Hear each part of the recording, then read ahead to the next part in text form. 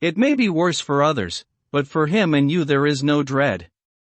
He is a noble fellow, and let me tell you from experience of men, that one who would do as he did in going down that wall into that room and going a second time, is not one to be injured in permanence by a shock.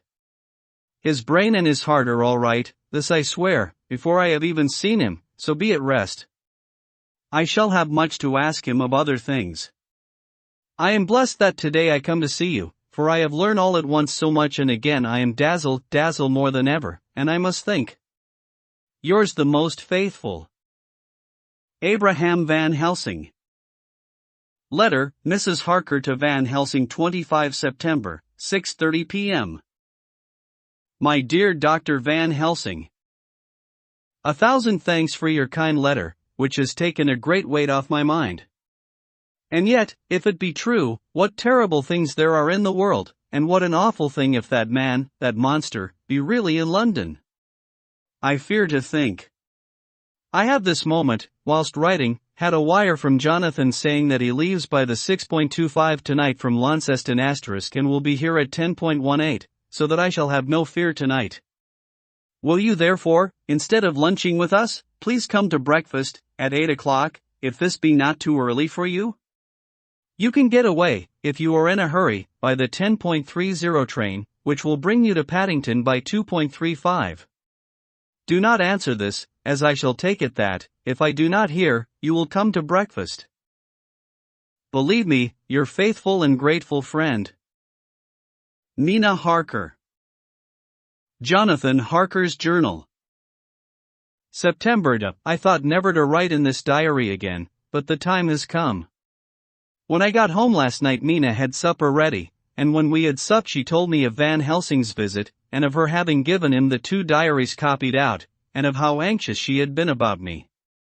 She showed me in the doctor's letter that all I wrote down was true. It seems to have made a new man of me. It was the doubt as to the reality of the whole thing that knocked me over. I felt impotent, and in the dark, and distrustful. But, now that I know, I am not afraid, even of the Count. He has succeeded after all, then, in his design in getting to London, and it was he I saw. He has got younger, and how? Van Helsing is the man to unmask him and hunt him out, if he is anything like what Mina says. We sat late, and talked it all over. Mina is dressing, and I shall call at the hotel in a few minutes and bring him over. He was, I think, surprised to see me. When I came into the room where he was, and introduced myself, he took me by the shoulder and turned my face round to the light, and said, after a sharp scrutiny, "But Madame Mina told me you were ill, that you had had a shock." It was so funny to hear my wife called Madame Mina by this kindly, strong-faced old man. I smiled, and said, "I was ill, I have had a shock, but you have cured me already." "And how?" "By your letter to Mina last night." I was in doubt, and then everything took a hue of unreality, and I did not know what to trust, even the evidence of my own senses.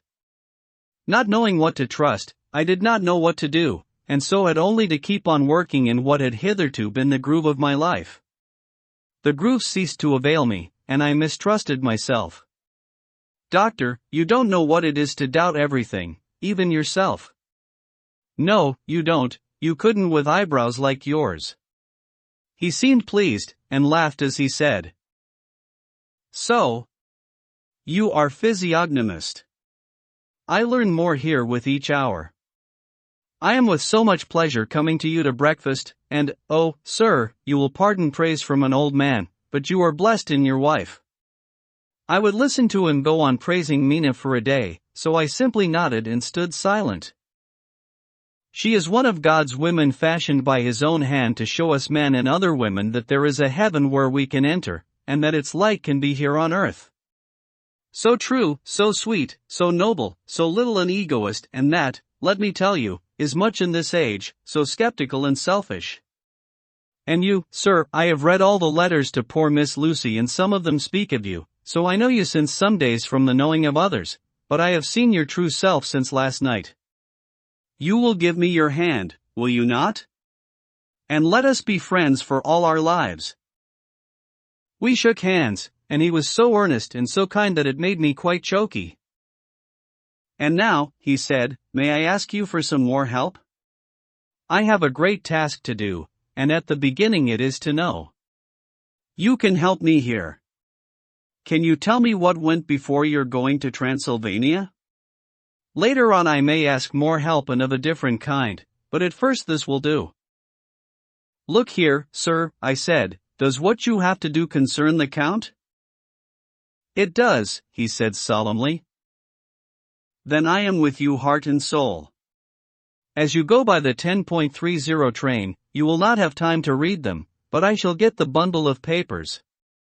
You can take them with you and read them in the train."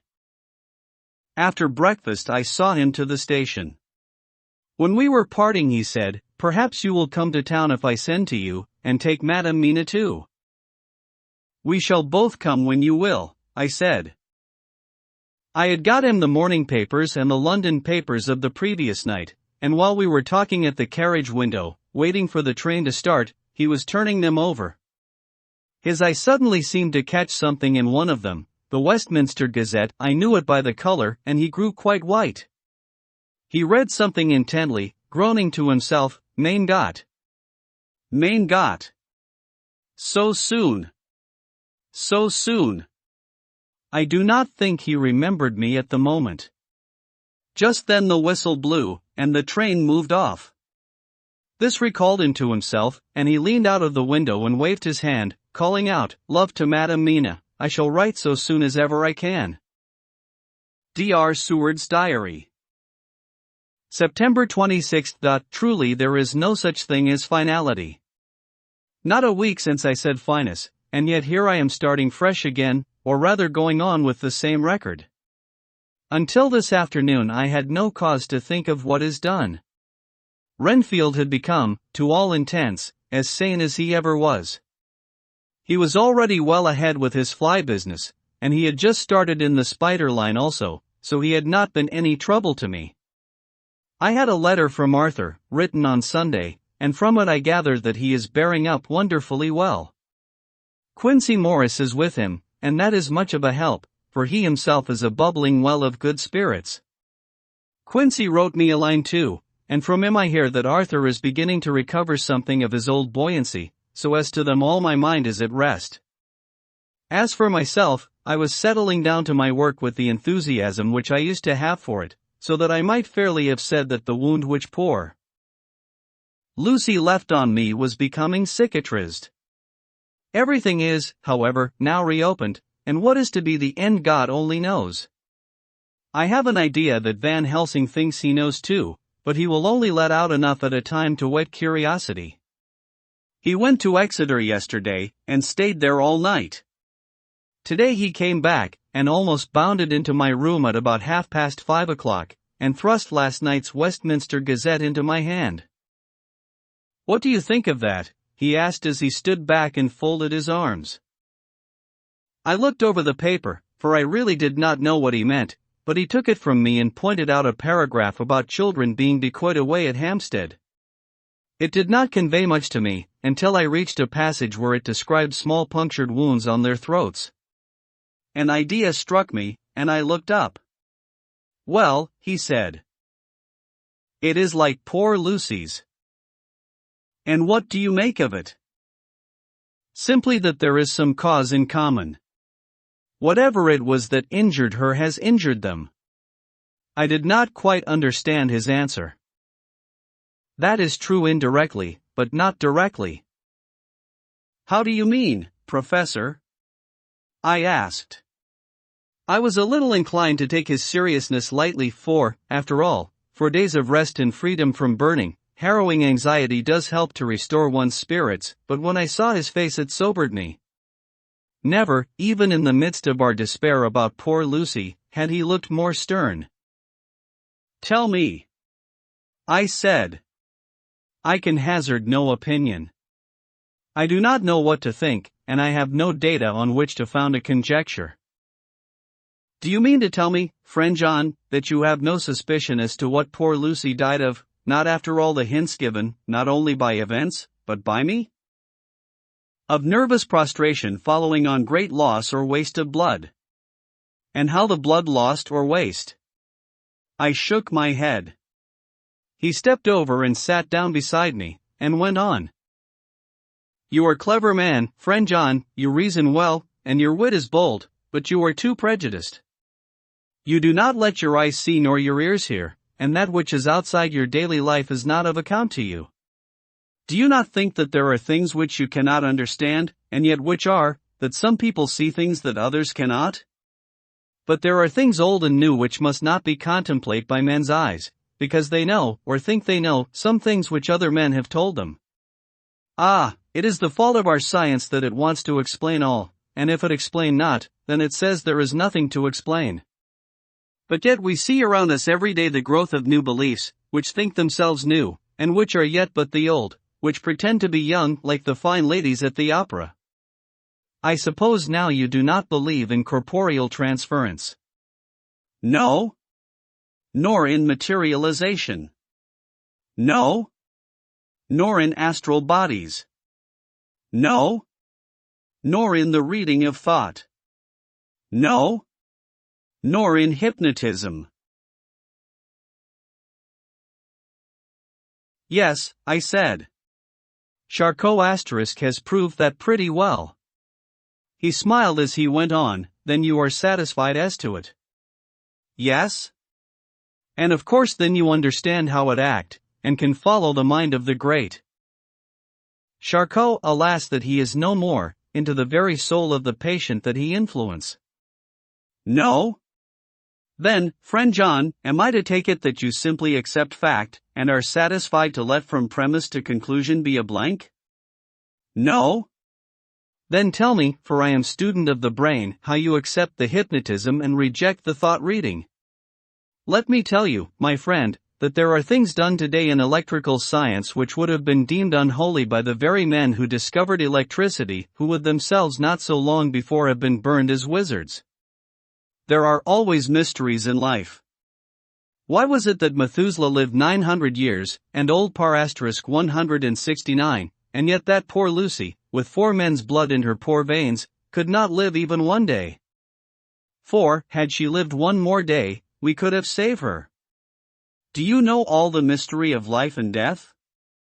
Do you know the altogether of comparative anatomy, and can say wherefore the qualities of brutes are in some men, and not in others? Can you tell me why, when other spiders die small and soon, that one great spider lived for centuries in the tower of the old Spanish church and grew, till, on descending, he could drink the oil of all the church lamps?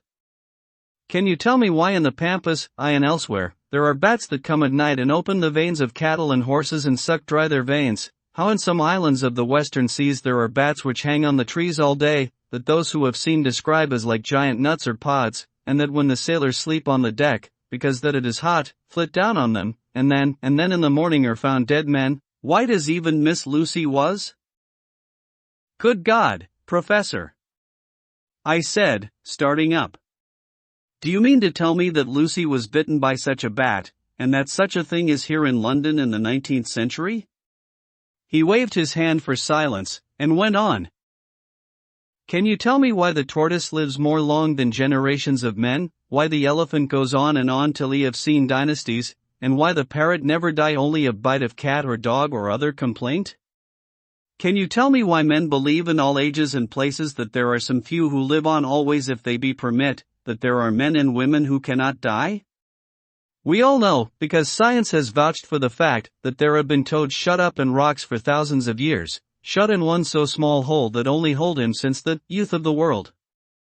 Can you tell me how the Indian fakir * can make himself to die and have been buried, and his grave sealed and corn sowed on it, and the corn reaped and be cut and sown and reaped and cut again, and then men come and take away the unbroken seal, and that there lie the Indian fakir, not dead, but that rise up and walk amongst them as before?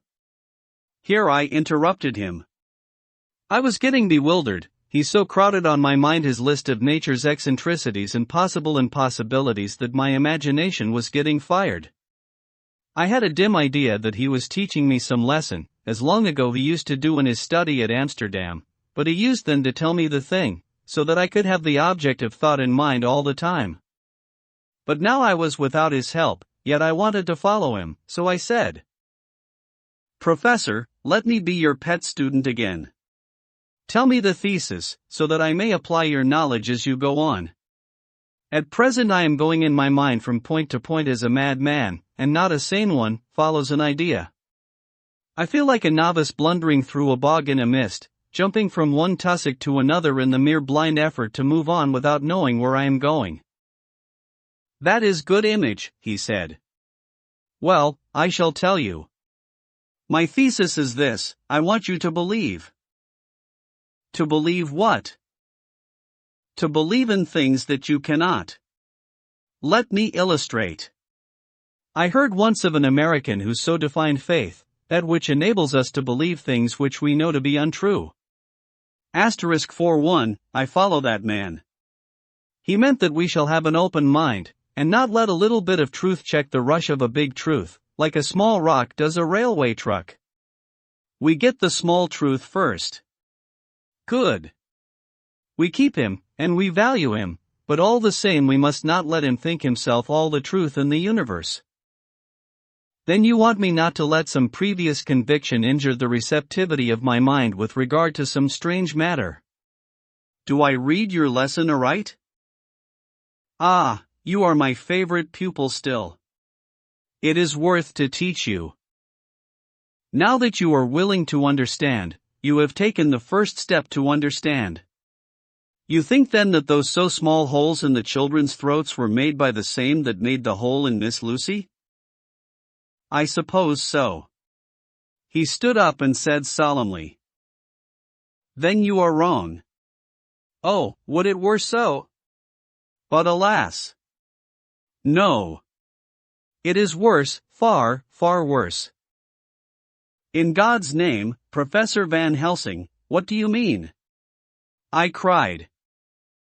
He threw himself with a despairing gesture into a chair, and placed his elbows on the table, covering his face with his hands as he spoke. They were made by Miss Lucy. Chapter 15. Dr. Seward's Diary, continued. For a while sheer anger mastered me. It was as if he had during her life struck Lucy on the face. I smote the table hard and rose up as I said to him, "Dr. Van Helsing, are you mad?" He raised his head and looked at me, and somehow the tenderness of his face calmed me at once. "Would I were," he said. "Madness were easy to bear compared with truth like this." "Oh, my friend, why, think you, did I go so far round? Why take so long to tell you so simple a thing? Was it because I hate you and have hated you all my life? Was it because I wished to give you pain? Was it that I wanted, now so late, revenge for that time when you saved my life, and from a fearful death? Ah, no. Forgive me, said I. He went on. My friend, it was because I wished to be gentle in the breaking to you, for I know that you have loved that so sweet lady. But even yet I do not expect you to believe. It is so hard to accept at once any abstract truth, that we may doubt such to be possible when we have always believed the know of it. It is more hard still to accept so sad a concrete truth, and of such a one as Miss Lucy. Tonight I go to prove it. Dare you come with me? This staggered me. A man does not like to prove such a truth, Byron accepted from the category, jealousy. And prove the very truth he most abhorred. He saw my hesitation, and spoke. The logic is simple, no madman's logic this time, jumping from tussock to tussock in a misty fog. If it be not true, then proof will be relief, at worst it will not harm. If it be true. Ah, there is the dread, yet very dread should help my cause, for in it is some need of belief. Come, I tell you what I propose, first, that we go off now and see that child in the hospital. Dr. Vincent of the North Hospital, where the papers say the child is friend of mine, and I think of yours since you were in class at Amsterdam. He will let 2 scientists see his case, if he will not let 2 friends. We shall tell him nothing, but only that we wish to learn. And then? And then? He took a key from his pocket and held it up. and then we spend the night, you and I, in the churchyard where Lucy lies. This is the key that locked the tomb. I had it from the Cohen man to give to Arthur. My heart sank within me, for I felt that there were some fearful ordeal before us. I could do nothing, however, so I plucked up what heart I could and said that we had better hasten, as the afternoon was passing. We found the child awake. It had had a sleep and taken some food, and altogether was going on well. Dr. Vincent took the bandage from its throat, and showed us the punctures. There was no mistaking the similarity to those which had been on Lucy's throat. They were smaller, and the edges looked fresher, that was all. We asked Vincent to what he attributed them, and he replied that it must have been a bite of some animal, perhaps a rat, but, for his own part, he was inclined to think that it was one of the bats which are so numerous on the northern heights of London. Out of so many harmless ones, he said, there may be some wild specimen from the south of a more malignant species. Some sailor may have brought one home, and it managed to escape, or even from the zoological gardens a young one may have got loose, or one be bred there from a vampire. These things do occur, you know. Only 10 days ago a wolf got out, and was, I believe, traced up in this direction. For a week after, the children were playing nothing but Red Riding Hood on the heath and in every alley in the place until this bluffer lady scare came along, since when it has been quite a gala time with them. Even this poor little mite, when he woke up today, asked the nurse if he might go away. When she asked him why he wanted to go, he said he wanted to play with the bluffer lady. I hope, said Van Helsing, that when you are sending the child home you will caution its parents to keep strict watch over it. These fancies to stray are most dangerous, and if the child were to remain out another night, it would probably be fatal. But in any case I suppose you will not let it away for some days? Certainly not for a week at least, longer if the wound is not healed. Our visit to the hospital took more time than we had reckoned on, and the sun had dipped before we came out. When Van Helsing saw how dark it was, he said, "There is no hurry. It is more late than I thought. Come, let us seek somewhere that we may eat, and then we shall go on our way."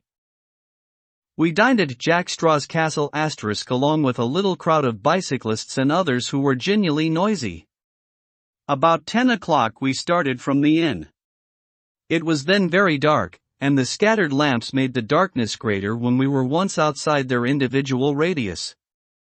The professor had evidently noted the road we were to go, for he went on unhesitatingly, but as for me, I was in quite a mix-up as to locality. As we went further, we met fewer and fewer people, till at last we were somewhat surprised when we met even the patrol of horse police going their usual suburban round. At last we reached the wall of the churchyard, * which we climbed over. With some little difficulty, for it was very dark, and the whole place seemed so strange to us, we found the Westenra tomb. The professor took the key, opened the creaky door, and standing back, politely, but quite unconsciously, motioned me to precede him. There was a delicious irony in the offer, in the courtliness of giving preference on such a ghastly occasion. My companion followed me quickly, and cautiously drew the door to, after carefully ascertaining that the lock was a falling, and not a spring one. In the latter case we should have been in a bad plight. Then he fumbled in his bag, and taking out a matchbox and a piece of candle, proceeded to make a light. The tomb in the daytime, and when wreathed with fresh flowers, had looked grim and gruesome enough, but now some days afterwards, when the flowers hung lank and dead, their whites turning to rust and their greens to browns, when the spider and the beetle had resumed their accustomed dominance, when time discolored stone, and dust-encrusted mortar, and rusty, dank iron, and tarnished brass and clouded silver plating gave back the feeble glimmer of a candle, the effect was more miserable and sordid than could have been imagined. It conveyed irresistibly the idea that life, animal life, was not the only thing which could pass away. Van Helsing went about his work systematically, holding his candle so that he could read the Cohen plates, and so holding it that the sperm * dropped in white patches which congealed as they touched the metal. he made assurance of Lucy's Cohen. Another search in his bag, and he took out a turnscrew. "What are you going to do?" I asked. "To open the Cohen." "You shall yet be convinced." Straightway he began taking out the screws, and finally lifted off the lid, showing the casing of lead beneath. The sight was almost too much for me. It seemed to be as much an affront to the dead as it would have been to have stripped off her clothing in her sleep whilst living. I actually took hold of his hand to stop him. He only said, "You shall see," and again fumbling in his bag, took out a tiny fret saw.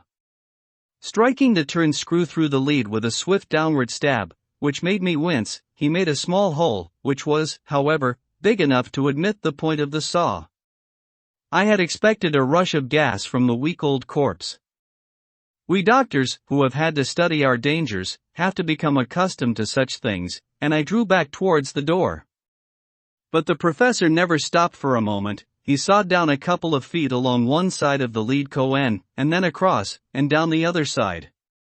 Taking the edge of the loose flange, he bent it back towards the foot of the Cohen, and holding up the candle into the aperture, motioned to me to look. I drew near and looked. The Cohen was empty. It was certainly a surprise to me, and gave me a considerable shock, but Van Helsing was unmoved. He was now more sure than ever of his ground, and so emboldened to proceed in his task. "Are you satisfied now, friend John?" he asked. I felt all the dogged argumentativeness of my nature awake within me as I answered him. "I am satisfied that Lucy's body is not in that Cohen, but that only proves one thing." "And what is that, friend John?" "That it is not there." "That is good logic," he said, "so far as it goes. But how can you account for it not being there?" "Perhaps a body snatcher," I suggested. "Some of the undertaker's people may have stolen it." I felt that I was speaking folly, and yet it was the only real cause which I could suggest. The professor sighed. "Ah well," he said, "we must have more proof. Come with me." He put on the Cohen lid again, gathered up all his things and placed them in the bag, blew out the light, and placed the candle also in the bag. We opened the door, and went out. Behind us he closed the door and locked it. He handed me the key, saying, "Will you keep it?" "You had better be assured." I laughed. It was not a very cheerful laugh, I am bound to say, as I motioned him to keep it. "A key is nothing," I said. "There may be duplicates, and anyhow it is not difficult to pick a lock of that kind." He said nothing, but put the key in his pocket. Then he told me to watch at one side of the churchyard whilst he could watch at the other.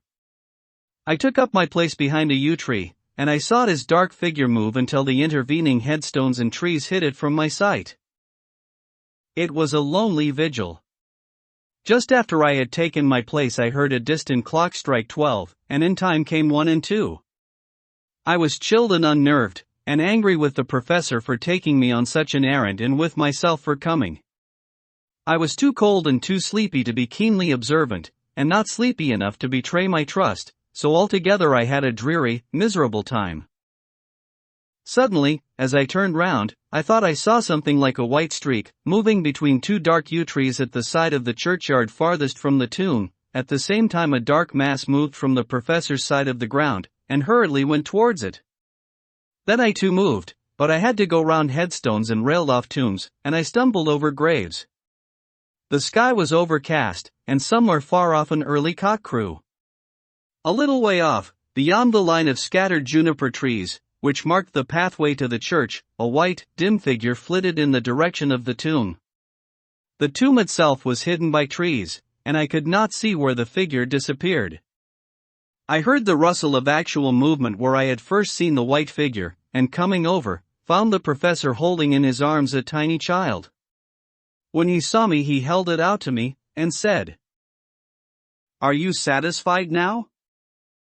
"No," I said, in a way that I felt was aggressive. "Do you not see the child?" "Yes, it is a child, but who brought it here?" And is it wounded? I asked. We shall see, said the professor, and with one impulse we took our way out of the churchyard, he carrying the sleeping child. When we had got some little distance away, we went into a clump of trees, and struck a match, and looked at the child's throat. It was without a scratch or scar of any kind. Was I right? I asked triumphantly. We were just in time, said the professor thankfully. We had now to decide what we were to do with the child, and so consulted about it. If we were to take it to a police station, we should have to give some account of our movements during the night. At least, we should have had to make some statement as to how we had come to find the child. So finally we decided that we would take it to the heath, and when we heard a policeman coming, would leave it where he could not fail to find it. We would then seek our way home as quickly as we could. All fell out well. At the edge of Hampstead Heath we heard a policeman's heavy tramp, and laying the child on the pathway, we waited and watched until he saw it as he flashed his lantern to and fro. We heard his exclamation of astonishment, and then we went away silently. By good chance we got a cab near the Spaniards, *, and drove to town. I cannot sleep, so I make this entry. But I must try to get a few hours' sleep, as Van Helsing is to call for me at noon. He insists that I shall go with him on another expedition. September 27th. It was 2 o'clock before we found a suitable opportunity for our attempt. The funeral held at noon was all completed, and the last stragglers of the mourners had taken themselves lazily away, when, looking carefully from behind a clump of alder trees, we saw the sexton lock the gate after him. We knew then that we were safe till morning did we desire it, but the professor told me that we should not want more than an hour at most. Again I felt that horrid sense of the reality of things, in which any effort of imagination seemed out of place, and I realized distinctly the perils of the law which we were incurring in our unhallowed work. Besides, I felt it was all so useless. Outrageous as it was to open a leaden cohen, to see if a woman dead nearly a week were really dead, it now seemed the height of folly to open the tomb again, when we knew, from the evidence of our own eyesight, that the cohen was empty. I shrugged my shoulders, however, and rested silent, for Van Helsing had a way of going on his own road, no matter who remonstrated. He took the key, opened the vault, and again courteously motioned me to proceed. The place was not so gruesome as last night, but oh, how unutterably mean-looking when the sunshine streamed in. Van Helsing walked over to Lucy's cohen, and I followed. He bent over and again forced back the leaden flange, and then a shock of surprise and dismay shot through me. There lay Lucy, seemingly just as we had seen her the night before her funeral. She was, if possible, more radiantly beautiful than ever, and I could not believe that she was dead. The lips were red, nay redder than before, and on the cheeks was a delicate bloom. "Is this a juggle?" I said to him. "Are you convinced now?" said the professor in response, and as he spoke he put over his hand, and in a way that made me shudder, pulled back the dead lips and showed the white teeth. "See," he went on, "see, they are even sharper than before. With this, and he touched one of the canine teeth and that below it, the little children can be bitten. Are you of belief now, friend John?" Once more, argumentative hostility woke within me.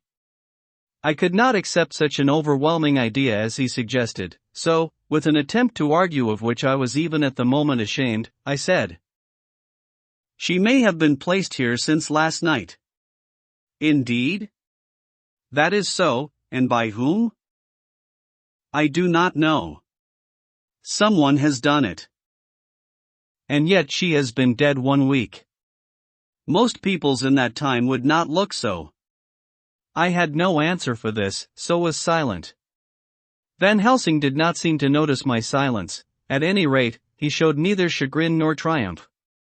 He was looking intently at the face of the dead woman, raising the eyelids and looking at the eyes, and once more opening the lips and examining the teeth.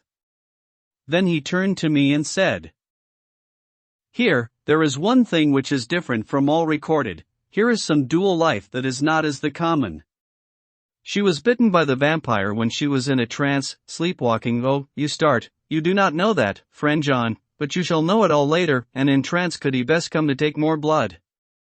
In trance she died, and in trance she is undead, too. So it is that she differ from all other. Usually when the undead sleep at home, as he spoke he made a comprehensive sweep of his arm to designate what to a vampire was home, their face show what they are, but this so sweet that was when she not undead she go back to the nothings of the common dead. There is no malign there, see, and so it make hard that I must kill her in her sleep. This turned my blood cold, and it began to dawn upon me that I was accepting Van Helsing's theories, but if she were really dead, what was there of terror in the idea of killing her?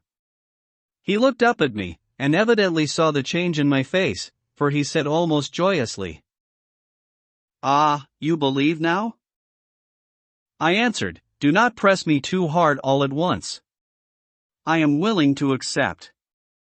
How will you do this bloody work?" "I shall cut off her head and fill her mouth with garlic, and I shall drive a stake through her body." It made me shudder to think of so mutilating the body of the woman whom I had loved. And yet the feeling was not so strong as I had expected. I was, in fact, beginning to shudder at the presence of this being, this undead, as Van Helsing called it, and to loathe it. Is it possible that love is all subjective, or all objective? I waited a considerable time for Van Helsing to begin, but he stood as if wrapped in thought. Presently he closed the catch of his bag with a snap, and said, "I have been thinking, and have made up my mind as to what is best. If I did simply follow my inclining I would do now, at this moment, what is to be done, but there are other things to follow, and things that are 1,000 times more decultant that them we do not know. This is simple. She have yet no life taken, though that is of time, and to act now would be to take danger from her forever. But then we may have to want Arthur, and how shall we tell him of this?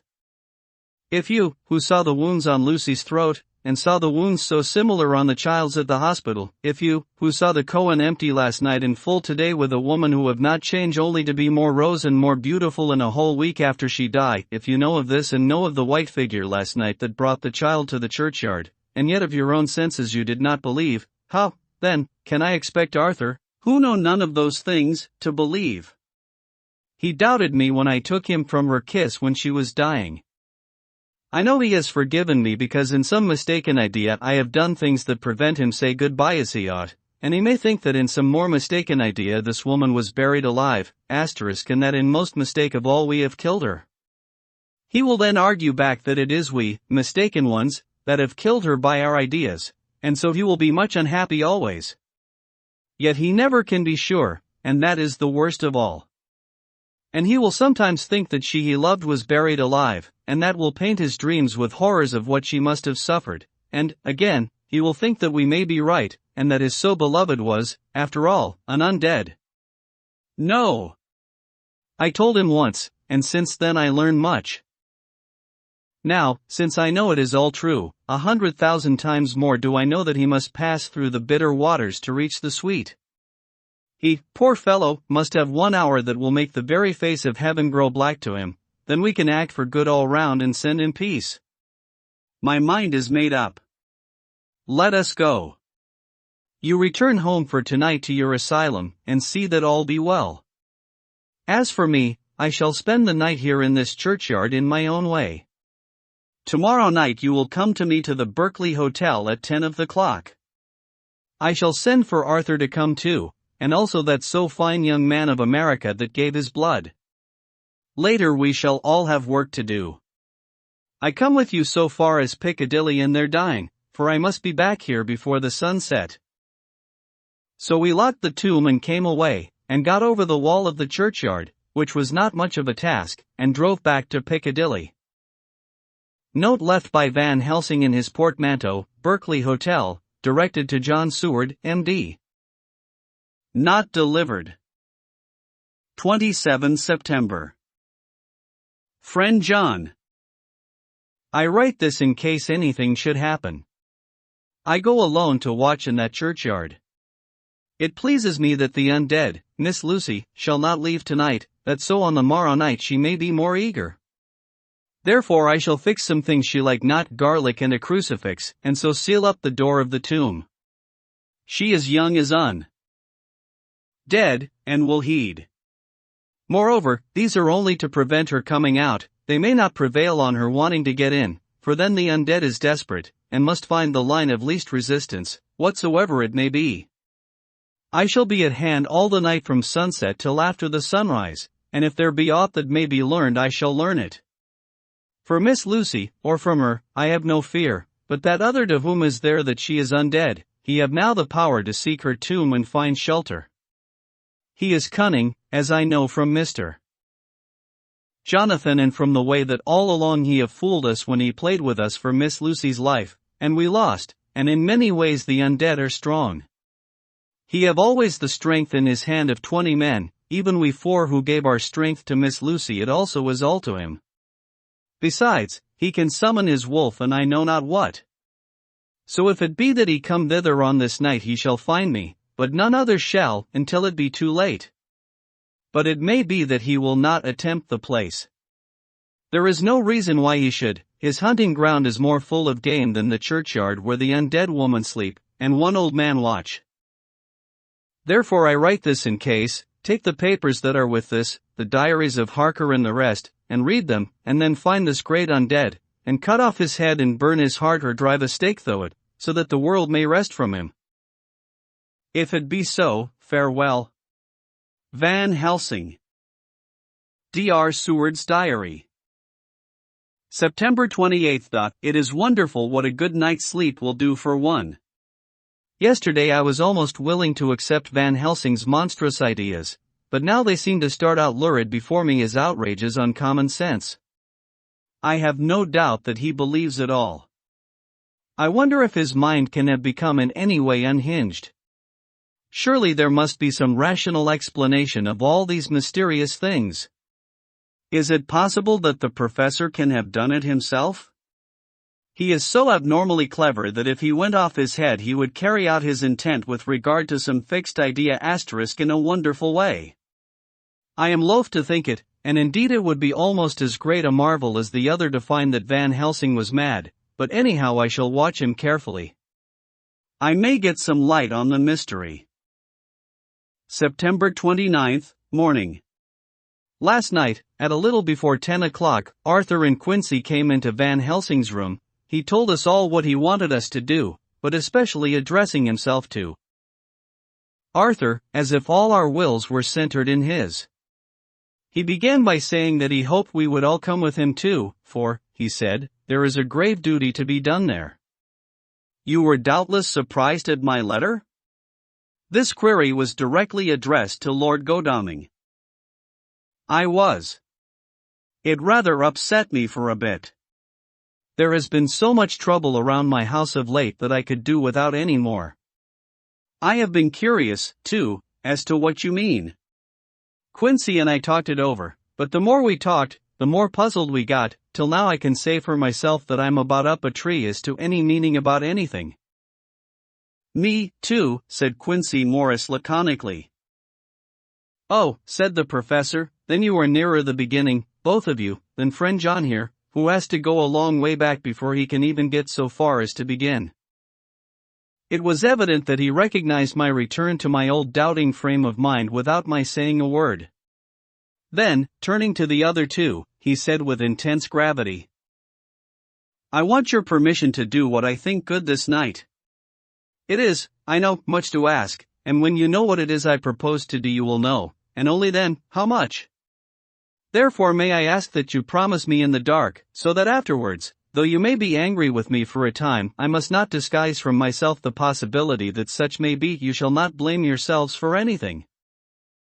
That's frank anyhow, broke in Quincy. I'll answer for the professor. I don't quite see his drift, but I swear he's honest, and that's good enough for me. I thank you, sir, said Van Helsing proudly. I have done myself the honor of counting you one trusting friend, and such endorsement is dear to me. He held out a hand, which Quincy took. Then Arthur spoke out.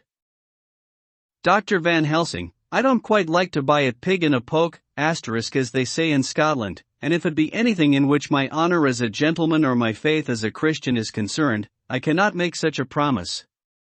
If you can assure me that what you intend does not violate either of these two, then I give my consent at once, though, for the life of me, I cannot understand what you are driving at. I accept your limitation, said Van Helsing, and all I ask of you is that if you feel it necessary to condemn any act of mine, you will first consider it well and be satisfied that it does not violate your reservations. Agreed, said Arthur, that is only fair. And now that the pourparlers asterisk are over, may I ask what it is we are to do? I want you to come with me, and to come in secret, to the churchyard at Kingstead. Asterisk. Arthur's face fell as he said in an amazed sort of way, "Where poor Lucy is buried." The professor bowed. Arthur went on, "And when there?" "To enter the tomb." Arthur stood up. "Professor, are you in earnest, or is it some monstrous joke?" "Pardon me, I see that you are in earnest." He sat down again, but I could see that he sat firmly and proudly, as one who was on his dignity. There was silence until he asked again, "And when in the tomb?" "To open the koan." "This is too much," he said, angrily rising again. "I am willing to be patient in all things that are reasonable, but in this desecration of the grave of one who," he fairly choked with indignation. The professor looked pityingly at him. "If I could spare you one pang, my poor friend," he said, "God knows I would. But this night our feet must tread in thorny paths, or later, and forever, the feet you love must walk in paths of flame." Arthur looked up with set, white face, and said, "Take care, sir, take care." "Would it not be well to hear what I have to say?" said Van Helsing. "And then you will at least know the limit of my purpose." "Shall I go on?" "That's fair enough," broke in Morris. After a pause Van Helsing went on, evidently with an effort. "Miss Lucy is dead, is it not so?" "Yes." "Then there can be no wrong to her." "But if she be not dead?" Arthur jumped to his feet. "Good God," he cried. "What do you mean? Has there been any mistake? Has she been buried alive?" He groaned in anguish that not even hope could soften. "I did not say she was alive, my child, I did not think it. I go no further than to say that she might be undead." "Undead? Not alive? What do you mean? Is this all a nightmare, or what is it?" "There are mysteries which men can only guess at, which age by age they may solve only in part. Believe me, we are now on the verge of one. But I have not done. May I cut off the head of dead Miss Lucy?" "Heavens and earth, no," cried Arthur in a storm of passion. "Not for the wide world will I consent to any mutilation of her dead body." "Dr. Van Helsing, you try me too far. What have I done to you that you should torture me so? What did that poor, sweet girl do that you should want to cast such dishonor on her grave? Are you mad that speak such things, or am I mad that listen to them? Don't dare to think more of such a desecration. I shall not give my consent to anything you do. I have a duty to do in protecting her grave from outrage, and, by God, I shall do it." Van Helsing rose up from where he had all the time been seated, and said, gravely and sternly, "My Lord Godalming, I, too, have a duty to do, a duty to others, a duty to you, a duty to the dead, and, by God, I shall do it. All I ask you now is that you come with me, that you look and listen, and if when later I make the same request you do not be more eager for its fulfillment even than I am, then I shall do my duty, whatever it may seem to me. And then, to follow of your lordship's wishes, I shall hold myself at your disposal to render an account to you, when and where you will." His voice broke a little, and he went on with an accent full of pity. "But, I beseech you, do not go forth in anger with me. In a long life of acts which were often not pleasant to do, and which sometimes did wring my heart, I have never had so heavy a task as now. Believe me that if the time comes for you to change your mind towards me, one look from you will wipe away all this so sad hour, for I would do what a man can to save you from sorrow. Just think. For why should I give myself so much of labor and so much of sorrow? I have come here from my own land to do what I can of good, at the first to please my friend John, and then to help a sweet young lady, whom, too, I came to love. For her, I am ashamed to say so much, but I say it in kindness. I gave what you gave, the blood of my veins, I gave it, I, who was not, like you, her lover, but only her physician and her friend. I gave to her my nights and days. Before death, after death, and if my death can do her good even now, when she is the dead undead, she shall have it freely. He said this with a very grave, sweet pride, and Arthur was much affected by it. He took the old man's hand and said in a broken voice, "Oh, it is hard to think of it, and I cannot understand, but at least I will go with you and wait." Chapter 16. Dr. Seward's Diary, continued. It was just 12:15 when we got into the churchyard over the low wall. The night was dark, with occasional gleams of moonlight between the rents of the heavy clouds that scud across the sky. We all kept somehow close together, with Van Helsing slightly in front as he led the way. When we had come close to the tomb I looked well at Arthur, for I feared that the proximity to a place laden with so sorrowful a memory would upset him, but he bore himself well. I took it that the very mystery of the proceeding tended in some way to counteract his grief. The professor unlocked the door, and seeing a natural hesitation amongst us for various reasons, solved the difficulty by entering first himself. The rest of us followed, and he closed the door. He then lit a dark lantern and pointed to the koan. Arthur stepped forward hesitatingly. Van Helsing said to me, "You were with me here yesterday. Was the body of Miss Lucy in that koan?" "It was." The professor turned to the rest, saying, "You hear, and yet there is one who does not believe with me." He took his screwdriver and again took off the lid of the koan. Arthur looked on, very pale but silent. When the lid was removed he stepped forward. He evidently did not know that there was a leaden koan, or, at any rate, had not thought of it. When he saw the rent in the lead, the blood rushed to his face for an instant, but as quickly fell away again, so that he remained of a ghastly whiteness. He was still silent. Van Helsing forced back the leaden flange, and we all looked in and recoiled. The koan was empty. For several minutes no one spoke a word. The silence was broken by Quincy Morris.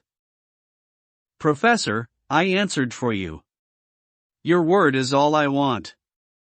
I wouldn't ask such a thing ordinarily, I wouldn't so dishonor you as to imply a doubt, but this is a mystery that goes beyond any honor or dishonor."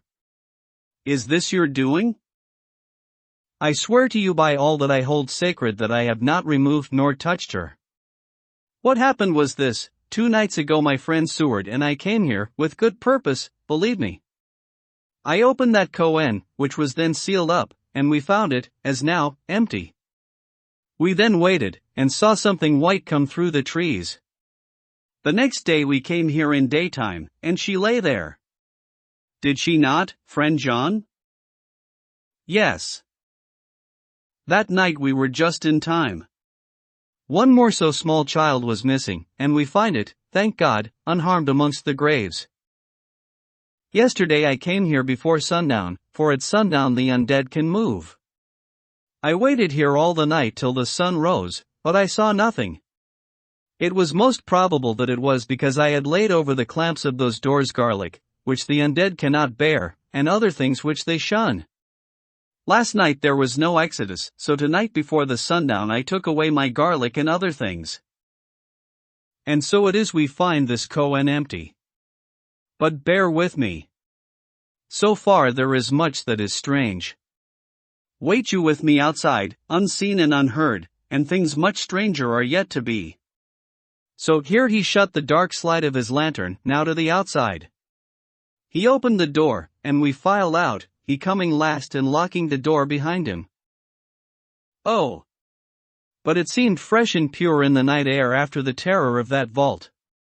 How sweet it was to see the clouds race by, and the brief gleams of the moonlight between the scudding clouds crossing and passing like the gladness and sorrow of a man's life. How sweet it was to breathe the fresh air, that had no taint of death and decay. How humanizing to see the red lighting of the sky beyond the hill, and to hear far away the mummed roar that marks the life of a great city. Each in his own way was solemn and overcome. Arthur was silent, and was, I could see, striving to grasp the purpose and the inner meaning of the mystery. I was myself tolerably patient, and half inclined again to throw aside doubt and to accept Van Helsing's conclusions. Quincy Morris was phlegmatic in the way of a man who accepts all things, and accepts them in the spirit of cool bravery, with hazard of all he has to stake. Not being able to smoke, he cut himself a good-sized plug of tobacco and began to chew. As to Van Helsing, he was employed in a definite way. First he took from his bag a mass of what looked like thin, wafer-like biscuit, which was carefully rolled up in a white napkin. Next he took out a double handful of some whitish stuff, like dough or putty. He crumbled the wafer up fine and worked it into the mass between his hands. This he then took, and rolling it into thin strips, began to lay them into the crevices between the door and its setting in the tomb. I was somewhat puzzled at this, and being close, asked him what it was that he was doing. Arthur and Quincy drew near also, as they too were curious. He answered, "I am closing the tomb, so that the undead may not enter." "And is that stuff you have put there going to do it?" asked Quincy. "Great Scott! Is this a game?" "It is." "What is that which you are using?" This time the question was by Arthur. Van Helsing reverently lifted his hat as he answered, "The host. I brought it from Amsterdam. I have an indulgence." It was an answer that appalled the most skeptical of us, and we felt individually that in the presence of such earnest purpose as the Professor's, a purpose which could thus use the to him most sacred of things, it was impossible to distrust. In respectful silence we took the places assigned to us close round the tomb, but hidden from the sight of anyone approaching. I pitied the others, especially Arthur. I had myself been apprenticed by my former visits to this watching horror, and yet I, who had up to an hour ago repudiated the proofs, felt my heart sink within me. Never did tombs look so ghastly white, never did cypress, or yew, or juniper so seem the embodiment of funereal gloom, never did tree or grass wave or rustle so ominously, never did bough creak so mysteriously, and never did the far-away howling of dogs send such a woeful presage through the night.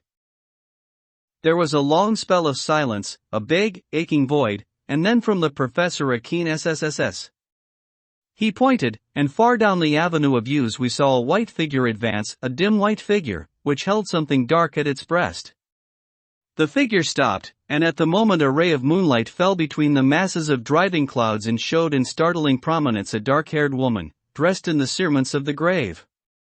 We could not see the face, for it was bent down over what we saw to be a fair-haired child. There was a pause and a sharp little cry, such as a child gives in sleep, or a dog as it lies before the fire in dreams. We were starting forward, but the professor's warning hand, seen by us as he stood behind a yew tree, kept us back, and then as we looked the white figure moved forward again. It was now near enough for us to see clearly, and the moonlight still held.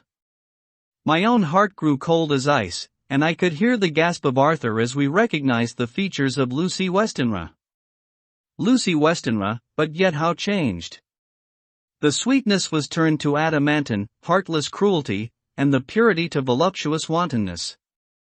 Van Helsing stepped out, and, obedient to his gesture, we all advanced too, the four of us ranged in a line before the door of the tomb. Van Helsing raised his lantern and drew the slide. By the concentrated light that fell on Lucy's face we could see that the lips were crimson with fresh blood, and that the stream had trickled over her chin and stained the purity of her lawn deathrobe. We shuddered with horror. I could see by the tremulous light that even Van Helsing's iron nerve had failed. Arthur was next to me, and if I had not seized his arm and held him up, he would have fallen. When Lucy, I call the thing that was before us Lucy because it bore her shape, saw us, she drew back with an angry snarl, such as a cat gives when taken unawares, then her eyes ranged over us. Lucy's eyes in form and color, but Lucy's eyes unclean and full of hellfire, instead of the pure, gentle orbs we knew. At that moment the remnant of my love passed into hate and loathing. Had she then to be killed, I could have done it with savage delight. As she looked, her eyes blazed with unholy light, and the face became wreathed with a voluptuous smile. Oh, God, how it made me shudder to see it! With a careless motion, she flung to the ground, callous as a devil, the child that up to now she had clutched strenuously to her breast, growling over it as a dog growls over a bone. The child gave a sharp cry, and lay there moaning. There was a cold-bloodedness in the act which wrung a groan from Arthur. When she advanced to him with outstretched arms and a wanton smile, he fell back and hid his face in his hands. She still advanced, however, and with a languorous, voluptuous grace, said, "Come to me, Arthur. Leave these others and come to me. My arms are hungry for you. Come, and we can rest together. Come, my husband, come." There was something diabolically sweet in her tones, something of the tingling of glass when struck, which rang through the brains even of us who heard the words addressed to another. As for Arthur, he seemed under a spell. Moving his hands from his face, he opened wide his arms. She was leaping for them, when Van Helsing sprang forward and held between them his little golden crucifix. She recoiled from it, and, with a suddenly distorted face, full of rage, dashed past him as if to enter the tomb. When within a foot or two of the door, however, she stopped as if arrested by some irresistible force. Then she turned, and her face was shown in the clear burst of moonlight and by the lamp, which had now no quiver from Van Helsing's iron nerves. Never did I see such bamed malice on a face, and never, I trust, shall such ever be seen again by mortal eyes. The beautiful color became livid, the eyes seemed to throw out sparks of hellfire, the brows were wrinkled as though the folds of the flesh were the coils of Medusa's snakes, and the lovely, blood-stained mouth grew to an open square, as in the passion masks of the Greeks and Japanese. If ever a face meant death, if looks could kill, we saw it at that moment. And so for full half a minute, which seemed an eternity, she remained between the lifted crucifix and the sacred closing of her means of entry. Van Helsing broke the silence by asking Arthur, "Answer me, O my friend. Am I to proceed in my work?" Arthur threw himself on his knees, and hid his face in his hands, as he answered, "Do as you will, friend, do as you will. There can be no horror like this ever any more," and he groaned in spirit. Quincy and I simultaneously moved towards him, and took his arms. We could hear the click of the closing lantern as Van Helsing held it down. Coming close to the tomb, he began to remove from the chinks some of the sacred emblem which he had placed there. We all looked on in horrified amazement as we saw, when he stood back, the woman, with a corporeal body as real at the moment as our own, passing through the interstice where scarce a knife blade could have gone. We all felt a glad sense of relief when we saw the professor calmly restoring the strings of putty to the edges of the door. When this was done, he lifted the child and said, "Come now, my friends, we can do no more till tomorrow.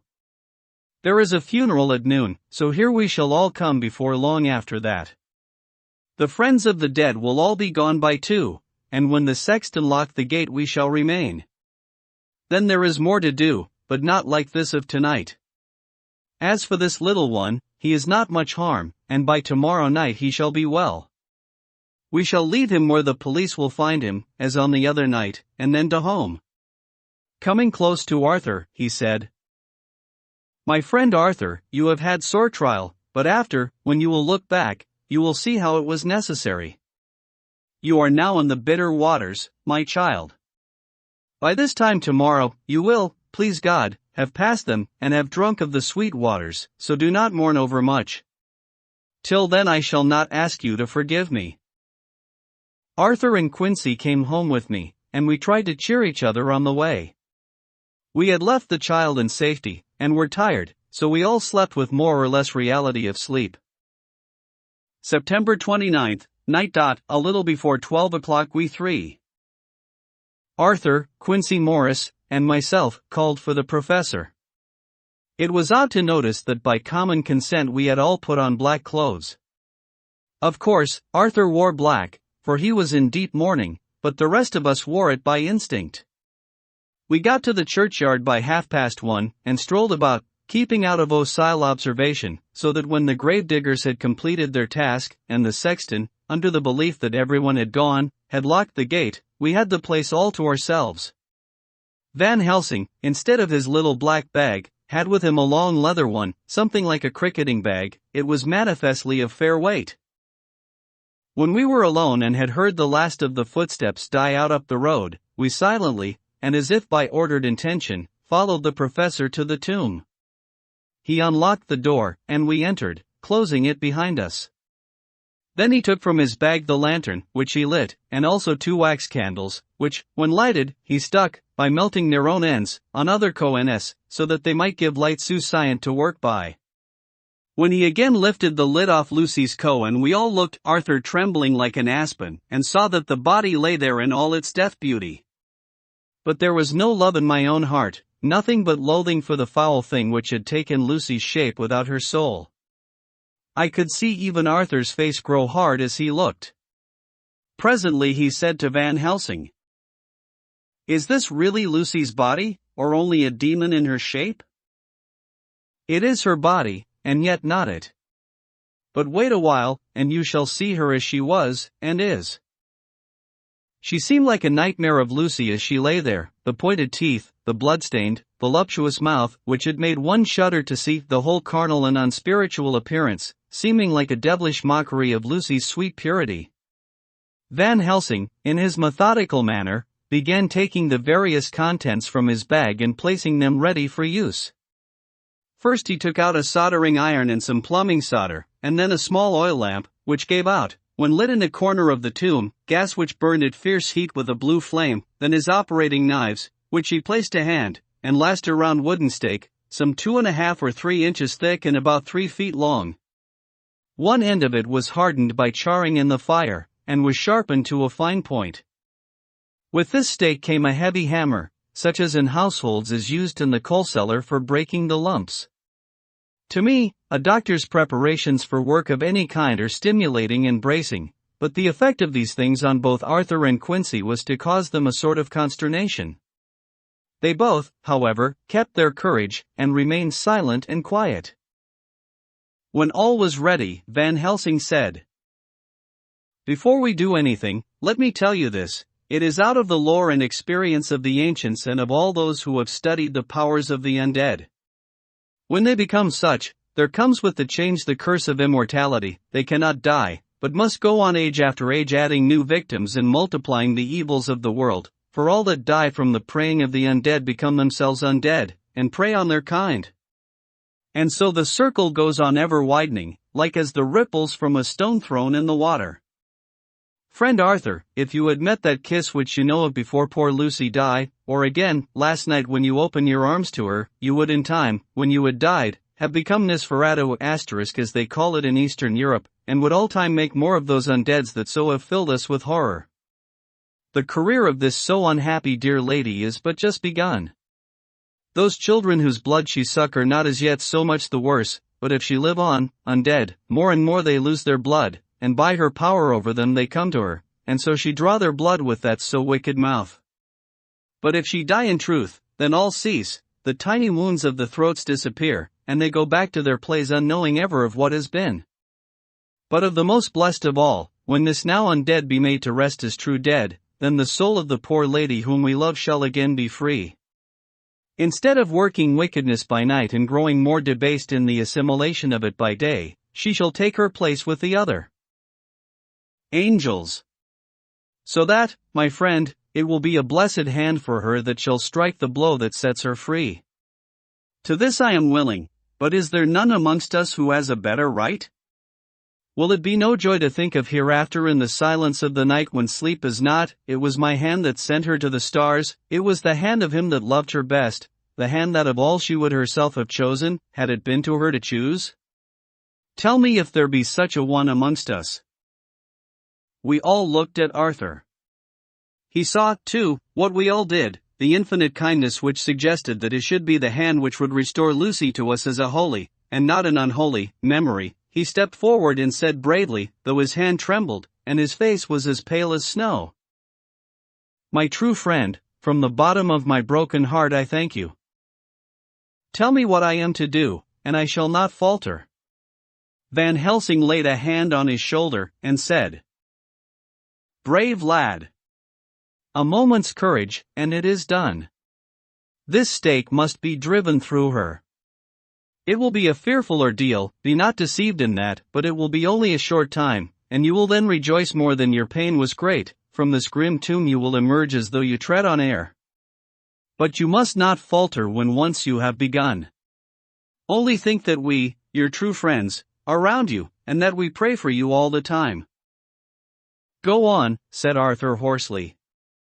"Tell me what I am to do."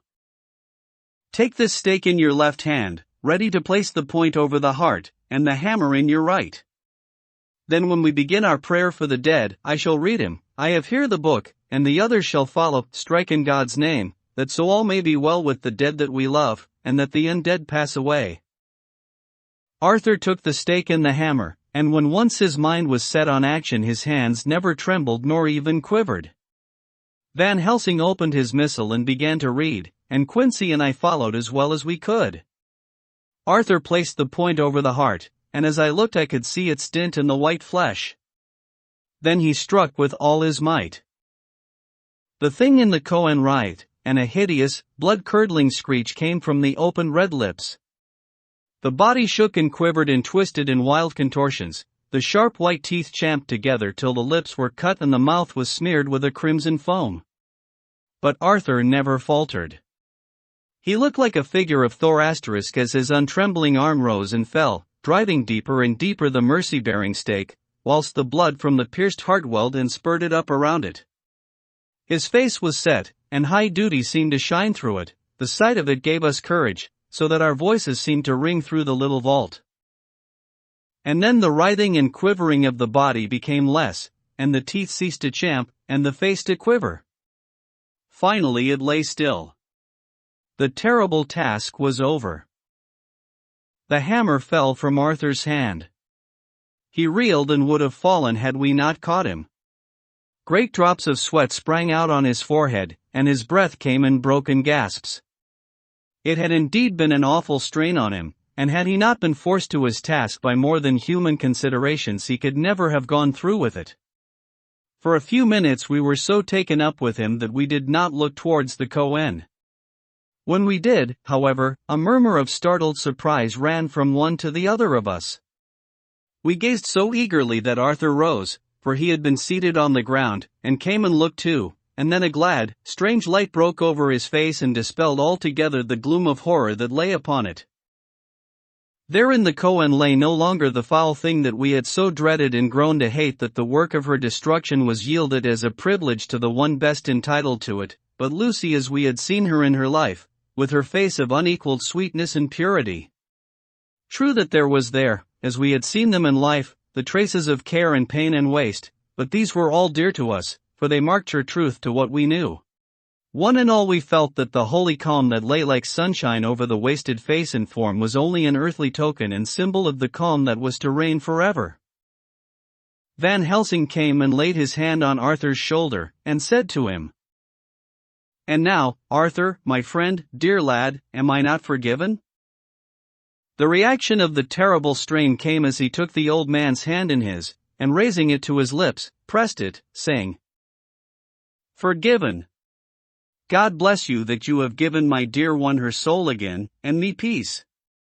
He put his hands on the professor's shoulder, and laying his head on his breast, cried for a while silently, whilst we stood unmoving. When he raised his head Van Helsing said to him, "And now, my child, you may kiss her. Kiss her dead lips if you will, as she would have you to, if for her to choose.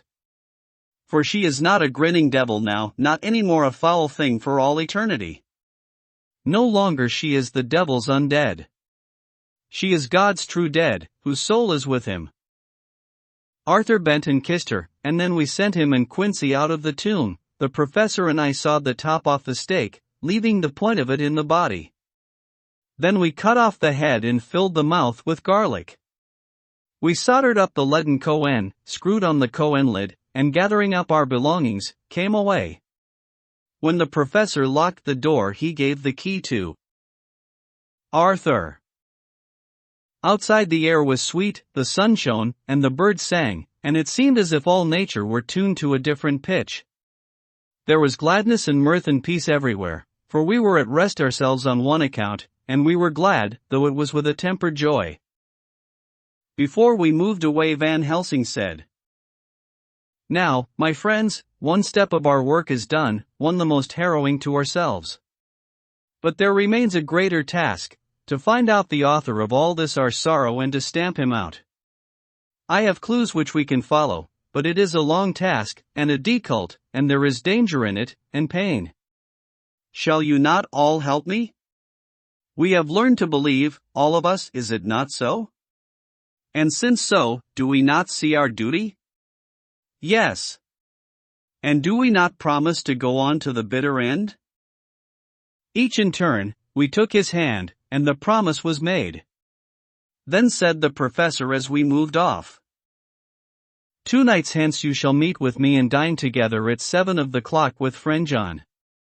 I shall entreat 2 others, 2 that you know not as yet, and I shall be ready to all our work show and our plans unfold. Friend John, you come with me home, for I have much to consult about, and you can help me. Tonight I leave for Amsterdam, but shall return tomorrow night. And then begins our great quest. But first I shall have much to say, so that you may know what is to do and to dread. Then our promise shall be made to each other anew, for there is a terrible task before us, and once our feet are on the plowshare, we must not draw back." Chapter 17. Dr. Seward's Diary, continued. When we arrived at the Berkeley Hotel, Van Helsing found a telegram waiting for him. "Am coming up by train. Jonathan at Whitby. Important news. Mina Harker." The professor was delighted. "Ah, that wonderful Madame Mina," he said, "pearl among women. She arrive, but I cannot stay. She must go to your house, friend John. You must meet her at the station. Telegraph her en route, so that she may be prepared." When the wire was dispatched, he had a cup of tea. Over it he told me of a diary kept by Jonathan Harker when abroad, and gave me a typewritten copy of it, as also of Mrs. Harker's diary at Whitby. "Take these," he said, "and study them well. When I have returned you will be master of all the facts, and we can then better enter on our inquisition. Keep them safe, for there is in them much of treasure. You will need all your faith, even you who have had such an experience as that of today. What is here told," he laid his hand heavily and gravely on the packet of papers as he spoke, "may be the beginning of the end to you and me and many another, or it may sound the knell of the undead who walk the earth. Read all, I pray you, with the open mind, and if you can add in any way to the story here told, do so, for it is all important. You have kept diary of all these so strange things, is it not so?" "Yes." "Then we shall go through all these together when that we meet." He then made ready for his departure, and shortly after drove off to Liverpool Street. I took my way to Paddington, where I arrived about 15 minutes before the train came in. The crowd melted away after the bustling Fashion Common to arrival platforms, and I was beginning to feel uneasy, lest I might miss my guest, when a sweet-faced, dainty-looking girl stepped up to me, and, after a quick glance, said, "Dr. Seward, is it not? And you are Mrs. Harker." I answered at once, whereupon she held out her hand. "I knew you from the description of poor dear Lucy," but she stopped suddenly, and a quick blush overspread her face.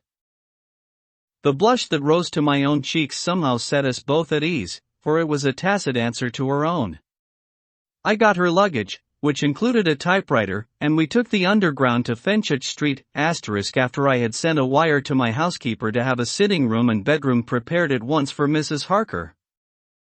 In due time we arrived. She knew, of course, that the place was a lunatic asylum, but I could see that she was unable to repress a slight shudder when we entered.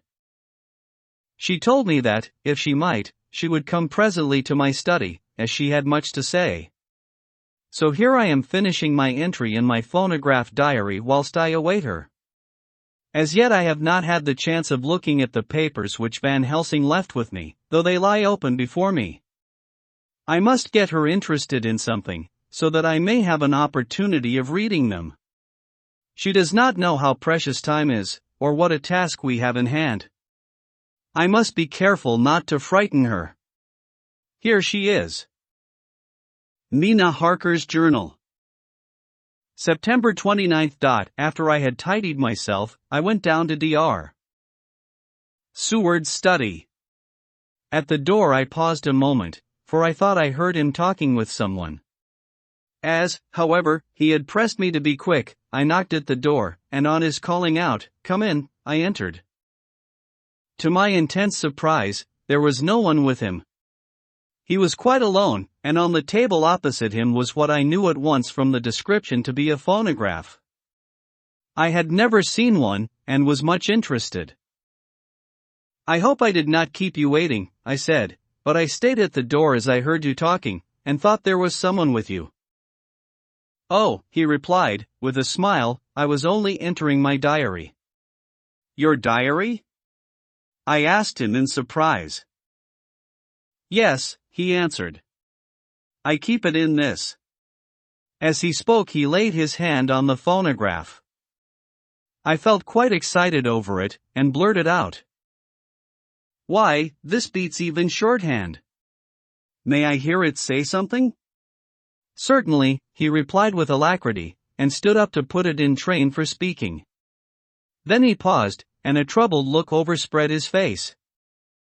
"The fact is," he began awkwardly, "I only keep my diary in it, and as it is almost entirely, about my cases, it may be awkward, he stopped, and I tried to help him out of his embarrassment. "You helped to attend dear Lucy at the end. Let me hear how she died, for all that I can know of her, I shall be very grateful. She was very, very dear to me."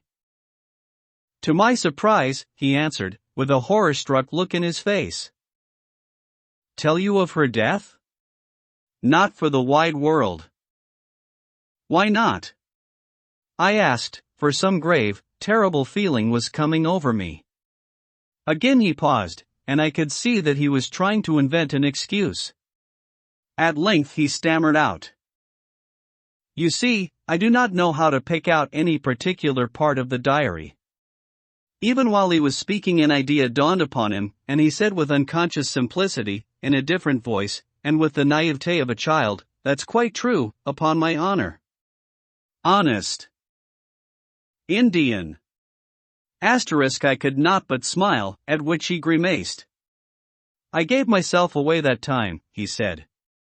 "But do you know that, although I have kept the diary for months past, it never once struck me how I was going to find any particular part of it in case I wanted to look it up? By this time my mind was made up that the diary of a doctor who attended Lucy might have something to add to the sum of our knowledge of that terrible being, and I said boldly, 'Then, Dr. Seward, you had better let me copy it out for you on my typewriter.' He grew to a positively deathly pallor as he said, 'No. No. No. For all the world, I wouldn't let you know that terrible story.' Then it was terrible, my intuition was right. For a moment I thought, and as my eyes ranged the room, unconsciously looking for something or some opportunity to aid me, they lit on the great batch of typewriting on the table. His eyes caught the look in mine, and, without his thinking, followed their direction. As they saw the parcel he realized my meaning.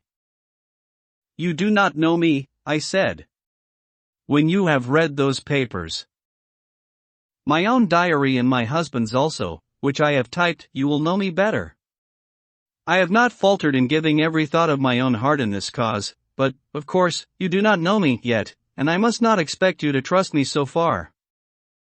He is certainly a man of noble nature. Poor dear Lucy was right about him. He stood up and opened a large drawer, in which were arranged in order a number of hollow cylinders of metal covered with dark wax, and said, "You are quite right.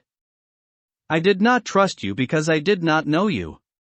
But I know you now, and let me say that I should have known you long ago. I know that Lucy told you of me. She told me of you too. May I make the only atonement in my power? Take the cylinders and hear them. The first half dozen of them are personal to me, and they will not horrify you. Then you will know me better. Dinner will by then be ready. In the meantime I shall read over some of these documents, and shall be better able to understand certain things." He carried the phonograph himself up to my sitting room and adjusted it for me. Now I shall learn something pleasant, I am sure, for it will tell me the other side of a true love episode of which I know one side already. Dr. Seward's Diary. September 29th. I was so absorbed in that wonderful diary of Jonathan Harker and that other of his wife that I let the time run on without thinking. Mrs. Harker was not down when the maid came to announce dinner, so I said, "She is possibly tired, let dinner wait an hour," and I went on with my work. I had just finished Mrs. Harker's diary, when she came in. She looked sweetly pretty, but very sad, and her eyes were flushed with crying. This somehow moved me much. Of late I have had cause for tears, God knows. But the relief of them was denied me, and now the sight of those sweet eyes, brightened with recent tears, went straight to my heart. So I said as gently as I could, "I greatly fear I have distressed you." "Oh no, not distressed me," she replied, "but I have been more touched than I can say by your grief." That is a wonderful machine, but it is cruelly true. It told me, in its very tones, the anguish of your heart. It was like a soul crying out to Almighty God. No one must hear them spoken ever again. See, I have tried to be useful. I have copied out the words on my typewriter, and none other need now hear your heartbeat, as I did. No one need ever know, shall ever know, I said in a low voice. She laid her hand on mine and said very gravely, "Ah, but they must." Must? But why? I asked. Because it is a part of the terrible story, a part of poor dear Lucy's death and all that led to it, because in the struggle which we have before us to rid the earth of this terrible monster we must have all the knowledge and all the help which we can get. I think that the cylinders which you gave me contain more than you intended me to know, but I can see that there are in your record many lights to this dark mystery. You will let me help, will you not? I know all up to a certain point, and I see already, though your diary only took me to September 7th, how poor Lucy was beset, and how her terrible doom was being wrought out. Jonathan and I have been working day and night since Professor Van Helsing saw us. He has gone to Whitby to get more information, and he will be here tomorrow to help us. We need have no secrets amongst us. Working together and with absolute trust, we can surely be stronger than if some of us were in the dark. She looked at me so appealingly, and at the same time manifested such courage and resolution in her bearing, that I gave in at once to her wishes. You shall, I said, do as you like in the matter. God forgive me if I do wrong. There are terrible things yet to learn of, but if you have so far traveled on the road to poor Lucy's death, you will not be content, I know, to remain in the dark. Nay, the end, the very end, may give you a gleam of peace. Come, there is dinner. We must keep one another strong for what is before us. We have a cruel and dreadful task. When you have eaten you shall learn the rest, and I will answer any questions you ask, if there be anything which you do not understand, though it was apparent to us who were present. Mina Harker's Journal. September 29th. After dinner I came with Dr. Seward to his study. He brought back the phonograph from my room, and I took my typewriter. He placed me in a comfortable chair, and arranged the phonograph so that I could touch it without getting up, and showed me how to stop it in case I should want to pause. Then he very thoughtfully took a chair, with his back to me, so that I might be as free as possible, and began to read. I put the forked metal to my ears and listened. When the terrible story of Lucy's death, and all that followed, was done, I lay back in my chair powerless. Fortunately, I am not of a fainting disposition. When Dr. Seward saw me, he jumped up with a horrified exclamation, and hurriedly taking a case bottle from a cupboard, gave me some brandy, which in a few minutes somewhat restored me. My brain was all in a whirl, and only that there came through all the multitude of horrors the holy ray of light that my dear, dear Lucy was at last at peace. I do not think I could have borne it without making a scene. It is all so wild, and mysterious, and strange, that if I had not known Jonathan's experience in Transylvania, I could not have believed. As it was, I didn't know what to believe, and so got out of my difficulty by attending to something else. I took the cover off my typewriter, and said to Dr. Seward, "Let me write this all out now. We must be ready for Dr. Van Helsing when he comes. I have sent a telegram to Jonathan to come on here when he arrives in London from Whitby. In this matter dates are everything, and I think if we get all our material ready, and have every item put in chronological order, we shall have done much. You tell me that Lord Godalming and Mr. Morris are coming too. Let us be able to tell them when they come." He accordingly set the phonograph at a slow pace, and I began to typewrite from the beginning of the 7th cylinder. I used manifold asterisk and so took 3 copies of the diary, just as I had done with all the rest. It was late when I got through, but Dr. Seward went about his work of going his round of the patients. When he had finished, he came back and sat near me, reading, so that I did not feel too lonely whilst I worked. How good and thoughtful he is! The world seems full of good men even if there are monsters in it. Before I left him I remembered what Jonathan put in his diary of the professor's perturbation at reading something in an evening paper at the station at Exeter, so, seeing that Dr. Seward keeps his newspapers, I borrowed the files of the Westminster Gazette and the Pall Mall Gazette, and took them to my room. I remember how much the Daily Graph and the Whitby Gazette, of which I had made cuttings, helped us to understand the terrible events at Whitby when Count Dracula landed, so I shall look through the evening papers since then, and perhaps I shall get some new light. I am not sleepy, and the work will help to keep me quiet. Dr. Seward's Diary. September 30th. Mr. Harker arrived at 9 o'clock. He had got his wife's wire just before starting. He is uncommonly clever, if one can judge from his face, and full of energy. If his journal be true, and judging by one's own wonderful experiences it must be, he is also a man of great nerve. That going down to the vault a second time was a remarkable piece of daring. After reading his account of it I was prepared to meet a good specimen of manhood, but hardly the quiet, businesslike gentleman who came here today.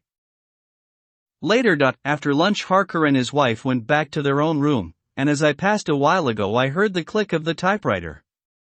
They are hard at it. Mrs. Harker says that they are knitting together in chronological order every scrap of evidence they have. Harker has got the letters between the consignee of the boxes at Whitby and the carriers in London who took charge of them. He is now reading his wife's typescript of my diary. I wonder what they make out of it. Here he is.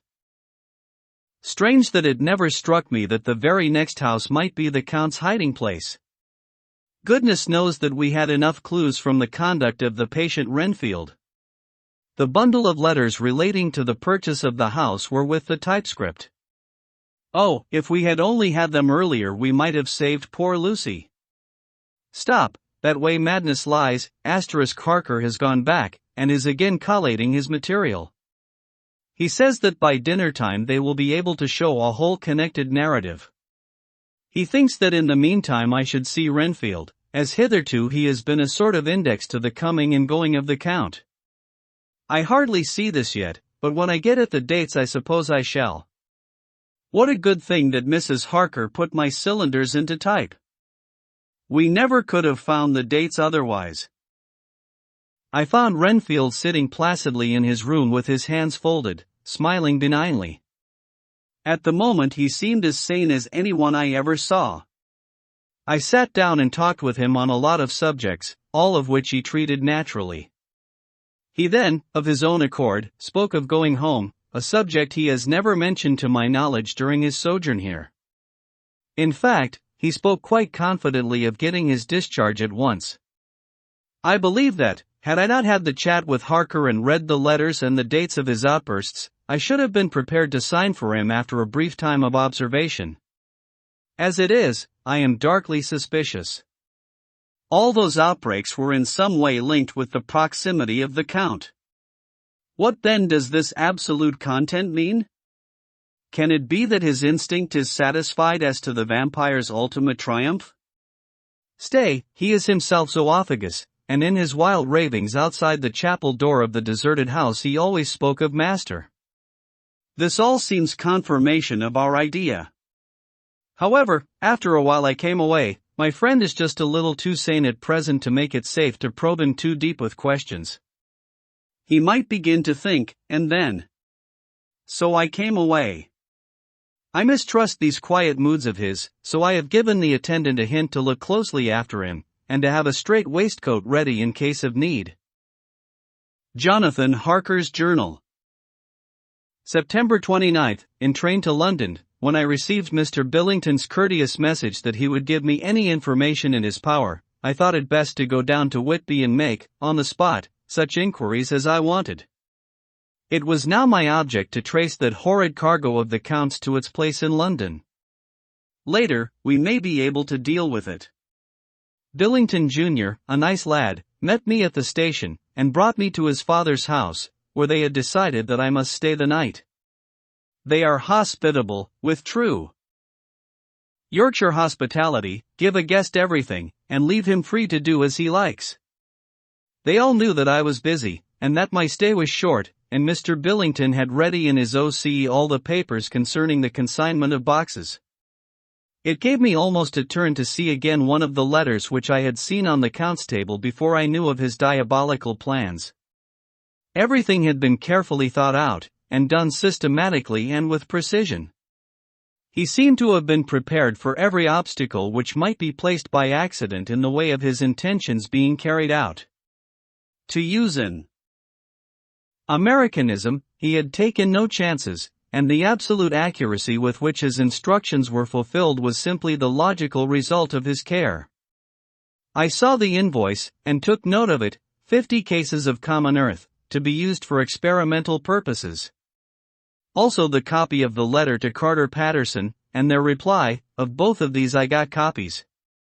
This was all the information Mr. Billington could give me, so I went down to the port and saw the coastguards, the customs officers, and the harbor master. They had all something to say of the strange entry of the ship, which is already taking its place in local tradition, but no one could add to the simple description. 50 cases of common earth. I then saw the stationmaster, who kindly put me in communication with the men who had actually received the boxes. Their tally was exact with the list, and they had nothing to add except that the boxes were main and mortal heavy, and that shifting them was dry work. One of them added that it was hard lines, that there wasn't any gentleman such like as yourself, squire, to show some sort of appreciation of their efforts in a liquid form. Another put in a writer that the thirst then generated was such that even the time which had elapsed had not completely allayed it. Needless to add, I took care before leaving to lift, forever and adequately, this source of reproach. September 30th, the stationmaster was good enough to give me a line to his old companion the stationmaster at King's Cross, so that when I arrived there in the morning I was able to ask him about the arrival of the boxes. He, too, put me at once in communication with the proper officials, and I saw that their tally was correct with the original invoice. The opportunities of acquiring an abnormal thirst had been here limited, a noble use of them had, however, been made, and again I was compelled to deal with the result in an ex post facto * manner. From thence I went on to Carter Patterson's Central OCE, where I met with the utmost courtesy. They looked up the transaction in their daybook and letterbook, and at once telephoned to their King's Cross OCE for more details. By good fortune, the men who did the teaming asterisk were waiting for work, and the OCIL at once sent them over, sending also by one of them the waybill and all the papers connected with the delivery of the boxes at Carfax. Here again I found the tally agreeing exactly. The carrier's men were able to supplement the paucity of the written words with a few details. These were, I shortly found, connected almost solely with the dusty nature of the job, and of the consequent thirst engendered in the operators. On my affording an opportunity, through the medium of the currency of the realm, of the allaying at a later period this beneficent evil, one of the men remarked, "That Eruz, governor, is the rummiest I ever was in. Blime, asterisk, but it ain't been touched since 100 years. There was dust that thick in the place that you might have slept on it without hurtin' of your bones, and the place was that neglected that you might have smelled old Jerusalem in it. But the old chapel, that took the tzika, asterisk, that did. Me and my mate, we thort we wouldn't never get out quick enough. Lor, I wouldn't take less nor a quid a moment to stay there arter dark." Having been in the house, I could well believe him, but if he knew what I know, he would, I think, have raised his terms. Of one thing I am now satisfied, that all the boxes which arrived at Whitby from Varna and the Demeter were safely deposited in the old chapel of Carfax. There should be 50 of them there, unless any have since been removed, as from Dr. Seward's diary I fear. I shall try to see the carter who took away the boxes from Carfax when Renfield attacked them. By following up this clue we may learn a good deal. Later. Mina and I have worked all day, and we have put all the papers into order. Mina Harker's Journal.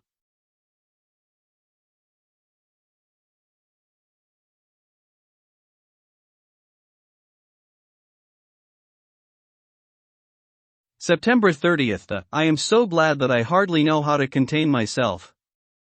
It is, I suppose, the reaction from the haunting fear which I have had, that this terrible affair and the reopening of his old wound might act detrimentally on Jonathan. I sought him leave for Whitby with as brave a face as I could, but I was sick with apprehension. The effort has, however, done him good.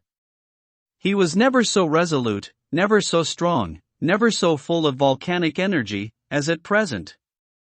It is just as that dear, good Professor Van Helsing said, he is true grit, and he improves under strain that would kill a weaker nature. He came back full of life and hope and determination. We have got everything in order for tonight. I feel myself quite wild with excitement. I suppose one ought to pity anything so hunted as is the Count. That is just it, this thing is not human, not even beast. To read Dr. Seward's account of poor Lucy's death, and what followed, is enough to dry up the springs of pity in one's heart. Later. Lord Godalming and Mr. Morris arrived earlier than we expected. Dr. Seward was out on business and had taken Jonathan with him, so I had to see them.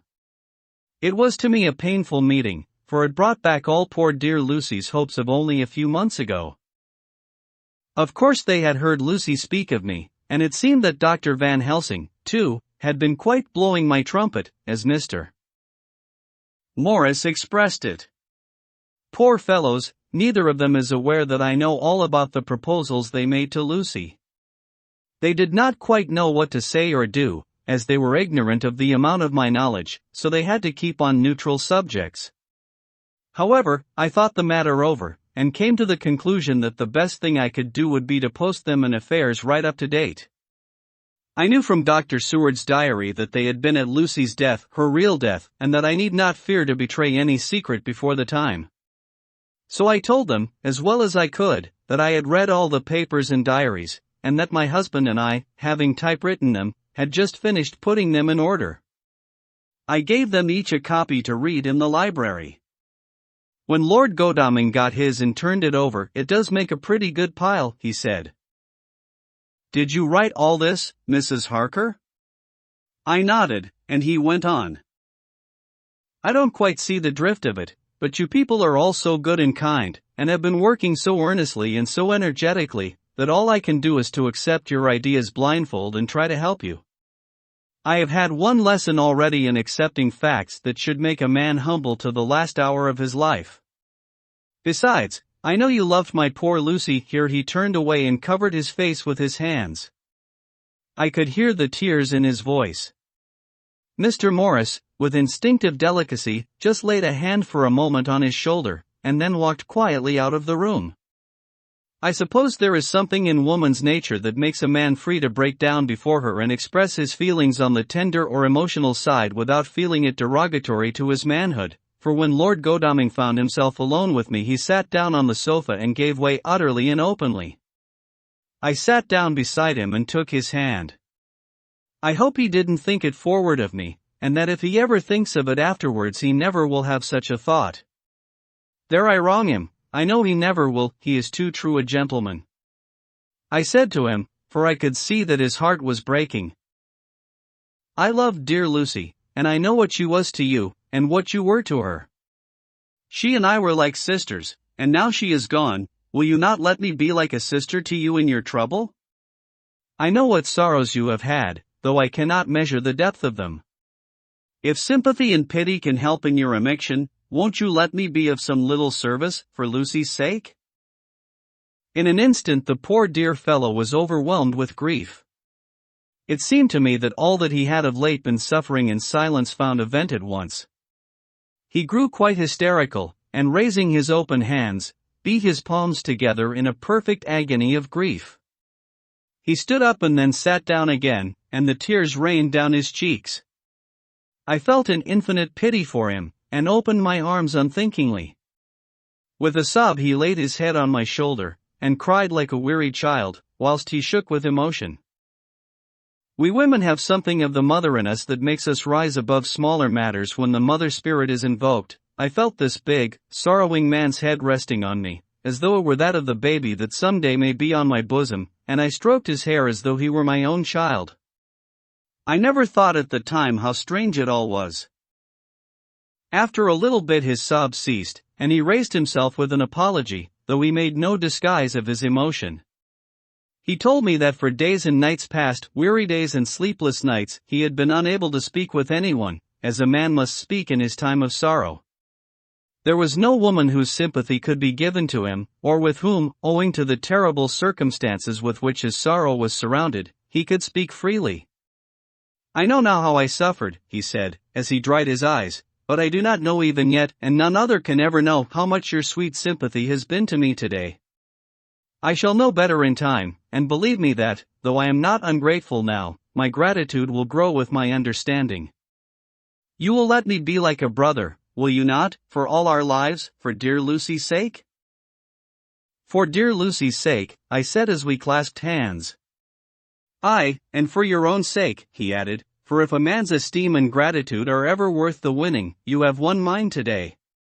If ever the future should bring to you a time when you need a man's help, believe me, you will not call in vain. God grant that no such time may ever come to you to break the sunshine of your life, but if it should ever come, promise me that you will let me know. He was so earnest, and his sorrow was so fresh, that I felt it would comfort him, so I said, I promise. As I came along the corridor I saw Mr. Morris looking out of a window. He turned as he heard my footsteps. How is Art? He said. Then noticing my red eyes, he went on, I see you have been comforting him. Poor old fellow. He needs it. No one but a woman can help a man when he is in trouble of the heart, and he had no one to comfort him. He bore his own trouble so bravely that my heart bled for him. I saw the manuscript in his hand, and I knew that when he read it he would realize how much I knew, so I said to him, I wish I could comfort all who suffer from the heart. Will you let me be your friend, and will you come to me for comfort if you need it? You will know, later on, why I speak. He saw that I was in earnest, and stooping, took my hand, and raising it to his lips, kissed it. It seemed but poor comfort to so brave and unselfish a soul, and impulsively I bent over and kissed him. The tears rose in his eyes, and there was a momentary choking in his throat. He said quite calmly, Little girl, you will never regret that true-hearted kindness, so long as ever you live. Then he went into the study to his friend. Little girl. The very words he had used to Lucy, and oh, but he proved himself a friend. Chapter 18. Dr. Seward's Diary. September 30th, I got home at 5 o'clock, and found that Godalming and Morris had not only arrived, but had already studied the transcript of the various diaries and letters which Harker and his wonderful wife had made and arranged. Harker had not yet returned from his visit to the carrier's men, of whom Dr. Hennessy had written to me. Mrs. Harker gave us a cup of tea, and I can honestly say that, for the first time since I have lived in it, this old house seemed like home. When we had finished, Mrs. Harker said, "Dr. Seward, may I ask a favor? I want to see your patient, Mr. Renfield. Do let me see him. What you have said of him in your diary interests me so much." She looked so appealing and so pretty that I could not refuse her, and there was no possible reason why I should, so I took her with me. When I went into the room, I told the man that a lady would like to see him, to which he simply answered, "Why?" "She is going through the house, and wants to see everyone in it," I answered. "Oh, very well," he said, "let her come in, by all means, but just wait a minute till I tidy up the place." His method of tidying was peculiar. He simply swallowed all the flies and spiders in the boxes before I could stop him. It was quite evident that he feared, or was jealous of, some interference. When he had got through his disgusting task, he said cheerfully, "Let the lady come in," and sat down on the edge of his bed with his head down, but with his eyelids raised so that he could see her as she entered. For a moment I thought that he might have some homicidal intent. I remembered how quiet he had been just before he attacked me in my own study, and I took care to stand where I could seize him at once if he attempted to make a spring at her. She came into the room with an easy gracefulness which would at once command the respect of any lunatic, for easiness is one of the qualities mad people most respect. She walked over to him, smiling pleasantly, and held out her hand. "Good evening, Mr. Renfield," said she. "You see, I know you, for Dr. Seward has told me of you." He made no immediate reply, but eyed her all over intently with a set frown on his face. This look gave way to one of wonder, which merged in doubt. Then, to my intense astonishment, he said, "You're not the girl the doctor wanted to marry, are you? You can't be, you know, for she's dead." Mrs. Harker smiled sweetly as she replied, "Oh no. I have a husband of my own, to whom I was married before I ever saw Dr. Seward, or he me. I am Mrs. Harker." "Then what are you doing here?" "My husband and I are staying on a visit with Dr. Seward." "Then don't stay." "But why not?" I thought that this style of conversation might not be pleasant to Mrs. Harker, any more than it was to me, so I joined in. "How did you know I wanted to marry anyone?" His reply was simply contemptuous, given in a pause in which he turned his eyes from Mrs. Harker to me, instantly turning them back again. "What an asinine question!" "I don't see that at all, Mr. Renfield," said Mrs. Harker, at once championing me. He replied to her with as much courtesy and respect as he had shown contempt to me. "You will, of course, understand, Mrs. Harker, that when a man is loved and honored as our host is, everything regarding him is of interest in our little community. Dr. Seward is loved not only by his household and his friends, but even by his patients, who, being some of them hardly in mental equilibrium, are apt to distort causes and effects. Since I myself have been an inmate of a lunatic asylum, I cannot but notice that the sophistic tendencies of some of its inmates lean towards the errors of non causa and ignoratio elenchi. I positively opened my eyes at this new development.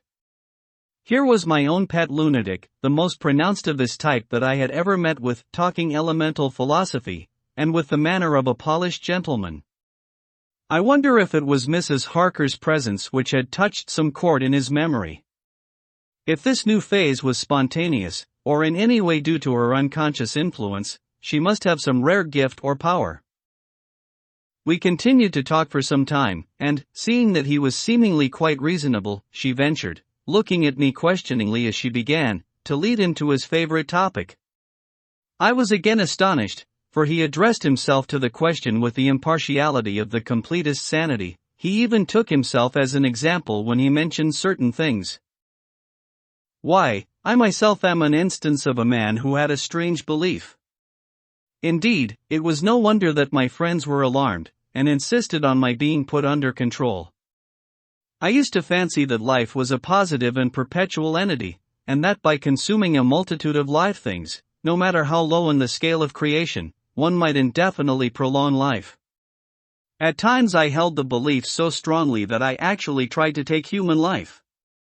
The doctor here will bear me out that on one occasion I tried to kill him for the purpose of strengthening my vital powers by the assimilation with my own body of his life through the medium of his blood, relying, of course, upon the scriptural phrase, "For the blood is the life." Though, indeed, the vendor of a certain nostrum asterisk has vulgarized the truism to the very point of contempt. Isn't that true, doctor?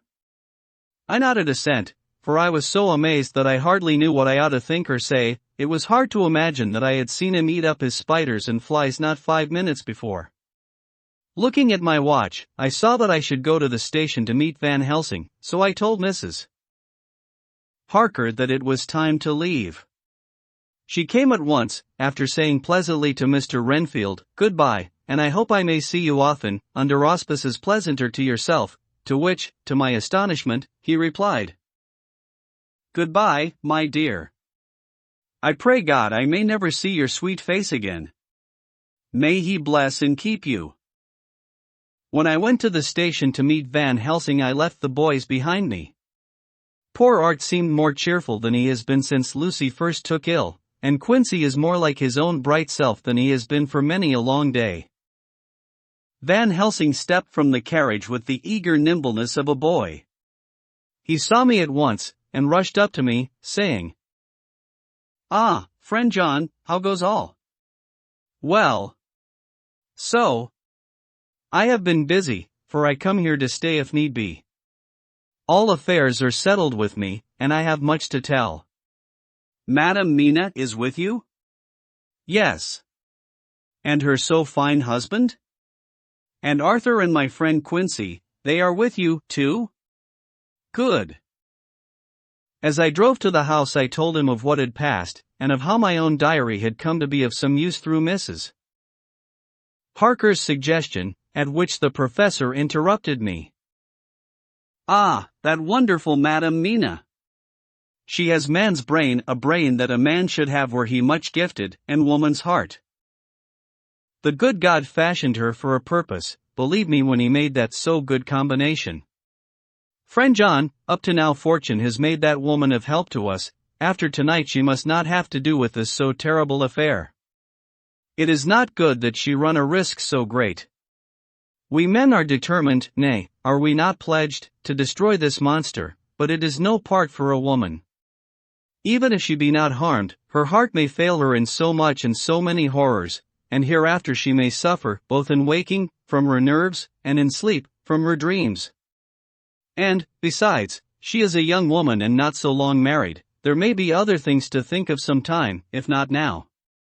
You tell me she has wrote all, then she must consult with us, but tomorrow she say goodbye to this work, and we go alone." I agreed heartily with him, and then I told him what we had found in his absence, that the house which Dracula had bought was the very next one to my own.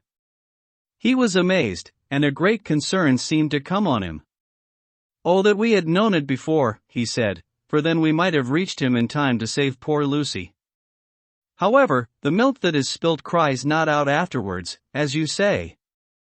We shall not think of that, but go on our way to the end." Then he fell into a silence that lasted till we entered my own gateway. Before we went to prepare for dinner he said to Mrs. Harker, "I am told, Madam Mina, by my friend John that you and your husband have put up in exact order all things that have been, up to this moment." "Not up to this moment, Professor," she said impulsively, "but up to this morning."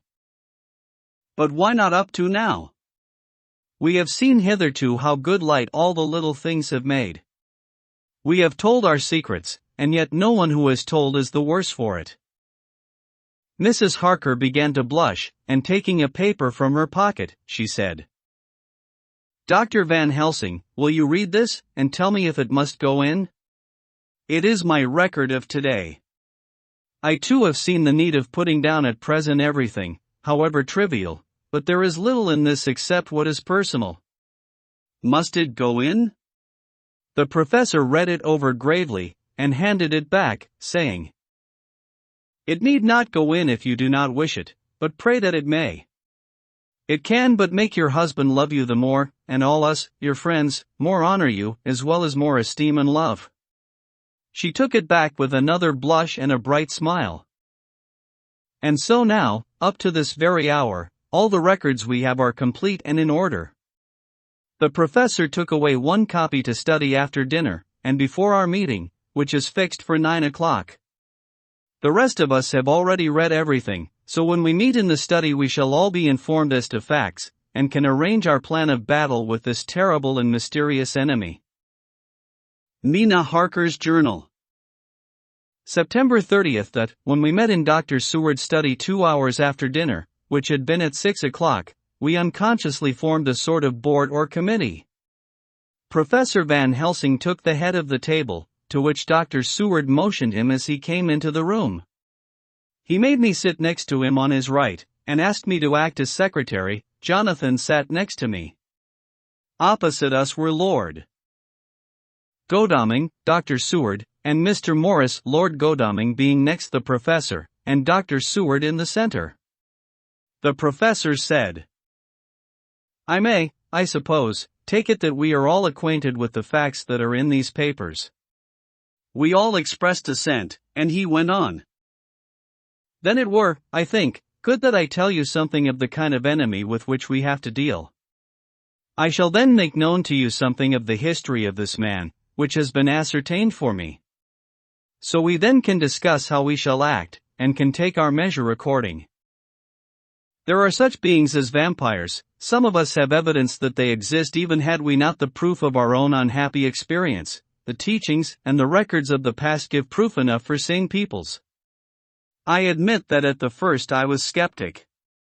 Were it not that through long years I have trained myself to keep an open mind, I could not have believed until such time as that fact thunder on my ear, see. I prove. Alas! Had I known at the first what now I know, nay, had I even guessed at him, one so precious life had been spared to many of us who did love her. But that is gone, and we must so work that other poor souls perish not, whilst we can save. The Nosferatu do not die like the bee when he sting once. He is only stronger, and being stronger, have yet more power to work evil. This vampire which is amongst us is of himself so strong in person as 20 men, he is of cunning more than mortal. For his cunning be the growth of ages, he have still the aids of necromancy, which is, as his etymology imply, the divination by the dead, and all the dead that he can come nigh to or for him at command. He is brute, and more than brute, he is devil and callous, and the heart of him is not. He can, within limitations, appear at will when, and where, and in any of the forms that are to him. He can, within his range, direct the elements, the storm, the fog, the thunder. He can command all the meaner things, the rat, and the owl, and the bat, the moth, and the fox, and the wolf. He can grow and become small, and he can at times vanish and come unknown. How then are we to begin our strife to destroy him? How shall we find his where, and having found it, how can we destroy? My friends, this is much, it is a terrible task that we undertake, and there may be consequence to make the brave shudder. For if we fail in this our fight he must surely win, and then where end we? Life is nothing's. I heed him not. But to fail here is not mere life or death. It is that we become as him, that we henceforward become foul things of the night like him, without heart or conscience, preying on the bodies and the souls of those we love best. To us forever are the gates of heaven shut, for who shall open them to us again? We go on for all time abhorred by all, a blot on the face of God's sunshine, an arrow in the side of him who died for man. But we are face to face with duty, and in such case must we shrink? For me, I say, no, but then I am old, and life, with his sunshine, his fair places, his song of birds, his music, and his love, lie far behind. You others are young. Some have seen sorrow, but there are fair days yet in store. What say you? Whilst he was speaking, Jonathan had taken my hand. I feared, oh so much, that the appalling nature of our danger was overcoming him when I saw his hand stretch out, but it was life to me to feel its touch, so strong, so self-reliant, so resolute. A brave man's hand can speak for itself, it does not even need a woman's love to hear its music. When the professor had done speaking, my husband looked in my eyes, and I in his. There was no need for speaking between us. I answer for Mina and myself, he said. Count me in, Professor, said Mr. Quincy Morris, laconically as usual. I am with you, said Lord Godalming, for Lucy's sake, if for no other reason. Dr. Seward simply nodded. The professor stood up, and, after laying his golden crucifix on the table, held out his hand on either side. I took his right hand, and Lord Godalming his left. Jonathan held my right with his left and stretched across to Mr. Morris. So as we all took hands, our solemn compact was made. I felt my heart icy cold, but it did not even occur to me to draw back. We resumed our places, and Dr. Van Helsing went on with a sort of cheerfulness which showed that the serious work had begun. It was to be taken as gravely, and in as businesslike a way, as any other transaction of life. Well, you know what we have to contend against, but we, too, are not without strength. We have on our side power of combination. A power denied to the vampire kind. We have resources of science, we are free to act and think, and the hours of the day and the night are ours equally. In fact, so far as our powers extend, they are unfettered, and we are free to use them. We have self-devotion in a cause, and an end to achieve which is not a selfish one. These things are much. Now let us see how far the general powers arrayed against us are restrict, and how the individual cannot. In fine, let us consider the limitations of the vampire in general, and of this one in particular. All we have to go upon are traditions and superstitions. These do not at the first appear much, when the matter is one of life and death, nay, of more than either life or death. Yet must we be satisfied, in the first place because we have to be, no other means is at our control, and secondly, because, after all, these things, tradition and superstition, are everything. Does not the belief in vampires rest for others, though not, alas, for us, on them? A year ago which of us would have received such a possibility, in the midst of our scientific, skeptical, matter-of-fact 19th century? We even scouted a belief that we saw justified under our very eyes. Take it, then, that the vampire, and the belief in his limitations and his cure, rest for the moment on the same base. For, let me tell you, he is known everywhere that men have been. In old Greece, in old Rome, he flourished in Germany all over, in France, in India, even in the Chersonese, and in China, so far from us in all ways, there even is he, and the peoples fear him at this day. He have followed the wake of the berserker Icelander, the devil-begotten Hun, the Slav, the Saxon, the Magyar. So far, then, we have all we may act upon, and let me tell you that very much of the beliefs are justified by what we have seen in our own so unhappy experience. The vampire live on, and cannot die by mere passing of the time. He can flourish when that he can fatten on the blood of the living. Even more, we have seen amongst us that he can even grow younger, that his vital faculties grow strenuous, and seem as though they refresh themselves when his special pabulum is plenty. But he cannot flourish without this diet, he eat not as others. Even friend Jonathan, who lived with him for weeks, did never see him to eat, never. He throws no shadow, he make in the mirror no reflect, as again Jonathan observe. He has the strength of many in his hand, witness again Jonathan when he shut the door against the wolves, and when he help him from the diligence too. He can transform himself to wolf, as we gather from the ship arrival in Whitby, when he tear open the dog, he can be as bat, as Madam Mina saw him on the window at Whitby, and as friend John saw him fly from this so near house, and as my friend Quincy saw him at the window of Miss Lucy. He can come in mist which he create, that noble ship's captain proved him of this, but, from what we know, the distance he can make this mist is limited, and it can only be round himself. He come on moonlight rays as elemental dust, as again Jonathan saw those sister in the castle of Dracula. He becomes so small, we ourselves saw Miss Lucy, ere she was at peace, slip through a hair-breadth space at the tomb door.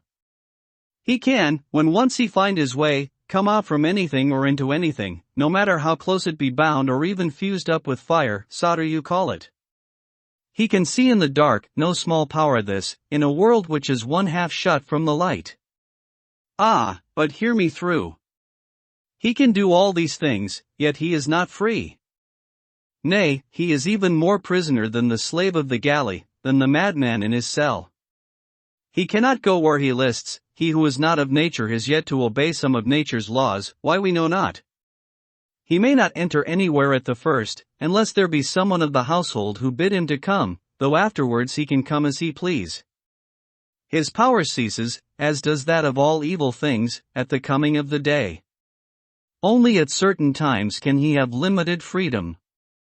If he be not at the place whither he is bound, he can only change himself at noon or at exact sunrise or sunset. These things are we told, and in this record of ours we have proof by inference. Thus, whereas he can do as he will within his limit, when he have his earth home, his Cohen home, his hell home, the place unhallowed, as we saw when he went to the grave of the suicide at Whitby, still at other time he can only change when the time come. It is said, too, that he can only pass running water at the slack or the flood of the tide. Then there are things which so amaze him that he has no power, as the garlic that we know of, and as for things sacred, as this symbol, my crucifix, that was amongst us even now when we resolve, to them he is nothing, but in their presence he take his place far off and silent with respect. There are others, too, which I shall tell you of, lest in our seeking we may need them. The branch of wild rose on his Cohen keep him that he move not from it, a sacred bullet fired into the Cohen kill him so that he be true dead, and as for the stake through him, we know already of its peace, or the cut off head that giveth rest. We have seen it with our eyes. Thus when we find the habitation of this man that was, we can confine him to his Cohen and destroy him, if we obey what we know. But he is clever. I have asked my friend Arminius of Buddha Pest University, to make his record, and, from all the means that are, he tell me of what he has been. He must, indeed, have been that voivode Dracula who won his name against the Turk, over the great river on the very frontier of Turkeyland. If it be so, then was he no common man, for in that time, and for centuries after, he was spoken of as the cleverest and the most cunning, as well as the bravest of the sons of the land beyond the forest. That mighty brain and that iron resolution went with him to his grave, and are even now arrayed against us. The Draculas were, says Arminius, a great and noble race, though now and again were scions who were held by their coevals to have had dealings with the evil one. They learned his secrets in the Scallamance, amongst the mountains over Lake Hermanstadt, where the devil claims the 10th scholar as his due. In the records are such words as Stragoica, which, Ordog and Pokol, Satan and Hell, and in one manuscript this very Dracula is spoken of as Wamper, which we all understand too well. There have been from the loins of this very one great men and good women, and their graves make sacred the earth where alone this foulness can dwell. For it is not the least of its terrors that this evil thing is rooted deep in all good, in soil barren of holy memories it cannot rest. Whilst they were talking Mr. Morris was looking steadily at the window, and he now got up quietly, and went out of the room. There was a little pause, and then the professor went on. And now we must settle what we do. We have here much data, and we must proceed to lay out our campaign. We know from the inquiry of Jonathan that from the castle to Whitby came 50 boxes of earth, all of which were delivered at Carfax. We also know that at least some of these boxes have been removed. It seems to me that our first step should be to ascertain whether all the rest remain in the house beyond that wall where we look today, or whether any more have been removed. If the latter, we must trace. Here we were interrupted in a very startling way. Outside the house came the sound of a pistol shot. The glass of the window was shattered with a bullet, which, ricocheting from the top of the embrasure, struck the far wall of the room. I am afraid I am at heart a coward, for I shrieked out. The men all jumped to their feet. Lord Godalming flew over to the window and threw up the sash. As he did so, we heard Mr. Morris's voice without. "Sorry. I fear I have alarmed you. I shall come in and tell you about it." A minute later he came in and said, "It was an idiotic thing of me to do, and I ask your pardon, Mrs. Harker, most sincerely. I fear I must have frightened you terribly.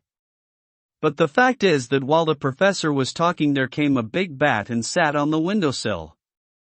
I have got such a horror of the damned brutes from recent events that I cannot stand them, and I went out to have a shot, as I have been doing of late of evenings whenever I have seen one. You used to laugh at me for it then, Art." "Did you hit it?" asked Dr. Van Helsing. "I don't know, I fancy not, for it flew away into the wood." Without saying any more he took his seat, and the professor began to resume his statement.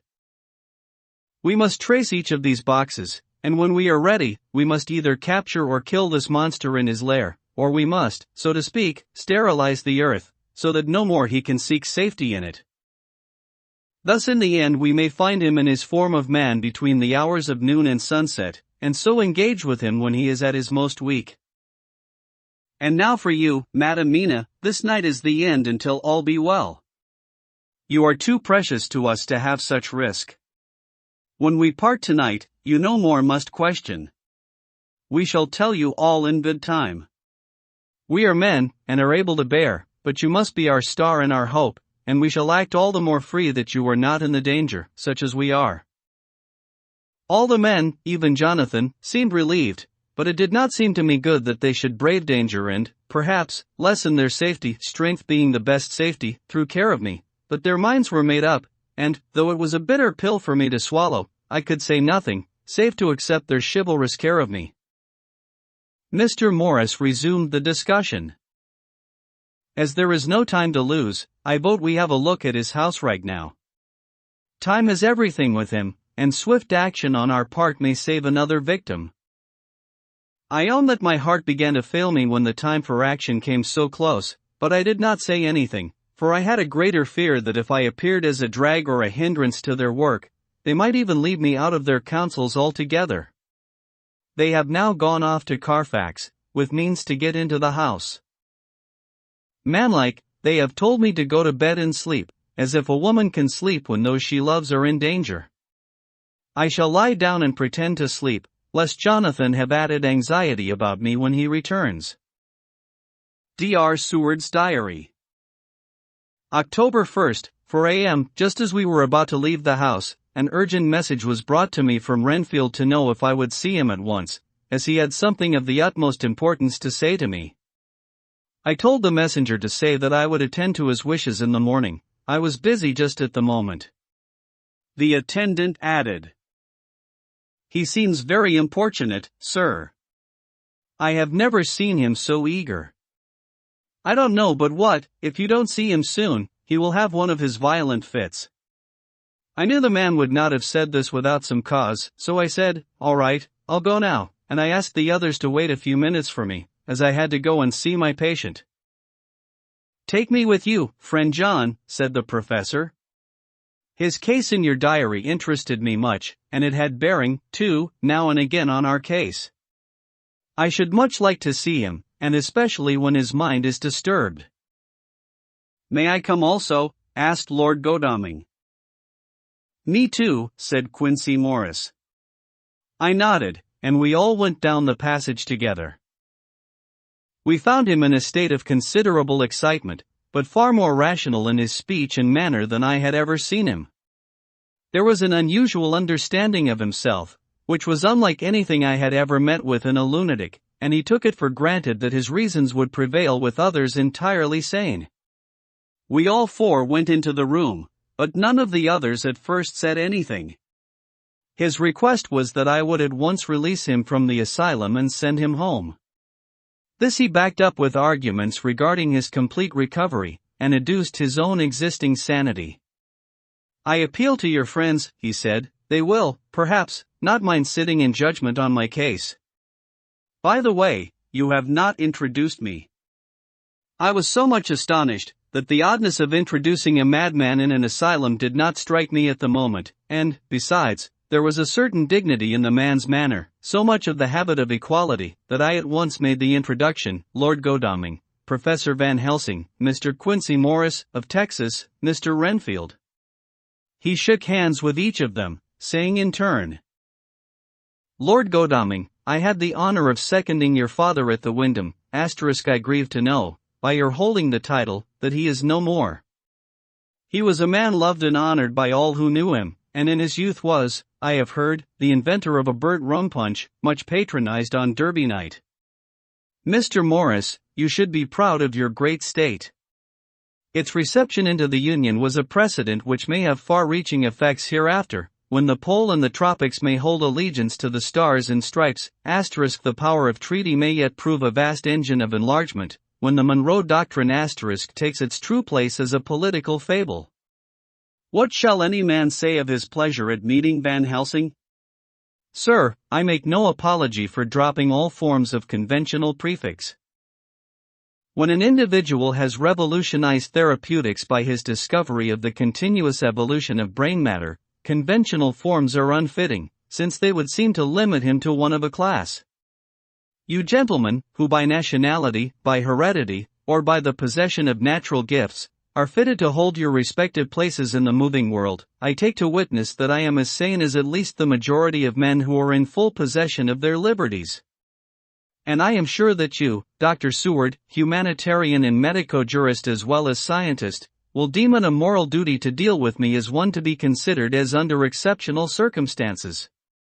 He made this last appeal with a courtly air of conviction which was not without its own charm. I think we were all staggered.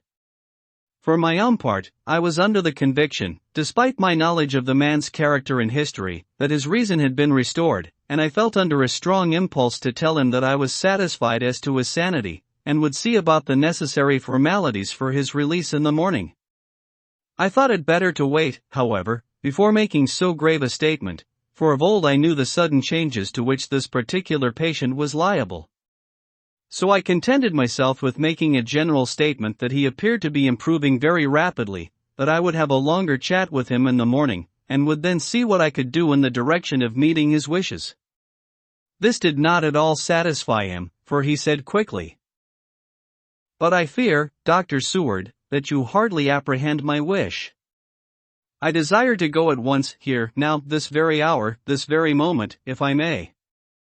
Time presses, and in our implied agreement with the old Scytheman * it is of the essence of the contract.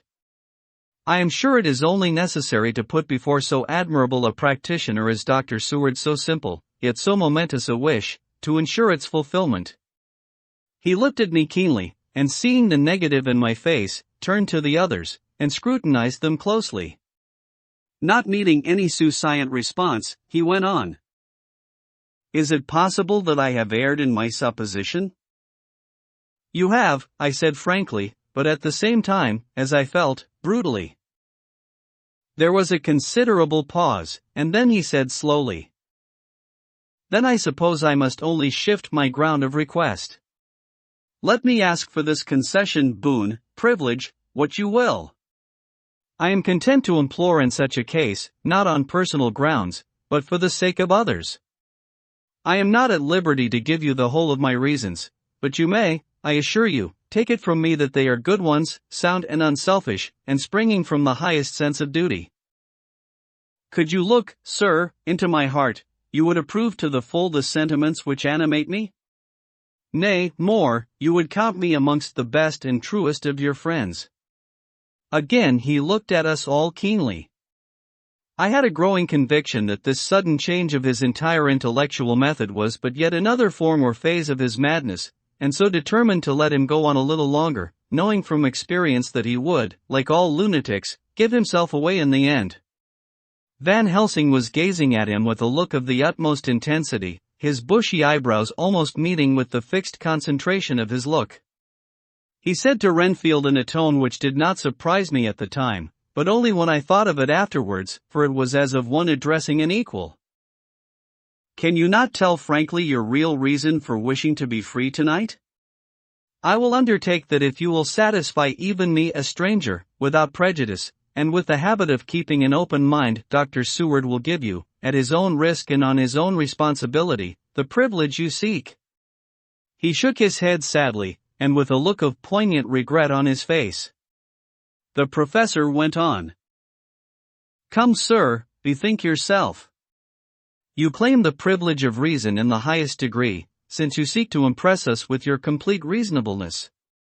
You do this, whose sanity we have reason to doubt, since you are not yet released from medical treatment for this very defect. If you will not help us in our effort to choose the wisest course, how can we perform the duty which you yourself put upon us? Be wise, and help us, and if we can we shall aid you to achieve your wish." He still shook his head as he said, "Dr. Van Helsing, I have nothing to say. Your argument is complete, and if I were free to speak I should not hesitate a moment, but I am not my own master in the matter. I can only ask you to trust me. If I am refused, the responsibility does not rest with me." I thought it was now time to end the scene, which was becoming too comically grave, so I went towards the door, simply saying, "Come, my friends, we have work to do.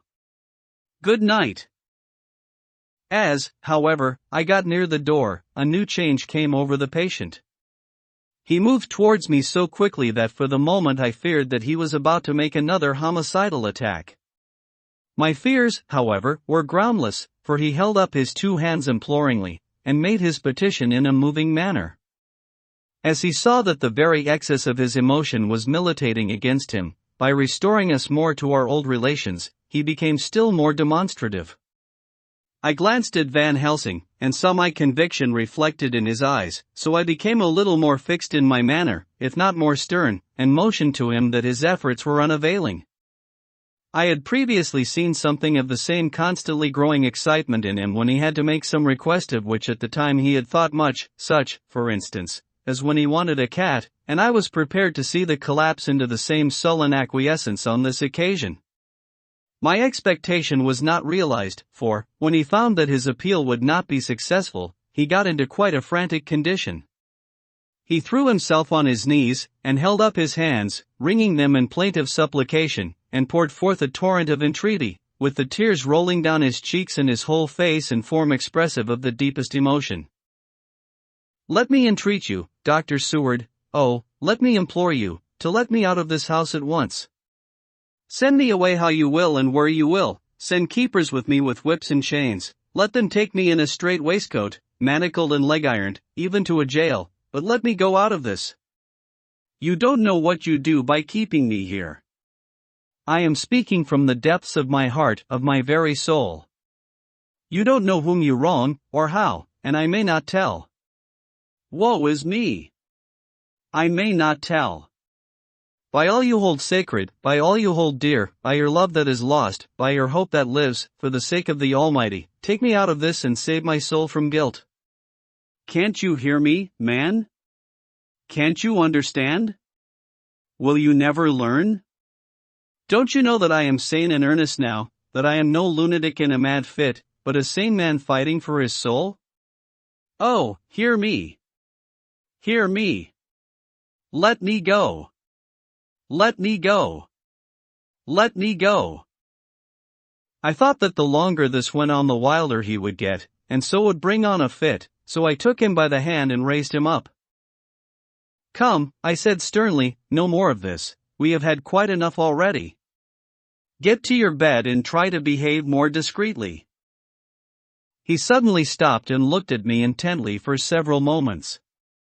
Then without a word he rose, and moving over, sat down on the side of the bed. The collapse had come, as on former occasions, just as I had expected. When I was leaving the room, last of our party, he said to me in a quiet, well-bred voice, "You will, I trust, Dr. Seward, do me the justice to bear in mind, later on, that I did what I could to convince you tonight." Chapter 19. Jonathan Harker's Journal. October 1st, 5 a.m. I went with the party to the search with an easy mind, for I think I never saw Mina so absolutely strong and well. I am so glad that she consented to hold back and let us men do the work. Somehow, it was a dread to me that she was in this fearful business at all, but now that her work is done, and that it is due to her energy and brains and foresight that the whole story is put together in such a way that every point tells, she may well feel that her part is finished, and that she can henceforth leave the rest to us. We were, I think, all a little upset by the scene with Mr. Renfield. When we came away from his room we were silent till we got back to the study. Then Mr. Morris said to Dr. Seward, "Say, Jack, if that man wasn't attempting a bluff, he is about the sanest lunatic I ever saw. I'm not sure, but I believe that he had some serious purpose, and if he had, it was pretty rough on him not to get a chance." Lord Godalming and I were silent, but Dr. Van Helsing added, "Friend John, you know more of lunatics than I do, and I'm glad of it, for I fear that if it had been to me to decide I would before that last hysterical outburst have given him free. But we live and learn, and in our present task we must take no chance, as my friend Quincy would say.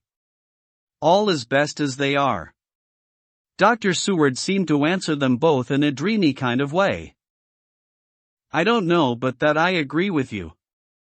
If that man had been an ordinary lunatic I would have taken my chance of trusting him, but he seems so mixed up with the Count in an indexy kind of way that I am afraid of doing anything wrong by helping his fads.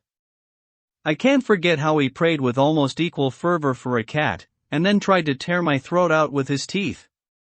Besides, he called the Count Lord and Master, and he may want to get out to help him in some diabolical way. That horrid thing has the wolves and the rats and his own kind to help him, so I suppose he isn't above trying to use a respectable lunatic. He certainly did seem earnest, though. I only hope we have done what is best. These things, in conjunction with the work we have in hand, help to unnerve a man." The professor stepped over, and laying a hand on his shoulder, said in his grave, kindly way, "Friend John, have no fear. We are trying to do our duty in a very sad and terrible case. We can only do as we deem best. What else have we to hope for, except the pity of the good God?" Lord Godalming had slipped away for a few minutes, but he now returned. He held up a little silver whistle as he remarked, "That old place may be full of rats, and if so, I've got an antidote on call." Having passed the wall, we took our way to the house, taking care to keep in the shadows of the trees on the lawn when the moonlight shone out. When we got to the porch the professor opened his bag and took out a lot of things, which he laid on the step, sorting them into 4 little groups, evidently one for each. Then he spoke.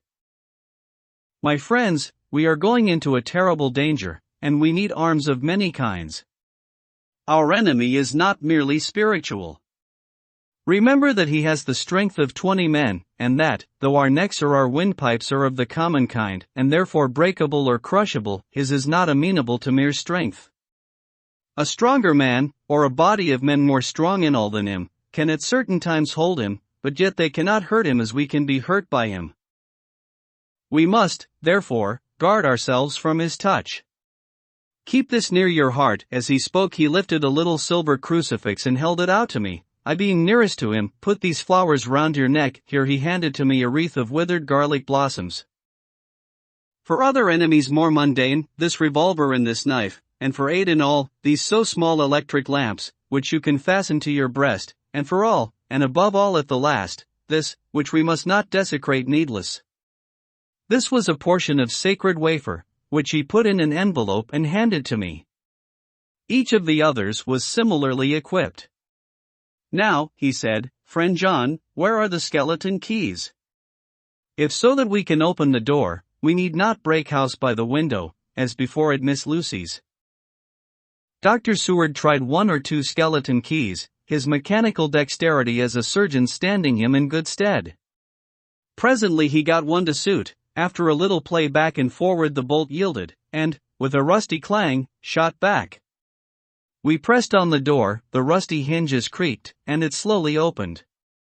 It was startlingly like the image conveyed to me in Dr. Seward's diary of the opening of Miss Westenra's tomb. I fancy that the same idea seemed to strike the others, for with one accord they shrank back.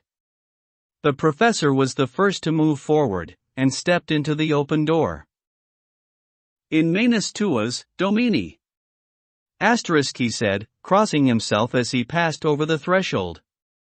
We closed the door behind us, lest when we should have lit our lamps we might possibly attract attention from the road. The professor carefully tried the lock, in case we might not be able to open it from within should we be in a hurry to make our exit. Then we all lit our lamps and proceeded on our search. The light from the tiny lamps fell in all sorts of odd forms, as the rays crossed each other, or the opacity of our bodies threw great shadows. I could not for my life get away from the feeling that there was someone else amongst us. I suppose it was the recollection, so powerfully brought home to me by the grim surroundings, of that terrible experience in Transylvania. I think the feeling was common to us all, for I noticed that the others kept looking over their shoulders at every sound and every new shadow, just as I felt myself doing. The whole place was thick with dust. The floor was seemingly inches deep, except where there were recent footsteps, in which on holding down my lamp I could see marks of hobnails where the dust was caked. The walls were fluffy and heavy with dust, and in the corners were masses of spiders' webs, whereon the dust had gathered till they looked like old tattered rags as the weight had torn them partly down. On a table in the hall was a great bunch of keys, with a time-yellowed label on each. They had been used several times, for on the table were several similar rents in the blanket of dust, like that exposed when the professor lifted the keys. He turned to me and said, "You know this place, Jonathan. You have copied maps of it, and you know at least more than we do. Which is the way to the chapel?" I had an idea of its direction, though on my former visit I had not been able to get admission to it, so I led the way, and after a few wrong turnings found myself opposite a low, arched oaken door, ribbed with iron bands. "This is the spot," said the professor, as he turned his lamp on a small map of the house, copied from the file of my original correspondence regarding the purchase. With a little trouble we found the key on the bunch and opened the door. We were prepared for some unpleasantness, for as we were opening the door a faint, malodorous air seemed to exhale through the gaps, but none of us ever expected such an odor as we encountered. None of the others had met the Count at all at close quarters, and when I had seen him he was either in the fasting stage of his existence in his rooms or, when he was glutted with fresh blood, in a ruined building open to the air, but here the place was small and close, and the long disuse had made the air stagnant and foul. There was an earthy smell, as of some dry miasma, which came through the fouler air. But as to the odor itself, how shall I describe it? It was not alone that it was composed of all the ills of mortality and with the pungent, acrid smell of blood, but it seemed as though corruption had become itself corrupt. Faugh! It sickens me to think of it. Every breath exhaled by that monster seemed to have clung to the place and intensified its loathsomeness. Under ordinary circumstances such a stench would have brought our enterprise to an end, but this was no ordinary case, and the high and terrible purpose in which we were involved gave us a strength which rose above merely physical considerations. After the involuntary shrinking consequent on the first nauseous whiff, we one and all set about our work as though that loathsome place were a garden of roses. We made an accurate examination of the place, the professor saying as we began, "The first thing is to see how many of the boxes are left. We must then examine every hole and corner and cranny, and see if we cannot get some clue as to what has become of the rest." A glance was sufficient to show how many remained, for the great earth chests were bulky, and there was no mistaking them. There were only 29 left out of the 50. Once I got a fright, for, seeing Lord Godalming suddenly turn and look out of the vaulted door into the dark passage beyond, I looked too, and for an instant my heart stood still.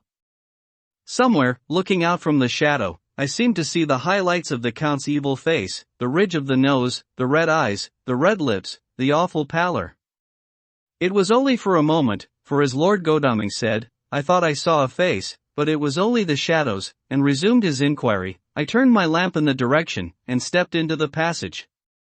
There was no sign of anyone, and as there were no corners, no doors, no aperture of any kind, but only the solid walls of the passage, there could be no hiding place, even for him. I took it that fear had helped imagination, and said nothing. A few minutes later I saw Morris step suddenly back from a corner, which he was examining. We all followed his movements with our eyes, for undoubtedly some nervousness was growing on us, and we saw a whole mass of phosphorescence, which twinkled like stars. We all instinctively drew back. The whole place was becoming alive with rats. For a moment or two we stood appalled, all save Lord Godalming, who was seemingly prepared for such an emergency. Rushing over to the great iron-bound oaken door, which Dr. Seward had described from the outside, and which I had seen myself, he turned the key in the lock, drew the huge bolts, and swung the door open. Then, taking his little silver whistle from his pocket, he blew a low, shrill call.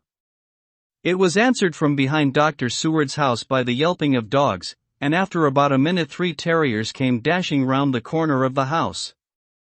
Unconsciously we had all moved towards the door, and as we moved I noticed that the dust had been much disturbed. The boxes which had been taken out had been brought this way. But even in the minute that had elapsed the number of the rats had vastly increased. They seemed to swarm over the place all at once, till the lamplight, shining on their moving dark bodies and glittering, baleful eyes, made the place look like a bank of earth set with fireflies. The dogs dashed on, but at the threshold suddenly stopped and snarled, and then, simultaneously lifting their noses, began to howl in most lugubrious fashion. The rats were multiplying in thousands, and moved out. Lord Godalming lifted one of the dogs, and carrying him in, placed him on the floor. The instant his feet touched the ground he seemed to recover his courage, and rushed at his natural enemies. They fled before him so fast that, before he had shaken the life out of a score, the other dogs, who had by now been lifted in the same manner, had but small prey ere the whole mass had vanished. With their going it seemed as if some evil presence had departed, for the dogs frisked about and barked merrily as they made sudden darts at their prostrate foes, and turned them over and tossed them in the air with vicious shakes. We all seemed to find our spirits rise. Whether it was the purifying of the deadly atmosphere by the opening of the chapel door, or the relief which we experienced by finding ourselves in the open, I know not, but most certainly the shadow of dread seemed to slip from us like a robe, and the occasion of our coming lost something of its grim significance, though we did not slacken a whit in our resolution. We closed the outer door and barred and locked it, and bringing the dogs with us, began our search of the house. We found nothing throughout except dust in extraordinary proportions, and all untouched save for my own footsteps when I had made my first visit. Never once did the dogs exhibit any symptom of uneasiness, and even when we returned to the chapel they frisked about as though they had been rabbit hunting in a summer wood. The morning was quickening in the east when we emerged from the front. Dr. Van Helsing had taken the key of the hall door from the bunch, and locked the door in orthodox fashion, putting the key into his pocket when he had done. So far, he said, our night has been eminently successful.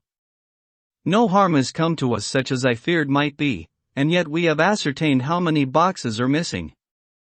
More than all do I rejoice that this, our first and perhaps our most difficult and dangerous step has been accomplished without the bringing there into our most sweet Madam Mina or troubling her waking or sleeping thoughts with sights and sounds and smells of horror which she might never forget. One lesson, too, we have learned, if it be allowable to argue a particulari asterisk, that the brute beasts which are to the Count's command are yet themselves not amenable to his spiritual power, for look, these rats that would come to his call, just as from his castle top he summoned the wolves to your going, and to that poor mother's cry, though they come to him, they run pell-mell from the so little dogs of my friend Arthur. We have other matters before us, other dangers, other fears, and that monster, he has not used his power over the brute world for the only or the last time tonight. so be it that he has gone elsewhere. Good. It has given us opportunity to cry check in some way in this chess game, which we play for the stake of human souls. And now let us go home. The dawn is close at hand, and we have reason to be content with our first night's work. It may be ordained that we have many nights and days to follow, if full of peril, but we must go on, and from no danger shall we shrink. The house was silent when we got back, save for some poor creature who was screaming away in one of the distant wards, and a low, moaning sound from Renfield's room. The poor wretch was doubtless torturing himself, after the manner of the insane, with needless thoughts of pain. I came tiptoe into our own room, and found Mina asleep, breathing so softly that I had to put my ear down to hear it. She looks paler than usual. I hope the meeting tonight has not upset her. I am truly thankful that she is to be left out of our future work, and even of our deliberations. It is too great a strain for a woman to bear. I did not think so at first, but I know better now. Therefore I am glad that it is settled. There may be things which would frighten her to hear, and yet to conceal them from her might be worse than to tell her if once she suspected that there was any concealment. Henceforth our work is to be a sealed book to her, till at least such time as we can tell her that all is finished, and the earth free from a monster of the netherworld.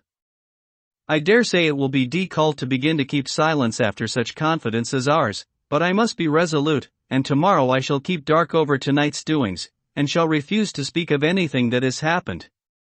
I rest on the sofa, so as not to disturb her. October 1st, later. I suppose it was natural that we should have all overslept ourselves, for the day was a busy one, and the night had no rest at all. Even Mina must have felt its exhaustion, for though I slept till the sun was high, I was awake before her, and had to call 2 or 3 times before she awoke. Indeed, she was so sound asleep that for a few seconds she did not recognize me, but looked at me with a sort of blank terror, as one looks who has been waked out of a bad dream. She complained a little of being tired, and I let her rest till later in the day. We now know of 21 boxes having been removed, and if it be that several were taken in any of these removals we may be able to trace them all. Such will, of course, immensely simplify our labor, and the sooner the matter is attended to the better. I shall look up Thomas Snelling today. Dr. Seward's Diary. October 1st. It was towards noon when I was awakened by the professor walking into my room. He was more jolly and cheerful than usual, and it is quite evident that last night's work has helped to take some of the brooding weight off his mind. After going over the adventure of the night he suddenly said, "Your patient interests me much. May it be that with you I visit him this morning? Or if that you are too occupied, I can go alone if it may be. It is a new experience to me to find a lunatic who talk philosophy, and reason so sound. I had some work to do which pressed, so I told him that if he would go alone I would be glad, as that I should not have to keep him waiting, so I called an attendant and gave him the necessary instructions.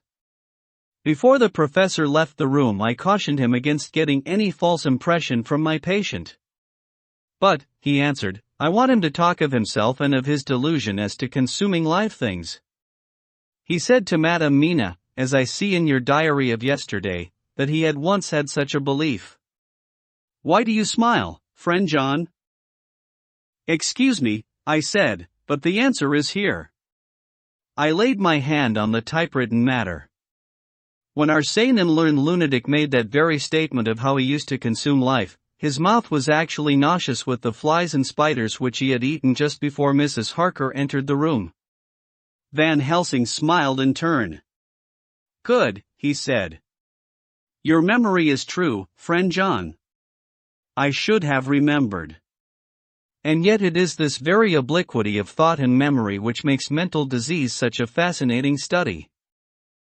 Perhaps I may gain more knowledge out of the folly of this madman than I shall from the teaching of the most wise. Who knows? I went on with my work, and before long was through that in hand. It seemed that the time had been very short indeed, but there was Van Helsing back in the study. Do I interrupt? He asked politely as he stood at the door. Not at all, I answered. Come in. My work is finished, and I am free. I can go with you now, if you like. It is needless, I have seen him. Well, I fear that he does not appraise me at much. Our interview was short. When I entered the room, he was sitting on a stool in the center, with his elbows on his knees, and his face was the picture of sullen discontent. I spoke to him as cheerfully as I could, and with such a measure of respect as I could assume. He made no reply whatever. Don't you know me? I asked. His answer was not reassuring. I know you well enough, you are the old fool Van Helsing. I wish you would take yourself and your idiotic brain theories somewhere else. Damn all thick-headed Dutchmen. Not a word more would he say, but sat in his implacable sullenness as indifferent to me as though I had not been in the room at all.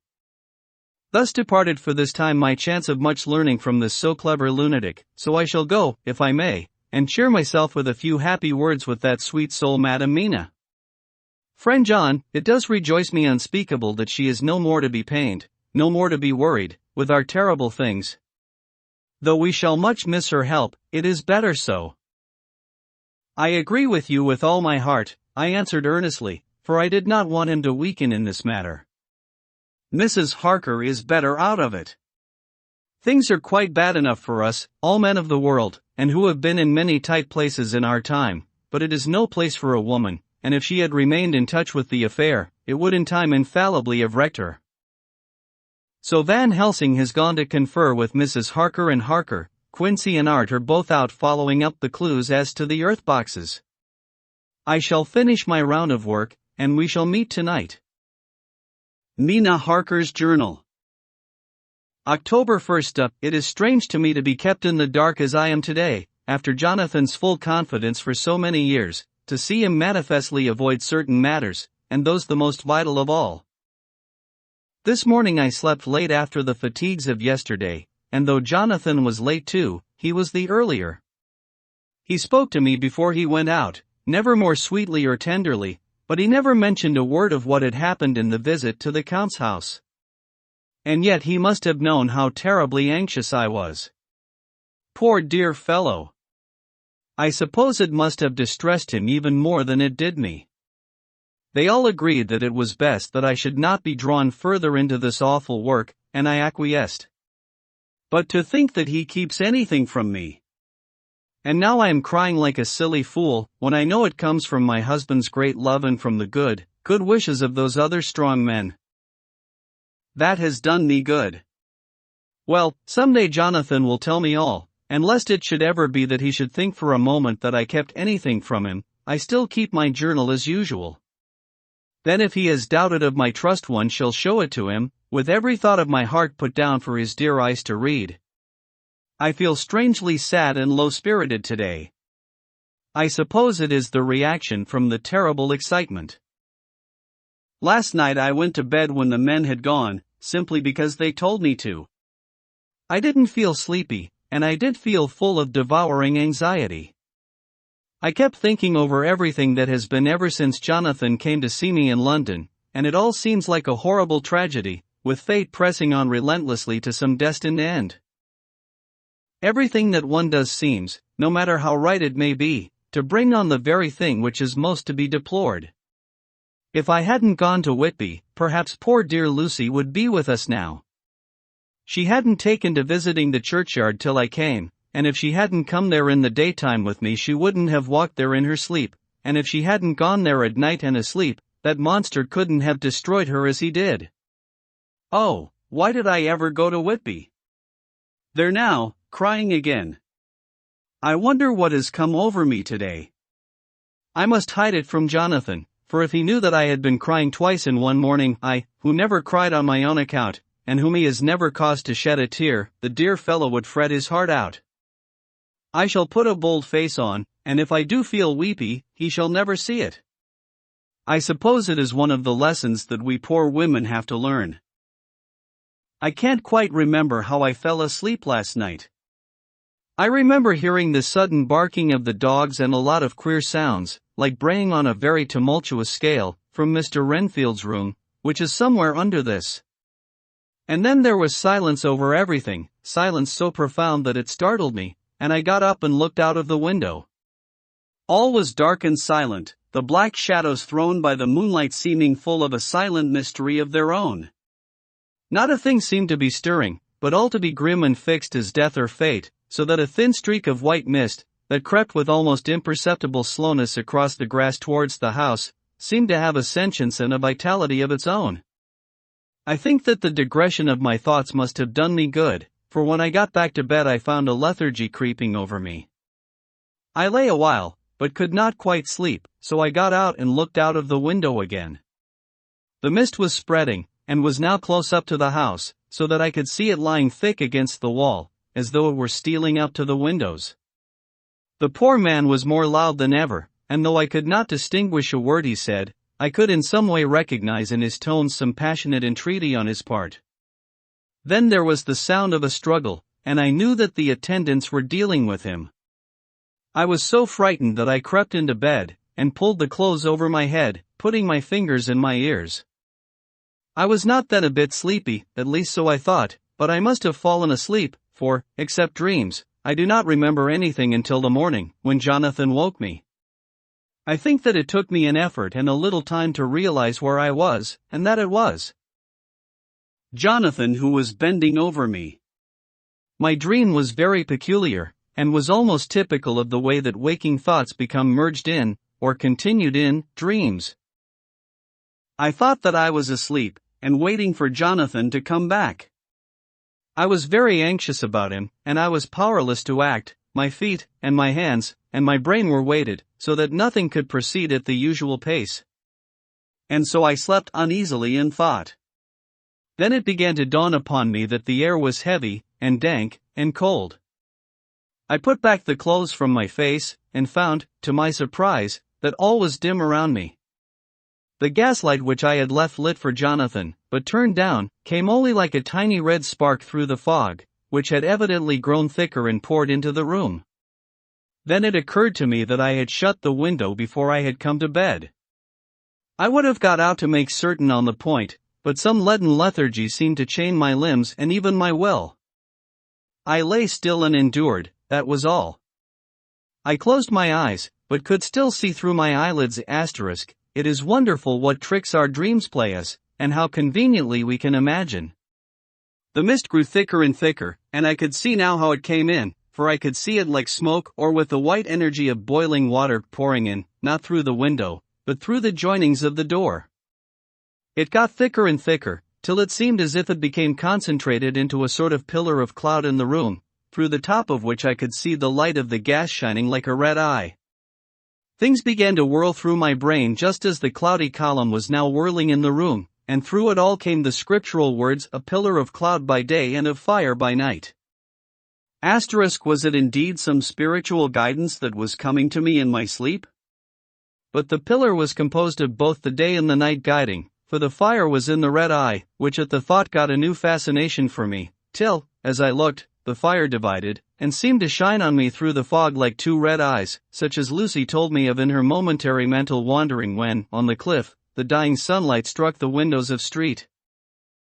Mary's Church. Suddenly the horror burst upon me that it was thus that Jonathan had seen those awful women growing into reality through the whirling mist in the moonlight, and in my dream I must have fainted, for all became black darkness. The last conscious effort which imagination made was to show me a livid white face bending over me out of the mist. I must be careful of such dreams, for they would unseat one's reason if there was too much of them. I would get Dr. Van Helsing or Dr. Seward to prescribe something for me which would make me sleep, only that I fear to alarm them. Such a dream at the present time would become woven into their fears for me. Tonight I shall strive hard to sleep naturally. If I do not, I shall tomorrow night get them to give me a dose of chloral, that cannot hurt me for once, and it will give me a good night's sleep. Last night tired me more than if I had not slept at all.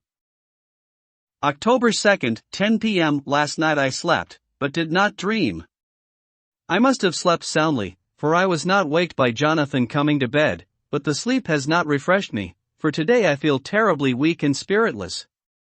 I spent all yesterday trying to read, or lying down dozing.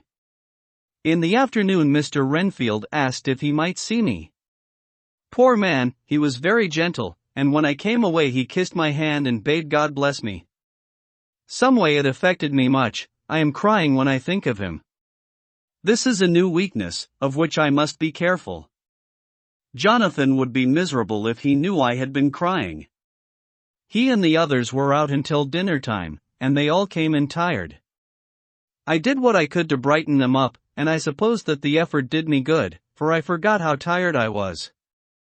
After dinner they sent me to bed, and all went off to smoke together, as they said, but I knew that they wanted to tell each other of what had occurred to each during the day. I could see from Jonathan's manner that he had something important to communicate.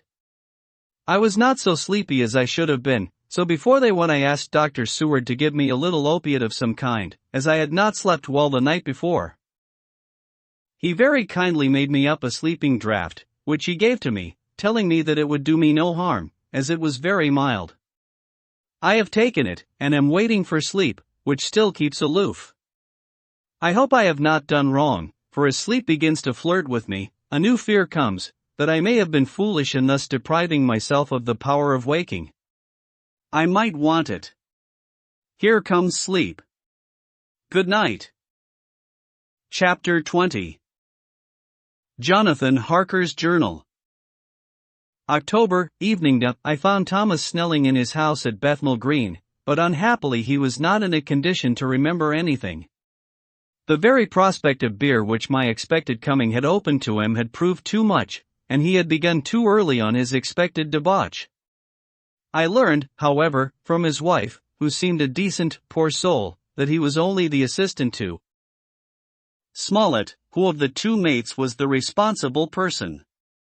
So off I drove to Walworth, and found Mr. Joseph Smollett at home and in his shirt sleeves, taking a late tea out of a saucer.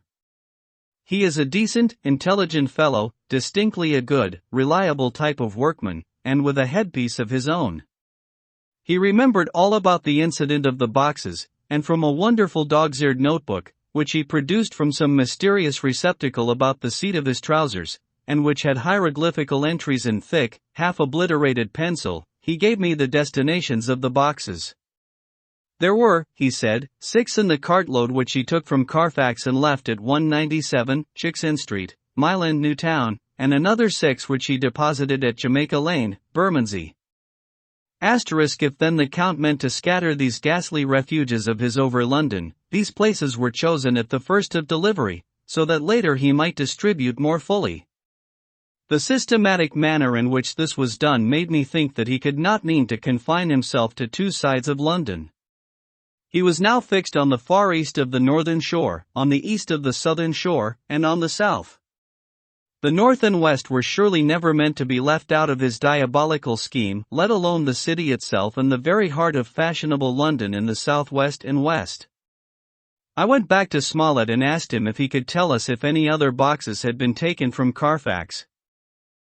He replied, "Well, Governor, you've treated me werry handsome. I had given him half a sovereign, and I'll tell you all I know.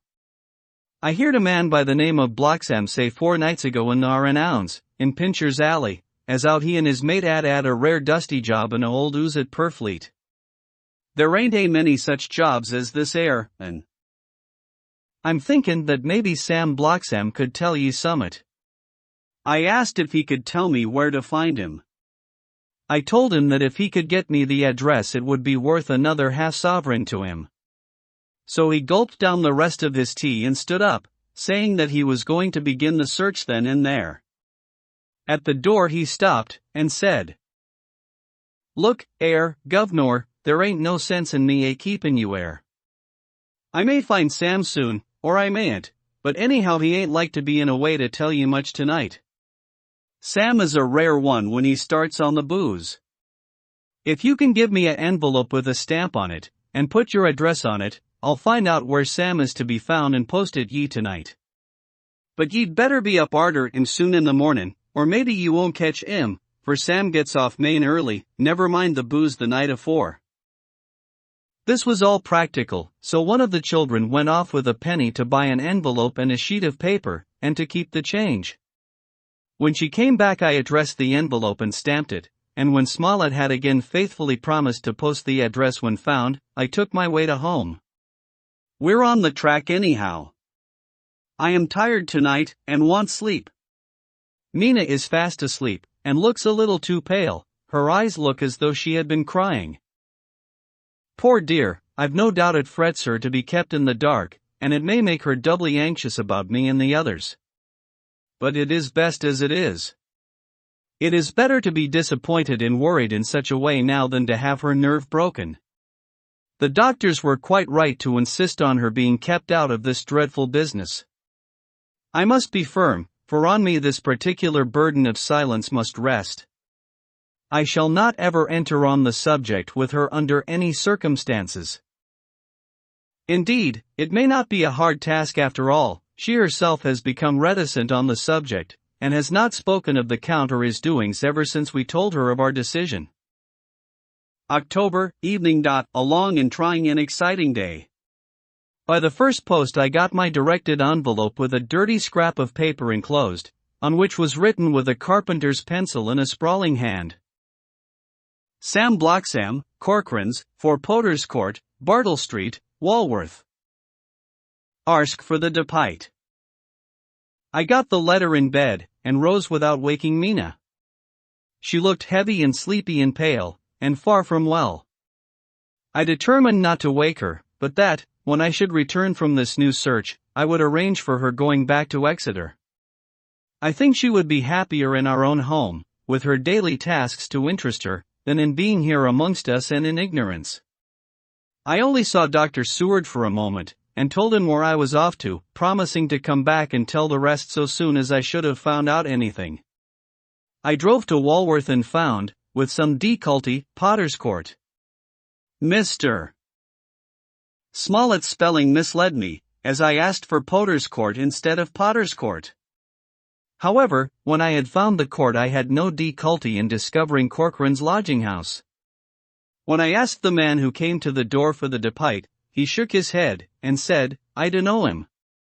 There ain't no such person I never 'eard of. 'Im in all my bloomin' days. Don't believe there ain't nobody of that kind livin' or anywheres. I took out Smollett's letter, and as I read it seemed to me that the lesson of the spelling of the name of the court might guide me. What are you? I asked. I'm the deputy, he answered. I saw at once that I was on the right track. Phonetic spelling had again misled me. A half-crown tip put the deputy's knowledge at my disposal, and I learned that Mr. Bloxham, who had slept off the remains of his beer on the previous night at Corcoran's, had left for his work at Poplar Asterisk at 5 o'clock that morning. He could not tell me where the place of work was situated, but he had a vague idea that it was some kind of a newfangled warehouse, and with this slender clue I had to start for Poplar. It was 12 o'clock before I got any satisfactory hint of such a building, and this I got at a coffee shop, where some workmen were having their dinner. One of these suggested that there was being erected at Cross Angel Street a new cold storage building, and as this suited the condition of a newfangled warehouse, I at once drove to it. An interview with a surly gatekeeper and a surlier foreman, both of whom were appeased with coin of the realm, put me on the track of Bloxham. He was sent for on my suggesting that I was willing to pay his day's wages to his foreman for the privilege of asking him a few questions on a private matter. He was a smart enough fellow, though rough of speech and bearing. When I had promised to pay for his information and given him an earnest, he told me that he had made 2 journeys between Carfax and a house in Piccadilly, and had taken from this house to the latter 9 great boxes, main heavy ones, with a horse and cart hired by him for this purpose. I asked him if he could tell me the number of the house in Piccadilly, to which he replied, Well, governor, I forgets the number, but it was only a few doors from a big white church or something of the kind, not long built. It was a dusty old ooze, too, though nothin' to the dustiness of the ooze we took the bloomin' boxes from. How did you get into the house if they were both empty? There was the old party what engaged me a waitin' in the ooze at Purfleet. He helped me to lift the boxes and put them in the dray. Curse me, but he was the strongest chap I ever struck, and him a old feller, with a white mustache, one that thin you would think he couldn't throw a shatter. How this phrase thrilled through me. Why, he took up his end o' the boxes like they was pounds of tea, and me a puin' and a blowin' afore I could upend mine anyhow, and I'm no chicken, neither. How did you get into the house in Piccadilly? I asked. He was there too. He must have started off and got there afore me, for when I rung of the bell he came and opened the door hisself and helped me to carry the boxes into the 'all. The whole 9? I asked. Yes, there was 5 in the first load and 4 in the second. It was main dry work, and I don't so well remember how I got home. I interrupted him. Were the boxes left in the hall? Yes, it was a big 'all, and there was nothing else in it. I made one more attempt to further matters. You didn't have any key? Never used no key nor nothink. The old gent, he opened the door hisself and shut it again when I druv off. I don't remember the last time, but that was the beer. And you can't remember the number of the house? No, sir. But ye needn't have no difficulty about that. It's a iron with a stone front with a bow in it, and I steps up to the door. I know them steps, even 'ad to carry the boxes up with 3 loafers what come round to earn a copper. The old gent give them shillin's, and they seein' they got so much, they wanted more, but he took one of them by the shoulder and was like to throw him down the steps, till the lot of them went away cussin' it. I thought that with this description I could find the house, so having paid my friend for his information, I started off for Piccadilly. I had gained a new painful experience. The Count could, it was evident, handle the earth boxes himself. If so, time was precious, for, now he had achieved a certain amount of distribution, he could, by choosing his own time, complete the task unobserved. At Piccadilly Circus I discharged my cab, and walked westward. Beyond the Junior Constitutional Asterisk I came across the house described, and was satisfied that this was the next of the lairs arranged by Dracula. The house looked as though it had been long untenanted. The windows were encrusted with dust, and the shutters were up. All the framework was black with time, and from the iron the paint had mostly scaled away. It was evident that up to lately there had been a large notice board in front of the balcony. It had, however, been roughly torn away, the uprights which had supported it still remaining. Behind the rails of the balcony I saw there were some loose boards, whose raw edges looked white. I would have given a good deal to have been able to see the notice board intact, as it would, perhaps, have given some clue to the ownership of the house. I remembered my experience of the investigation and purchase of Carfax, and I could not but feel that if I could find the former owner there might be some means of gaining access to the house. There was at present nothing to be learned from the Piccadilly side, and nothing could be done, so I went round to the back to see if anything could be gathered from this quarter. The mews were active, the Piccadilly houses being mostly in occupation. I asked 1 or 2 of the grooms and helpers whom I saw around if they could tell me anything about the empty house. One of them said he had heard it had lately been taken, but he couldn't say from whom. He told me, however, that up to very lately there had been a notice board of for sale up, and that perhaps Mitchell, Sons and Candy, the house agents, could tell me something, as he thought he remembered seeing the name of that firm on the board. I did not wish to seem too eager, or to let my informant know or guess too much, so, thanking him in the usual manner, I strolled away. It was now growing dusk, and the autumn night was closing in, so I did not lose any time. Having learned the address of Mitchell, Sons and Candy from a directory at the Berkeley, I was soon at their OCE Inn. Sackville Street, asterisk. The gentleman who saw me was particularly suave in manner, but uncommunicative in equal proportion. Having once told me that the Piccadilly house, which throughout our interview he called a mansion, was sold, he considered my business as concluded. When I asked who had purchased it, he opened his eyes a thought wider, and paused a few seconds before replying. "It is sold, sir." "Pardon me," I said, with equal politeness, but I have a special reason for wishing to know who purchased it." Again he paused longer, and raised his eyebrows still more. "It is sold, sir," was again his laconic reply. "Surely," I said, "you do not mind letting me know so much?" "But I do mind," he answered. "The affairs of their clients are absolutely safe in the hands of Mitchell, Sons and Candy." This was manifestly a prig of the first water, and there was no use arguing with him. I thought I had best meet him on his own ground, so I said, "Your clients, sir, are happy in having so resolute a guardian of their confidence. I am myself a professional man." Here I handed him my card. In this instance I am not prompted by curiosity, I act on the part of Lord Godalming, who wishes to know something of the property which was, he understood, lately for sale. These words put a different complexion on affairs. He said, "I would like to oblige you if I could, Mr. Harker, and especially would I like to oblige his lordship. We once carried out a small matter of renting some chambers for him when he was the Honorable Arthur Holmwood. If you will let me have his lordship's address I will consult the house on the subject, and will, in any case, communicate with his lordship by tonight's post.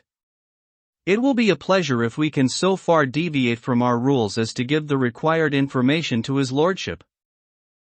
I wanted to secure a friend, and not to make an enemy, so I thanked him, gave the address at Dr. Seward's, and came away. It was now dark, and I was tired and hungry. I got a cup of tea at the Aerated Bread Company and came down to Purfleet by the next train. I found all the others at home. Mina was looking tired and pale, but she made a gallant effort to be bright and cheerful. It wrung my heart to think that I had had to keep anything from her and so caused her disquietude. Thank God, this will be the last night of her looking on at our conferences, and feeling the sting of our not showing our confidence. It took all my courage to hold to the wise resolution of keeping her out of our grim task. She seems somehow more reconciled, or else the very subject seems to have become repugnant to her, for when any accidental allusion is made she actually shudders. I am glad we made our resolution in time, as with such a feeling as this our growing knowledge would be torture to her. I could not tell the others of the day's discovery till we were alone, so after dinner, followed by a little music to save appearances even amongst ourselves, I took Mina to her room and left her to go to bed. The dear girl was more affectionate with me than ever, and clung to me as though she would detain me, but there was much to be talked of and I came away. Thank God, the ceasing of telling things has made no difference between us. When I came down again I found the others all gathered round the fire in the study. In the train I had written my diary so far, and simply read it off to them as the best means of letting them get abreast of my own information. When I had finished, Van Helsing said, "This has been a great day's work, friend Jonathan. Doubtless we are on the track of the missing boxes. If we find them all in that house, then our work is near the end. But if there be some missing, we must search until we find them. Then shall we make our final coup, and hunt the wretch to his real death." We all sat silent a while, and all at once Mr. Morris spoke. "Say, how are we going to get into that house?" "We got into the other," answered Lord Godalming quickly. "But, Art, this is different. We broke house at Carfax, but we had night and a walled park to protect us. It will be a mighty different thing to commit burglary in Piccadilly, either by day or night. I confess I don't see how we are going to get in unless that agency duck can find us a key of some sort. Perhaps we shall know when you get his letter in the morning." Lord Godalming's brows contracted, and he stood up and walked about the room. By and by he stopped and said, turning from one to another of us, "Quincy's head is level. This burglary business is getting serious. We got off once all right, but we have now a rare job on hand unless we can find the Count's key basket. As nothing could well be done before morning, and as it would be at least advisable to wait till Lord Godalming should hear from Mitchell's, we decided not to take any active step before breakfast time. For a good while we sat and smoked, discussing the matter in its various bearings, I took the opportunity of bringing this diary right up to the moment. I am very sleepy and shall go to bed. Just a line. Mina sleeps soundly and her breathing is regular. Her forehead is puckered up into little wrinkles, as though she thinks even in her sleep. She is still too pale, but does not look so haggard as she did this morning. Tomorrow will, I hope, mend all this. She will be herself at home in Exeter. Oh, but I am sleepy. Dr. Seward's Diary. October 1st. I am puzzled afresh about Renfield. His moods change so rapidly that I find it difficult to keep touch with them, and as they always mean something more than his own well-being, they form a more than interesting study. This morning, when I went to see him after his repulsive Van Helsing, his manner was that of a man commanding destiny. He was, in fact, commanding destiny subjectively. He did not really care for any of the things of mere earth. He was in the clouds and looked down on all the weaknesses and wants of us poor mortals. I thought I would improve the occasion and learn something, so I asked him, "What about the flies these times?" He smiled on me in quite a superior sort of way, such a smile as would have become the face of Malvolio *, as he answered me. "The fly, my dear sir, has one striking feature: its wings are typical of the aerial powers of the psychic faculties. The ancients did well when they typified the soul as a butterfly." I thought I would push his analogy to its utmost logically, so I said quickly, "Oh, it is a soul you are after now, is it?" His madness foiled his reason, and a puzzled look spread over his face as, shaking his head with a decision which I had but seldom seen in him, he said, "Oh no, oh no. I want no souls. Life is all I want." Here he brightened up. "I am pretty indifferent about it at present. Life is all right, I have all I want. You must get a new patient, doctor, if you wish to study zoophagy." This puzzled me a little, so I drew him on. "Then you command life, you are a god, I suppose?" He smiled with an ineffably benign superiority. "Oh no. Far be it from me to arrogate to myself the attributes of the deity. I am not even concerned in his especially spiritual doings. If I may state my intellectual position, I am, so far as concerns things purely terrestrial, somewhat in the position which Enoch occupied spiritually." This was a poser to me. I could not at the moment recall Enoch's appositeness, so I had to ask a simple question, though I felt that by doing so I was lowering myself in the eyes of the lunatic. "And why Enoch?" "Because he walked with God." I could not see the analogy, but did not like to admit it, so I harked back to what he had denied. "So you don't care about life and you don't want souls. Why not?" I put my question quickly and somewhat sternly, on purpose to disconcert him. The effort succeeded. For an instant he unconsciously relapsed into his old servile manner, bent low before me, and actually fawned upon me as he replied, "I don't want any souls, indeed, indeed. I don't. I couldn't use them if I had them. They would be no manner of use to me. I couldn't eat them or—" He suddenly stopped and the old cunning look spread over his face, like a windsweep on the surface of the water. "And, doctor, as to life, what is it after all? When you've got all you require, and you know that you will never want, that is all. I have friends, good friends, like you, Dr. Seward," he said with a leer of inexpressible cunning. "I know that I shall never lack the means of life." I think that through the cloudiness of his insanity he saw some antagonism in me, for he at once fell back on the last refuge of such as he, a dogged silence. After a short time I saw that for the present it was useless to speak to him. He was sulky, and so I came away. Later in the day he sent for me. Ordinarily I would not have come without special reason, but just at present I am so interested in him that I would gladly make an effort. Besides, I am glad to have anything to help to pass the time. Harker is out, following up clues, and so are Lord Godalming and Quincy. Van Helsing sits in my study poring over the record prepared by the Harkas. He seems to think that by accurate knowledge of all details he will light upon some clue.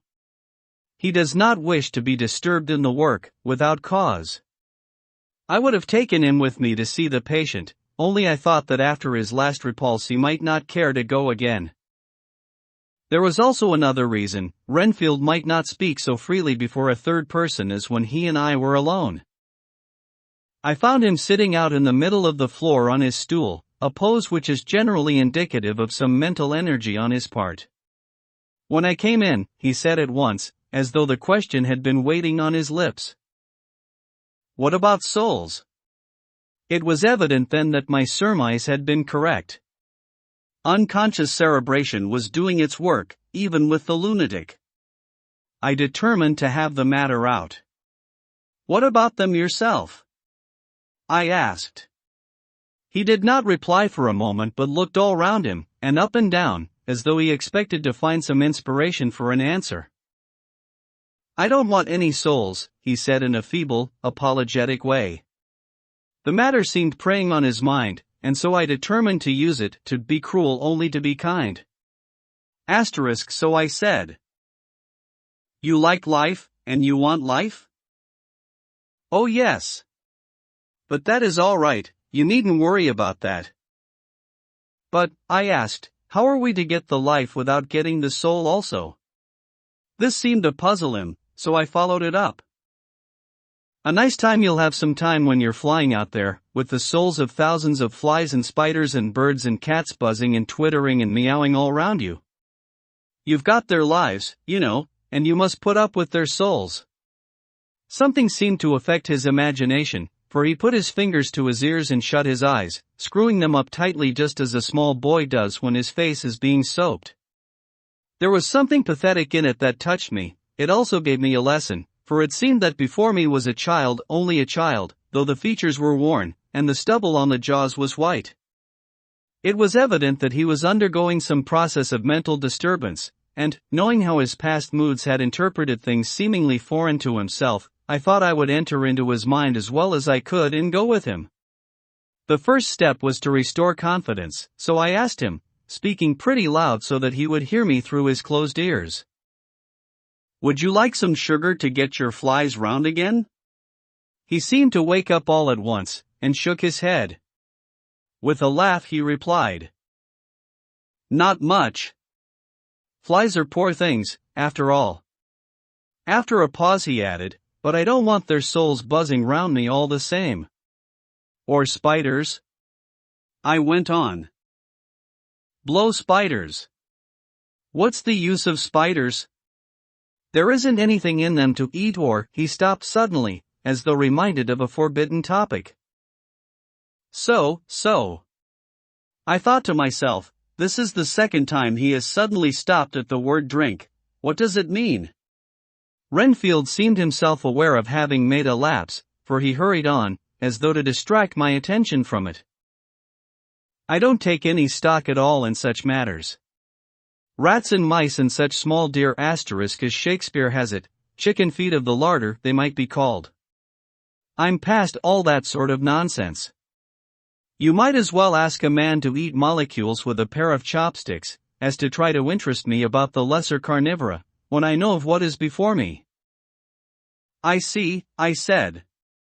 "You want big things that you can make your teeth meet in? How would you like to breakfast on elephant?" "What ridiculous nonsense you are talking." He was getting too wide awake, so I thought I would press him hard. "I wonder," I said reflectively, "what an elephant's soul is like." The effect I desired was obtained, for he at once fell from his high horse and became a child again. "I don't want an elephant's soul, or any soul at all," he said. For a few moments he sat despondently. Suddenly he jumped to his feet, with his eyes blazing and all the signs of intense cerebral excitement. "To hell with you and your souls," he shouted. "Why do you plague me about souls? Haven't I got enough to worry, and pain, and distract me already, without thinking of souls?" He looked so hostile that I thought he was in for another homicidal fit, so I blew my whistle. The instant, however, that I did so he became calm, and said apologetically, "Forgive me, doctor, I forgot myself. You do not need any help. I am so worried in my mind that I am apt to be irritable. If you only knew the problem I have to face, and that I am working out, you would pity, and tolerate, and pardon me. Pray do not put me in a strait waistcoat. I want to think, and I cannot think freely when my body is confined. I am sure you will understand." He had evidently self-control, so when the attendants came I told them not to mind, and they withdrew. Renfield watched them go. When the door was closed he said, with considerable dignity and sweetness, "Dr. Seward, you have been very considerate towards me. Believe me that I am very, very grateful to you. I thought it well to leave him in this mood, and so I came away. There is certainly something to ponder over in this man's state." Several points seem to make what the American interviewer calls a story, if one could only get them in proper order. Here they are. Will not mention drinking. Fears the thought of being burdened with the soul of anything. Has no dread of wanting life in the future. Despises the meaner forms of life altogether, though he dreads being haunted by their souls. Logically all these things point one way. He has assurance of some kind that he will acquire some higher life. He dreads the consequence, the burden of a soul. Then it is a human life he looks to. And the assurance? Merciful God!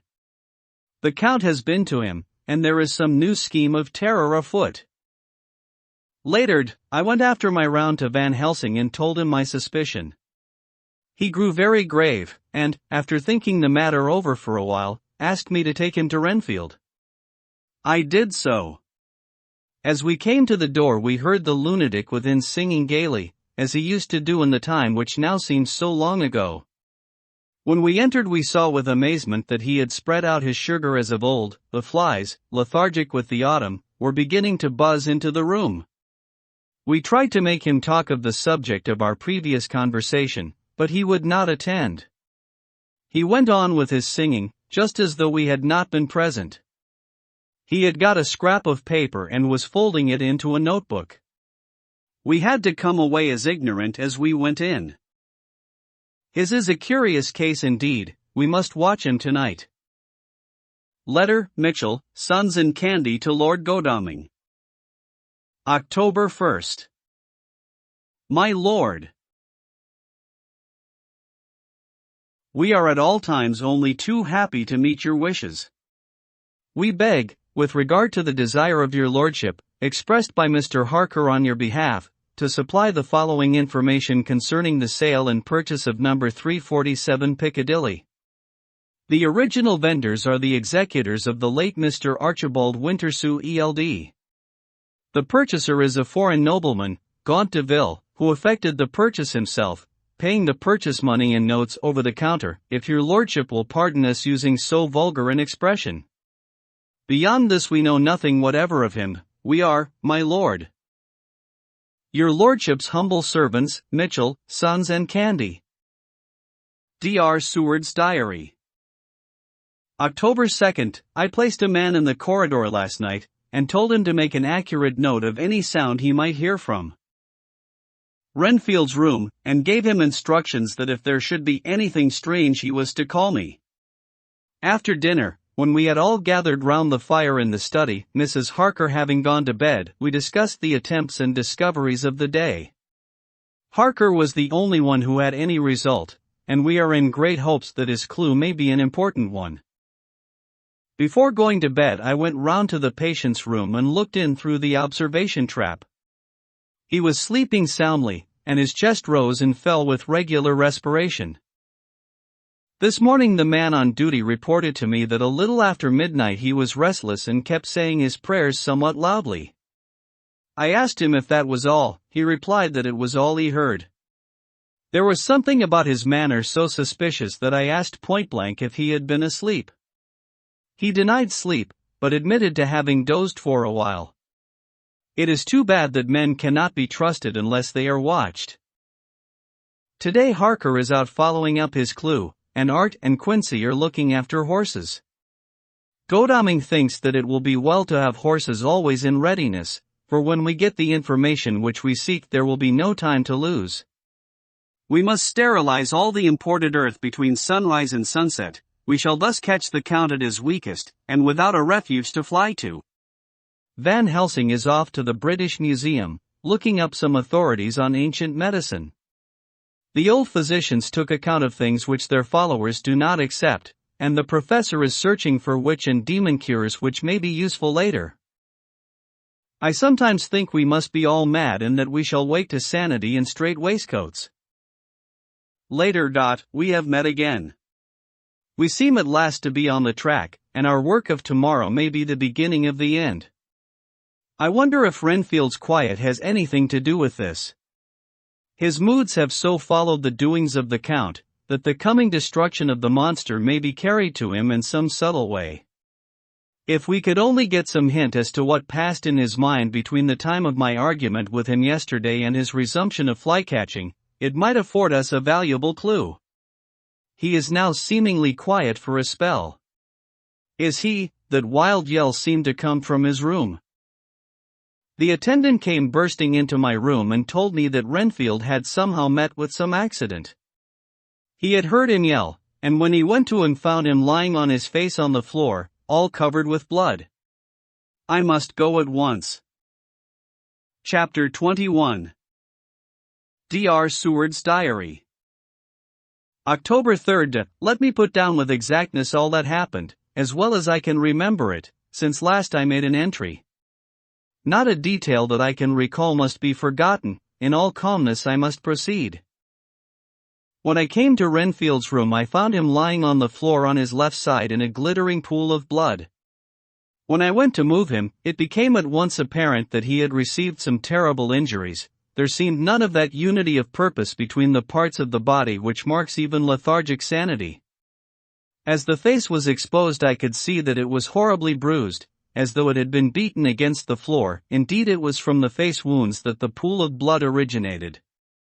The attendant who was kneeling beside the body said to me as we turned him over, "I think, sir, his back is broken. See, both his right arm and leg and the whole side of his face are paralyzed." How such a thing could have happened puzzled the attendant beyond measure. He seemed quite bewildered, and his brows were gathered in as he said, "I can't understand the two things. He could mark his face like that by beating his own head on the ground. I saw a young woman do it once at the Eversfield Asylum before anyone could lay hands on her. And I suppose he might have broke his back by falling out of bed, if he got in an awkward kink. But for the life of me I can't imagine how the two things occurred. If his back was broke, he couldn't beat his head, and if his face was like that before the fall out of bed, there would be marks of it." I said to him, "Go to Dr. Van Helsing, and ask him to kindly come here at once. I want him without an instant's delay." The man ran off, and within a very few minutes the professor, in his dressing gown and slippers, appeared. When he saw Renfield on the ground, he looked keenly at him a moment and then turned to me. I think he recognized my thought in my eyes, for he said very quietly, manifestly for the ears of the attendant, "Ah, a sad accident. He will need very careful watching, and much attention. I shall stay with you myself, but I shall first dress myself. If you will remain I shall in a few minutes join you." The patient was now breathing stertorously, and it was easy to see that he had suffered some terrible injury. Van Helsing returned with extraordinary celerity, bearing with him a surgical case. He had evidently been thinking and had his mind made up, for, almost before he looked at the patient, he whispered to me, "Send the attendant away. We must be alone with him when he becomes conscious, after the operation." So I said, "I think that will do now, Simmons. We have done all that we can at present. You had better go your round, and Dr. Van Helsing will operate. Let me know instantly if there be anything unusual anywhere." The man withdrew, and we went into a strict examination of the patient. The wounds of the face were superficial. The real injury was a depressed fracture of the skull, extending right up through the motor area. The professor thought a moment and said, "We must reduce the pressure and get back to normal conditions, as far as can be. The rapidity of the suffusion shows the terrible nature of his injury. The whole motor area seems affected.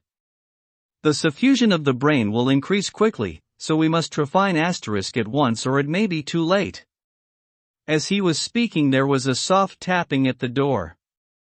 I went over and opened it and found in the corridor without, Arthur and Quincy in pajamas and slippers. The former spoke. "I heard your man call up Dr. Van Helsing and tell him of an accident. So I woke Quincy, or rather called for him as he was not asleep. Things are moving too quickly and too strangely for sound sleep for any of us these times. I've been thinking that tomorrow night we'll not see things as they have been. We'll have to look back and forward a little more than we have done. May we come in?" I nodded, and held the door open till they had entered, then I closed it again. When Quincy saw the attitude and state of the patient, and noted the horrible pool on the floor, he said softly, "My God! What has happened to him? Poor devil." I told him briefly, and added that we expected he would recover consciousness after the operation, for a short time at all events. He went at once and sat down on the edge of the bed, with Godalming beside him. We all watched in patience. "We shall wait," said Van Helsing, "just long enough to fix the best spot for trephining, so that we may most quickly and perfectly remove the blood clot, for it is evident that the hemorrhage is increasing." The minutes during which we waited passed with fearful slowness.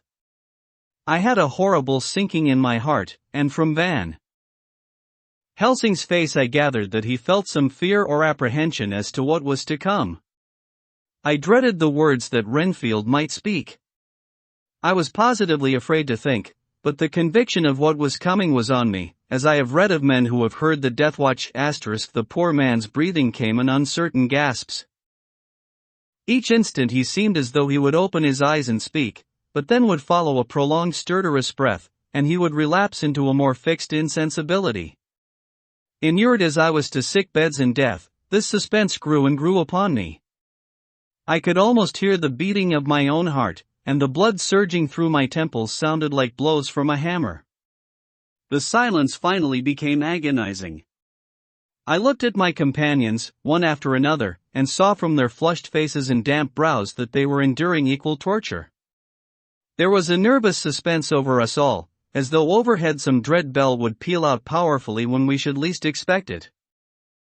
At last there came a time when it was evident that the patient was sinking fast. He might die at any moment. I looked up at the professor and caught his eyes fixed on mine. His face was sternly set as he spoke. "There is no time to lose. His words may be worth many lives. I have been thinking so, as I stood here. It may be there is a soul at stake. We shall operate just above the ear."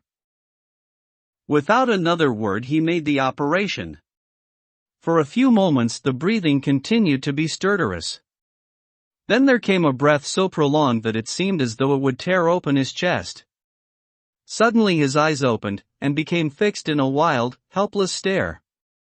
This was continued for a few moments, then it softened into a glad surprise, and from the lips came a sigh of relief. He moved convulsively, and as he did so, said, "I'll be quiet, doctor. Tell them to take off the strait waistcoat. I have had a terrible dream, and it has left me so weak that I cannot move. What's wrong with my face? It feels all swollen, and it smarts dreadfully." He tried to turn his head, but even with the effort his eyes seemed to grow glassy again, so I gently put it back. Then Van Helsing said in a quiet, grave tone, "Tell us your dream, Mr. Renfield." As he heard the voice, his face brightened through its mutilation, and he said, "That is Dr. Van Helsing. How good it is of you to be here. Give me some water, my lips are dry, and I shall try to tell you. I dreamed." He stopped and seemed fainting. I called quietly to Quincy, "The brandy, it is in my study, quick." He flew and returned with a glass, the decanter of brandy and a carafe of water. We moistened the parched lips, and the patient quickly revived. It seemed, however, that his poor injured brain had been working in the interval, for, when he was quite conscious, he looked at me piercingly with an agonized confusion which I shall never forget, and said, "I must not deceive myself, it was no dream, but all a grim reality." Then his eyes roved round the room. As they caught sight of the two figures sitting patiently on the edge of the bed, he went on, "If I were not sure already, I should know from them." For an instant his eyes closed, not with pain or sleep but voluntarily, as though he were bringing all his faculties to bear. When he opened them he said, hurriedly, and with more energy than he had yet displayed, "Quick, doctor, quick. I am dying. I feel that I have but a few minutes, and that I must go back to death or worse. Wet my lips with brandy again. I have something that I must say before I die, or before my poor crushed brain dies anyhow. Thank you. It was that night after you left me, when I implored you to let me go away. I couldn't speak then, for I felt my tongue was tied, but I was as sane then, except in that way, as I am now. I was in an agony of despair for a long time after you left me, it seemed hours. Then there came a sudden peace to me. My brain seemed to become cool again, and I realized where I was. I heard the dogs bark behind our house, but not where he was." As he spoke, Van Helsing's eyes never blinked, but his hand came out and met mine and gripped it hard. He did not, however, betray himself. He nodded slightly, and said, "Go on," in a low voice. Renfield proceeded. "He came up to the window in the mist, as I had seen him often before, but he was solid then, not a ghost, and his eyes were fierce like a man's when angry. He was laughing with his red mouth, the sharp white teeth glinted in the moonlight when he turned to look back over the belt of trees, to where the dogs were barking.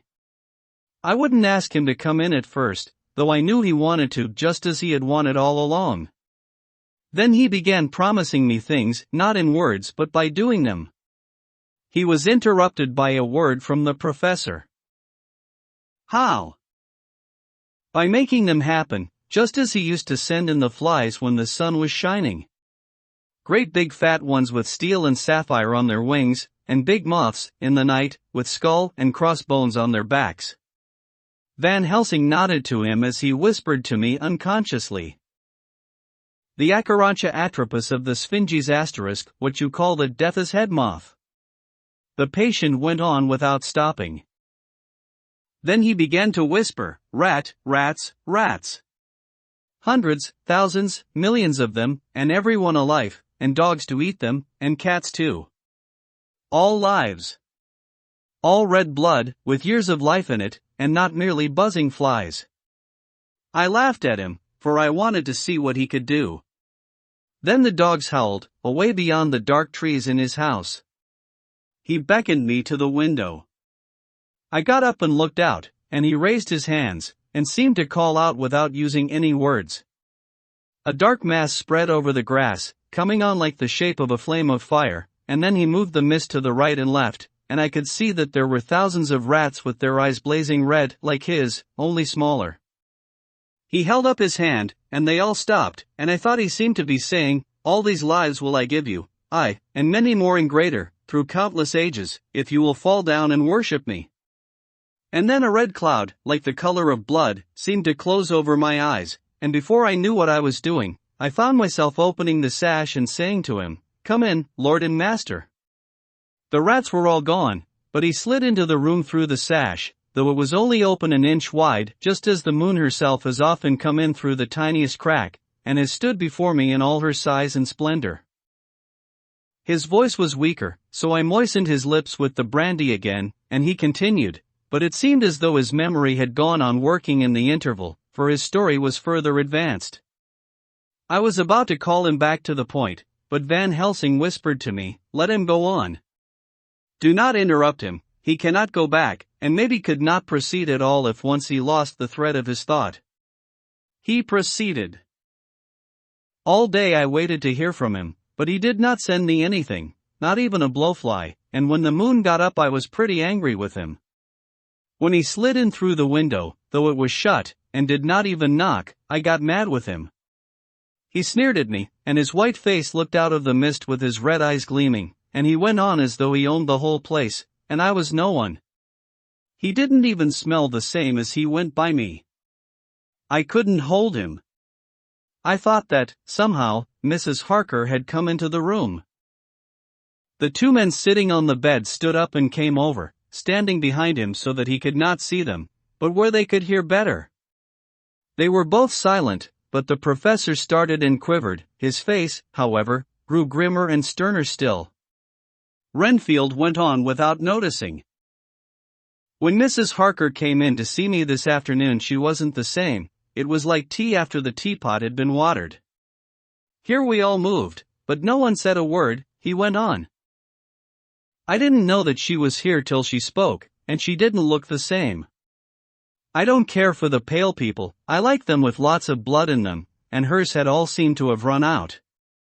I didn't think of it at the time, but when she went away I began to think, and it made me mad to know that he had been taking the life out of her. I could feel that the rest quivered, as I did, but we remained otherwise still. So when he came tonight I was ready for him. I saw the mist stealing in, and I grabbed it tight. I had heard that madmen have unnatural strength, and as I knew I was a madman, at times anyhow, I resolved to use my power. And he felt it too, for he had to come out of the mist to struggle with me. I held tight, and I thought I was going to win, for I didn't mean him to take any more of her life, till I saw his eyes. They burned into me, and my strength became like water. He slipped through it, and when I tried to cling to him, he raised me up and flung me down. There was a red cloud before me, and a noise like thunder, and the mist seemed to steal away under the door. His voice was becoming fainter and his breath more stertorous. Van Helsing stood up instinctively. "We know the worst now," he said. "He is here, and we know his purpose. It may not be too late. Let us be armed the same as we were the other night, but lose no time, there is not an instant to spare." There was no need to put our fear, nay our conviction, into words, we shared them in common. We all hurried and took from our rooms the same things that we had when we entered the Count's house. The professor had his ready, and as we met in the corridor he pointed to them significantly as he said, "They never leave me, and they shall not till this unhappy business is over. Be wise also, my friends. It is no common enemy that we deal with. Alas! Alas that the dear Madam Mina should suffer." He stopped, his voice was breaking, and I do not know if rage or terror predominated in my own heart. Outside the Harker's door we paused. Art and Quincy held back, and the latter said, "Should we disturb her?" "We must," said Van Helsing grimly. "If the door be locked, I shall break it in." "May it not frighten her terribly? It is unusual to break into a lady's room," Van Helsing said solemnly. "You are always right, but this is life and death. All chambers are alike to the doctor, and even were they not, they are all as one to me tonight. Friend John, when I turn the handle, if the door does not open, do you put your shoulder down and shove, and you too, my friends? Now." He turned the handle as he spoke, but the door did not yield. We threw ourselves against it, with a crash it burst open, and we almost fell headlong into the room. The professor did actually fall, and I saw across him as he gathered himself up from hands and knees. What I saw appalled me. I felt my hair rise like bristles on the back of my neck, and my heart seemed to stand still. The moonlight was so bright that through the thick yellow blind the room was light enough to see. On the bed beside the window lay Jonathan Harker, his face flushed, and breathing heavily as though in a stupor. Kneeling on the near edge of the bed facing outwards was the white-clad figure of his wife. By her side stood a tall, thin man, clad in black. His face was turned from us, but the instant we saw it we all recognized the Count in every way, even to the scar on his forehead. With his left hand he held both Mrs. Harker's hands, keeping them away with her arms at full tension. His right hand gripped her by the back of the neck, forcing her face down on his bosom. Her white nightdress was smeared with blood, and a thin stream trickled down the man's bare breast, which was shown by his torn open dress. The attitude of the two had a terrible resemblance to a child forcing a kitten's nose into a saucer of milk to compel it to drink. As we burst into the room, the Count turned his face, and the hellish look that I had heard described seemed to leap into it. His eyes flamed red with devilish passion, the great nostrils of the white aquiline nose opened wide and quivered at the edges, and the white sharp teeth, behind the full lips of the blood-dripping mouth, champed together like those of a wild beast. With a wrench, which threw his victim back upon the bed as though hurled from a height, he turned and sprang at us. But by this time the professor had gained his feet, and was holding towards him the envelope which contained the sacred wafer. The Count suddenly stopped, just as poor Lucy had done outside the tomb, and cowered back. Further and further back he cowered, as we, lifting our crucifixes, advanced. The moonlight suddenly failed, as a great black cloud sailed across the sky, and when the gaslight sprang up under Quincy's match, we saw nothing but a faint vapor. This, as we looked, trailed under the door, which with the recoil from its bursting open had swung back to its old position. Van Helsing, Art, and I moved forward to Mrs. Harker, who by this time had drawn her breath and with it had given a scream so wild, so ear-piercing, so despairing that it seems to me now that it will ring in my ears till my dying day. For a few seconds she lay in her helpless attitude and disarray. Her face was ghastly, with a pallor which was accentuated by the blood which smeared her lips and cheeks and chin. From her throat trickled a thin stream of blood. Her eyes were mad with terror. Then she put before her face her poor crushed hands, which bore on their whiteness the red mark of the Count's terrible grip, and from behind them came a low desolate wail which made the terrible scream seem only the quick expression of an endless grief. Van Helsing stepped forward and drew the coverlet gently over her body, whilst Art, after looking at her face for an instant despairingly, ran out of the room. Van Helsing whispered to me, "Jonathan is in a stupor such as we know the vampire can produce. We can do nothing with poor Madame Mina for a few moments till she recovers herself. I must wake him." He dipped the end of a towel in cold water and with it began to flick him on the face, his wife all the while holding her face between her hands and sobbing in a way that was heartbreaking to hear. I raised the blind, and looked out of the window. There was much moonshine, and as I looked I could see Quincy Morris run across the lawn and hide himself in the shadow of a great yew tree. It puzzled me to think why he was doing this, but at the instant I heard Harker's quick exclamation as he woke to partial consciousness, and turned to the bed. On his face, as there might well be, was a look of wild amazement. He seemed dazed for a few seconds, and then full consciousness seemed to burst upon him all at once, and he started up. His wife was aroused by the quick movement, and turned to him with her arms stretched out, as though to embrace him. Instantly, however, she drew them in again, and putting her elbows together, held her hands before her face, and shuddered till the bed beneath her shook. "In God's name, what does this mean?" Harker cried out. "Dr. Seward, Dr. Van Helsing, what is it? What has happened? What is wrong? Mina, dear, what is it? What does that blood mean?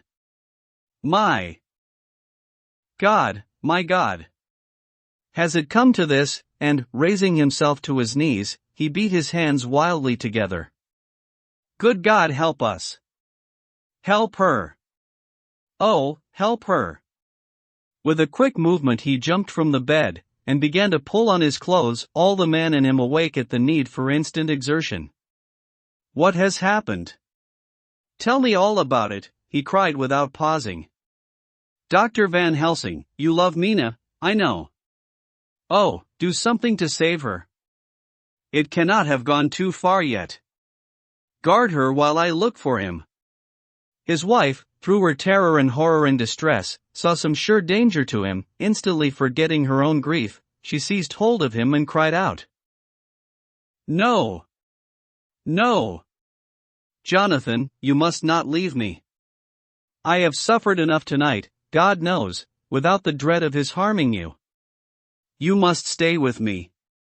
Stay with these friends who will watch over you. Her expression became frantic as she spoke, and as he yielded to her, she pulled him down sitting on the bedside, and clung to him fiercely. Van Helsing and I tried to calm them both.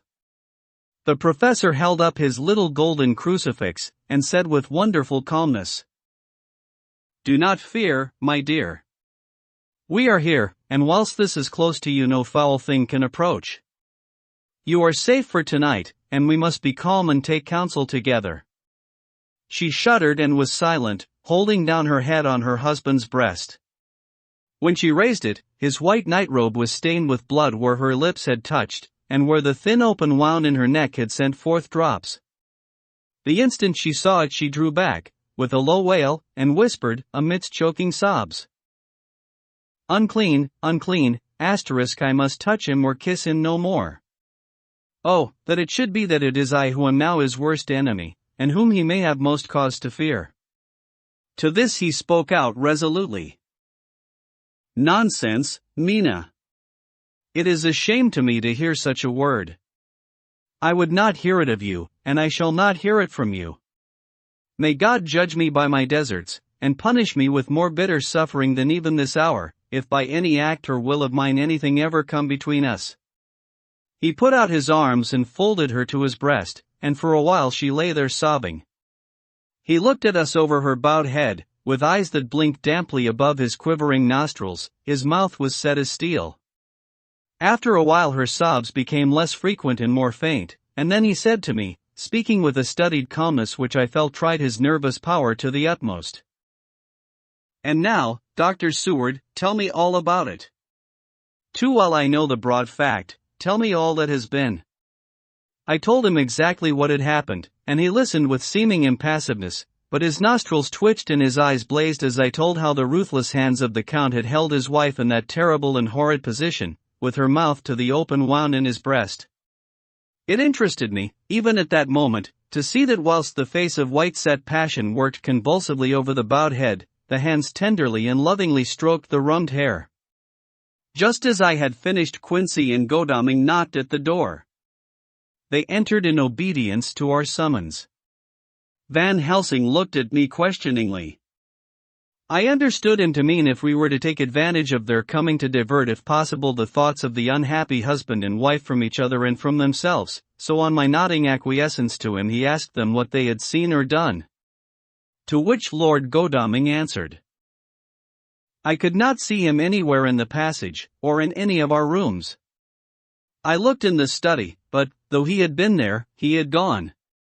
He had, however, he stopped suddenly, looking at the poor drooping figure on the bed.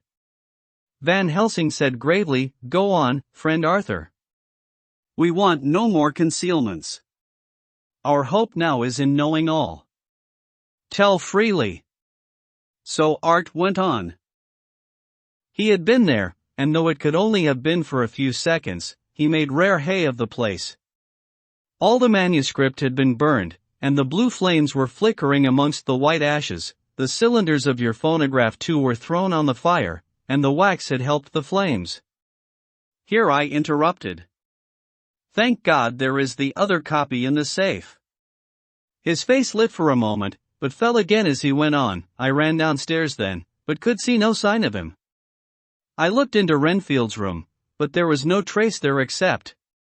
Again he paused. Go on, said Harker hoarsely, so he bowed his head, and moistening his lips with his tongue, added, except that the poor fellow is dead.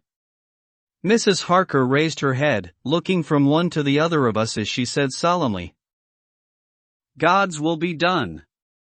I could not but feel that Art was keeping back something, but, as I took it that it was with a purpose, I said nothing. Van Helsing turned to Morris and asked, "And you, friend Quincy, have you any to tell?" "A little," he answered. "It may be much eventually, but at present I can't say. I thought it well to know if possible where the Count would go when he left the house.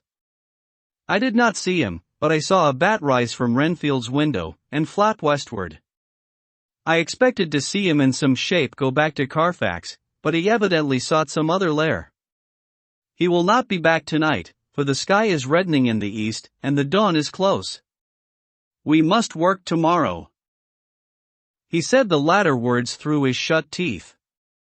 For a space of perhaps a couple of minutes there was silence, and I could fancy that I could hear the sound of our hearts beating. Then Van Helsing said, placing his hand very tenderly on Mrs. Harker's head, "And now, Madam Mina, poor, dear Madam Mina, tell us exactly what happened.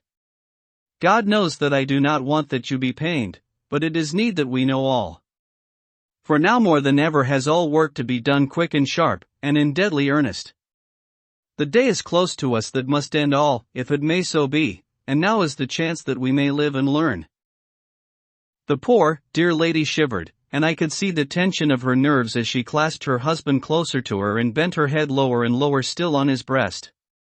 Then she raised her head proudly, and held out one hand to Van Helsing, who took it in his, and, after stooping and kissing it reverently, held it fast. The other hand was locked in that of her husband, who held his other arm thrown round her protectingly. After a pause in which she was evidently ordering her thoughts, she began.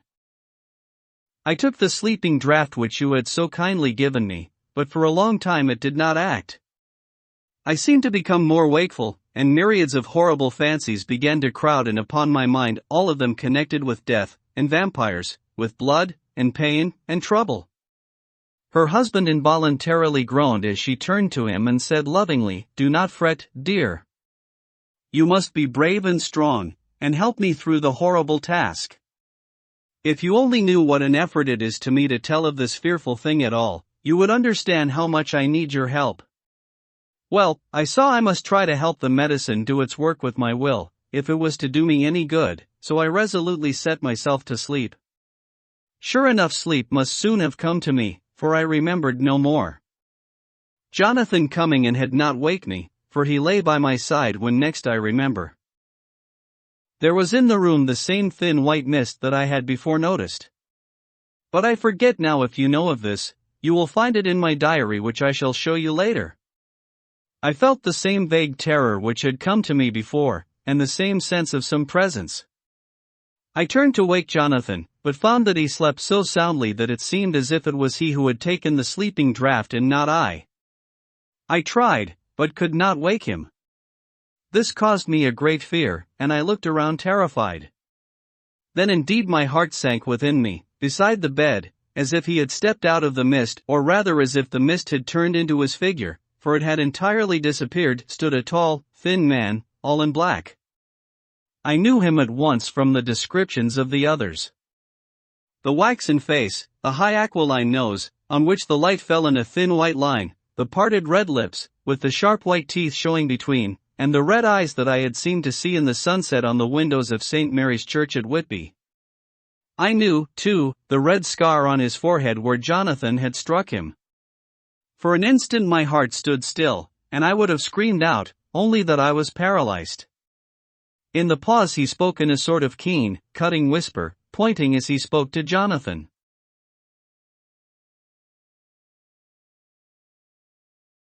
Silence. If you make a sound I shall take him and dash his brains out before your very eyes. I was appalled and was too bewildered to do or say anything. With a mocking smile, he placed one hand upon my shoulder and, holding me tight, bared my throat with the other, saying as he did so, "First, a little refreshment to reward my exertions.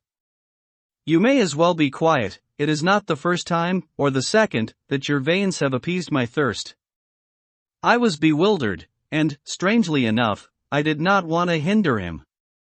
I suppose it is a part of the horrible curse that this happens when his touch is on his victim. And oh, my God, pity me. He placed his reeking lips upon my throat. Her husband groaned again. She clasped his hand harder, and looked at him pityingly, as if he were the injured one, and went on. I felt my strength fading away, and I was in a half-swoon. How long this horrible thing lasted I know not, but it seemed that a long time must have passed before he took his foul, awful sneering mouth away. I saw it drip with the fresh blood. The remembrance seemed for a while to overpower her, and she drooped and would have sunk down but for her husband's sustaining arm. With a great effort she recovered herself and went on. Then he spoke to me mockingly, and so you, like the others, would play your brains against mine. You would help these men to hunt me and frustrate me in my designs. You know now, and they know in part already, and will know in full before long, what it is to cross my path. They should have kept their energies for use closer to home. Whilst they played wits against me who commanded nations, and intrigued for them, and fought for them, hundreds of years before they were born, I was countermining them. And you, their best beloved one, are now to me flesh of my flesh, blood of my blood, kin of my kin, my bountiful winepress for a while, and shall be later on my companion and my helper. You shall be avenged in turn, for not one of them but shall minister to your needs. But as yet you are to be punished for what you have done. You have aided in thwarting me, now you shall come to my call. When my brain says come, to you, you shall cross land or sea to do my bidding, and to that end this. With that he pulled open his shirt, and with his long sharp nails opened a vein in his breast. When the blood began to spurt out, he took my hands in one of his, holding them tight, and with the other seized my neck and pressed my mouth to the wound, so that I must either suffocate or swallow some of the oh, my God, my God. What have I done? What have I done to deserve such a fate, I who have tried to walk in meekness and righteousness all my days? God pity me. Look down on a poor soul in worse than mortal peril, and in mercy pity those to whom she is dear. Then she began to rub her lips as though to cleanse them from pollution. As she was telling her terrible story, the eastern sky began to quicken, and everything became more and more clear. Harker was still and quiet, but over his face, as the awful narrative went on, came a grey look which deepened and deepened in the morning light, till when the first red streak of the coming dawn shot up, the flesh stood darkly out against the whitening hair. We have arranged that one of us is to stay within call of the unhappy pair till we can meet together and arrange about taking action. Of this I am sure, the sun rises today on no more miserable house in all the great round of its daily course. Chapter 22. Jonathan Harker's Journal. October 3rd, as I must do something or go mad, I write this diary. It is now 6 o'clock, and we are to meet in the study in half an hour and take something to eat, for Dr. Van Helsing and Dr. Seward are agreed that if we do not eat we cannot work our best. Our best will be, God knows, required today.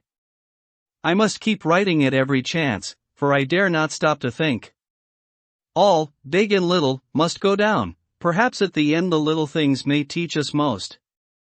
The teaching, big or little, could not have landed Nina or me anywhere worse than we are today. However, we must trust and hope.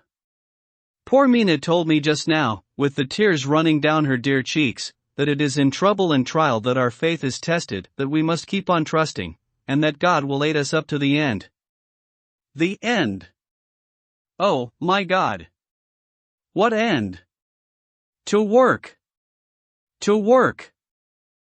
When Dr. Van Helsing and Dr. Seward had come back from seeing poor Renfield, we went gravely into what was to be done.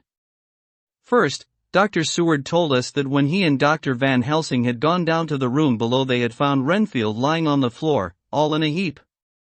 His face was all bruised and crushed in, and the bones of the neck were broken. Dr. Seward asked the attendant who was on duty in the passage if he had heard anything. He said that he had been sitting down, he confessed to half dozing, when he heard loud voices in the room, and then Renfield had called out loudly several times, God! God! God! After that there was a sound of falling, and when he entered the room he found him lying on the floor, face down, just as the doctors had seen him.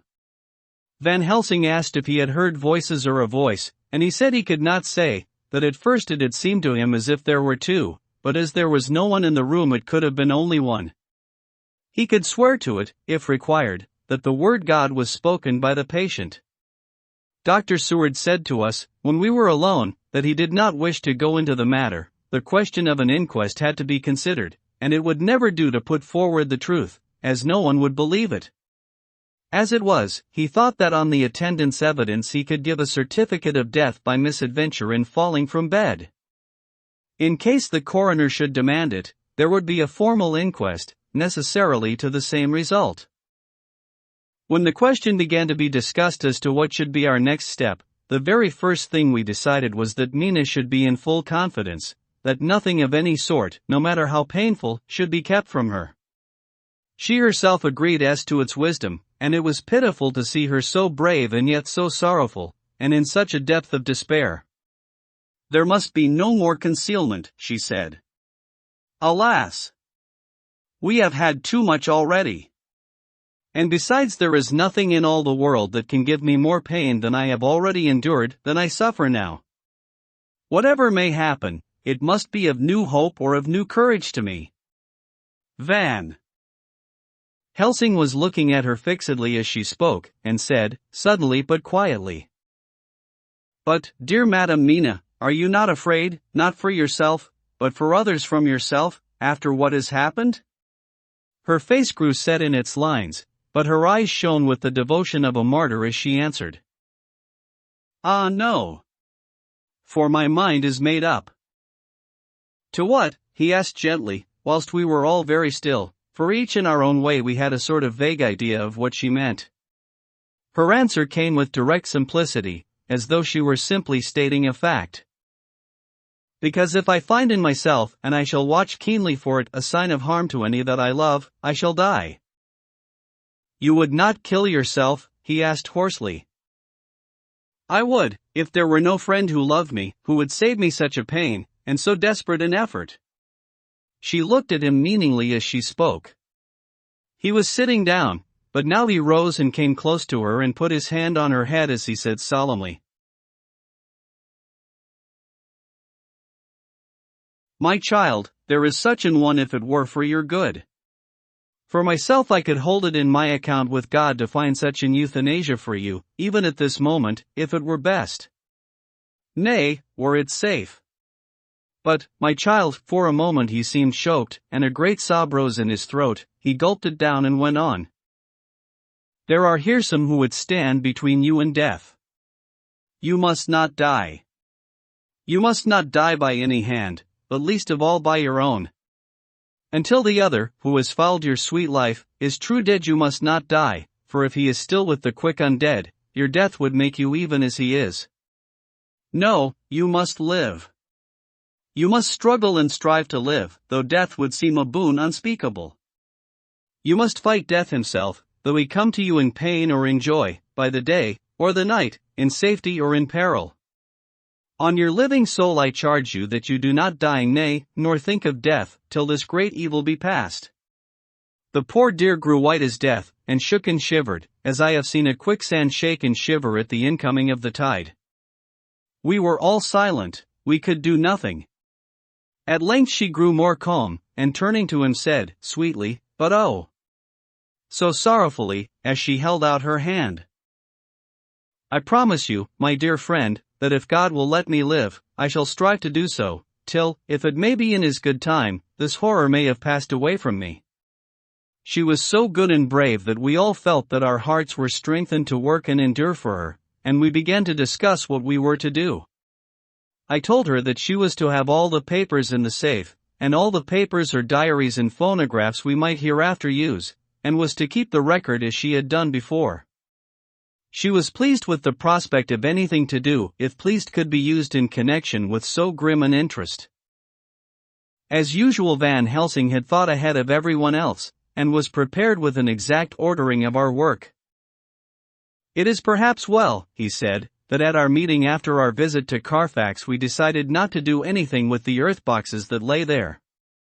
Had we done so, the Count must have guessed our purpose, and would doubtless have taken measures in advance to frustrate such an effort with regard to the others, but now he does not know our intentions.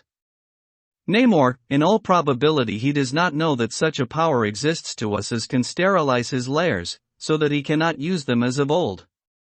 We are now so much further advanced in our knowledge as to their disposition, that, when we have examined the house in Piccadilly, we may track the very last of them. Today, then, is ours, and in it rests our hope. The sun that rose on our sorrow this morning guards us in its course. Until it sets tonight, that monster must retain whatever form he now has. He is confined within the limitations of his earthly envelope. He cannot melt into thin air nor disappear through cracks or chinks or crannies. If he go through a doorway, he must open the door like a mortal. And so we have this day to hunt out all his lairs and sterilize them. So we shall, if we have not yet catch him and destroy him, drive him to bay in some place where the catching and the destroying shall be, in time, sure. Here I started up, for I could not contain myself at the thought that the minutes and seconds so previously laden with Mina's life and happiness were flying from us, since whilst we talked action was possible. But Van Helsing held up his hand warningly. Nay, friend Jonathan, he said, in this, the quickest way home is the longest way, so your proverbs say. We shall all act, and act with desperate quick, when the time is come. But think, in all probable the key of the situation is in that house in Piccadilly. The Count may have many houses which he has bought. Of them he will have deeds of purchase, keys, and other things. He will have paper that he write on, he will have his book of checks. There are many belongings that he must have somewhere. Why not in this place so central, so quiet, where he come and go by the front or the back at all hour, when in the very vast of the Tracy there is none to notice? We shall go there and search that house, and when we learn what it holds, then we do what our friend Arthur call, in his phrases of hunt, stop the earth's asterisk, and so we run down our old fox, so? Is it not? Then let us come at once, I cried. We are wasting the precious time. The professor did not move, but simply said. And how are we to get into that house in Piccadilly? Any way. I cried. We shall break in if need be. And your police, where will they be, and what will they say? I was staggered, but I knew that if he wished to delay he had a good reason for it. So I said, as quietly as I could. Don't wait more than need be, you know, I am sure, what torture I am in. Ah, my child, that I do, and indeed there is no wish of me to add to your anguish. But just think, what can we do, until all the world be at movement? Then will come our time. I have thought and thought, and it seems to me that the simplest way is the best of all. Now we wish to get into the house, but we have no key, is it not so? I nodded. Now suppose that you were, in truth, the owner of that house, and could not still get it, and think there was to you no conscience of the housebreaker, what would you do? I should get a respectable locksmith, and set him to work to pick the lock for me. And your police, they would interfere, would they not? Oh, no. Not if they knew the man was properly employed. Then, he looked at me keenly as he spoke. All that is in doubt is the conscience of the employer, and the belief of your policeman as to whether or no that employer has a good conscience or a bad one. Your police must indeed be zealous men and clever, oh, so clever. In reading the heart, that they trouble themselves in such matter. No, my friend Jonathan, you go take the lock off 100 empty houses in this your London, or of any city in the world, and if you do it as such things are rightly done, and at the time such things are rightly done, no one will interfere. I have read of a gentleman who owned a so fine house in your London, and when he went for months of summer to Switzerland and lock up his house, some burglar came and broke window at back and got in. Then he went and made open the shutters in front and walk out and in through the door, before the very eyes of the police. Then he have an auction in that house, and advertise it, and put up big notice, and when the day come he sell off by a great auctioneer all the goods of that other man who own them.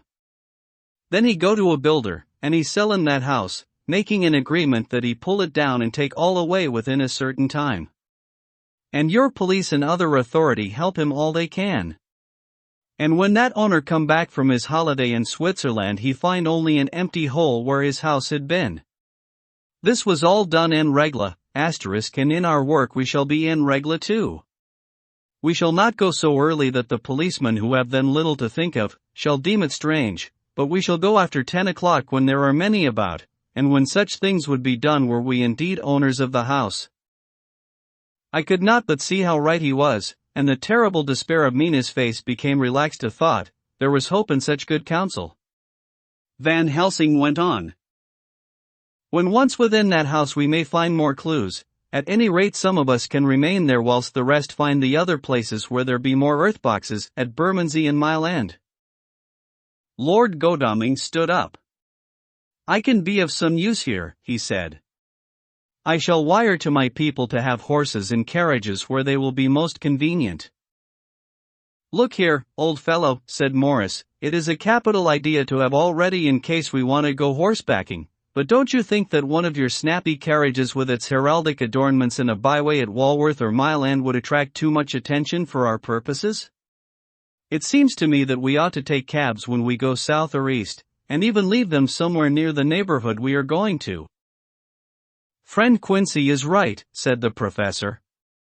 His head is what you call in plane with the horizon. It is a decult thing that we go to do, and we do not want no peoples to watch us if so it may. Mina took a growing interest in everything, and I was rejoiced to see that the exigency of affairs was helping her to forget for a time the terrible experience of the night. She was very, very pale, almost ghastly, and so thin that her lips were drawn away, showing her teeth somewhat prominently. I did not mention this last, lest it should give her needless pain, but it made my blood run cold in my veins to think of what had occurred with poor Lucy when the Count had sucked her blood. As yet there was no sign of the teeth growing sharper, but the time as yet was short, and there was time for fear. When we came to the discussion of the sequence of our efforts and of the disposition of our forces, there were new sources of doubt. It was finally agreed that before starting for Piccadilly we should destroy the Count's lair close at hand. In case he should find it out too soon, we should thus be still ahead of him in our work of destruction, and his presence in his purely material shape, and at his weakest, might give us some new clue. As to the disposal of forces, it was suggested by the professor that, after our visit to Carfax, we should all enter the house in Piccadilly, that the 2 doctors and I should remain there, whilst Lord Godalming and Quincy found the lairs at Walworth and Mile End and destroyed them. It was possible, if not likely, the professor urged, that the Count might appear in Piccadilly during the day, and that if so we might be able to cope with him then and there. At any rate we might be able to follow him in force.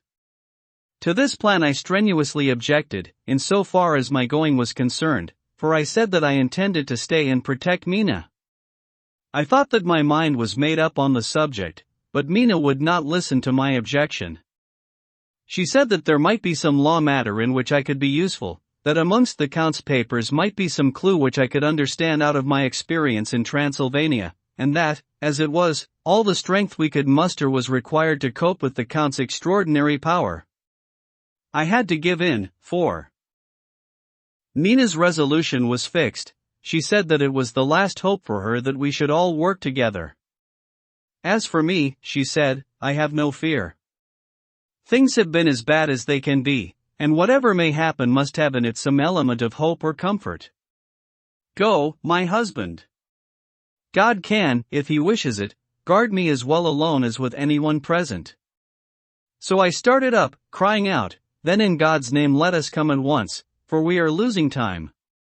The Count may come to Piccadilly earlier than we think.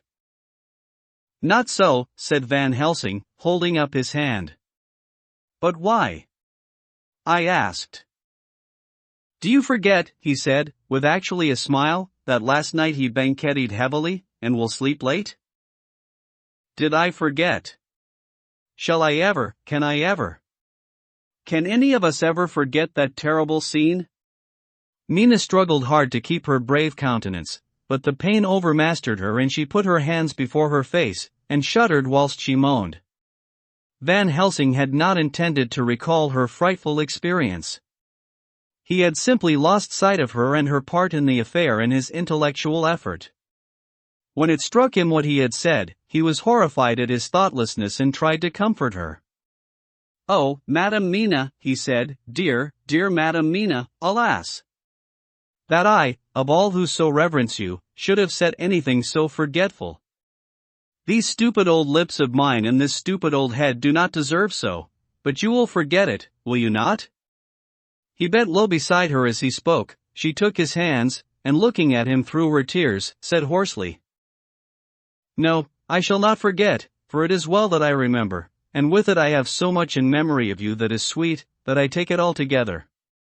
Now, you must all be going soon. Breakfast is ready, and we must all eat that we may be strong." Breakfast was a strange meal to us all. We tried to be cheerful and encourage each other, and Mina was the brightest and most cheerful of us.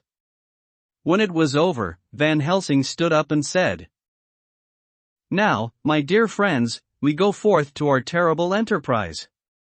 Are we all armed, as we were on that night when first we visited our enemy's lair, armed against ghostly as well as carnal attack?" We all assured him. "Then it is well.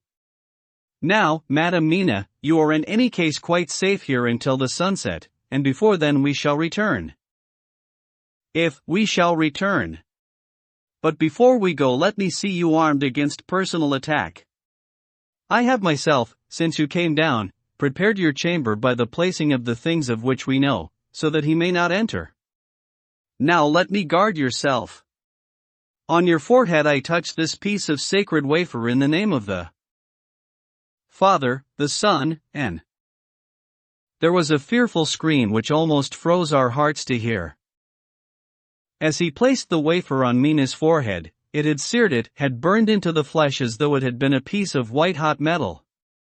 My poor darling's brain told her the significance of the fact as quickly as her nerves received the pain of it, and the two so overwhelmed her that her overwrought nature had its voice in that dreadful scream. But the words to her thought came quickly. The echo of the scream had not ceased to ring on the air when there came the reaction, and she sank on her knees on the floor in an agony of abasement. Pulling her beautiful hair over her face, as the leper of old his mantle, she wailed out, "Unclean! Unclean! Even the Almighty shuns my polluted flesh. I must bear this mark of shame upon my forehead until the judgment day." They all paused. I had thrown myself beside her in an agony of helpless grief, and putting my arms around held her tight. For a few minutes our sorrowful hearts beat together, whilst the friends around us turned away their eyes that ran tears silently. Then Van Helsing turned and said gravely, so gravely that I could not help feeling that he was in some way inspired and was stating things outside himself. "It may be that you may have to bear that mark till God himself see fit, as he most surely shall, on the judgment day to redress all wrongs of the earth and of his children that he has placed thereon. And oh, Madam Mina, my dear, may we who love you be there to see, when that red scar, the sign of God's knowledge of what has been, shall pass away and leave your forehead as pure as the heart we know. For so surely as we live, that scar shall pass away when God see right to lift the burden that is hard upon us. Till then we bear our cross, as his Son did in obedience to his will. It may be that we are chosen instruments of his good pleasure, and that we ascend to his bidding as that other through stripes and shame, through tears and blood, through doubts and fears, and all that makes the difference between God and man." There was hope in his words, and comfort, and they made for resignation. Mina and I both felt so, and simultaneously we each took one of the old man's hands and bent over and kissed it. Then without a word we all knelt down together, and, all holding hands, swore to be true to each other. We men pledged ourselves to raise the veil of sorrow from the head of her whom, each in his own way, we loved, and we prayed for help and guidance in the terrible task which lay before us. It was then time to start. So I said farewell to Mina, a parting which neither of us shall forget to our dying day, and we set out. To one thing I have made up my mind: if we find out that Mina must be a vampire in the end, then she shall not go into that unknown and terrible land alone. I suppose it is thus that in old times one vampire meant many, just as their hideous bodies could only rest in sacred earth, so the holiest love was the recruiting sergeant for their ghastly ranks. We entered Carfax without trouble and found all things the same as on the first occasion. It was hard to believe that amongst so prosaic surroundings of neglect and dust and decay there was any ground for such fear as we already knew. Had not our minds been made up, and had there not been terrible memories to spur us on, we could hardly have proceeded with our task. We found no papers, nor any sign of use in the house, and in the old chapel the great boxes looked just as we had seen them last. Dr. Van Helsing said to us solemnly as we stood before them, "And now, my friends, we have a duty here to do. We must sterilize this earth, so sacred of holy memories, that he has brought from a far distant land for such fell use. He has chosen this earth because it has been holy. Thus we defeat him with his own weapon, for we make it more holy still. It was sanctified to such use of man, now we sanctify it to God." As he spoke he took from his bag a screwdriver and a wrench, and very soon the top of one of the cases was thrown open. The earth smelled musty and close, but we did not somehow seem to mind, for our attention was concentrated on the professor. Taking from his box a piece of the sacred wafer he laid it reverently on the earth, and then shutting down the lid began to screw it home, we aiding him as he worked. One by one we treated in the same way each of the great boxes, and left them as we had found them to all appearance, but in each was a portion of the host. When we closed the door behind us, the professor said solemnly,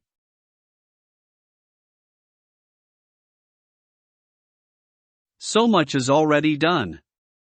If it may be that with all the others we can be so successful, then the sunset of this evening may shine on Madame Mina's forehead all white as ivory and with no stain."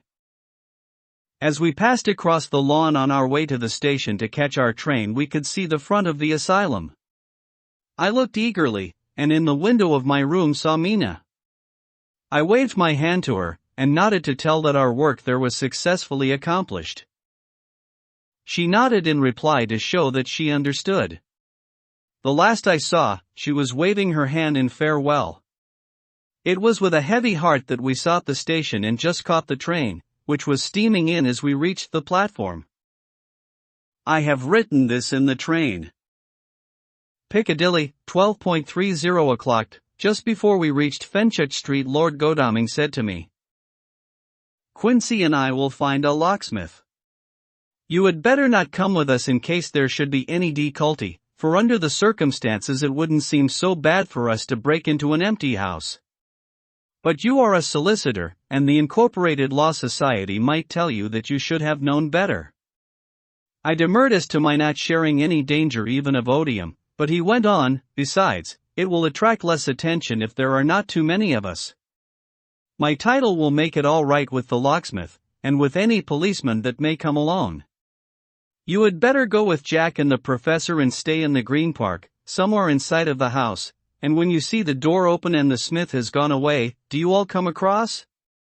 We shall be on the lookout for you, and will let you in."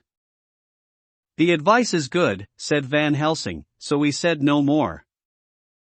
Godalming and Morris hurried off in a cab, we following in another. At the corner of Arlington Street our contingent got out and strolled into the Green Park. My heart beat as I saw the house on which so much of our hope was centered, looming up grim and silent in its deserted condition amongst its more lively and spruce-looking neighbors. We sat down on a bench within good view, and began to smoke cigars so as to attract as little attention as possible. The minutes seemed to pass with leaden feet as we waited for the coming of the others. At length we saw a four-wheeler drive up.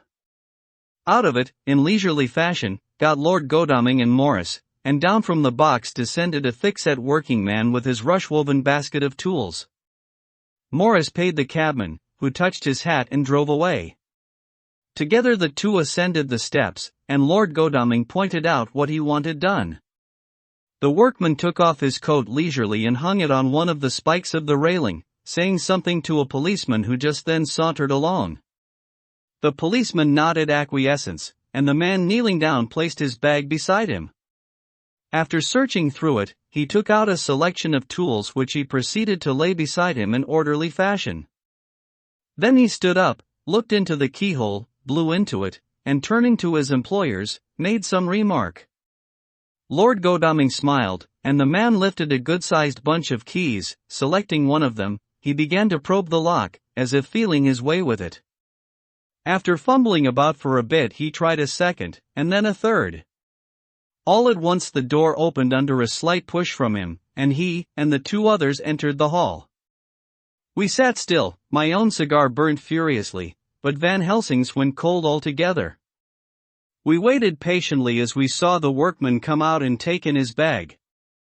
Then he held the door partly open, steadying it with his knees, whilst he fitted a key to the lock. This he finally handed to Lord Godalming, who took out his purse and gave him something.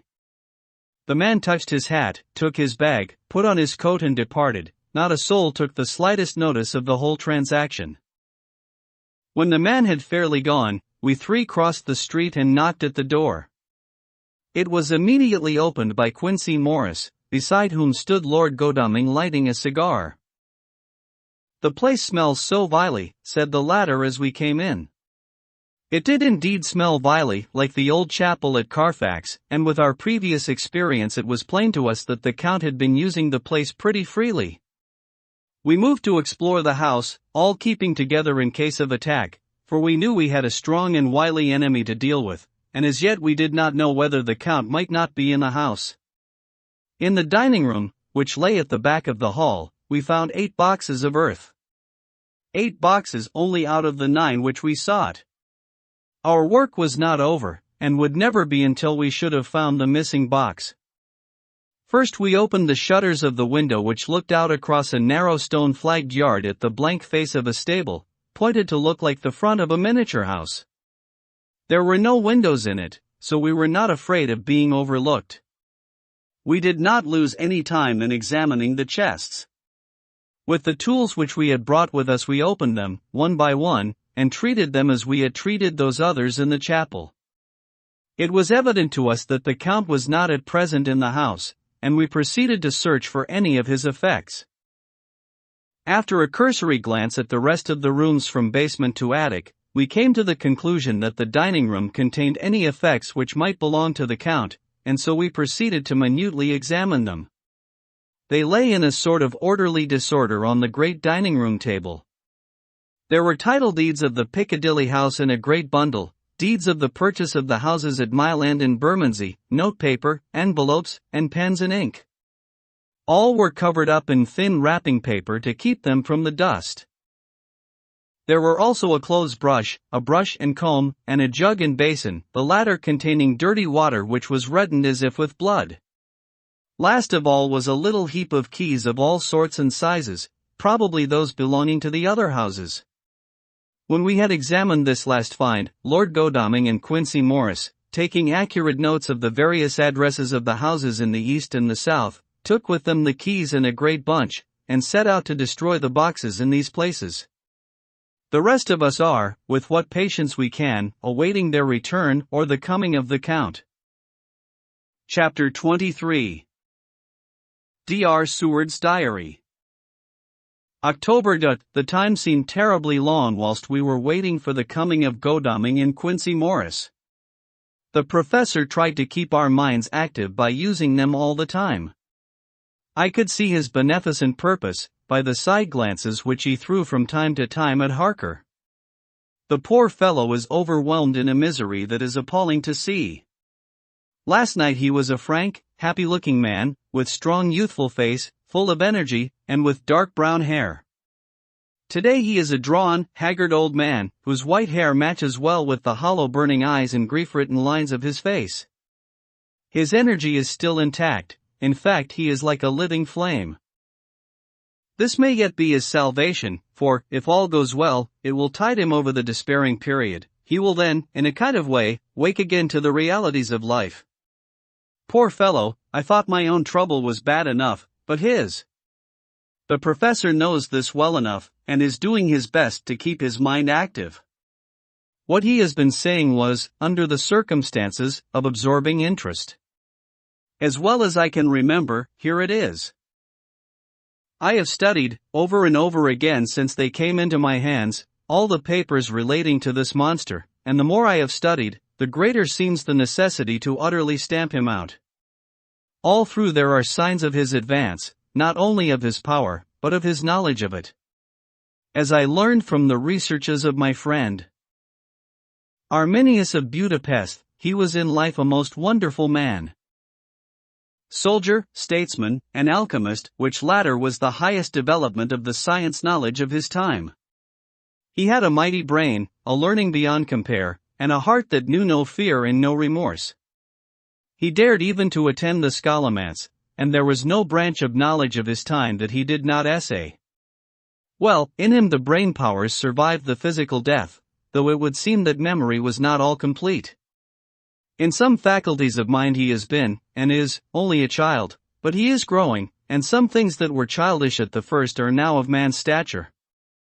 He is experimenting, and doing it well, and if it had not been that we have crossed his path he may be yet if we fail, the father or furtherer of a new order of beings, whose road must lead through death, not life. Harker groaned and said, and this is all arrayed against my darling. But how is he experimenting? The knowledge may help us to defeat him. He has all along, since his coming, been trying his power, slowly but surely. That big child brain of his is working. Well, for us, it is, as yet, a child brain, for had he dared, at the first, to attempt certain things he would long ago have been beyond our power. However, he means to succeed, and a man who has centuries before him can afford to wait and to go slow. Festina lente asterisk may well be his motto. I fail to understand, said Harker wearily. Oh, do be more plain to me. Perhaps grief and trouble are dulling my brain. The Professor laid his hand tenderly on his shoulder as he spoke. Ah, my child, I will be plain. Do you not see how, of late, this monster has been creeping into knowledge experimentally? How he has been making use of the zoophagus patient to effect his entry into friend John's home, for your vampire, though in all afterwards he can come when and how he will, must at the first make entry only when asked thereto by an inmate. But these are not his most important experiments. Do we not see how at the first all these so great boxes were moved by others? He knew not then, but that must be so. But all the time that so great child brain of his was growing, and he began to consider whether he might not himself move the box. So he began to help, and then, when he found that this be all right, he try to move them all alone.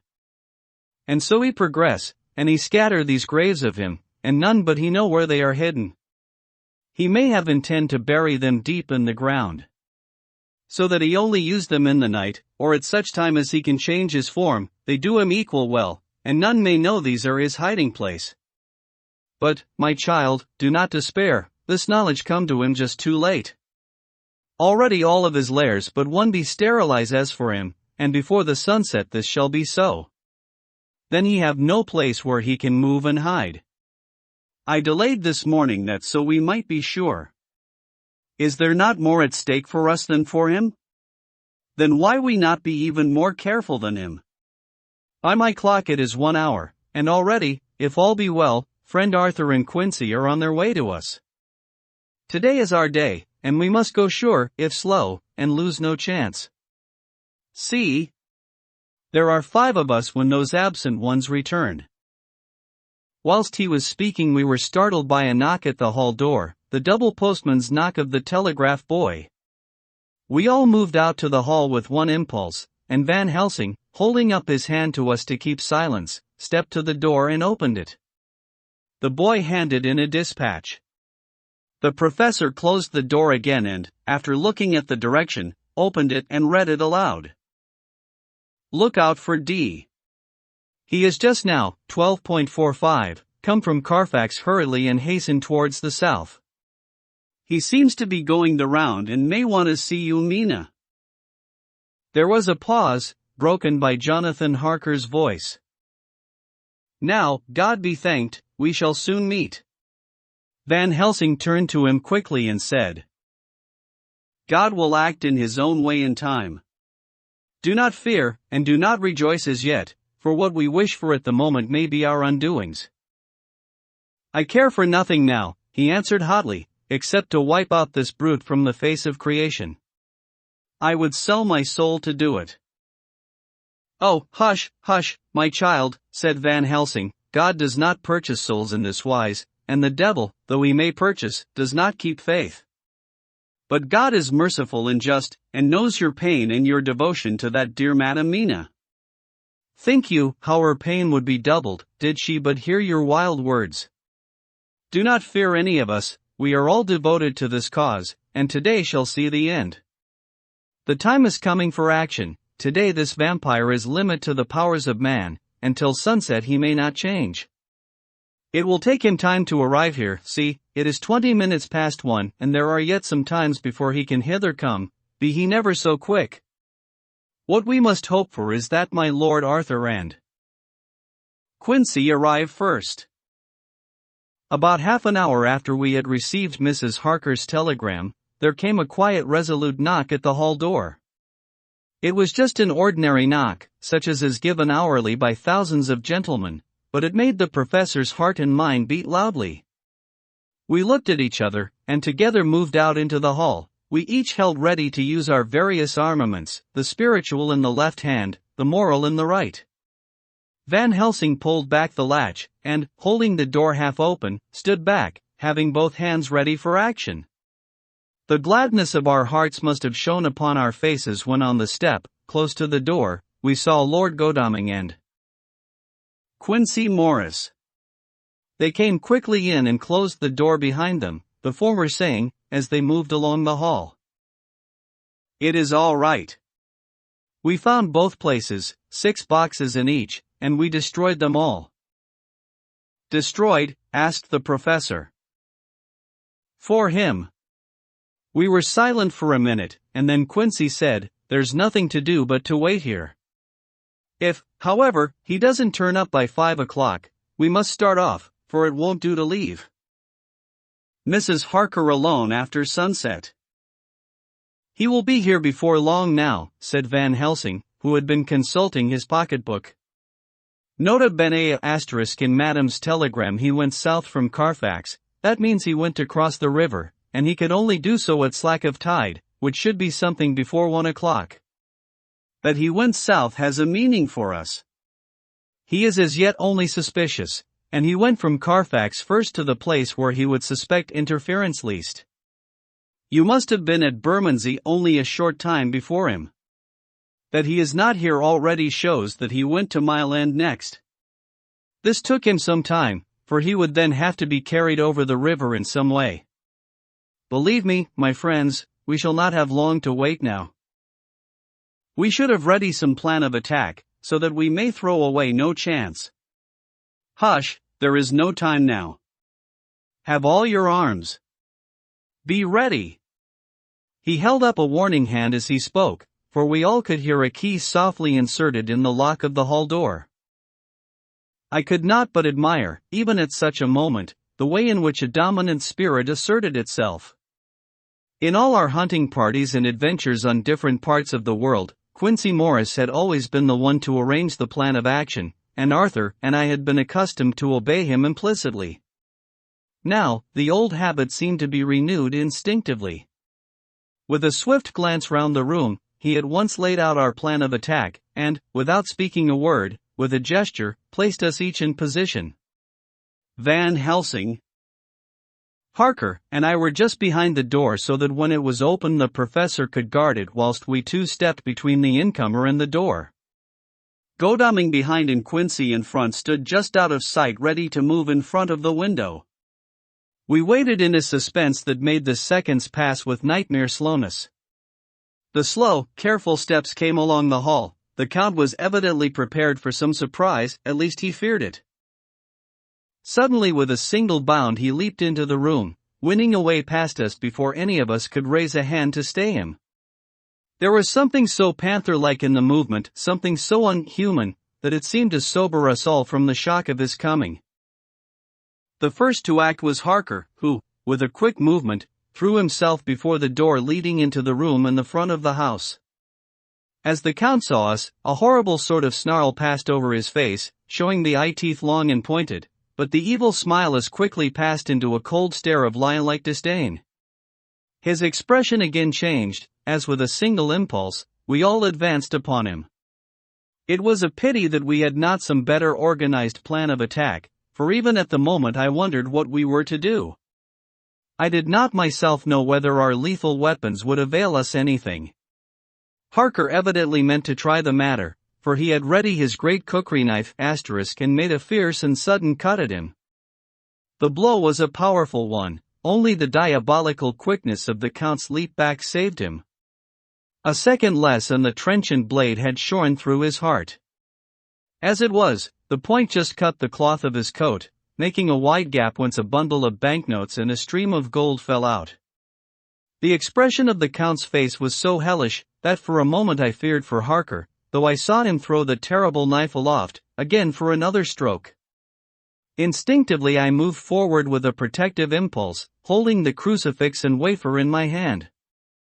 I felt a mighty power fly along my arm, and it was without surprise that I saw the monster cower back before a similar movement made spontaneously by each one of us.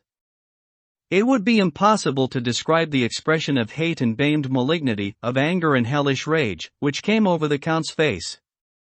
His waxen hue became greenish-yellow by the contrast of his burning eyes, and the red scar on the forehead showed on the pallid skin like a palpitating wound. The next instant, with a sinuous dive he swept under Harker's arm ere his blow could fall, and, grasping a handful of the money from the floor, dashed across the room, and threw himself at the window. Amid the crash and glitter of the falling glass, he tumbled into the flagged area below. Through the sound of the shivering glass I could hear the ting of the gold, as some of the sovereigns fell on the flagging. We ran over and saw him spring unhurt from the ground. He, rushing up the steps, crossed the flagged yard, and pushed open the stable door. There he turned and spoke to us. "You think to bane me, you with your pale faces all in a row, like sheep in a butcher's. You shall be sorry yet, each one of you. You think you have left me without a place to rest, but I have more. My revenge is just begun. I spread it over centuries, and time is on my side. Your girls that you all love are mine already, and through them you and others shall yet be mine, my creatures, to do my bidding and to be my jackals when I want to feed. Bah!" With a contemptuous sneer, he passed quickly through the door, and we heard the rusty bolt creak as he fastened it behind him. A door beyond opened and shut. The first of us to speak was the professor, as, realizing the difficulty of following him through the stable, we moved towards the hall. "We have learned something much. Notwithstanding his brave words, he fears us, he fear time, he fear want. For if not, why he hurry so? His very tone betray him, or my ears deceive. Why take that money? You follow quick. You are hunters of wild beasts, and understand it so. For me, I make sure that nothing here may be of use to him, if so that he return." As he spoke he put the money remaining into his pocket, took the title deeds in the bundle as Harker had left them, and swept the remaining things into the open fireplace, where he set fire to them with a match. Godalming and Morris had rushed out into the yard, and Harker had lowered himself from the window to follow the Count. He had, however, bolted the stable door, and by the time they had forced it open there was no sign of him. Van Helsing and I tried to make inquiry at the back of the house, but the mews was deserted and no one had seen him depart. It was now late in the afternoon, and sunset was not far off. We had to recognize that our game was up. With heavy hearts we agreed with the professor when he said, "Let us go back to Madame Mina, poor, dear Madame Mina. All we can do just now is done, and we can at least, protect her. But we need not despair. There is but one more earth box, and we must try to find it. When that is done all may yet be well. I could see that he spoke as bravely as he could to comfort Harker. The poor fellow was quite broken down. Now and again he gave a low groan which he could not suppress. He was thinking of his wife. With sad hearts we came back to my house, where we found Mrs. Harker awaiting us, with an appearance of cheerfulness which did honor to her bravery and unselfishness. When she saw our faces, her own became as pale as death. For a second or two her eyes were closed as if she were in secret prayer, and then she said cheerfully, "I can never thank you all enough. Oh, my poor darling." As she spoke she took her husband's grey head in her hands and kissed it. "Lay your poor head here and rest it. All will yet be well, dear. God will protect us if he so will it in his good intent." The poor fellow only groaned.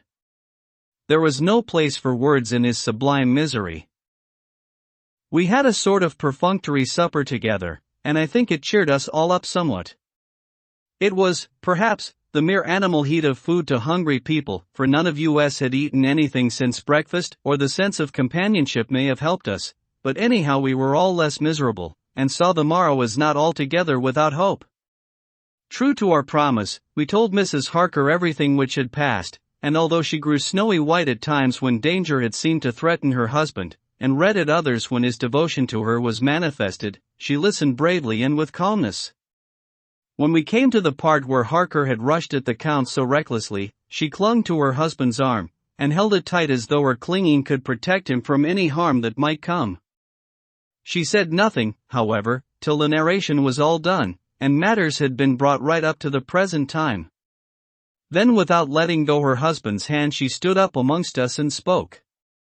"Oh, that I could give any idea of the scene, of that sweet, good woman in all the radiant beauty of her youth and animation, with the red scar on her forehead of which she was conscious, and which we saw with grinding of our teeth, remembering whence and how it came, her loving kindness against our grim hate, her tender faith against all our fears and doubting, and we, knowing that, so far as symbols went, she with all her goodness and purity and faith was outcast from God. Jonathan," she said, and the word sounded like music on her lips, it was so full of love and tenderness, "Jonathan dear, and you all, my true friends, I want you to bear something in mind through all this dreadful time. I know that you must fight, that you must destroy even as you destroyed the false Lucy so that the true Lucy might live hereafter, but it is not a work of hate. That poor soul who has wrought all this misery is the saddest case of all. Just think what will be his joy when he too is destroyed in his worser part, that his better part may have spiritual immortality. You must be pitiful to him too, though it may not hold your hands from his destruction." As she spoke I could see her husband's face darken and draw together, as though the passion in him were shriveling his being to its core. Instinctively the clasp on his wife's hand grew closer, till his knuckles looked white. She did not flinch from the pain which I knew she must have suffered, but looked at him with eyes that were more appealing than ever. As she stopped speaking he leaped to his feet, almost tearing his hand from hers, as he spoke. "May God give him into my hand just for long enough to destroy that earthly life of him which we are aiming at. If beyond it I could send his soul forever and ever to burning hell I would do it." "Oh, hush! Oh, hush! In the name of the good God. Don't say such things, Jonathan, my husband, or you will crush me with fear and horror. Just think, my dear, I have been thinking all this long day of it, that, perhaps, someday, I too may need such pity, and that some other like you, and with equal cause for anger, may deny it to me. Oh, my husband! My husband, indeed I would have spared you such a thought had there been another way, but I pray that God may not have treasured your wild words, except as the heart-broken wail of a very loving and sorely stricken man. O God, let these poor white hairs go in evidence of what he has suffered, who all his life has done no wrong, and on whom so many sorrows have come." We men were all in tears now. There was no resisting them, and we wept openly. She wept too, to see that her sweeter counsels had prevailed. Her husband flung himself on his knees beside her, and putting his arms round her, hid his face in the folds of her dress. Van Helsing beckoned to us and we stole out of the room, leaving the two loving hearts alone with God. Before they retired, the professor fixed up the room against any coming of the vampire, and assured Mrs. Harker that she might rest in peace. She tried to school herself to the belief, and, manifestly for her husband's sake, tried to seem content. It was a brave struggle, and was, I think and believe, not without its reward. Van Helsing had placed at hand a bell which either of them was to sound in case of any emergency. When they had retired, Quincy, Godalming, and I arranged that we should sit up, dividing the night between us, and watch over the safety of the poor stricken lady. The first watch falls to Quincy, so the rest of us will be off to bed as soon as we can. Godalming has already turned in, for his is the second watch. Now that my work is done, I, too, shall go to bed. Jonathan Harker's Journal. 3 to 4 October, close to midnight. I thought yesterday would never end. There was over me a yearning for sleep and some sort of blind belief that to wake would be to find things changed, and that any change must now be for the better. Before we parted, we discussed what our next step was to be, but we could arrive at no result. All we knew was that one earthbox remained, and that the Count alone knew where it was. If he chooses to lie hidden, he may blame us for years, and in the meantime, the thought is too horrible, I dare not think of it even now. This I know, that if ever there was a woman who was all perfection, that one is my poor wronged darling. I love her 1,000 times more for her sweet pity of last night, a pity that made my own hate of the monster seem despicable. Surely God will not permit the world to be the poorer by the loss of such a creature. This is hope to me. We are all drifting reefwards now, and faith is our only anchor. Thank God. Mina is sleeping, and sleeping without dreams. I fear what her dreams might be like, with such terrible memories to ground them on. She has not been so calm, within my seeing, since the sunset. Then, for a while, there came over her face a repose which was like spring after the blasts of March. I thought at the time that it was the softness of the red sunset on her face, but somehow now I think it had a deeper meaning. I am not sleepy myself, though I am weary to death. However, I must try to sleep, for there is tomorrow to think of, and there is no rest for me until later. I must have fallen asleep, for I was awakened by Mina, who was sitting up in bed, with a startled look on her face. I could see easily, for we did not leave the room in darkness. She had placed a warning hand over my mouth, and now she whispered in my ear. Hush! There is someone in the corridor. I got up softly, and crossing the room, gently opened the door. Just outside, stretched on a mattress, lay Mr. Morris, wide awake. He raised a warning hand for silence as he whispered to me. Hush! Go back to bed, it is all right. One of us will be here all night. We don't mean to take any chances. His look and gesture forbade discussion, so I came back and told Mina. She sighed, and positively a shadow of a smile stole over her poor, pale face as she put her arms round me and said softly, "Oh, thank God for good brave men."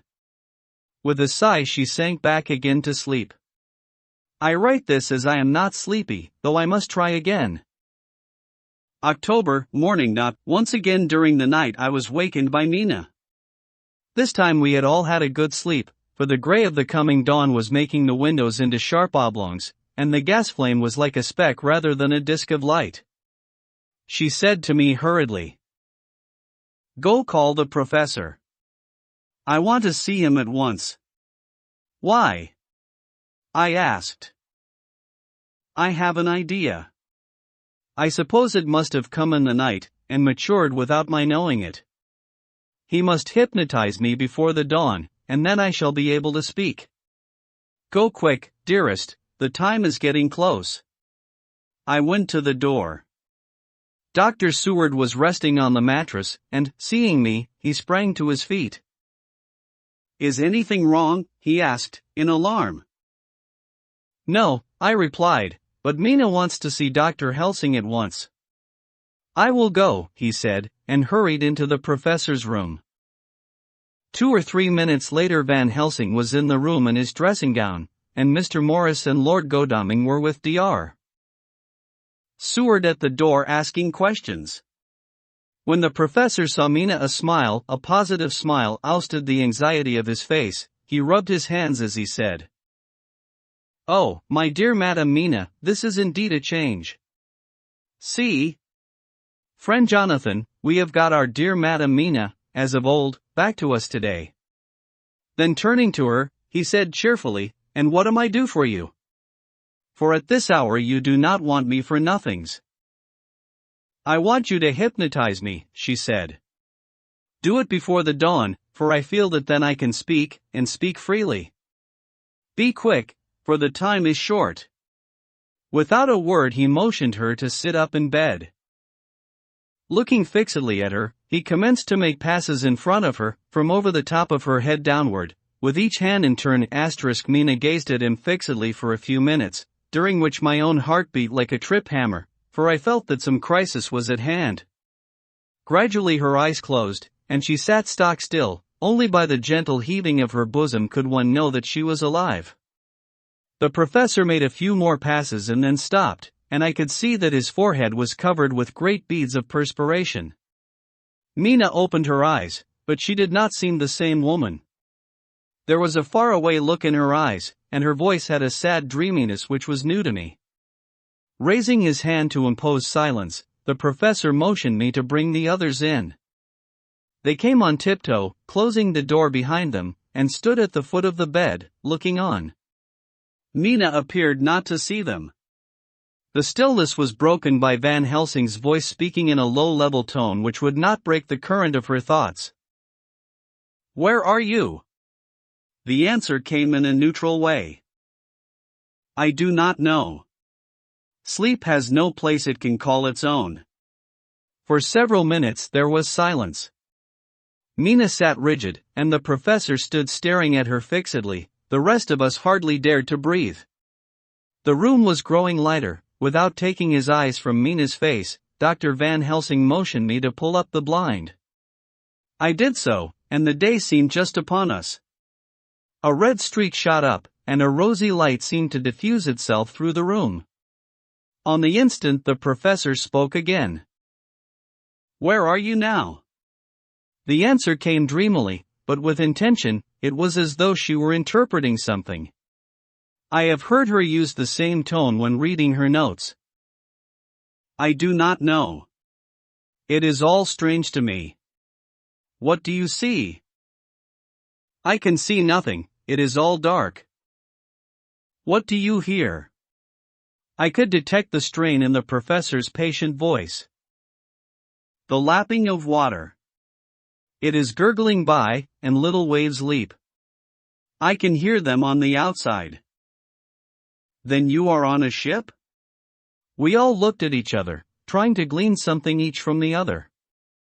We were afraid to think. The answer came quick. "Oh, yes." "What else do you hear?" "The sound of men stamping overhead as they run about. There is the creaking of a chain, and the loud tinkle as the check of the capstan falls into the ratchet." "What are you doing?" "I am still, oh, so still. It is like death." The voice faded away into a deep breath as of one sleeping, and the open eyes closed again. By this time the sun had risen, and we were all in the full light of day. Dr. Van Helsing placed his hands on Mina's shoulders, and laid her head down softly on her pillow. She lay like a sleeping child for a few moments, and then, with a long sigh, awoke and stared in wonder to see us all around her. "Have I been talking in my sleep?" was all she said. She seemed, however, to know the situation without telling, though she was eager to know what she had told. The professor repeated the conversation, and she said, "Then there is not a moment to lose, it may not be yet too late." Mr. Morris and Lord Godalming started for the door, but the professor's calm voice called them back. "Stay, my friends. That ship, wherever it was weighing anchor whilst she spoke. There are many ships weighing anchor at the moment in your so great port of London. Which of them is it that you seek? God be thanked that we have once again a clue, though whither it may lead us we know not. We have been blind somewhat, blind after the manner of men, since when we can look back we see what we might have seen looking forward if we had been able to see what we might have seen. Alas! But that sentence is a puddle, is it not? We can know now what was in the Count's mind when he seized that money, though Jonathan's so fierce knife put him in the danger that even he dread. He meant escape. Hear me. Escape! He saw that with but one earth-box left, and a pack of men following like dogs after a fox, this London was no place for him. He have take his last earth-box on board a ship, and he leave the land. He think to escape, but no. We follow him. Tally-ho! As friend Arthur would say when he put on his red frock. Our old fox is wily, oh, so wily, and we must follow with wile. I too am wily and I think his mind in a little while. In meantime we may rest in peace, for there are waters between us which he do not want to pass, and which he could not if he would unless the ship were to touch the land, and then only at full or slack tide. See, and the sun is just rose, and all day to sunset is to us. Let us take bath, and dress, and have breakfast which we all need, and which we can eat comfortable since he be not in the same land with us. Mina looked at him appealingly as she asked. But why need we seek him further, when he is gone away from us? He took her hand and patted it as he replied. Ask me nothing as yet. When we have breakfast, then I answer all questions. He would say no more, and we separated to dress. After breakfast Mina repeated her question. He looked at her gravely for a minute and then said sorrowfully. Because, my dear, dear Madam Mina, now more than ever must we find him even if we have to follow him to the jaws of hell. She grew paler as she asked faintly. Why? Because, he answered solemnly, he can live for centuries, and you are but mortal woman. Time is now to be dreaded, since once he put that mark upon your throat. I was just in time to catch her as she fell forward in a faint. Chapter 24. Dr. Seward's Phonograph Diary, spoken by Van Helsing. This to Jonathan Harker.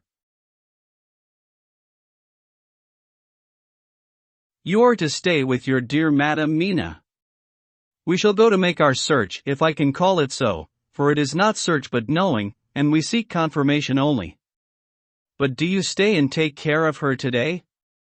This is your best and most holiest OCE. This day nothing can find him here. Let me tell you that so you will know what we foreknow already, for I have tell them. He, our enemy, have gone away, he have gone back to his castle in Transylvania. I know it so well, as if a great hand of fire wrote it on the wall, * he have prepared for this in some way, and that last earth-box was ready to ship somewheres. For this he took the money, for this he hurried at the last, lest we catch him before the sun go down. It was his last hope, save that he might hide in the tomb, that he think poor Miss Lucy, being as he thought like him, keep open to him. But there was not of time. When that fail he make straight for his last resource, his last earthwork I might say did I wish double entente, * he is clever, oh, so clever. He know that his game here was finish, and so he decide he go back home. He find ship going by the route he came, and he go in it. We go off now to find what ship, and whither bound. When we have discovered that, we come back and tell you all. Then we will comfort you and poor dear Madam Mina with new hope. For it will be hope when you think it over, that all is not lost.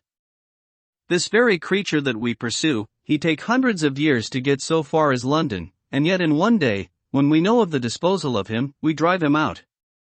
He is finite, though he is powerful to do much harm and suffers not as we do.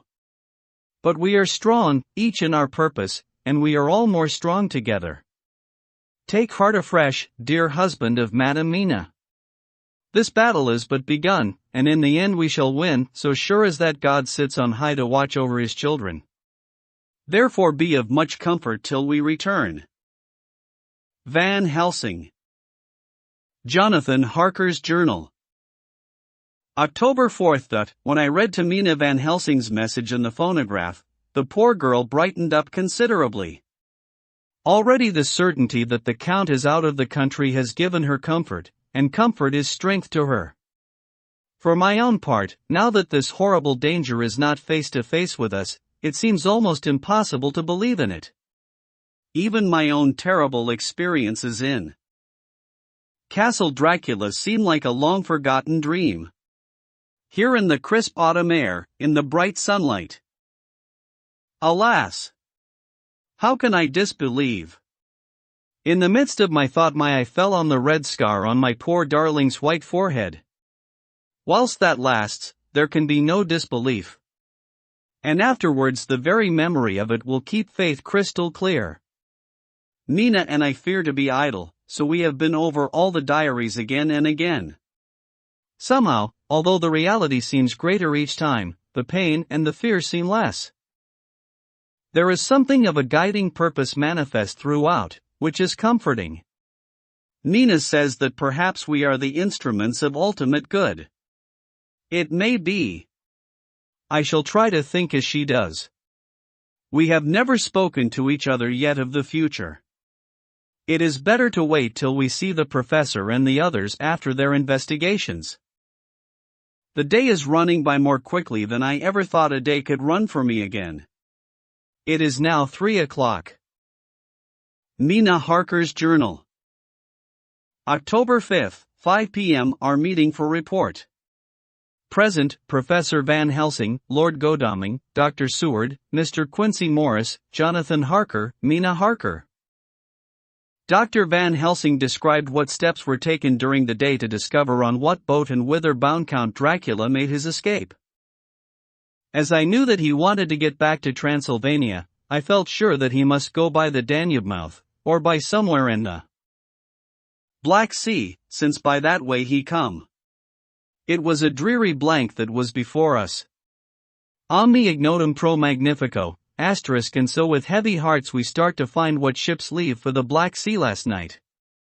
He was in sailing ship, since Madame Mina tells of sails being set. These not so important as to go in your list of the shipping in the Times, and so we go, by suggestion of my Lord Godalming, to your Lloyd's, where are note of all ships that sail, however so small. There we find that only one Black Sea-bound ship go out with the tide. She is the Tsarina Catherine *, and she sail from Doolittle's wharf for Varna, and thence on to other parts and up the Danube. So, said I, this is the ship whereon is the Count. So off we go to Doolittle's wharf, and there we find a man in an OCE of wood so small that the man looked bigger than the OCE. From him we inquire of the goings of the Tsarina Catherine. He swear much, and he red face and loud of voice, but he good fellow all the same, and when Quincy give him something from his pocket which crackle as he roll it up, and put it in a so small bag which he have hid deep in his clothing, he still better fellow and humble servant to us.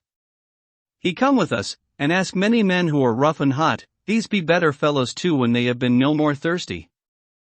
They say much of blood and blue *, and of others which I comprehend not, though I guess what they mean, but nevertheless they tell us all things which we want to know. They make known to us among them how last afternoon at about 5 o'clock comes a man so hurry. A tall man, thin and pale, with high nose and teeth so white, and eyes that seem to be burning. That he be all in black, except that he have a hat of straw which suit not him or the time. That he scatter his money in making quick inquiry as to what ship sails for the Black Sea and for where. Some took him to the OCE and then to the ship, or he will not go aboard but halt at shore end of gangplank, and ask that the captain come to him.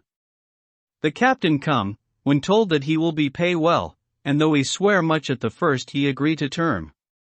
Then the thin man go and someone tell him where horse and cart can be hired.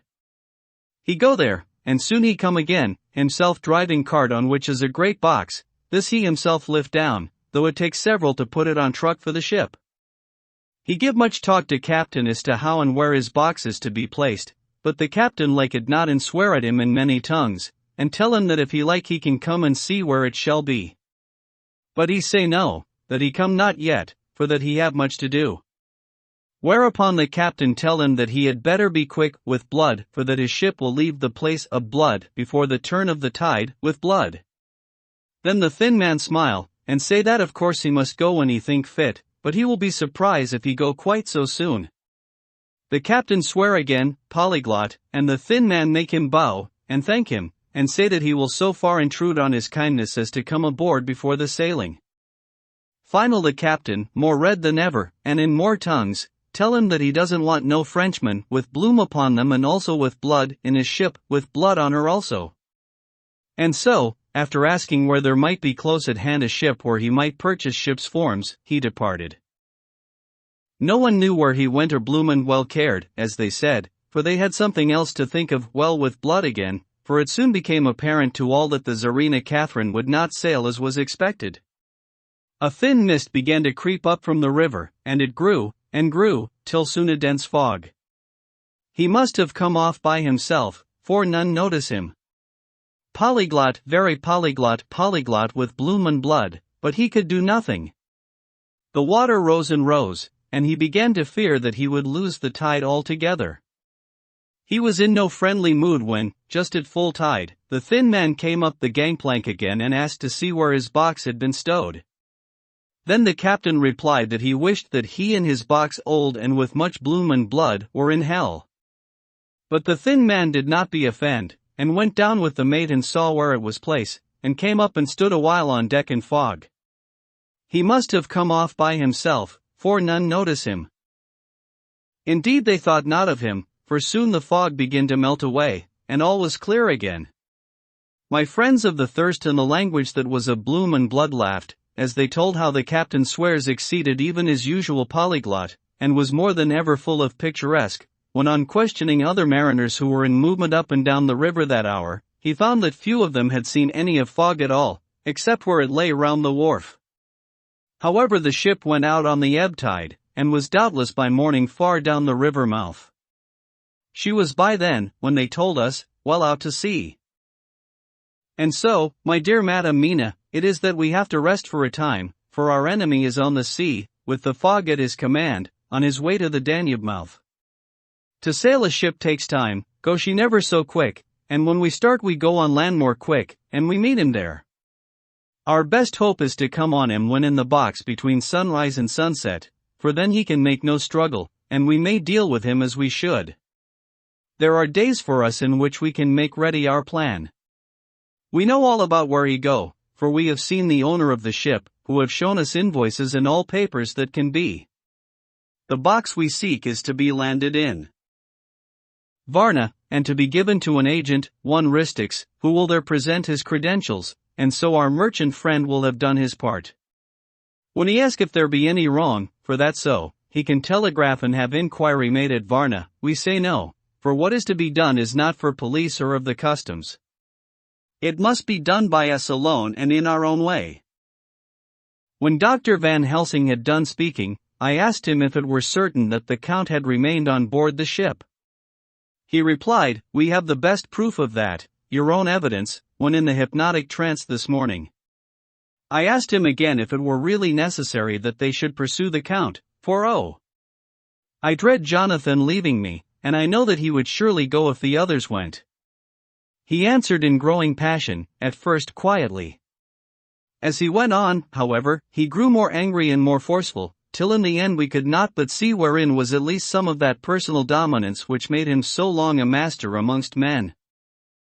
Yes, it is necessary. For your sake in the first, and then for the sake of humanity.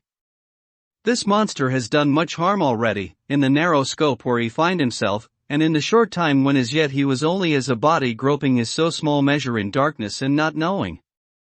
All this have I told these others, you, my dear Madam Mina, will learn it in the phonograph of my friend John, or in that of your husband. I have told them how the measure of leaving his own barren land, barren of people, and coming to a new land where life of man teems till they are like the multitude of standing corn, was the work of centuries. Were another of the undead, like him, try to do what he has done, perhaps not all the centuries of the world that have been, or that will be, could aid him. With this one, all the forces of nature that are occult and deep and strong must have worked together in some wondrous way. The very place where he have been alive, undead for all these centuries, is full of strangeness of the geologic and chemical world. There are deep caverns and fissures that reach none know whither. There have been volcanoes, some of whose openings still send out waters of strange properties, and gases that kill or make to vivify. Doubtless, there is something magnetic or electric in some of these combinations of occult forces which work for physical life in strange way, and in himself were from the first some great qualities. In a hard and warlike time he was celebrate that he have more iron nerve, more subtle brain, more braver heart, than any man. In him some vital principle have in strange way found their utmost, and as his body keep strong and grow and thrive, so his brain grow too. All this without that diabolic aid which is surely to him, for it have to yield to the powers that come from, and are, symbolic of good. And now this is what he is to us. He have infect you, oh, forgive me, my dear, that I must say such, but it is for good of you that I speak. He infect you in such wise, that even if he do no more, you have only to live in your own old, sweet way, and so in time, death, which is of man's common lot and with God's sanction, shall make you like to him. This must not be. We have sworn together that it must not. Thus are we ministers of God's own wish, that the world, and men for whom his Son died, will not be given over to monsters, whose very existence would defame him. He have allowed us to redeem one soul already, and we go out as the old knights of the cross to redeem more. Like them we shall travel towards the sunrise, and like them, if we fall in good cause. He paused and I said, but will not the Count take his rebuff wisely? Since he has been driven from England, will he not avoid it, as a tiger does the village from which he has been hunted? Ah, he said, your simile of the tiger good, for me, and I shall adopt him. Your man-eater, as they of India call the tiger who has once tasted blood of the human, care no more for other prey, but prowl unceasing till he get him. This that we hunt from our village is a tiger, too, a man-eater, and he never cease to prowl. Nay, in himself he is not one to retire and stay afar. In his life, his living life, he go over the Turkey frontier and attack his enemy on his own ground, he be beaten back, but did he stay? No. He come again, and again, and again. Look at his persistence and endurance. With the child brain that was to him he have long since conceived the idea of coming to a great city. What does he do? He find out the place of all the world most of promise for him. Then he deliberately set himself down to prepare for the task. He find in patience just how is his strength, and what are his powers. He study new tongues. He learn new social life, new environment of old ways, the politic, the law, the finance, the science, the habit of a new land and a new people who have come to be since he was. His glimpse that he have had whet his appetite only and in keen his desire. Nay, it help him to grow as to his brain, for it all proved to him how right he was at the first in his surmises. He have done this alone, all alone. From a ruined tomb in a forgotten land. What more may he not do when the greater world of thought is open to him? He that can smile at death, as we know him, who can flourish in the midst of diseases that kill off whole peoples. Oh! If such an one was to come from God, and not the devil, what a force for good might he not be in this old world of ours? But we are pledged to set the world free. Our toil must be in silence, and our efforts all in secret, for this enlightened age, when men believe not even what they see, the doubting of wise men would be his greatest strength. It would be at once his sheath and his armor, and his weapons to destroy us, his enemies, who are willing to peril even our own souls for the safety of one we love. For the good of mankind, and for the honor and glory of God. After a general discussion it was determined that for tonight nothing be definitely settled, that we should all sleep on the facts, and try to think out the proper conclusions. Tomorrow at breakfast we are to meet again, and, after making our conclusions known to one another, we shall decide on some course of action. I feel a wonderful peace and rest tonight. It is as if some haunting presence were removed from me. Perhaps. My surmise was not finished, could not be, for I caught sight in the mirror of the red mark upon my forehead, and I knew that I was still unclean. Dr. Seward's Diary. October 5th. We all rose early, and I think that sleep did much for each and all of us. When we met at early breakfast, there was more general cheerfulness than any of us had ever expected to experience again. It is really wonderful how much resilience there is in human nature. Let any obstructing cause, no matter what, be removed in any way, even by death, and we fly back to first principles of hope and enjoyment. More than once, as we sat around the table, my eyes opened in wonder whether the whole of the past days had not been a dream. It was only when I caught sight of the red blotch on Mrs. Harker's forehead that I was brought back to reality. Even now, when I am gravely resolving the matter, it is almost impossible to realize that the cause of all our trouble is still existent. Even Mrs. Harker seems to lose sight of her trouble for whole spells. It is only now and again, when something recalls it to her mind, that she thinks of her terrible scar. We are to meet here in my study in half an hour and decide on our course of action. I see only one immediate difficulty. I know it by instinct rather than reason. We shall all have to speak frankly, and yet I fear that in some mysterious way poor Mrs. Harker's tongue is tied. I know that she forms conclusions of her own, and from all that has been I can guess how brilliant and how true they must be, but she will not, or cannot, give them utterance. I have mentioned this to Van Helsing, and he and I are to talk it over when we are alone. I suppose it is some of that horrid poison which has got into her veins beginning to work. The Count had his own purposes when he gave her what Van Helsing called the vampire's baptism of blood. Well, there may be a poison that distills itself out of good things. In an age when the existence of Ptomaines asterisk is a mystery, we should not wonder at anything. One thing I know, that if my instinct be true regarding poor Mrs. Harker's silences, then there is a terrible difficulty and unknown danger in the work before us. The same power that compels her silence may compel her speech. I dare not think further, for so I should in my thoughts dishonor a noble woman. Van Helsing is coming to my study a little before the others. I shall try to open the subject with him. Later. When the professor came in, we talked over the state of things. I could see that he had something on his mind which he wanted to say, but felt some hesitancy about broaching the subject. After beating about the bush a little, he said suddenly, "Friend John, there is something that you and I must talk of alone, just at the first at any rate. Later, we may have to take the others into our confidence." Then he stopped, so I waited. He went on. "Madame Mina, our poor, dear Madame Mina, is changing." A cold shiver ran through me to find my worst fears thus endorsed. Van Helsing continued. "With the sad experience of Miss Lucy, we must this time be warned before things go too far. Our task is now in reality more difficult than ever, and this new trouble makes every hour of the direst importance. I can see the characteristics of the vampire coming in her face. It is now but very, very slight, but it is to be seen if we have eyes to notice without to prejudge. Her teeth are some sharper, and at times her eyes are more hard.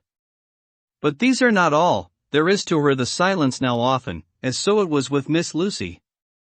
She did not speak, even when she wrote that which she wished to be known later.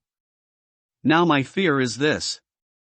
If it be that she can, by our hypnotic trance, tell what the Count see and hear, is it not more true that he who have hypnotized her first, and who have drink of her very blood and make her drink of his, should, if he will, compel her mind to disclose to him that which she know? I nodded acquiescence. He went on.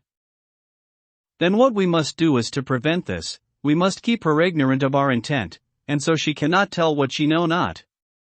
This is a painful task. Oh! So painful that it heartbreak me to think of, but it must be. When today we meet, I must tell her that for reason which we will not to speak she must not more be of our counsel, but be simply guarded by us. He wiped his forehead, which had broken out in profuse perspiration at the thought of the pain which he might have to inflict upon the poor soul already so tortured.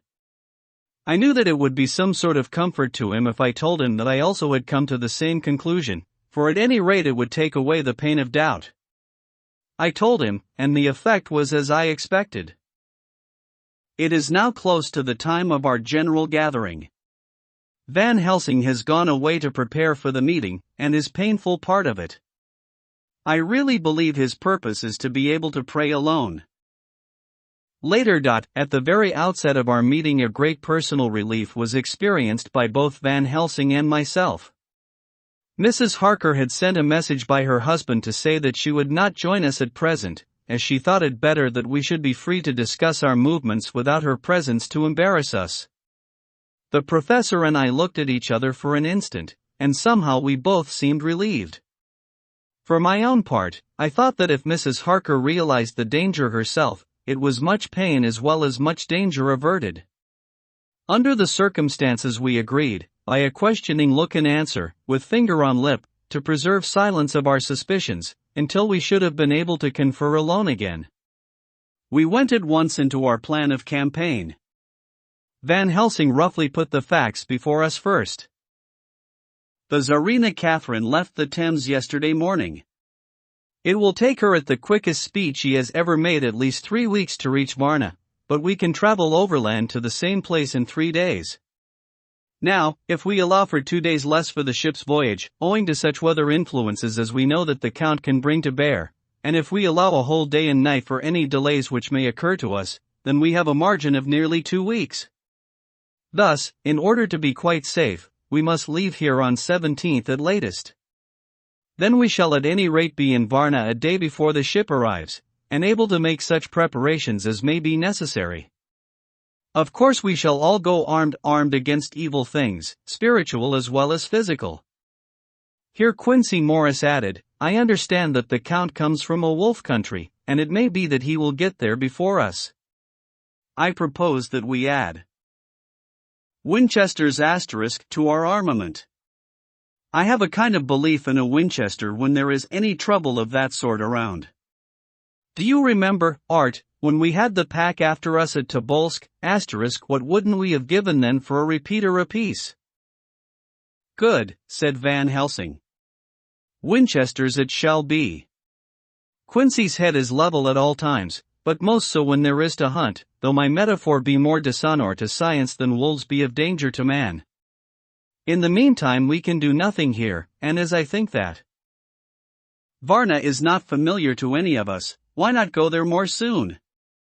It is as long to wait here as there. Tonight and tomorrow we can get ready, and then, if all be well, we 4 can set out on our journey. We 4, said Harker interrogatively, looking from one to another of us. Of course, answered the professor quickly. You must remain to take care of your so sweet wife. Harker was silent for a while and then said in a hollow voice, Let us talk of that part of it in the morning.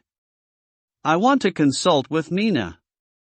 I thought that now was the time for Van Helsing to warn him not to disclose our plans to her, but he took no notice. I looked at him significantly and coughed. For answer he put his finger on his lip and turned away. Jonathan Harker's Journal. October 5th, afternoon. For some time after our meeting this morning I could not think. The new phases of things leave my mind in a state of wonder which allows no room for active thought. Mina's determination not to take any part in the discussion set me thinking, and as I could not argue the matter with her, I could only guess. I am as far as ever from a solution now. The way the others received it, too, puzzled me. The last time we talked of the subject we agreed that there was to be no more concealment of anything amongst us. Mina is sleeping now, calmly and sweetly like a little child. Her lips are curved and her face beams with happiness. Thank God there are such moments still for her. Later. How strange it all is. I sat watching Mina's happy sleep, and came as near to being happy myself as I suppose I shall ever be. As the evening drew on, and the earth took its shadows from the sun sinking lower, the silence of the room grew more and more solemn to me. All at once Mina opened her eyes, and looking at me tenderly said, "Jonathan, I want you to promise me something on your word of honor." A promise made to me, but made holily in God's hearing, and not to be broken though I should go down on my knees and implore you with bitter tears. "Quick, you must make it to me at once." "Mina," I said, "a promise like that, I cannot make at once. I may have no right to make it." "But, dear one," she said, with such spiritual intensity that her eyes were like pole stars, "it is I who wish it, and it is not for myself. You can ask Dr. Van Helsing if I am right. If he disagrees you may do as you will. Nay, more, if you all agree, later, you are absolved from the promise." "I promise," I said, and for a moment she looked supremely happy, though to me all happiness for her was denied by the red scar on her forehead. She said, "Promise me that you will not tell me anything of the plans formed for the campaign against the Count. Not by word, or inference, or implication, not at any time whilst this remains to me," and she solemnly pointed to the scar. I saw that she was in earnest, and said solemnly, "I promise," and as I said it I felt that from that instant a door had been shut between us. Later, midnight. Mina has been bright and cheerful all the evening. So much so that all the rest seemed to take courage, as if infected somewhat with her gaiety. As a result even I myself felt as if the pall of gloom which weighs us down were somewhat lifted. We all retired early. Mina is now sleeping like a little child. It is a wonderful thing that her faculty of sleep remains to her in the midst of her terrible trouble. Thank God for it, for then at least she can forget her care. Perhaps her example may affect me as her gaiety did tonight. I shall try it. Oh, for a dreamless sleep. October 6th, morning.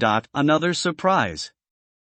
Mina woke me early, about the same time as yesterday, and asked me to bring Dr. Van Helsing. I thought that it was another occasion for hypnotism, and without question went for the professor.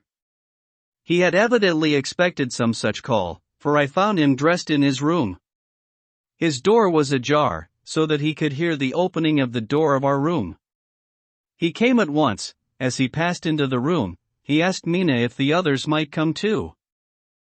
"No," she said quite simply, "it will not be necessary. You can tell them just as well. I must go with you on your journey." Dr. Van Helsing was as startled as I was. After a moment's pause he asked, "But why?" "You must take me with you. I am safer with you, and you shall be safer too." "But why, dear Madam Mina?" "You know that your safety is our solemnest duty. We go into danger, to which you are, or may be, more liable than any of us from circumstances, things that have been." He paused embarrassed. As she replied, she raised her finger and pointed to her forehead.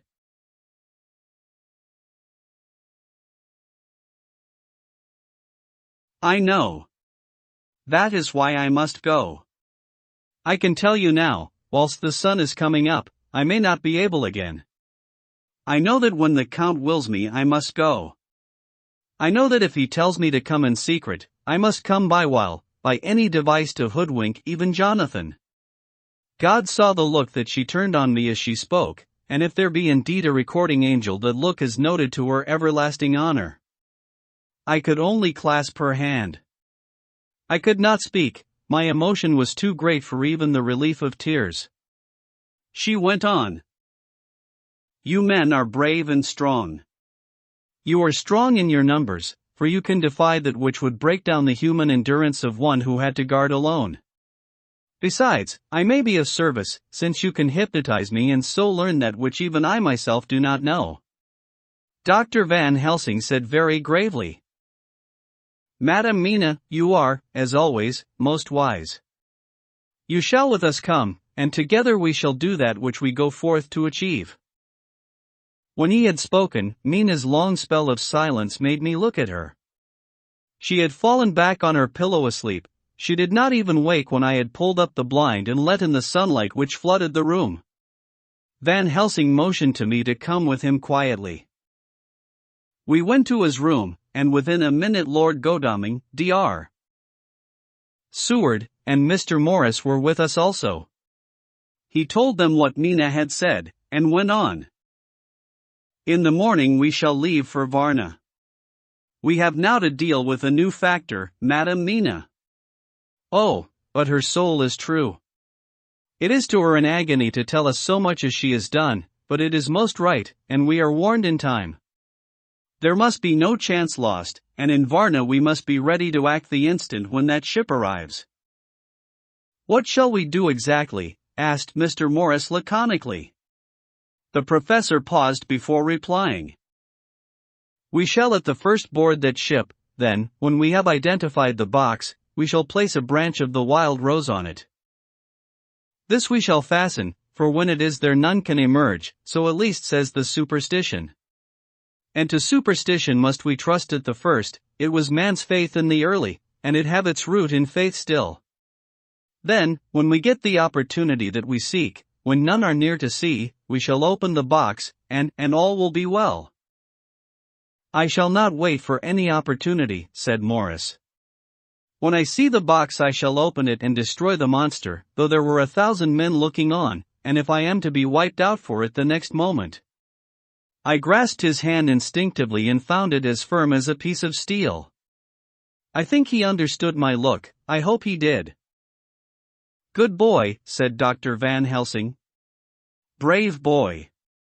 Quincy is all man, God bless him for it. My child, believe me, none of us shall lag behind or pause from any fear. I do but say what we may do, what we must do. But, indeed, we cannot say what we shall do. There are so many things which may happen, and their ways and their ends are so various that until the moment we may not say. We shall all be armed, in all ways, and when the time for the end has come, our effort shall not be lack. Now let us today put all our affairs in order.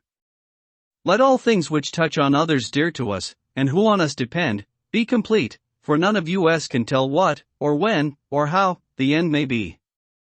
As for me, my own affairs are regulate, and as I have nothing else to do, I shall go make arrangement for the travel. I shall have all tickets and so forth for our journey." There was nothing further to be said, and we parted. I shall now settle up all my affairs of earth, and be ready for whatever may come. Later. It is all done, my will is made, and all complete. Mina, if she survive, is my sole heir. If it should not be so, then the others who have been so good to us will have remainder. It is now drawing towards the sunset. Mina's uneasiness calls my attention to it. I am sure that there is something on her mind which the time of exact sunset will reveal. These occasions are becoming harrowing times for us all, for each sunrise and sunset opens up some new danger, some new pain, which, however, may in God's will be means to a good end. I write all these things in the diary since my darling must not hear them now, but if it may be that she can see them again, they shall be ready. She is calling to me. Chapter 25. Dr. Seward's Diary. October 11th, evening. Jonathan Harker has asked me to note this, as he says he is hardly equal to the task, and he wants an exact record kept. I think that none of us were surprised when we were asked to see Mrs. Harker a little before the time of sunset. We have of late come to understand that sunrise and sunset are to her times of peculiar freedom, when her old self can be manifested without any controlling force subduing or restraining her, or inciting her to action. This mood or condition begins some half hour or more before actual sunrise or sunset, and lasts till either the sun is high, or whilst the clouds are still aglow with the rays streaming above the horizon. At first there is a sort of negative condition, as if some tie were loosened, and then the absolute freedom quickly follows. When, however, the freedom ceases, the change back or relapse comes quickly, preceded only by a spell of warning silence. Tonight, when we met, she was somewhat constrained, and bore all the signs of an internal struggle.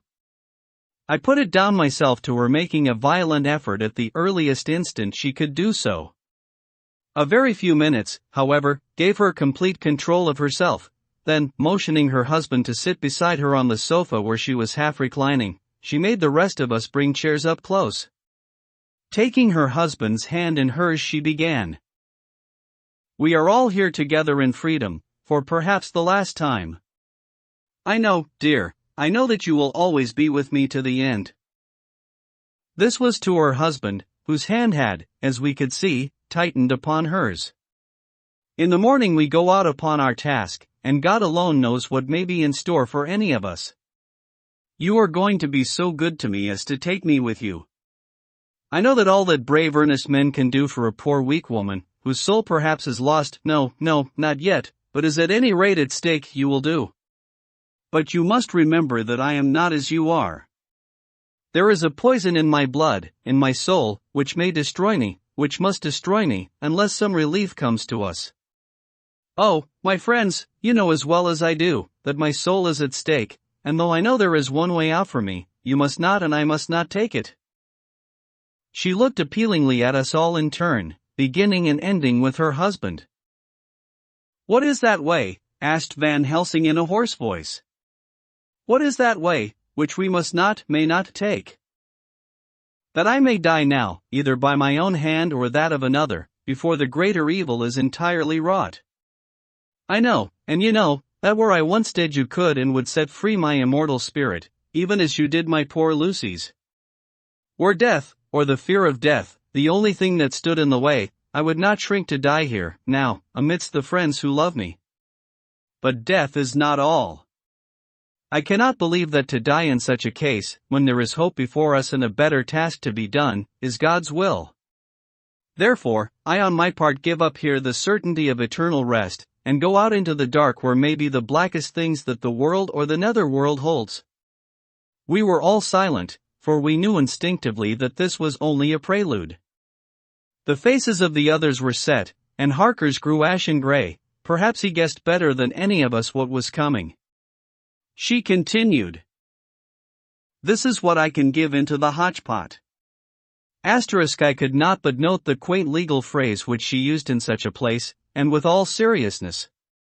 "What will each of you give?" "Your lives, I know," she went on quickly, "that is easy for brave men. Your lives are God's and you can give them back to Him, but what will you give me?" She looked again questioningly, but this time avoided her husband's face. Quincy seemed to understand, he nodded, and her face lit up. "Then I shall tell you plainly what I want, for there must be no doubtful matter in this connection between us now. You must promise me, one and all, even you, my beloved husband, that, should the time come, you will kill me." "What is that time?" The voice was Quincy's, but it was low and strained. "When you shall be convinced that I am so changed that it is better that I die that I may live. When I am thus dead in the flesh, then you will, without a moment's delay, drive a stake through me and cut off my head, or do whatever else may be wanting to give me rest." Quincy was the first to rise after the pause. He knelt down before her and taking her hand in his said solemnly, "I'm only a rough fellow, who hasn't, perhaps, lived as a man should to win such a distinction, but I swear to you by all that I hold sacred and dear that, should the time ever come, I shall not flinch from the duty that you have set us. And I promise you, too, that I shall make all certain, for if I am only doubtful I shall take it that the time has come." "My true friend," was all she could say amid her fast-falling tears, as, bending over, she kissed his hand. "I swear the same, my dear Madam Mina," said Van Helsing. "And I," said Lord Godalming, each of them in turn kneeling to her to take the oath. I followed, myself. Then her husband turned to her, one-eyed and with a greenish pallor which subdued the snowy whiteness of his hair, and asked, "And must I, too, make such a promise, oh, my wife?"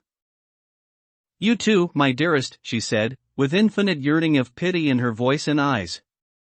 "You must not shrink. You are nearest and dearest and all the world to me, our souls are knit into one, for all life and all time. Think, dear, that there have been times when brave men have killed their wives and their womenkind, to keep them from falling into the hands of the enemy. Their hands did not falter any the more because those that they loved implored them to slay them. It is men's duty towards those whom they love, in such times of sore trial. And oh, my dear, if it is to be that I must meet death at any hand, let it be at the hand of him that loves me best. Dr. Van Helsing, I have not forgotten your mercy in poor Lucy's case. To him who loved, she stopped with a flying blush, and changed her phrase, to him who had best right to give her peace. If that time shall come again, I look to you to make it a happy memory of my husband's life that it was his loving hand which set me free from the awful thrall upon me. Again I swear, came the professor's resonant voice. Mrs. Harker smiled, positively smiled, as with a sigh of relief she leaned back and said, "And now one word of warning, a warning which you must never forget. This time, if it ever come, may come quickly and unexpectedly, and in such case you must lose no time in using your opportunity. At such a time I myself might be, nay, if the time ever comes, shall be leagued with your enemy against you. One more request." She became very solemn as she said this. "It is not vital and necessary like the other, but I want you to do one thing for me, if you will." We all acquiesced, but no one spoke. There was no need to speak. "I want you to read the burial service." She was interrupted by a deep groan from her husband. Taking his hand in hers, she held it over her heart, and continued, "You must read it over me some day. Whatever may be the issue of all this fearful state of things, it will be a sweet thought to all or some of us. You, my dearest, will, I hope, read it, for then it will be in your voice in my memory forever, come what may." "But oh, my dear one," he pleaded, "death is afar off from you." "Nay," she said, holding up a warning hand. "I am deeper in death at this moment than if the weight of an earthly grave lay heavy upon me." "Oh, my wife, must I read it?" he said, before he began. "It would comfort me, my husband," was all she said, and he began to read when she had got the book ready. How could anyone tell of that strange scene, its solemnity, its gloom, its sadness, its horror, and, withal, its sweetness? Even a skeptic, who can see nothing but a travesty of bitter truth in anything holy or emotional, would have been melted to the heart had he seen that little group of loving and devoted friends kneeling round that stricken and sorrowing lady, or heard the tender passion of her husband's voice, as in tones so broken with emotion that often he had to pause, he read the simple and beautiful service for the burial of the dead. I cannot go on words, and the voice fail me. She was right in her instinct. Strange as it all was, bizarre as it may hereafter seem even to us who felt its potent influence at the time, it comforted us much, and the silence, which showed Mrs. Harker's coming relapse from her freedom of soul, did not seem so full of despair to any of us as we had dreaded. Jonathan Harker's Journal. October. Varna. We left Charing Cross on the morning of the 12th, got to Paris the same night, and took the places secured for us in the Orient Express. We travelled night and day, arriving here at about 5 o'clock. Lord Godalming went to the consulate to see if any telegram had arrived for him, whilst the rest of us came on to this hotel, the Odysseus. The journey may have had incidents. I was, however, too eager to get on to care of them. Until the Tsarina Catherine comes into port there will be no interest for me in anything in the wide world. Thank God. Mina is well, and looks to be getting stronger. Her color is coming back. She sleeps a great deal. Throughout the journey she slept nearly all the time.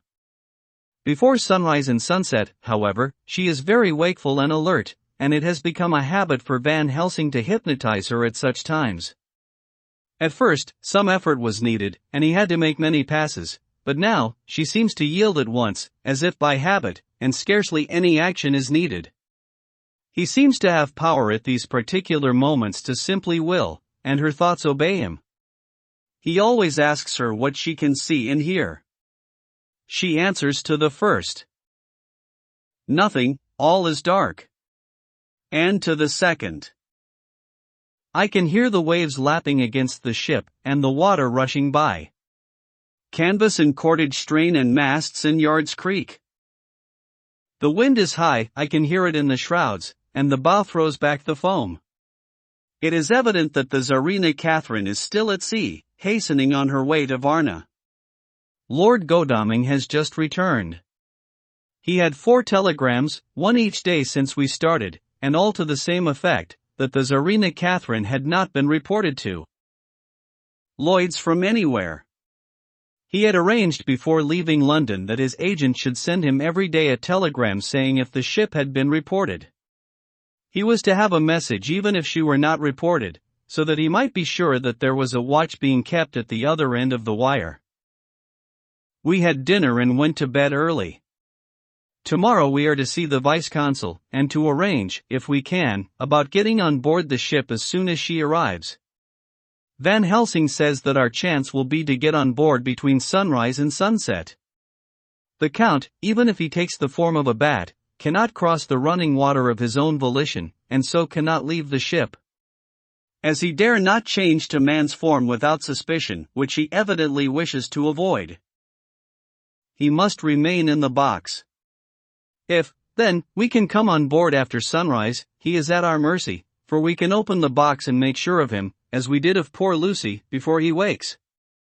What mercy he will get from us will not count for much. We think that we shall not have much trouble with Osials or the seamen. Thank God. This is the country where bribery can do anything, and we are well supplied with money. We have only to make sure that the ship cannot come into port between sunset and sunrise without our being warned, and we shall be safe. Judge Moneybag will settle this case, I think. October. Mina's report still the same, lapping waves and rushing water, darkness and favoring winds. We are evidently in good time, and when we hear of the Tsarina Catherine we shall be ready. As she must pass the Dardanelles we are sure to have some report. October. Everything is pretty well fixed now, I think, to welcome the Count on his return from his tour. Godalming told the shippers that he fancied that the box sent aboard might contain something stolen from a friend of his, and got a half consent that he might open it at his own risk. The owner gave him a paper telling the captain to give him every facility in doing whatever he chose on board the ship, and also a similar authorization to his agent at Varna. We have seen the agent, who was much impressed with Godalming's kindly manner to him, and we are all satisfied that whatever he can do to aid our wishes will be done. We have already arranged what to do in case we get the box open.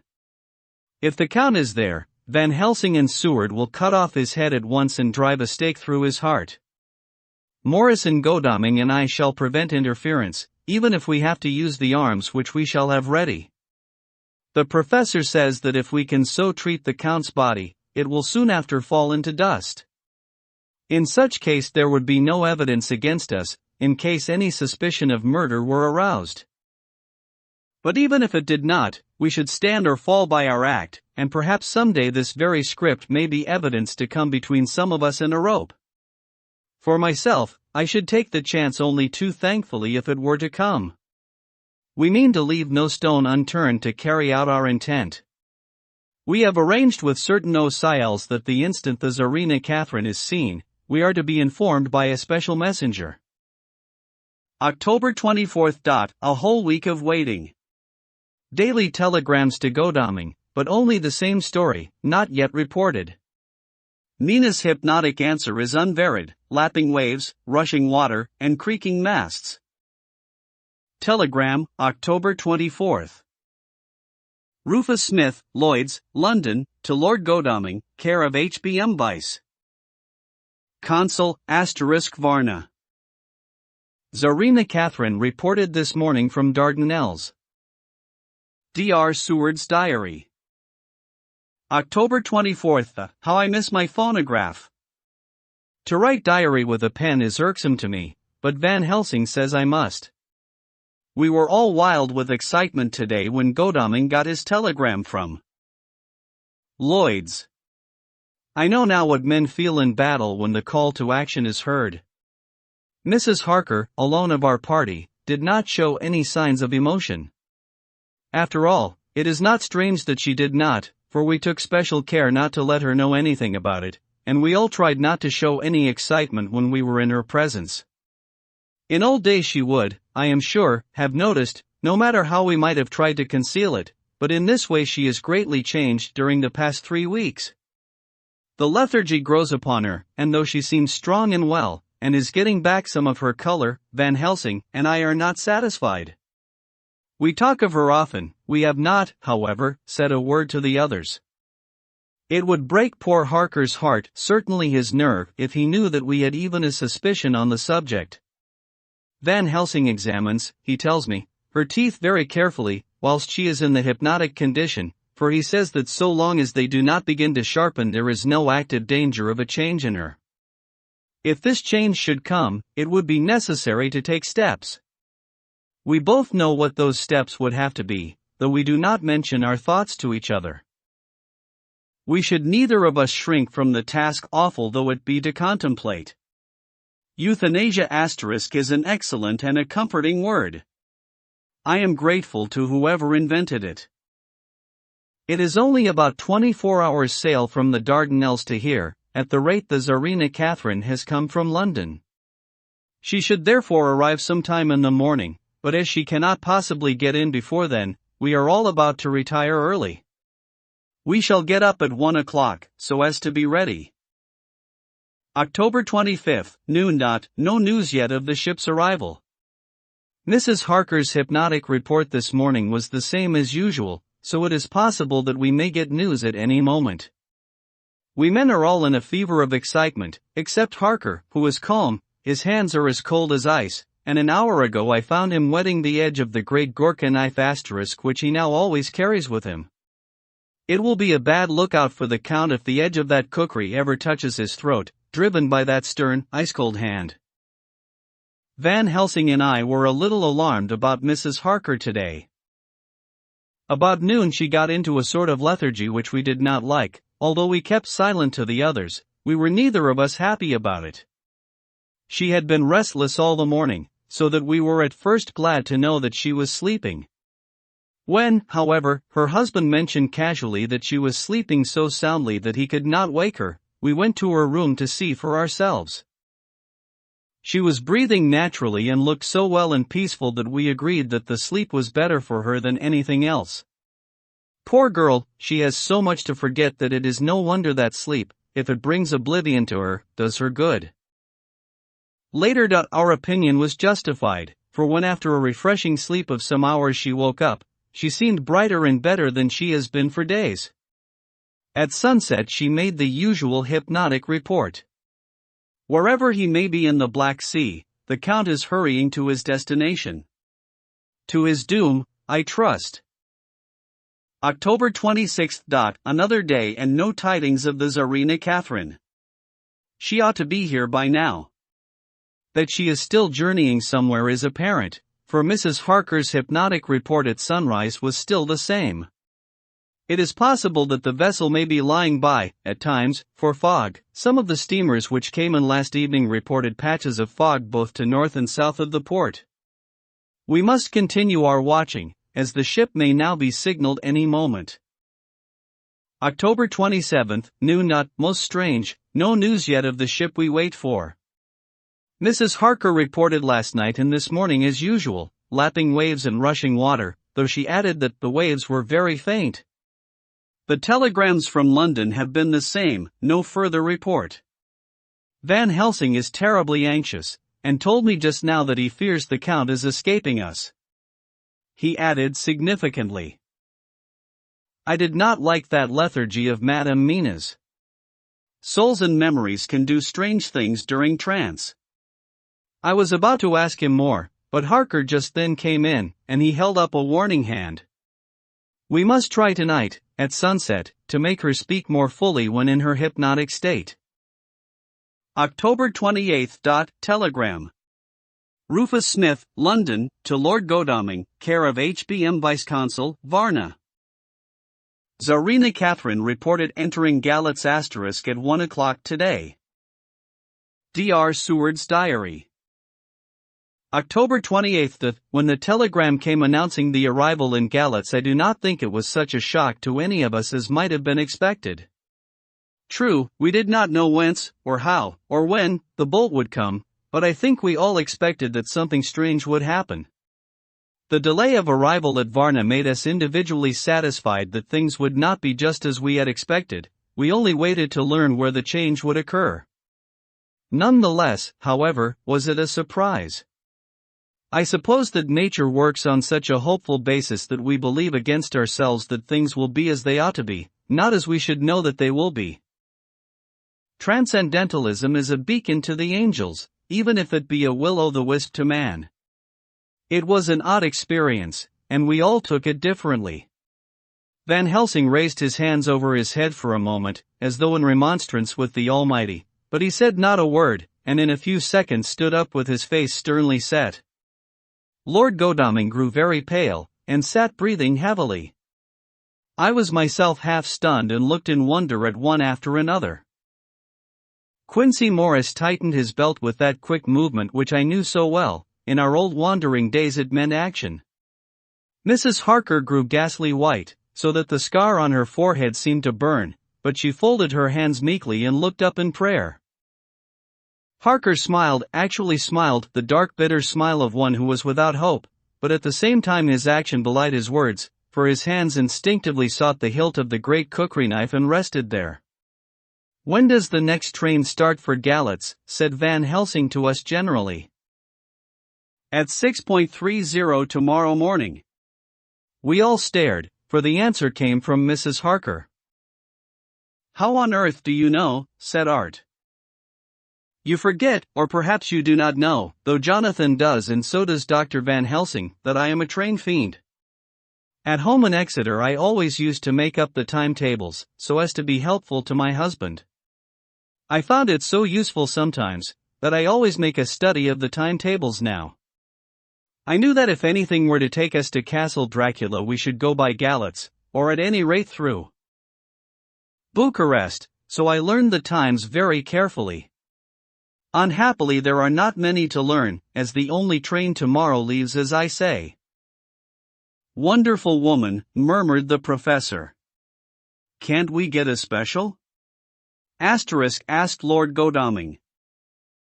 Van Helsing shook his head. "I fear not. This land is very different from yours or mine. Even if we did have a special, it would probably not arrive as soon as our regular train. Moreover, we have something to prepare. We must think. Now let us organize. You, friend Arthur, go to the train and get the tickets and arrange that all be ready for us to go in the morning. Do you, friend Jonathan, go to the agent of the ship and get from him letters to the agent in Galatz, with authority to make search the ship just as it was here. Quincey Morris, you see the vice-consul, and get his aid with his fellow in Galatz and all he can do to make our way smooth, so that no times be lost when over the Danube. John will stay with Madam Mina and me, and we shall consult. For so if time be long you may be delayed, and it will not matter when the sun set, since I am here with Madam to make report." "And I," said Mrs. Harker brightly, and more like her old self than she had been for many a long day, "shall try to be of use in all ways, and shall think and write for you as I used to do. Something is shifting from me in some strange way, and I feel freer than I have been of late." The three younger men looked happier at the moment as they seemed to realize the significance of her words, but Van Helsing and I, turning to each other, met each a grave and troubled glance. We said nothing at the time, however. When the three men had gone out to their tasks, Van Helsing asked Mrs. Harker to look up the copy of the diaries and find him the part of Harker's journal at the castle. She went away to get it. When the door was shut upon her he said to me, "We mean the same. Speak out. There is some change. It is a hope that makes me sick, for it may deceive us." "Quite so. Do you know why I asked her to get the manuscript?" "No," said I, "unless it was to get an opportunity of seeing me alone." You are in part right, friend John, but only in part. I want to tell you something. And oh, my friend, I am taking a terrible risk, but I believe it is right. In the moment when Madame said those words that arrest both our understanding, an inspiration come to me. In the trance of 3 days ago the Count sent her his spirit to read her mind, or more like he took her to see him in his earth box in the ship with water rushing, just as it go free at rise and set of sun. He learned then that we are here, for she have more to tell in her open life with eyes to see and ears to hear than he, shut, as he is, in his koan box. Now he make his most effort to escape us. At present he want her not. He is sure with his so great knowledge that she will come at his call, but he cut her off, take her, as he can do, out of his own power, that so she come not to him. Ah! There I have hope that our man-brains, that have been of man so long and that have not lost the grace of God, will come higher than his child-brain that lie in his tomb for centuries, that grow not yet to our stature, and that do only work selfish and therefore small. Here comes Madam Mina, not a word to her of her trance. She know it not, and it would overwhelm her and make despair just when we want all her hope, all her courage, when most we want all her great brain which is trained like man's brain, but is of sweet woman and have a special power which the Count give her, and which he may not take away altogether, though we think not so. Hush! Let me speak, and you shall learn. Oh, John, my friend, we are in awful straits. I fear, as I never feared before. We can only trust the good God. Silence. Here she comes. I thought that the professor was going to break down and have hysterics, just as he had when Lucy died, but with a great effort he controlled himself and was at perfect nervous poise when Mrs. Harker tripped into the room, bright and happy-looking and, in the doing of work, seemingly forgetful of her misery. As she came in, she handed a number of sheets of typewriting to Van Helsing. He looked over them gravely, his face brightening up as he read. Then, holding the pages between his finger and thumb, he said, Friend John, to you with so much of experience already, and you too, dear Madam Mina, that are young, here is a lesson, do not fear ever to think. A half-thought has been buzzing often in my brain, but I fear to let him loose his wings. Here now, with more knowledge, I go back to where that half-thought come from, and I find that he be no half-thought at all, that he be a whole thought, though so young that he is not yet strong to use his little wings. Nay, like the ugly duck of my friend Hans Andersen *, he be no duck thought at all, but a big swan thought that sail nobly on big wings, when the time come for him to try them. See, I read here what Jonathan have written. That other of his race who, in a later age, again and again, brought his forces over the great river into Turkey land, who, when he was beaten back, came again, and again, and again, though he had to come alone from the bloody field where his troops were being slaughtered, since he knew that he alone could ultimately triumph. What does this tell us? Not much. No. The Count's child thought see nothing, therefore he speaks so free. Your man thought see nothing, my man thought see nothing, till just now. No. But there comes another word from someone who speak without thought because she too know not what it might mean. Just as there are elements which rest, yet when in nature's course they move on their way and they touch, then poof! And there comes a flash of light, heavens wide, that blind and kill and destroy some, but that show up all earth below for leagues and leagues. Is it not so? Well, I shall explain. To begin, have you ever studied the philosophy of crime? Yes and no you, John, yes, for it is a study of insanity. You, no, Madam Mina, for crime touch you not but once. Still, your mind works true, and argues not a particulari ad universal, *, there is this peculiarity in criminals.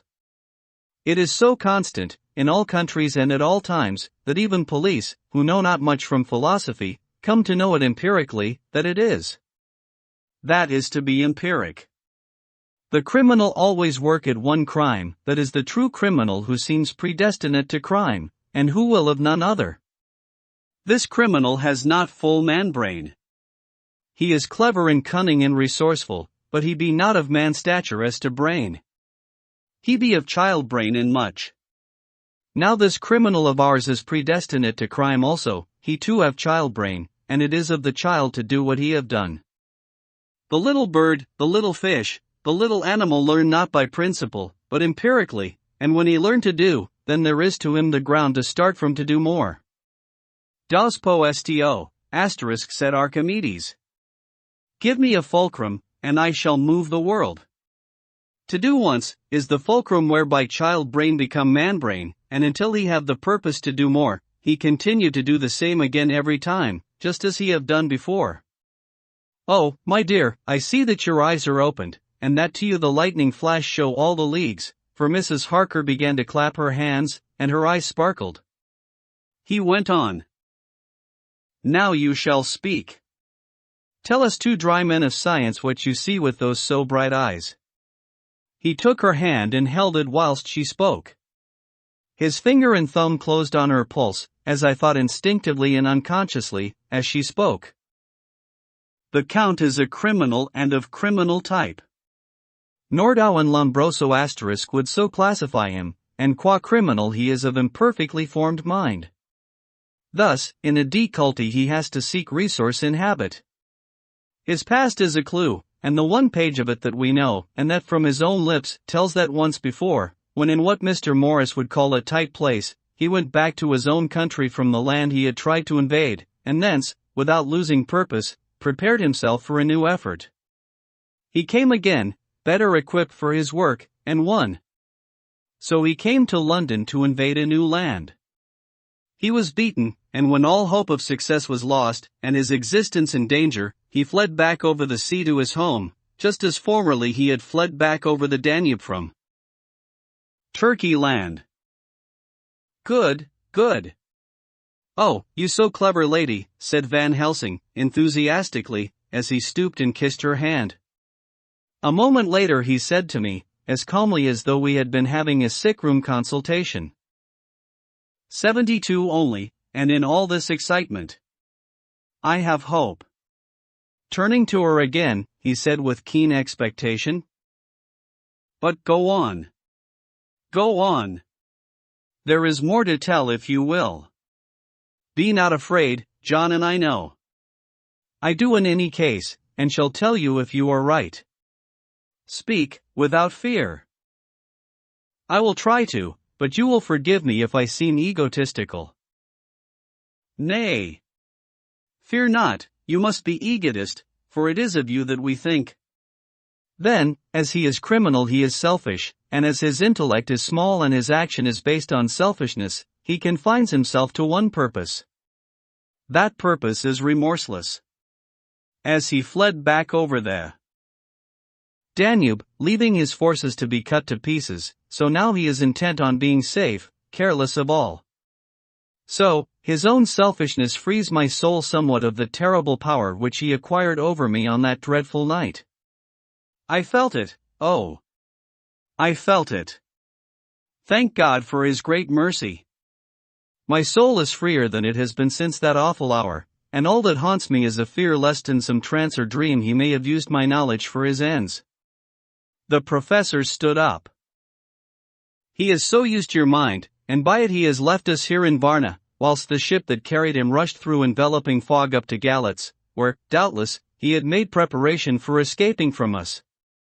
But his child mind only saw so far, and it may be that, as ever is in God's providence, the very thing that the evil-doer most reckoned on for his selfish good, turns out to be his chiefest harm. The hunter is taken in his own snare *, as the great psalmist says. For now that he think he is free from every trace of us all, and that he has escaped us with so many hours to him, then his selfish child brain will whisper him to sleep. He think, too, that as he cut himself off from knowing your mind, there can be no knowledge of him to you, there is where he fail.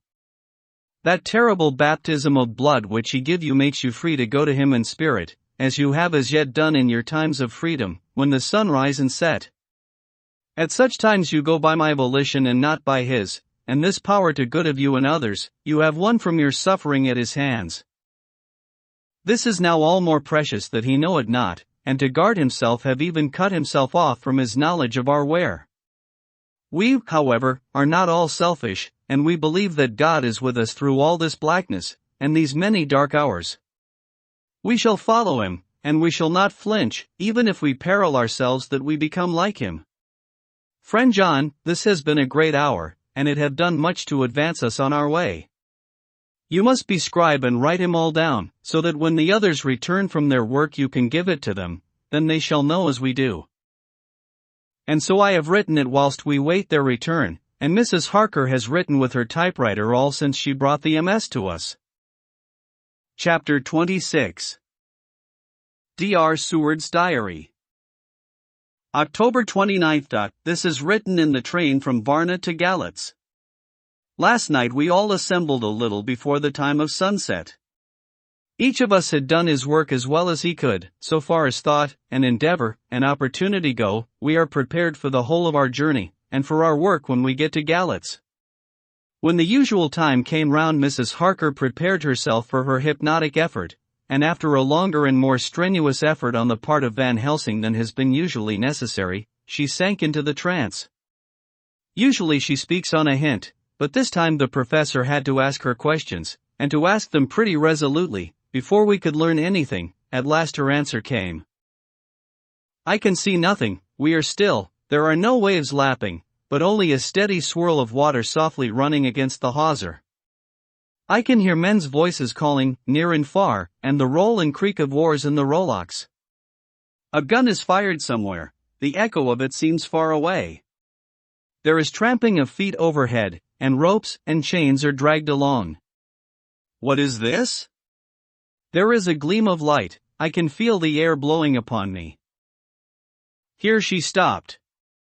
She had risen, as if impulsively, from where she lay on the sofa, and raised both her hands, palms upwards, as if lifting a weight. Van Helsing and I looked at each other with understanding. Quincy raised his eyebrows slightly and looked at her intently, whilst Harker's hand instinctively closed round the hilt of his kukri. There was a long pause. We all knew that the time when she could speak was passing, but we felt that it was useless to say anything. Suddenly she sat up, and, as she opened her eyes, said sweetly, "Would none of you like a cup of tea? You must all be so tired." We could only make her happy, and so acquiesced. She bustled off to get tea. When she had gone, Van Helsing said, "You see, my friends. He is close to land, he has left his earth chest. But he has yet to get on shore. In the night he may lie hidden somewhere, but if he be not carried on shore, or if the ship do not touch it, he cannot achieve the land.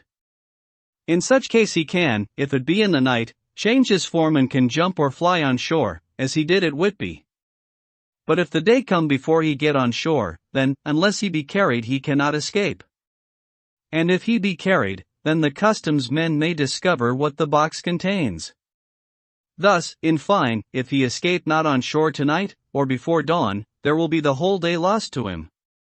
We may then arrive in time, for if he escape not at night we shall come on him in daytime, boxed up and at our mercy, for he dare not be his true self, awake and visible, lest he be discovered." There was no more to be said, so we waited in patience until the dawn, at which time we might learn more from Mrs. Harker. Early this morning we listened, with breathless anxiety, for her response in her trance. The hypnotic stage was even longer in coming than before, and when it came the time remaining until full sunrise was so short that we began to despair. Van Helsing seemed to throw his whole soul into the effort. At last, in obedience to his will, she made reply. "All is dark. I hear lapping water, level with me, and some creaking as of wood on wood." She paused, and the red sun shot up. "We must wait till tonight." And so it is that we are traveling towards Galatz in an agony of expectation. We are due to arrive between 2 and 3 in the morning, but already, at Bucharest, we are 3 hours late, so we cannot possibly get in till well after sunup. Thus we shall have 2 more hypnotic messages from Mrs. Harker. Either or both may possibly throw more light on what is happening. Later. Sunset has come and gone. Fortunately it came at a time when there was no distraction, for had it occurred whilst we were at a station, we might not have secured the necessary calm and isolation. Mrs. Harker yielded to the hypnotic influence even less readily than this morning. I am in fear that her power of reading the Count's sensations may die away, just when we want it most. It seems to me that her imagination is beginning to work. Whilst she has been in the trance hitherto, she has confined herself to the simplest of facts. If this goes on, it may ultimately mislead us. If I thought that the Count's power over her would die away equally with her power of knowledge, it would be a happy thought, but I am afraid that it may not be so. When she did speak, her words were enigmatical. Something is going out, I can feel it pass me like a cold wind. I can hear, far off, confused sounds as of men talking in strange tongues, fierce falling water, and the howling of wolves. She stopped, and a shudder ran through her, increasing in intensity for a few seconds, till, at the end, she shook as though in a palsy. She said no more, even in answer to the professor's imperative questioning. When she woke from the trance, she was cold, and exhausted, and languid, but her mind was all alert. She could not remember anything, but asked what she had said. When she was told, she pondered over it deeply for a long time and in silence. October 30th, 7 a.m. We are near Galatz now, and I may not have time to write later. Sunrise this morning was anxiously looked for by us all. Knowing of the increasing difficulty of procuring the hypnotic trance, Van Helsing began his passes earlier than usual. They produced no effect, however, until the regular time, when she yielded with a still greater difficulty, only a minute before the sun rose. The professor lost no time in his questioning. Her answer came with equal quickness.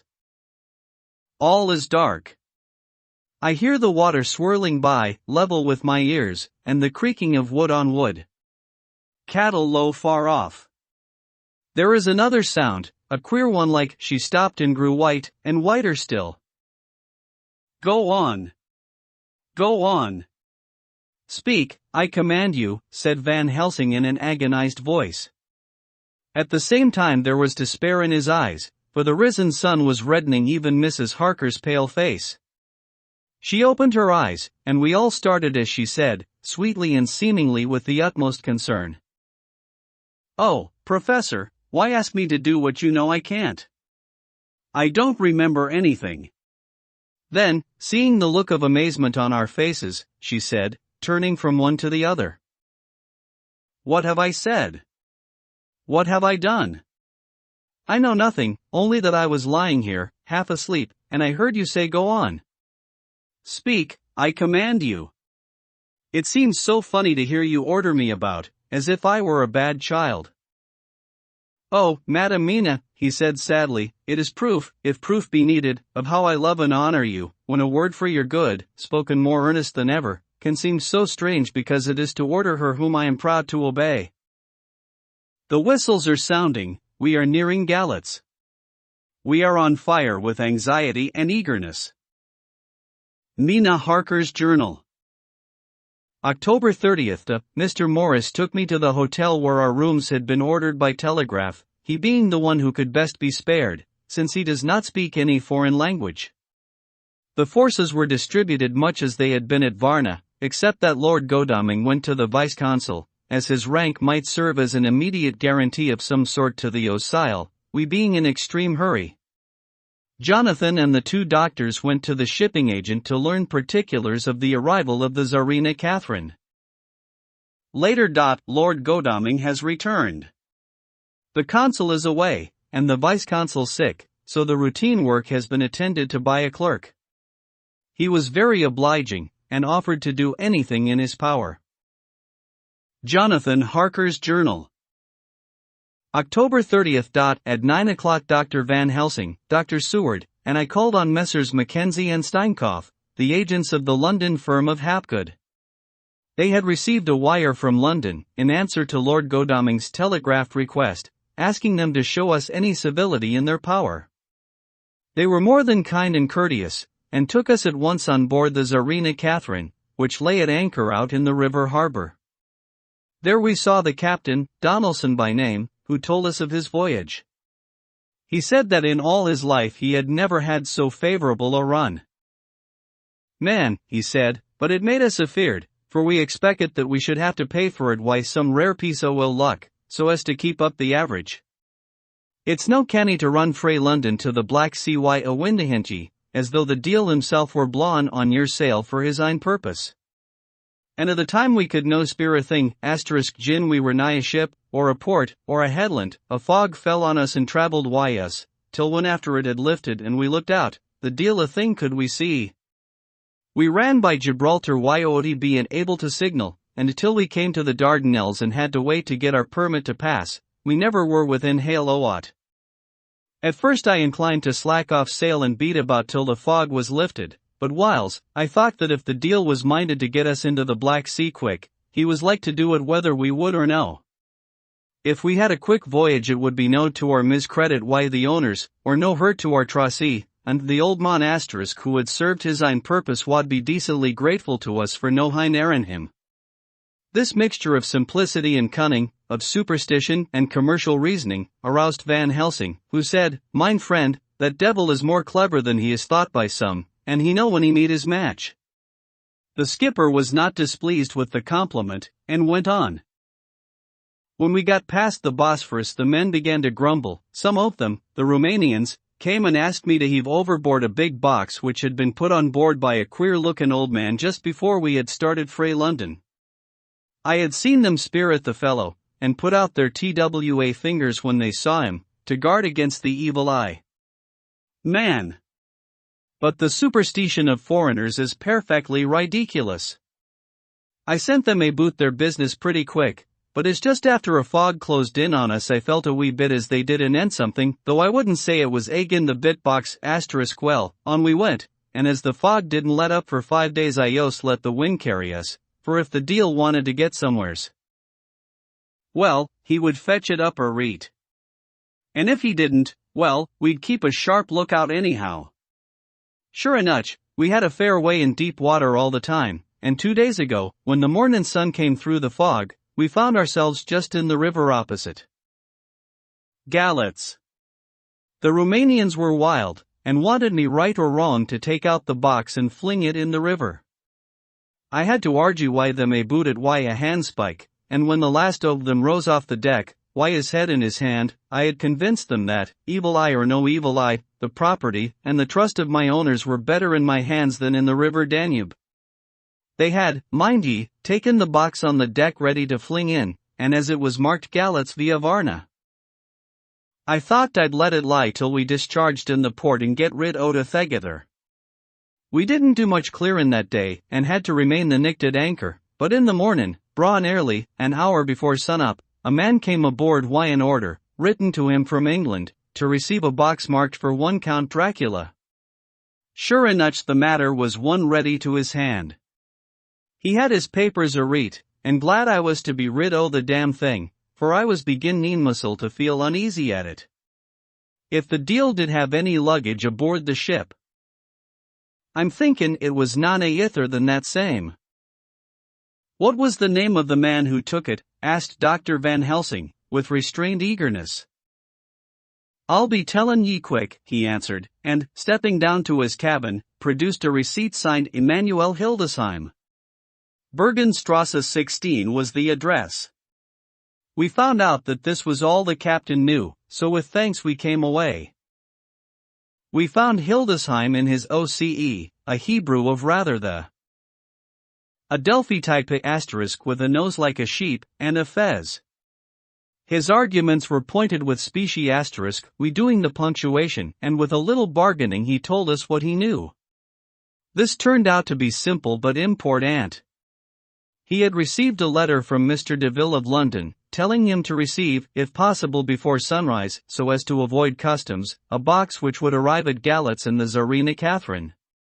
This he was to give in charge to a certain Petrov Skinsky, who dealt with Slovaks who traded down the river to the port. He had been paid for his work by an English banknote, which had been duly cashed for gold at the Danube International Bank. When Skinsky had come to him, he had taken him to the ship and handed over the box, so as to save porterage. That was all he knew. We then sought for Skin Sky, but were unable to find him. One of his neighbors, who did not seem to bear him any affection, said that he had gone away 2 days before, no one knew whither. This was corroborated by his landlord, who had received by messenger the key of the house together with the rent due, in English money.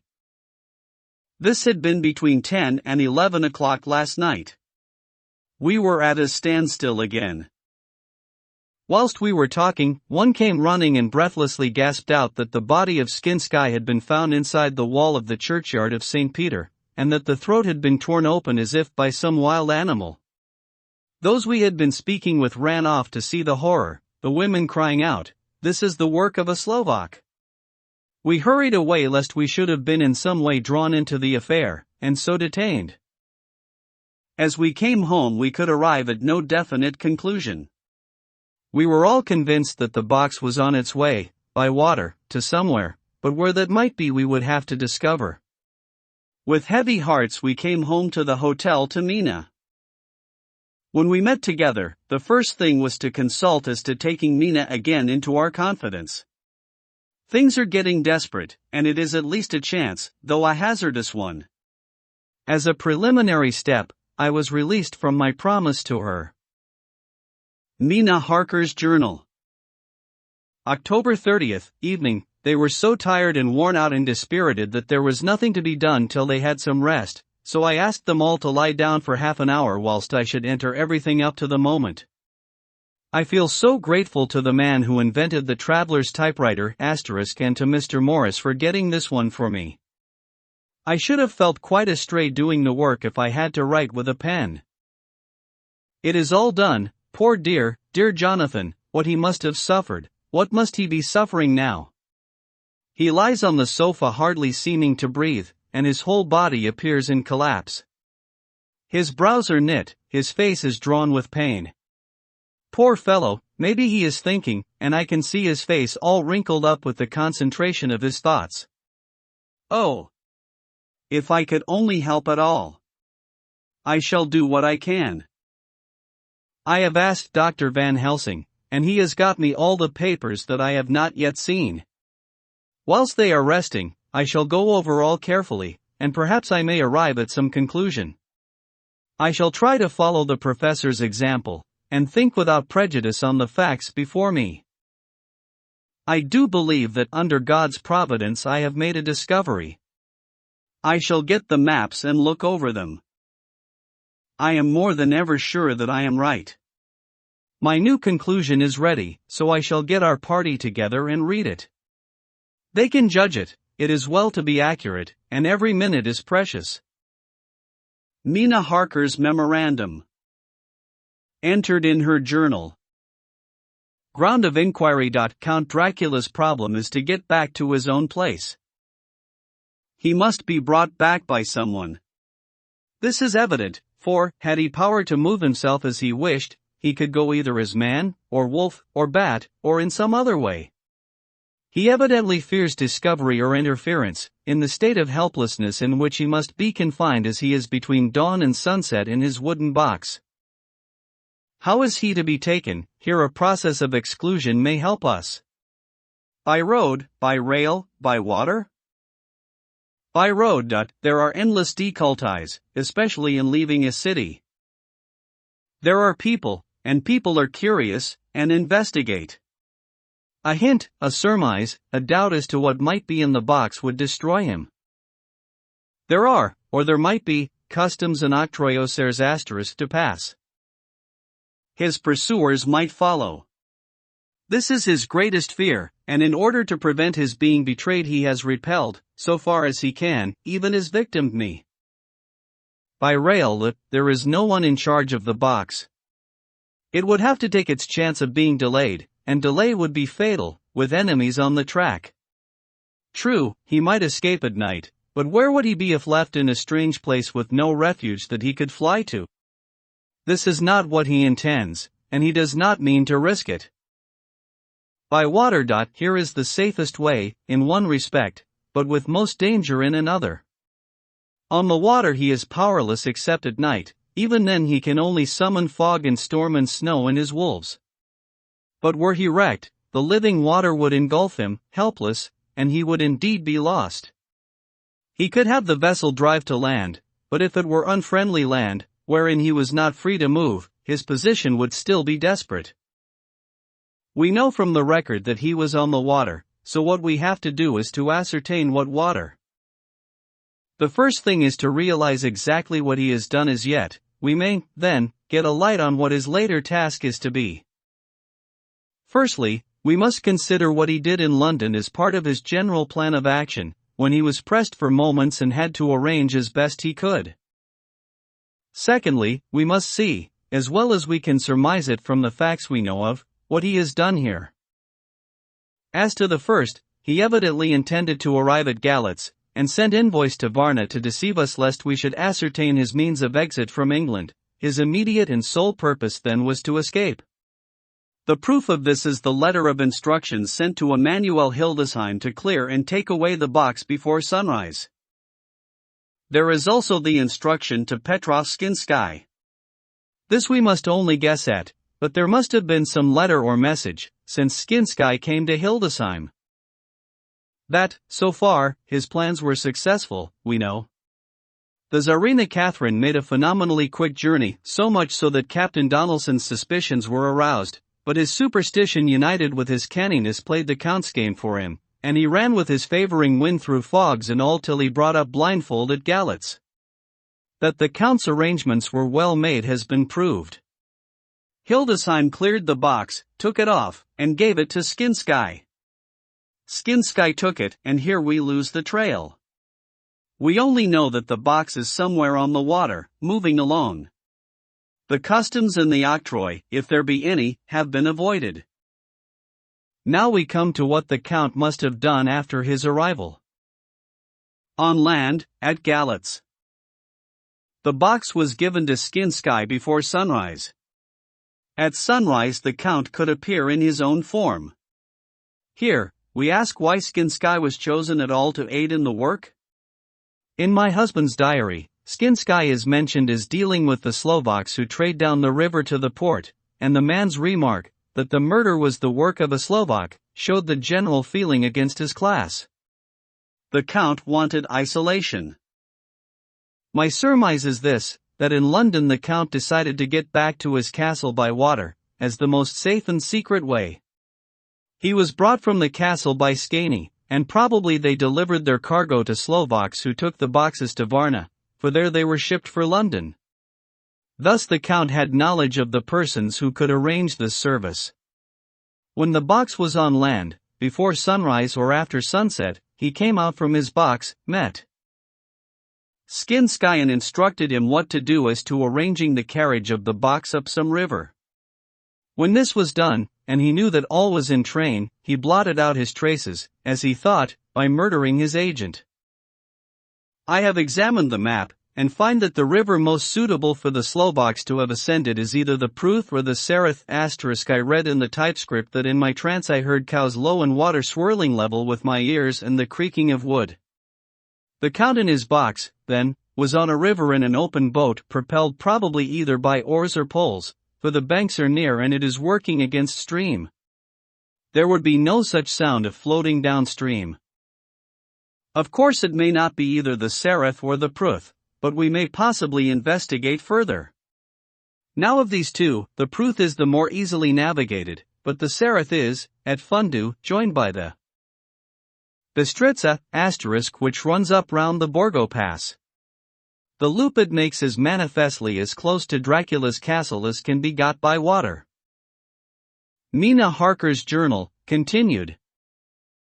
When I had done reading, Jonathan took me in his arms and kissed me. The others kept shaking me by both hands, and Dr. Van Helsing said, "Our dear Madam Mina is once more our teacher. Her eyes have seen where we were blinded. Now we are on the track once again, and this time we may succeed. Our enemy is at his most helpless, and if we can come on him by day, on the water, our task will be over. He has a start, but he is powerless to hasten, as he may not leave his box lest those who carry him may suspect. For them to suspect would be to prompt them to throw him in the stream, or he perish. This he knows, and will not. Now, men, to our council of war, for, here and now, we must plan what each and all shall do. I shall get a steam launch and follow him, said Lord Godalming. And I, horses to follow on the bank lest by chance he land, said Mr. Morris. Good, said the professor. Both good. But neither must go alone. There must be force to overcome force if need be. The Slovak is strong and rough, and he carries rude arms. All the men smiled, for amongst them they carried a small arsenal. Said Mr. Morris.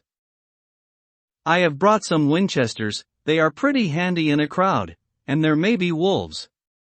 The Count, if you remember, took some other precautions, he made some requisitions on others that Mrs. Harker could not quite hear or understand. We must be ready at all points. Dr. Seward said. I think I had better go with Quincy. We have been accustomed to hunt together, and we too, well armed, will be a match for whatever may come along.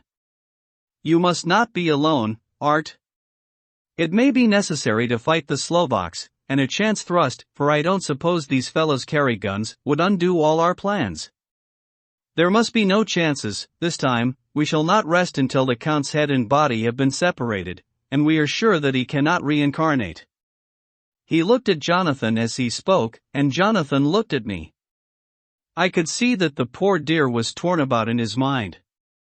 Of course he wanted to be with me, but then the boat service would, most likely, be the one which would destroy the vampire. Why did I hesitate to write the word? He was silent a while, and during his silence Dr. Van Helsing spoke. Friend Jonathan, this is to you for twice reasons. First, because you are young and brave and can fight, and all energies may be needed at the last, and again that it is your right to destroy him, that which has wrought such woe to you and yours. Be not afraid for Madam Mina, she will be my care, if I may. I am old. My legs are not so quick to run as once, and I am not used to ride so long or to pursue as need be, or to fight with lethal weapons. But I can be of other service, I can fight in other way. And I can die, if need be, as well as younger men. Now let me say that what I would is this, while you, my Lord Godalming, and friend Jonathan go in your so swift little steamboat up the river, and whilst John and Quincy guard the bank where perchance he might be landed, I will take Madam Mina right into the heart of the enemy's country. Whilst the old fox is tied in his box, floating on the running stream whence he cannot escape to land, where he dares not raise the lid of his Cohen box lest his Slovak carriers should in fear leave him to perish, we shall go in the track where Jonathan went, from Bistritz over the Borgo, and find our way to the castle of Dracula. Here, Madam Mina's hypnotic power will surely help, and we shall find our way all dark and unknown otherwise, after the first sunrise when we near that fateful place.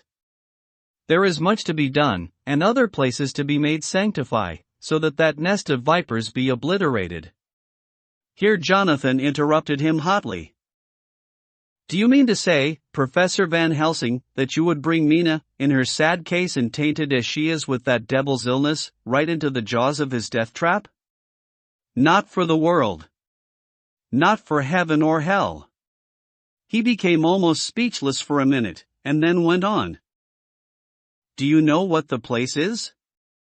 Have you seen that awful den of hellish infamy, with the very moonlight alive with grisly shapes, and every speck of dust that whirls in the wind a devouring monster in embryo? Have you felt the vampire's lips upon your throat? Here he turned to me, and as his eyes lit on my forehead, he threw up his arms with a cry, Oh, my God, what have we done to have this terror upon us? And he sank down on the sofa in a collapse of misery. The professor's voice, as he spoke in clear, sweet tones, which seemed to vibrate in the air, calmed us all. Oh, my friend, it is because I would save Madam Mina from that awful place that I would go. God forbid that I should take her into that place. There is work, wild work, to be done there, that her eyes may not see. We men here, all save Jonathan, have seen with our own eyes what is to be done before that place can be purified. Remember that we are in terrible straits. If the Count escape us this time, and he is strong and subtle and cunning, he may choose to sleep him for a century, and then in time our dear one foot, he took my hand, would come to him to keep him company, and would be as those others that you, Jonathan, saw. You have told us of their gloating lips, you heard their ribald laugh as they clutched the moving bag that the Count threw to them. You shudder, and well may it be. Forgive me that I make you so much pain, but it is necessary. My friend, is it not a dire need for the which I am giving, if need be, my life? If it were that anyone went into that place to stay, it is I who would have to go, to keep them company. Do as you will, said Jonathan, with a sob that shook him all over, we are in the hands of God. Later. Oh, it did me good to see the way that these brave men worked. How can women help loving men when they are so earnest, and so true, and so brave? And, too, it made me think of the wonderful power of money. What can it not do when it is properly applied, and what might it do when basely used? I felt so thankful that Lord Godalming is rich, and that both he and Mr. Morris, who also has plenty of money, are willing to spend it so freely. For if they did not, our little expedition could not start, either so promptly or so well equipped, as it will within another hour. It is not 3 hours since it was arranged what part each of us was to do. Now Lord Godalming and Jonathan have a lovely steam launch, with steam up, ready to start at a moment's notice. Dr. Seward and Mr. Morris have half a dozen beautiful horses, well appointed. We have all the maps and appliances of various kinds that can be had. Professor Van Helsing and I are to leave by the 11:40 train tonight for Veresti, or we are to get a carriage to drive to the Borgo Pass. We are bringing a good deal of ready money, as we are to buy a carriage and horses. We shall drive ourselves, for we have no one whom we can trust in this matter. The professor knows something of a great many languages, so we shall get on all right. We have all got arms, even for me a large bore revolver. Jonathan would not be happy unless I was armed like the rest. Alas! I cannot carry one arm that the rest do, the scar on my forehead forbids that. Dear Dr. Van Helsing comforts me by telling me that I am fully armed as there may be wolves. The weather is getting colder every hour, and there are snow flurries which come and go as warnings. Later. It took all my courage to say goodbye to my darling. We may never meet again. Courage, Mina.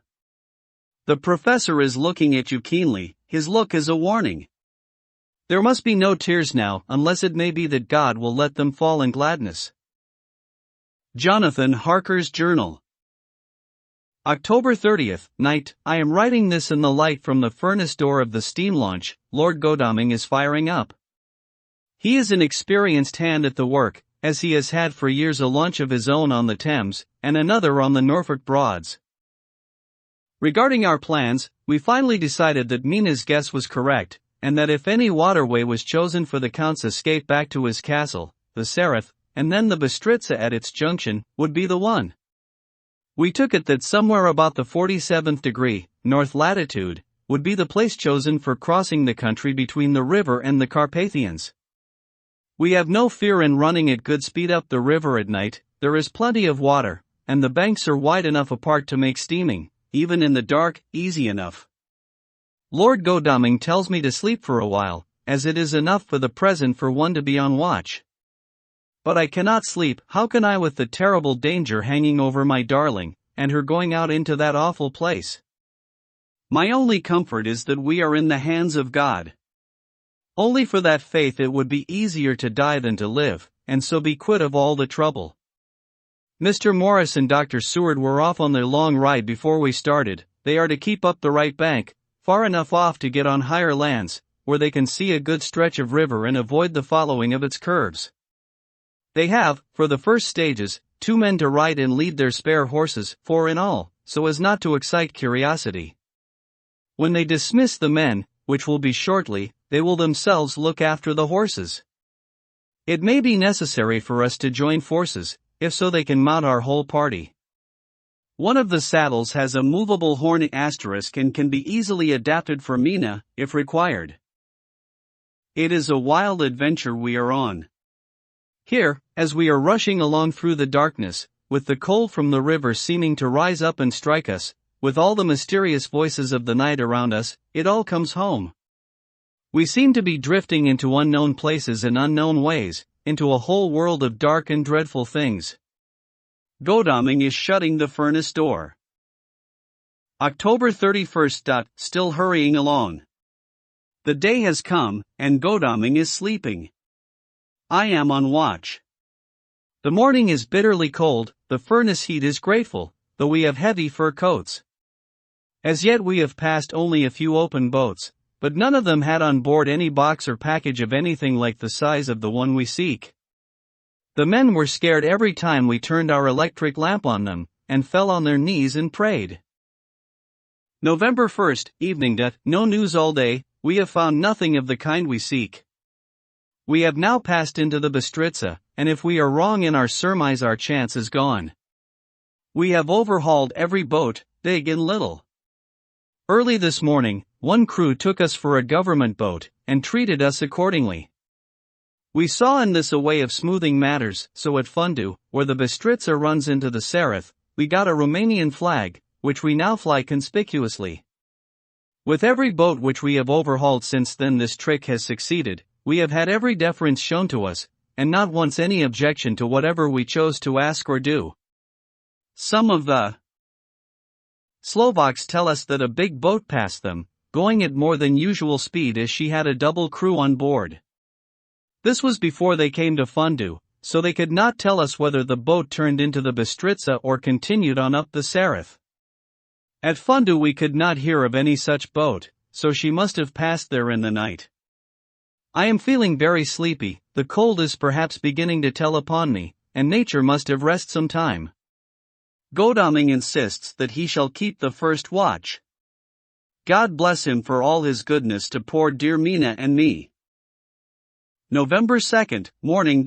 It is broad daylight. That good fellow would not wake me. He says it would have been a sin to, for I slept so peacefully and was forgetting my trouble.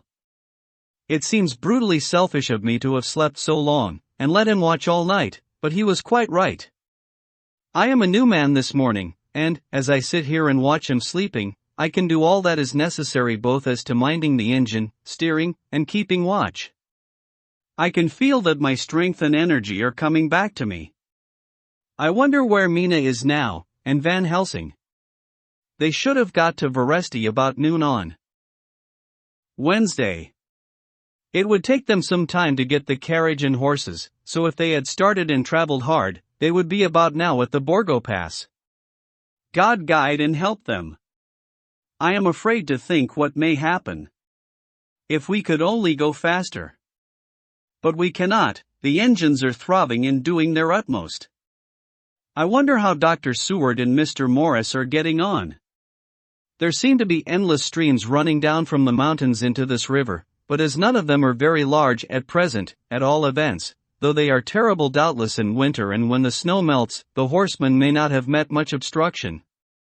I hope that before we get to Strasba** we may see them, for if by that time we have not overtaken the Count, it may be necessary to take counsel together on what to do next. Dr. Seward's Diary.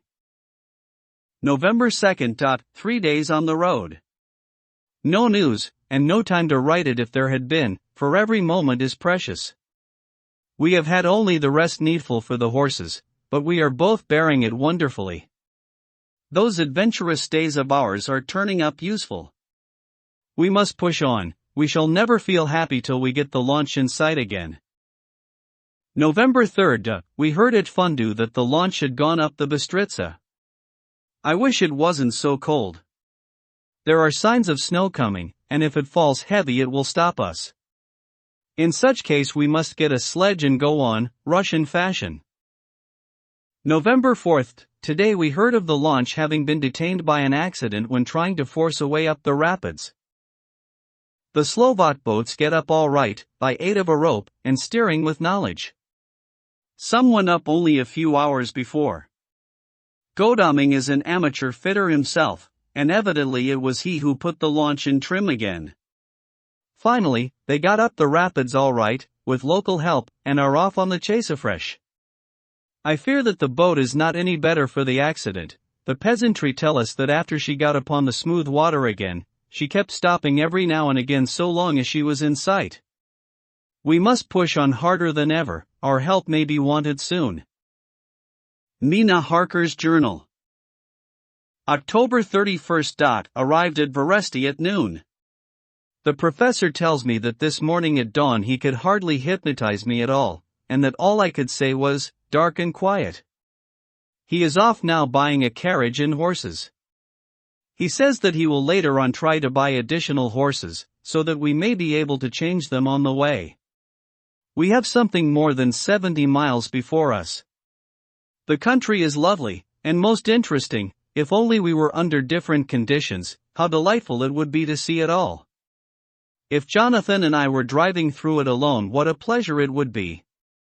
To stop and see people, and learn something of their life, and to fill our minds and memories with all the color and picturesqueness of the whole wild, beautiful country and the quaint people.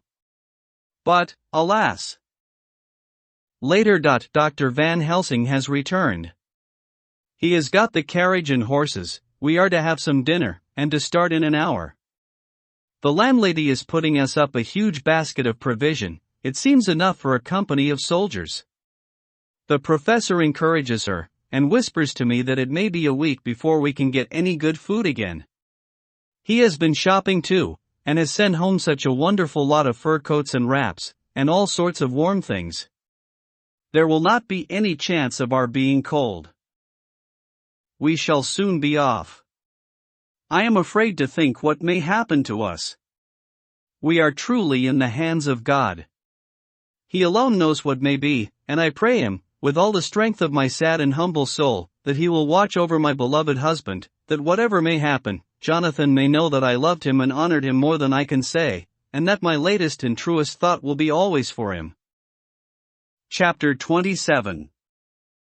Mina Harker's Journal. November 1st. All day long we have traveled, and at a good speed. The horses seem to know that they are being kindly treated, for they go willingly their full stage at best speed. We have now had so many changes and find the same things so constantly that we are encouraged to think that the journey will be an easy one. Dr. Van Helsing is laconic. He tells the farmers that he is hurrying to Bistritz, and pays them well to make the exchange of horses. We get hot soup, or coffee, or tea, and off we go. It is a lovely country, full of beauties of all imaginable kinds, and the people are brave, and strong, and simple, and seem full of nice qualities. They are very, very superstitious. In the first house where we stopped, when the woman who served us saw the scar on my forehead, she crossed herself and put out 2 fingers towards me, to keep off the evil eye. I believe they went to the trouble of putting an extra amount of garlic into our food, and I can't abide garlic. Ever since then I have taken care not to take off my hat or veil, and so have escaped their suspicions. We are traveling fast, and as we have no driver with us to carry tales, we go ahead of scandal, but I dare say that fear of the evil eye will follow hard behind us all the way. The professor seems tireless. All day he would not take any rest, though he made me sleep for a long spell. At sunset time he hypnotized me, and he says that I answered as usual: darkness, lapping water and creaking wood, so our enemy is still on the river. I am afraid to think of Jonathan, but somehow I have now no fear for him, or for myself. I write this whilst we wait in a farmhouse for the horses to be got ready. Dr. Van Helsing is sleeping. Poor dear, he looks very tired and old and grey, but his mouth is set as firmly as a conqueror's. Even in his sleep he is instinct with resolution. When we have well started I must make him rest whilst I drive. I shall tell him that we have days before us, and he must not break down when most of all his strength will be needed. All is ready, we are off shortly. November 2nd, morning. I was successful, and we took turns driving all night. Now the day is on us, bright though cold.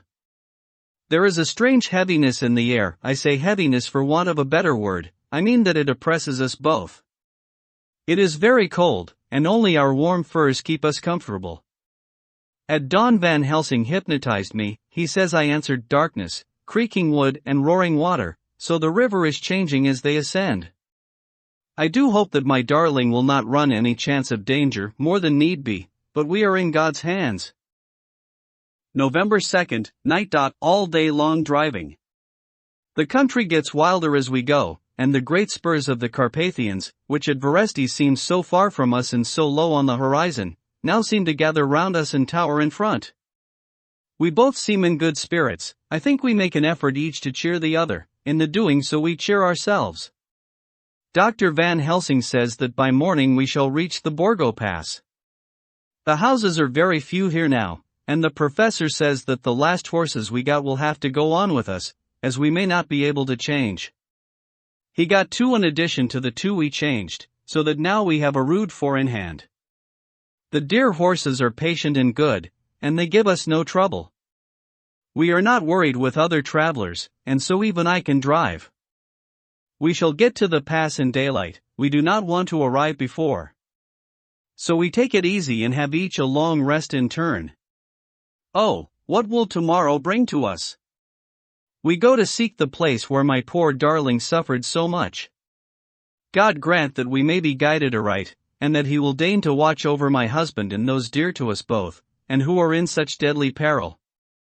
As for me, I am not worthy in His sight. Alas! I am unclean to His eyes, and shall be until He may deign to let me stand forth in His sight as one of those who have not incurred His wrath. Memorandum by Abraham Van Helsing. November 4th, this to my old and true friend John Seward, M.D., of Purfleet, London, in case I may not see him. It may explain. It is morning, and I write by a fire which all the night I have kept alive, Madam Mina aiding me. It is cold, cold, so cold that the grey heavy sky is full of snow, which when it falls will settle for all winter as the ground is hardening to receive it. It seems to have affected Madam Mina. She has been so heavy of head all day that she was not like herself. She sleeps, and sleeps, and sleeps. She, who is usual so alert, have done literally nothing all the day. She even have lost her appetite. She make no entry into her little diary, she who writes so faithful at every pause. Something whisper to me that all is not well. However, tonight she is more vif.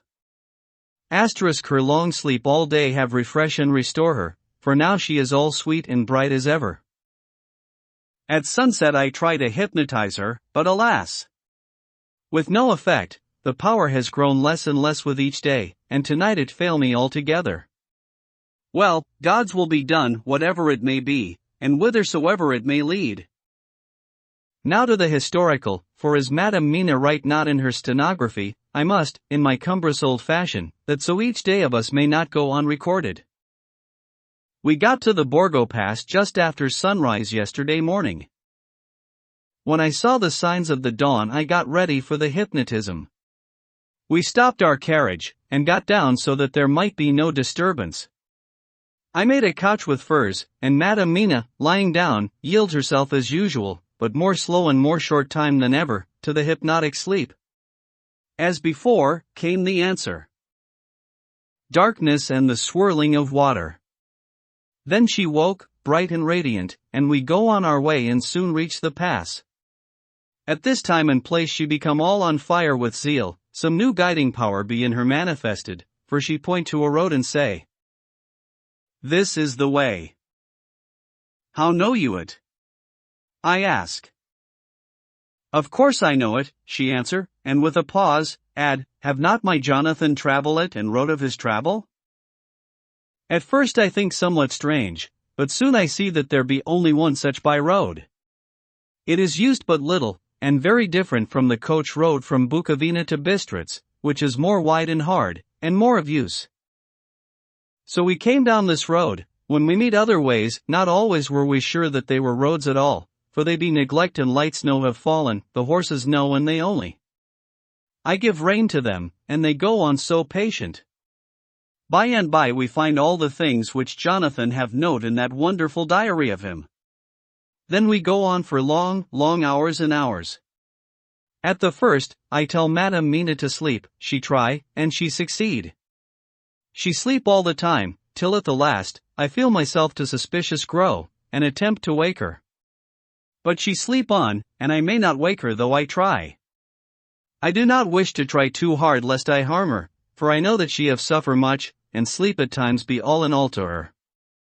I think I drowse myself, for all of sudden I feel guilt, as though I have done something. I find myself bolt up, with the reins in my hand, and the good horses go along jog, jog, just as ever. I look down and find Madam Mina still sleep. It is now not far off sunset time, and over the snow the light of the sun flow in big yellow flood, so that we throw great long shadow on where the mountain rise so steep. For we are going up, and all is so wild and rocky, as though it were the end of the world. Then I arouse Madam Mina. This time she wake with not much trouble, and then I try to put her to hypnotic sleep. But she sleep not, being as though I were not. Still I try, till all at once I find her and myself in dark, so I look round, and find that the sun have gone down. Madam Mina laugh, and I turn and look at her. She is now quite awake, and looks so well as I never saw her since that night at Carfax when we first entered the Count's house. I am amazed, and not at ease then, but she is so bright and tender and thoughtful for me that I forget all fear. I light a fire, for we have brought supply of wood with us, and she prepare food while I undo the horses and set them tethered in shelter, to feed. Then when I return to the fire she have my supper ready. I go to help her, but she smile, and tell me that she have eat already, that she was so hungry that she would not wait. I like it not, and I have grave doubts, but I fear to affright her, and so I am silent of it. She help me and I eat alone, and then we wrap in fur and lie beside the fire, and I tell her to sleep while I watch. But presently I forget all of watching, and when I sudden remember that I watch, I find her lying quiet, but awake, and looking at me with so bright eyes. Once, twice more the same occur, and I get much sleep till before morning. When I wake I try to hypnotize her, but alas! Though she shut her eyes obedient, she may not sleep. The sun rise up, and then sleep come to her too late, but so heavy that she will not wake. I have to lift her up and place her sleeping in the carriage when I have harnessed the horses and made all ready. Madam still sleep, and she look in her sleep more healthy and more redder than before. And I like it not. And I am afraid, I am afraid of all things even to think, but I must go on my way.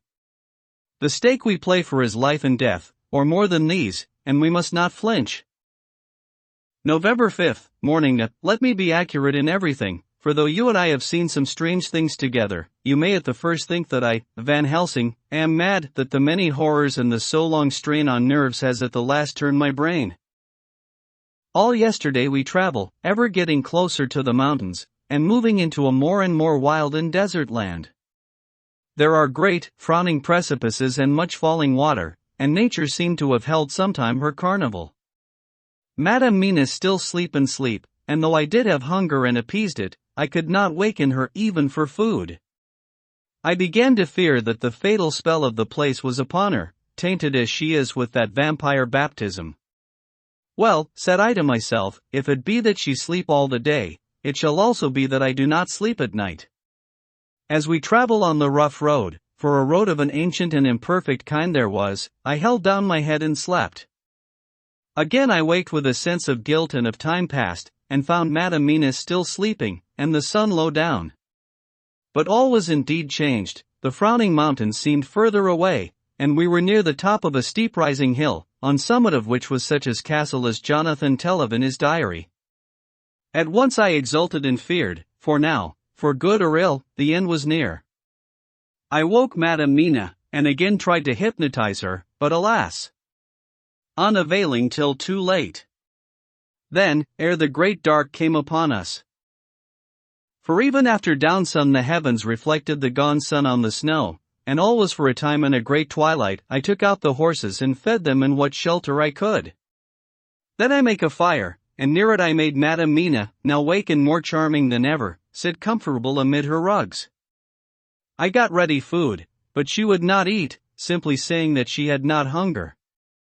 I did not press her, knowing her unavailingness. But I myself eat, for I must needs now be strong for all. Then, with the fear on me of what might be, I drew a ring, so big for her comfort, round where Madam Mina sat, and over the ring I passed some of the wafer, and I broke it fine so that all was well guarded. She sat still all the time, so still as one dead, and she grew whiter and ever whiter till the snow was not more pale, and no word she said. But when I drew near, she clung to me, and I could know that the poor soul shook her from head to feet with a tremor that was pain to feel. I said to her presently, when she had grown more quiet, "Will you not come over to the fire, for I wished to make a test of what she could." She rose obedient, but when she had made a step she stopped, and stood as one stricken. "Why not go on?" I asked. She shook her head, and, coming back, sat down in her place. Then, looking at me with open eyes, as of one waked from sleep, she said simply, "I cannot," and remained silent. I rejoiced, for I knew that what she could not, none of those that we dreaded could. Though there might be danger to her body, yet her soul was safe. Presently the horses began to scream, and tore at their tethers till I came to them and quieted them. When they did feel my hands on them, they whinnied low as in joy, and licked at my hands and were quiet for a time. Many times through the night did I come to them, till it arrived to the cold hour when all nature is at lowest, and every time my coming was with quiet of them. In the cold hour the fire began to die, and I was about stepping forth to replenish it, for now the snow came in flying sweeps and with it a chill mist. Even in the dark there was a light of some kind, as there ever is over snow, and it seemed as though the snow flurries and the wreaths of mist took shape as of women with trailing garments. All was in dead, grim silence, only that the horses whinnied and cowered, as if in terror of the worst. I began to fear horrible fears, but then came to me the sense of safety in that ring wherein I stood. I began, too, to think that my imaginings were of the night, and the gloom, and the unrest that I have gone through, and all the terrible anxiety. It was as though my memories of all Jonathan's horrid experience were befooling me, for the snowflakes and the mist began to wheel and circle round, till I could get as though a shadowy glimpse of those women that would have kissed him. And then the horses cowered lower and lower, and moaned in terror as men do in pain. Even the madness of fright was not to them, so that they could break away. I feared for my dear Madam Mina when these weird figures drew near and circled round. I looked at her, but she sat calm, and smiled at me. When I would have stepped to the fire to replenish it, she caught me and held me back, and whispered, like a voice that one hears in a dream, so low it was, "No. No. Do not go without. Here you are safe." I turned to her, and looking in her eyes, said, "But you? It is for you that I fear," whereat she laughed a laugh low and unreal, and said, "Fear for me? Why fear for me? None safer in all the world from them than I am." And as I wondered at the meaning of her words, a puff of wind made the flame leap up, and I see the red scar on her forehead. Then, alas! I knew. Did I not? I would soon have learned, for the wheeling figures of mist and snow came closer, but keeping ever without the holy circle. Then they began to materialize, till, if God have not taken away my reason, for I saw it through my eyes, there were before me in actual flesh the same three women that Jonathan saw in the room, when they would have kissed his throat. I knew the swaying round forms, the bright hard eyes, the white teeth, the ruddy color, the voluptuous lips. They smiled ever at poor dear Madam Mina, and as their laugh came through the silence of the night, they twined their arms and pointed to her, and said in those so sweet tingling tones that Jonathan said were of the intolerable sweetness of the water glasses, "Come, sister. Come to us. Come. Come." In fear I turned to my poor Madam Mina, and my heart with gladness leapt like flame, for oh! The terror in her sweet eyes, the repulsion, the horror, told a story to my heart that was all of hope. God be thanked she was not, yet, of them. I seized some of the firewood which was by me, and holding out some of the wafer, advanced on them towards the fire. They drew back before me, and laughed their low horrid laugh. I fed the fire, and feared them not, for I knew that we were safe within our protections. They could not approach me, whilst so armed, nor Madam Mina whilst she remained within the ring, which she could not leave no more than they could enter. The horses had ceased to moan, and lay still on the ground. The snow fell on them softly, and they grew whiter. I knew that there was for the poor beasts no more of terror. And so we remained till the red of the dawn began to fall through the snowbloom. I was desolate and afraid, and full of woe and terror, but when that beautiful sun began to climb the horizon life was to me again. At the first coming of the dawn the horrid figures melted in the whirling mist and snow, the wreaths of transparent gloom moved away towards the castle, and were lost. Instinctively, with the dawn coming, I turned to Madam Mina, intending to hypnotize her, but she lay in a deep and sudden sleep, from which I could not wake her. I tried to hypnotize through her sleep, but she made no response, none at all, and the day broke. I fear yet to stir. I have made my fire and have seen the horses, they are all dead. Today I have much to do here, and I keep waiting till the sun is up high, for there may be places where I must go, where that sunlight, though snow and mist obscure it, will be to me a safety. I will strengthen me with breakfast, and then I will to my terrible work. Madam Mina still sleeps, and, God be thanked, she is calm in her sleep. Jonathan Harker's Journal. November 4th, evening. The accident to the launch has been a terrible thing for us. Only for it we should have overtaken the boat long ago, and by now my dear Mina would have been free. I fear to think of her, off on the wolds near that horrid place. We have got horses, and we follow on the track. I note this whilst Godalming is getting ready. We have our arms. The Skaney must look out if they mean fight. Oh, if only Morris and Seward were with us. We must only hope. If I write no more, goodbye, Mina. God bless and keep you. D.R. Seward's Diary. November 5th. With the dawn we saw the body of Skaney before us dashing away from the river with their lighter wagon. They surrounded it in a cluster, and hurried along as though beset. The snow is falling lightly and there is a strange excitement in the air. It may be our own excited feelings, but the depression is strange. Far off I hear the howling of wolves, the snow brings them down from the mountains, and there are dangers to all of us, and from all sides. The horses are nearly ready, and we are soon off.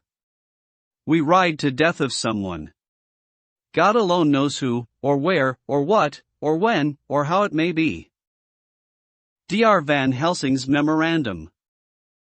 November 5th, afternoon. I am at least sane. Thank God for that mercy at all events, though the proving it has been dreadful. When I left Madam Mina sleeping within the holy circle, I took my way to the castle. The blacksmith hammer which I took in the carriage from Beresti was useful, though the doors were all open I broke them off the rusty hinges, lest some ill intent or ill chance should close them, so that being entered I might not get out. Jonathan's bitter experience served me here. By memory of his diary I found my way to the old chapel, for I knew that here my work lay. The air was oppressive, it seemed as if there was some sulphurous fume, which at times made me dizzy. Either there was a roaring in my ears or I heard afar off the howl of wolves. Then I bethought me of my dear Madam Mina, and I was in terrible plight. The dilemma had me between his horns. Her, I had not dared to take into this place, but left safe from the vampire in that holy circle, and yet even there would be the wolf. I resolved me that my work lay here, and that as to the wolves we must submit, if it were God's will. At any rate it was only death and freedom beyond. So did I choose for her. Had it but been for myself the choice had been easy, the maw of the wolf were better to rest in than the grave of the vampire. So I make my choice to go on with my work. I knew that there were at least 3 graves to find, graves that are in habit, so I search, and I find one of them. She lay in her vampire sleep, so full of life and voluptuous beauty that I shudder as though I have come to do murder. Ah, I doubt not that in old time, when such things were, many a man who set forth to do such a task as mine, found at the last his heart fail him, and then his nerve. So he delay, and delay, till the mere beauty and the fascination asterisk of the wanton undead have hypnotized him, and he remain on, till sunset come, and the vampire sleep be over. Then the beautiful eyes of the fair woman open and look love, and the voluptuous mouth present to a kiss, and man is weak. And there remain one more victim in the vampire fold, one more to swell the grim and grisly ranks of the undead. There is some fascination, surely, when I am moved by the mere presence of such an one, even lying as she lay in a tomb fretted with age and heavy with the dust of centuries, though there be that horrid odor such as the lairs of the Count have had. Yes, I was moved, Van Helsing, with all my purpose and with my motive for hate, I was moved to a yearning for delay which seemed to paralyze my faculties and to clog my very soul. It may have been that the need of natural sleep, and the strange oppression of the air, were beginning to overcome me. Certain it was that I was lapsing into sleep, the open-eyed sleep of one who yields to a sweet fascination, when there came through the snow-still air a long, low wail, so full of woe and pity that it woke me like the sound of a clarion. For it was the voice of my dear Madam Mina that I heard. Then I braced myself again to my horrid task, and found by wrenching away tomb-tops one other of the sisters, the other dark one. I dared not pause to look on her as I had on her sister, lest once more I should begin to be enthralled, but I go on searching until, presently, I find in a high-grade tomb as if made to one much beloved that other fair sister which, like Jonathan, I had seen to gather herself out of the atoms of the mist. She was so fair to look on, so radiantly beautiful, so exquisitely voluptuous, that the very instinct of man in me, which calls some of my sex to love and to protect one of hers, made my head whirl with new emotion. But, God be thanked, that soul wail of my dear Madam Mina had not died out of my ears, and, before the spell could be wrought further upon me, I had nerved myself to my wild work. By this time I had searched all the tombs in the chapel, so far as I could tell, and as there had been only 3 of these undead phantoms around us in the night, I took it that there were no more of active undead existent. There was one great tomb more lordly than all the rest, huge it was, and nobly proportioned. On it was but one word. Dracula. This then was the undead home of the king vampire, to whom so many more were due. Its emptiness spoke eloquent to make certain what I knew. Before I began to restore these women to their dead selves through my awful work, I laid in Dracula's tomb some of the wafer, and so banished him from it, undead, forever. Then began my terrible task, and I dreaded it. Had it been but one, it had been easy, comparative. But 3. To begin twice more after I had been through a deed of horror, for if it was terrible with the sweet Miss Lucy, what would it not be with these strange ones who had survived through centuries, and who had been strengthened by the passing of the years, who would, if they could, have fought for their foul lives? Oh, my friend John, but it was butcher work, had I not been nerved by thoughts of other dead, and of the living over whom hung such a pall of fear, I could not have gone on. I tremble and tremble even yet, though till all was over, God be thanked, my nerve did stand. Had I not seen the repose in the first face, and the gladness that stole over it just ere the final dissolution came, as realization that the soul had been won, I could not have gone further with my butchery. I could not have endured the horrid screeching as the stake drove home, the plunging of writhing form, and lips of bloody foam. I should have fled in terror and left my work undone. But it is over. And the poor souls, I can pity them now and weep, as I think of them placid each in her full sleep of death, for a short moment ere fading. For, friend John, hardly had my knife severed the head of each, before the whole body began to melt away and crumble into its native dust, as though the death that should have come centuries agone had at last assert himself and say at once and loud, I am here. Before I left the castle I so fixed its entrances that never more can the Count enter there undead. When I stepped into the circle where Madam Mina slept, she woke from her sleep, and seeing me, cried out in pain that I had endured too much. Come, she said, come away from this awful place. Let us go to meet my husband, who is, I know, coming towards us. She was looking thin and pale and weak, but her eyes were pure and glowed with fervor. I was glad to see her paleness and her illness, for my mind was full of the fresh horror of that ruddy vampire sleep. And so with trust and hope, and yet full of fear, we go eastward to meet our friends, and him, whom Madam Mina tell me that she know are coming to meet us. Mina Harker's Journal. November 6. It was late in the afternoon when the professor and I took our way towards the east, whence I knew Jonathan was coming.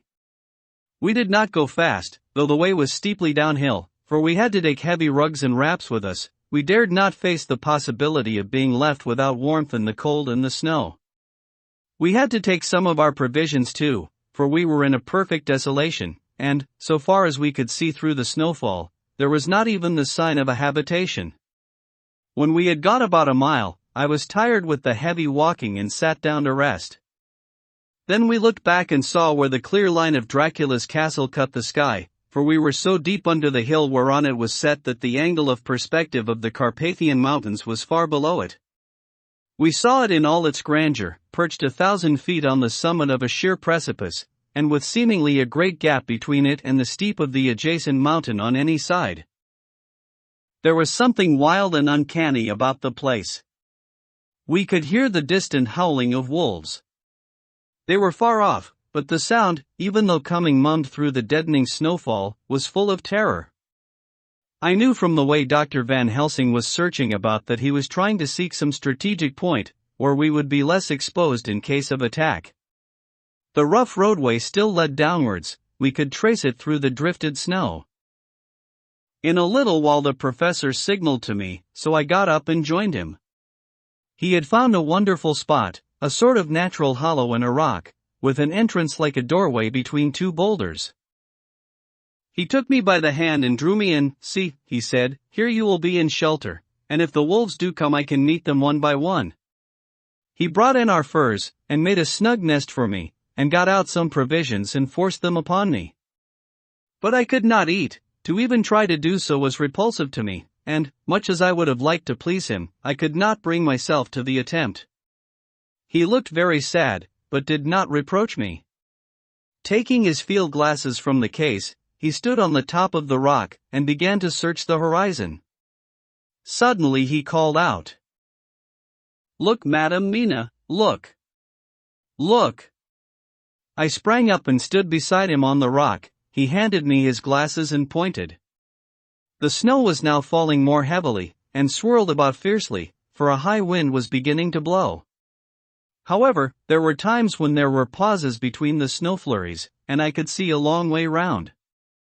From the height where we were it was possible to see a great distance, and far off, beyond the white waste of snow, I could see the river lying like a black ribbon in kinks and curls as it wound its way. Straight in front of us and not far off, in fact so near that I wondered we had not noticed before, came a group of mounted men hurrying along. In the midst of them was a cart, a long lighter wagon, which swept from side to side, like a dog's tail wagging, with each stern inequality of the road. Outlined against the snow as they were, I could see from the men's clothes that they were peasants or gypsies of some kind. On the cart was a great square chest. My heart leaped as I saw it, for I felt that the end was coming. The evening was now drawing close, and well I knew that at sunset the thing, which was till then imprisoned there, would take new freedom and could in any of many forms elude all pursuit. In fear I turned to the professor. To my consternation, however, he was not there. An instant later, I saw him below me. Round the rock he had drawn a circle, such as we had found shelter in last night. When he had completed it he stood beside me again, saying, "At least you shall be safe here from him." He took the glasses from me, and at the next lull of the snow swept the whole space below us. "See," he said, "they come quickly, they are flogging the horses, and galloping as hard as they can." He paused and went on in a hollow voice. "They are racing for the sunset. We may be too late. God's will be done." Down came another blinding rush of driving snow, and the whole landscape was blotted out. It soon passed, however, and once more his glasses were fixed on the plain. Then came a sudden cry. "Look! Look! Look! See, two horsemen follow fast, coming out from the south. It must be Quincy and John. Take the glass. Look, before the snow blots it all out. I took it and looked. The two men might be Dr. Seward and Mr. Morris. I knew at all events that neither of them was Jonathan. At the same time I knew that Jonathan was not far off. Looking around I saw on the north side of the coming party two other men, riding at breakneck speed. One of them I knew was Jonathan, and the other I took, of course, to be Lord Godalming. They, too, were pursuing the party with the cart. When I told the professor, he shouted in glee like a schoolboy, and, after looking intently till snowfall made sight impossible, he laid his Winchester rifle ready for use against the boulder at the opening of our shelter. They are all converging, he said. When the time comes we shall have the gypsies on all sides.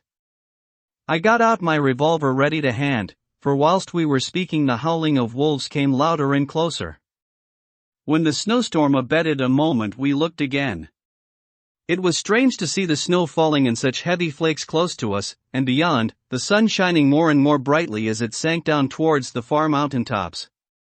Sweeping the glass all around us I could see here and there dots moving singly and in twos and threes and larger numbers. The wolves were gathering for their prey. Every instant seemed an age whilst we waited. The wind came now in fierce bursts, and the snow was driven with fury as it swept upon us in circling eddies. At times we could not see an arm's length before us, but at others as the hollow-sounding wind swept by us, it seemed to clear the airspace around us so that we could see afar off. We had of late been so accustomed to watch for sunrise and sunset, that we knew with fair accuracy when it would be, and we knew that before long the sun would set. It was hard to believe that by our watches it was less than an hour that we waited in that rocky shelter before the various bodies began to converge close upon us. The wind came now with fiercer and more bitter sweeps, and more steadily from the north. It seemingly had driven the snow clouds from us, for, with only occasional bursts, the snow fell. We could distinguish clearly the individuals of each party, the pursued and the pursuers.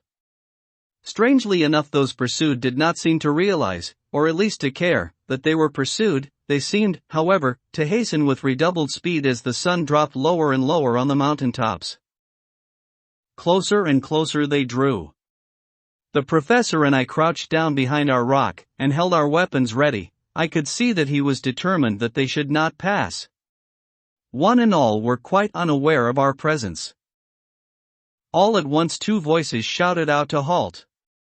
One was Jonathan's, raised in a high key of passion, the other, Mr. Morris's strong resolute tone of quiet command. The gypsies may not have known the language, but there was no mistaking the tone, in whatever tongue the words were spoken. Instinctively they reined in, and at the instant Lord Godalming and Jonathan dashed up at one side and Dr. Seward and Mr. Morris on the other. The leader of the gypsies, a splendid-looking fellow, who sat his horse like a centaur, waved them back, and in a fierce voice gave to his companions some word to proceed. They lashed the horses, which sprang forward, but the four men raised their Winchester rifles, and in an unmistakable way commanded them to stop. At the same moment Dr. Van Helsing and I rose behind the rock and pointed our weapons at them. Seeing that they were surrounded, the men tightened their reins and drew up. The leader turned to them and gave a word, at which every man of the gypsy party drew what weapon he carried, knife or pistol, and held himself in readiness to attack. Issue was joined in an instant.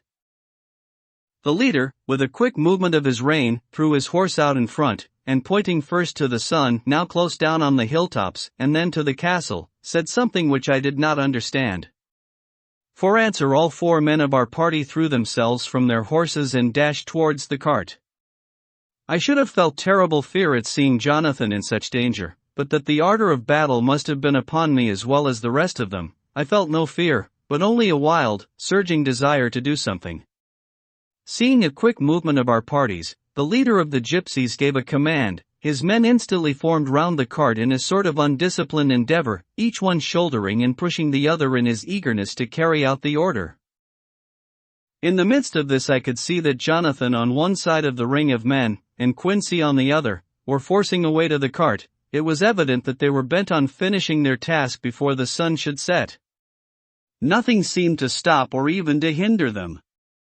Neither the leveled weapons or the flashing knives of the gypsies in front, or the howling of the wolves behind, appeared to even attract their attention. Jonathan's impetuosity, and the manifest singleness of his purpose, seemed to overawe those in front of him. Instinctively they cowered aside and let him pass. In an instant he had jumped upon the cart, and, with a strength which seemed incredible, raised the great box, and flung it over the wheel to the ground. In the meantime, Mr. Morris had to use force to pass through his side of the ring of Skaney. All the time I had been breathlessly watching Jonathan. I had, with the tail of my eye, seen him pressing desperately forward, and had seen the knives of the gypsies flash as he won a way through them, and they cut at him. He parried with his great bowie knife, and at first I thought that he too had come through in safety, but as he sprang beside Jonathan, who had by now jumped from the cart, I could see that with his left hand he was clutching at his side, and that the blood was spurting through his fingers. He did not delay notwithstanding this, for as Jonathan, with desperate energy, attacked one end of the chest, attempting to prise off the lid with his great cookery knife, he attacked the other frantically with his bowie. Under the efforts of both men the lid began to yield, the nails drew with a quick screeching sound, and the top of the box was thrown back. By this time the gypsies, seeing themselves covered by the Winchesters, and at the mercy of Lord Godalming and Dr. Seward, had given in and made no further resistance. The sun was almost down on the mountain tops, and the shadows of the whole group fell long upon the snow. I saw the Count lying within the box upon the earth, some of which the root falling from the cart had scattered over him.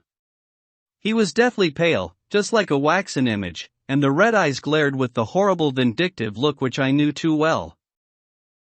As I looked, the eyes saw the sinking sun, and the look of hate in them turned to triumph. But, on the instant, came the sweep and flash of Jonathan's great knife.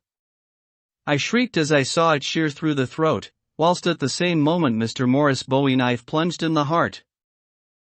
It was like a miracle, but before our very eyes, and almost in the drawing of a breath, the whole body crumbled into dust and passed from our sight. I shall be glad as long as I live that even in that moment of final dissolution there was in the face a look of peace, such as I never could have imagined might have rested there. The castle of Dracula now stood out against the red sky, and every stone of its broken battlements was articulated against the light of the setting sun. The gypsies, taking us as in some way the cause of the extraordinary disappearance of the dead man, turned, without a word, and rode away as if for their lives. Those who were unmounted jumped upon the lighter wagon and shouted to the horsemen not to desert them. The wolves, which had withdrawn to a safe distance, followed in their wake, leaving us alone. Mr. Morris, who had sunk to the ground, leaned on his elbow, holding his hand pressed to his side, the blood still gushed through his fingers. I flew to him, for the holy circle did not now keep me back, so did the two doctors. Jonathan knelt behind him and the wounded man laid back his head on his shoulder. With a sigh he took, with a feeble effort, my hand in that of his own which was unstained. He must have seen the anguish of my heart in my face, for he smiled at me and said, "I am only too happy to have been of any service." "Oh, God," he cried suddenly, struggling up to a sitting posture and pointing to me, "it was worth this to die. Look! Look!" The sun was now right down upon the mountain top, and the red gleams fell upon my face, so that it was bathed in rosy light. With one impulse the men sank on their knees, and a deep and earnest amen broke from all as their eyes followed the pointing of his finger as the dying man spoke. "Now God be thanked that all has not been in vain. See! The snow is not more stainless than her forehead. The curse has passed away." And, to our bitter grief, with a smile and silence, he died, a gallant gentleman. Note: 7 years ago we all went through the flames, and the happiness of some of us since then is, we think, well worth the pain we endured. It is an added joy to Mina and to me that our boy's birthday is the same day as that on which Quincy Morris died. His mother holds, I know, the secret belief that some of our brave friend's spirit has passed into him. His bundle of names links all our little band of men together, but we call him Quincy. In the summer of this year we made a journey to Transylvania, and went over the old ground which was, and is, to us so full of vivid and terrible memories. It was almost impossible to believe that the things which we had seen with our own eyes and heard with our own ears were living truths. Every trace of all that had been was blotted out. The castle stood as before, reared high above a waste of desolation. When we got home we got to talking of the old time, which we could all look back on without despair, for Godalming and Seward are both happily married. I took the papers from the safe where they have been ever since our return so long ago. We were struck with the fact that, in all the mass of material of which the record is composed, there is hardly one authentic document. Nothing but a mass of typewriting, except the later notebooks of Mina and Seward and myself, and Van Helsing's memorandum. We could hardly ask anyone, even did we wish to accept these as proofs of so wild a story. Van Helsing summed it all up as he said, with our boy on his knee. We want no proofs, we ask none to believe us. This boy will some day know what a brave and gallant woman his mother is. Already he knows her sweetness and loving care, later on he will understand how some men so loved her, that they did dare much for her sake. Jonathan Harker. Appendix. Dracula's Guest. Dracula's Guest was first published in 1914 by Florence Stoker in a posthumous collection of her husband's short stories. She described it as an hitherto unpublished episode from Dracula, excised owing to the length of the book. Dracula begins with Harker leaving Munich, so this story presumably forms Harker's first uncanny experiences before arriving in Transylvania. Stoker's plot notes suggest that Harker is to experience several uncanny events in or around Munich before he travels to Dracula's castle. Elements of this section are reworked in Jonathan Harker's Journey to Transylvania, suggesting that this is an early draft or abandoned chapter rather than an excised section.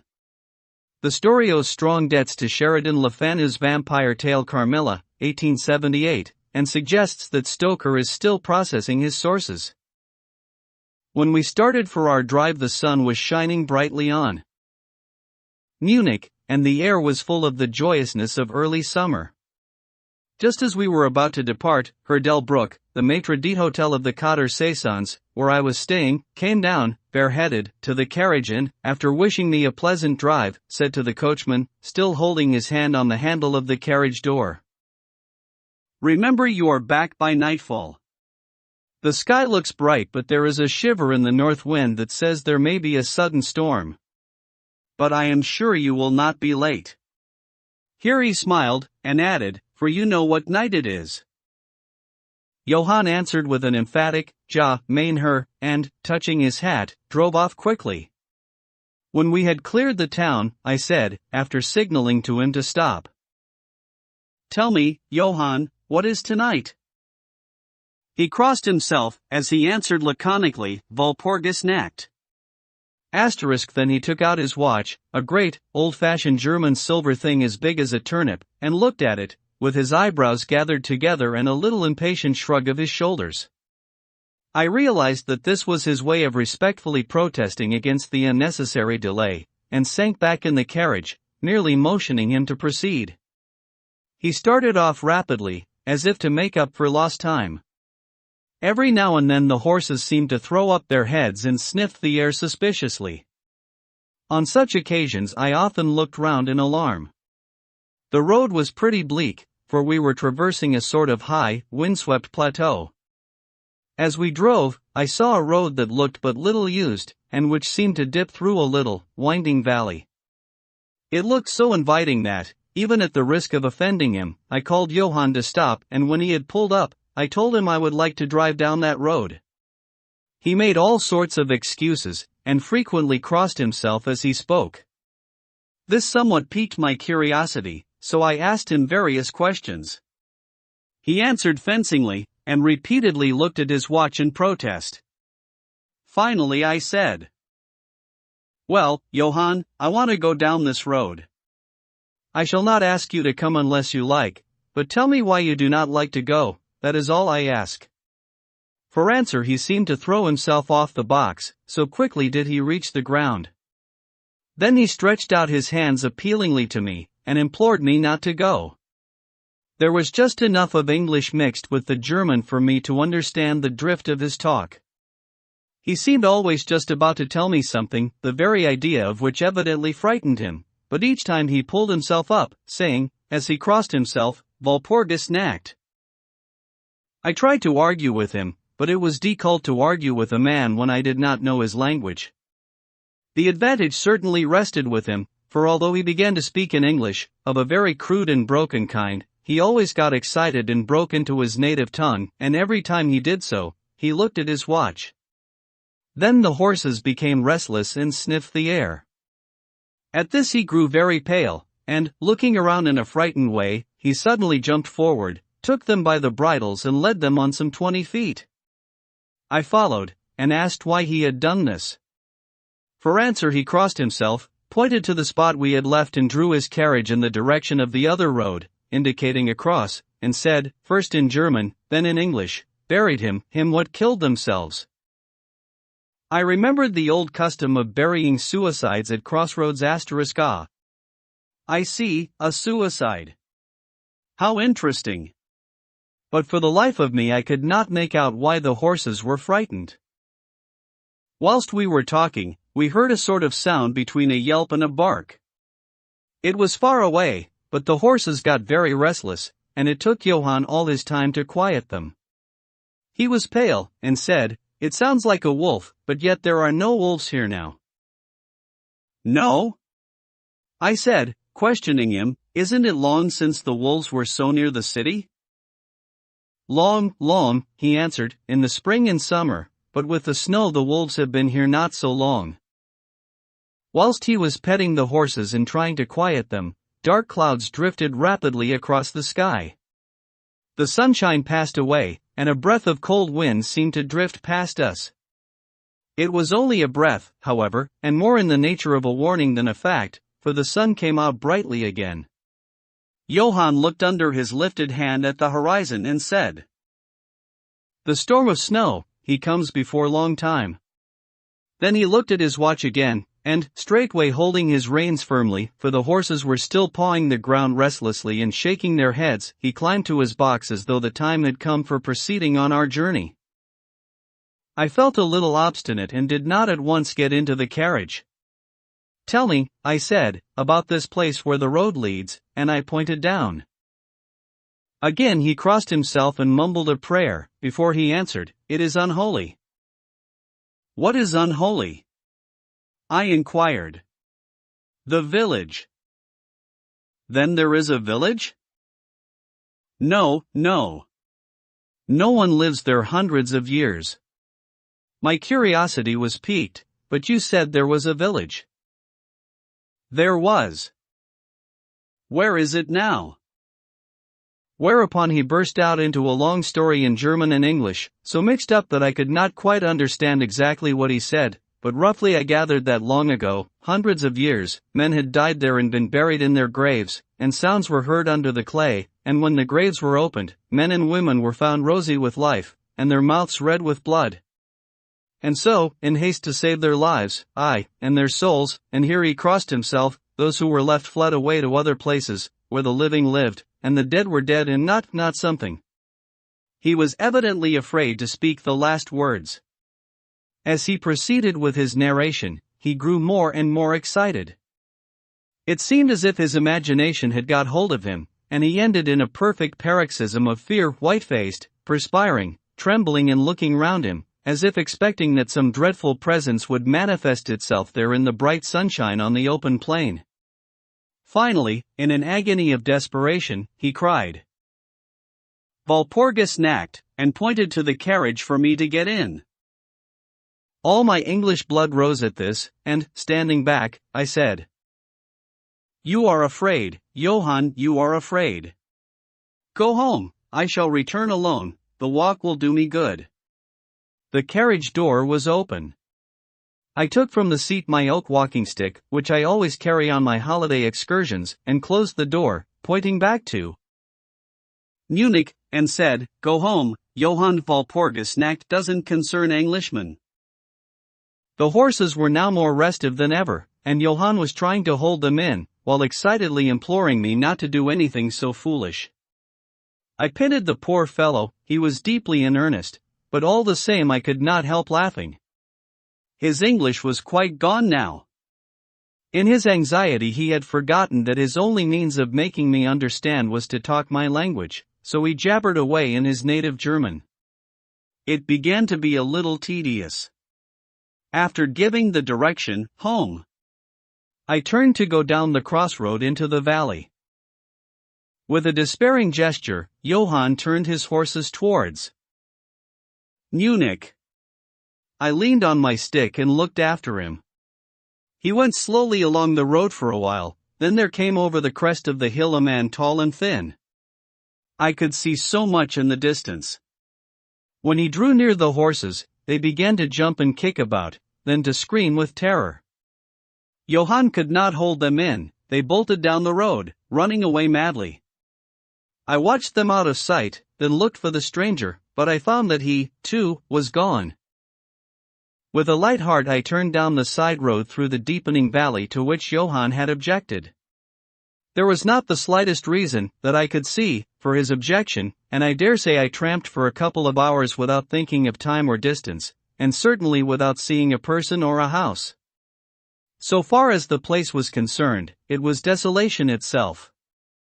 But I did not notice this particularly till, on turning a bend in the road, I came upon a scattered fringe of wood. Then I recognized that I had been impressed unconsciously by the desolation of the region through which I had passed. I sat down to rest myself, and began to look around. It struck me that it was considerably colder than it had been at the commencement of my walk. A sort of sighing sound seemed to be around me, with, now and then, high overhead, a sort of mummed roar. Looking upwards I noticed that great thick clouds were drifting rapidly across the sky from north to south at a great height. There were signs of coming storm in some lofty stratum of the air. I was a little chilly, and, thinking that it was the sitting still after the exercise of walking, I resumed my journey. The ground I passed over was now much more picturesque. There were no striking objects that the eye might single out, but in all there was a charm of beauty. I took little heed of time, and it was only when the deepening twilight forced itself upon me that I began to think of how I should find my way home. The brightness of the day had gone. The air was cold, and the drifting of clouds high overhead was more marked. They were accompanied by a sort of far-away rushing sound, through which seemed to come at intervals that mysterious cry which the driver had said came from a wolf. For a while I hesitated. I had said I would see the deserted village, so on I went, and presently came on a wide stretch of open country, shut in by hills all around. Their sides were covered with trees which spread down to the plain, dotting, in clumps, the gentler slopes and hollows which showed here and there. I followed with my eye the winding of the road, and saw that it curved close to one of the densest of these clumps and was lost behind it. As I looked there came a cold shiver in the air, and the snow began to fall. I thought of the miles and miles of bleak country I had passed, and then hurried on to seek the shelter of the wood in front. Darker and darker grew the sky, and faster and heavier fell the snow, till the earth before and around me was a glistening white carpet, the further edge of which was lost in misty vagueness. The road was here but crude, and when on the level its boundaries were not so marked, as when it passed through the cuttings, and in a little while I found that I must have strayed from it, for I missed underfoot the hard surface, and my feet sank deeper in the grass and moss. Then the wind grew stronger and blew with ever-increasing force, till I was fain to run before it. The air became icy cold, and in spite of my exercise I began to suffer. The snow was now falling so thickly and whirling around me in such rapid eddies that I could hardly keep my eyes open.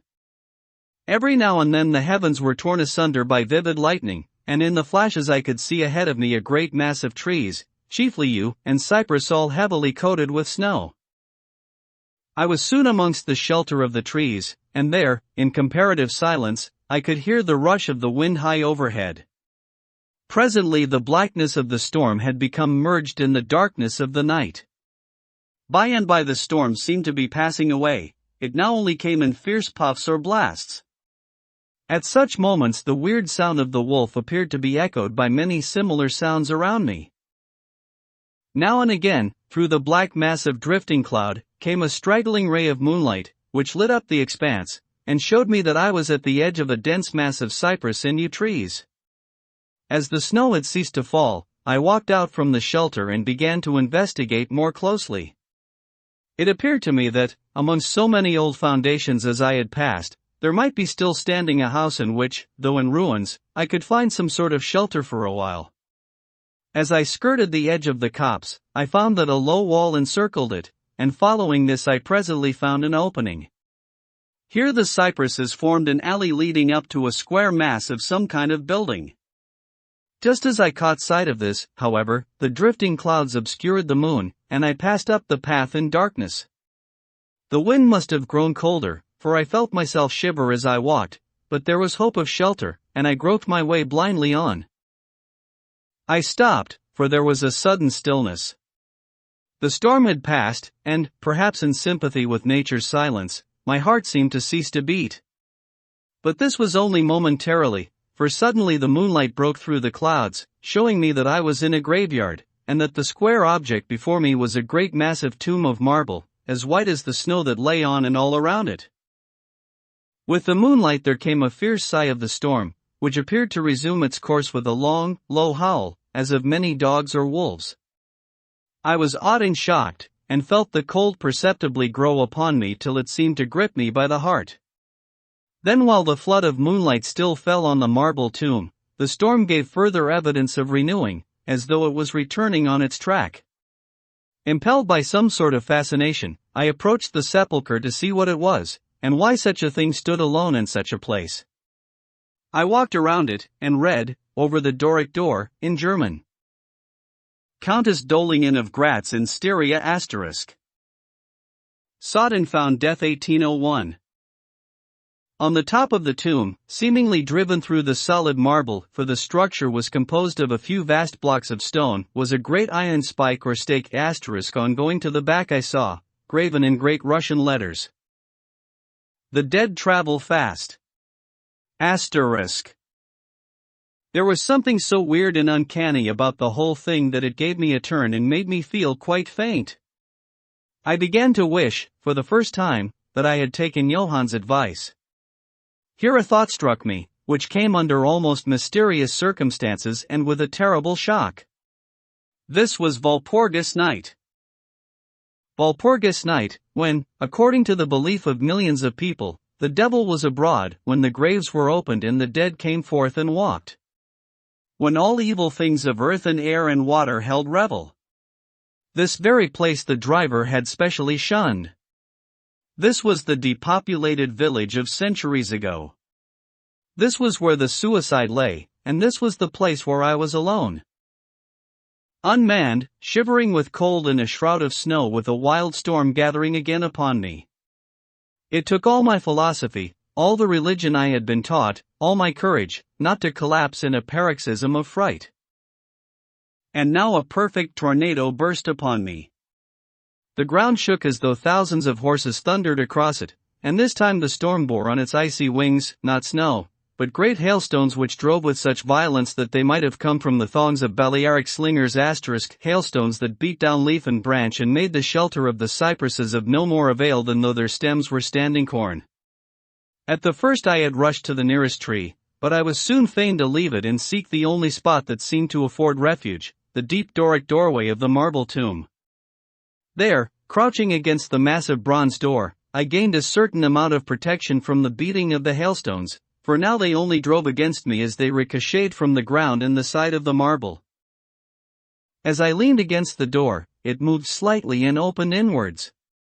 The shelter of even a tomb was welcome in that pitiless tempest, and I was about to enter it when there came a flash of forked lightning that lit up the whole expanse of the heavens.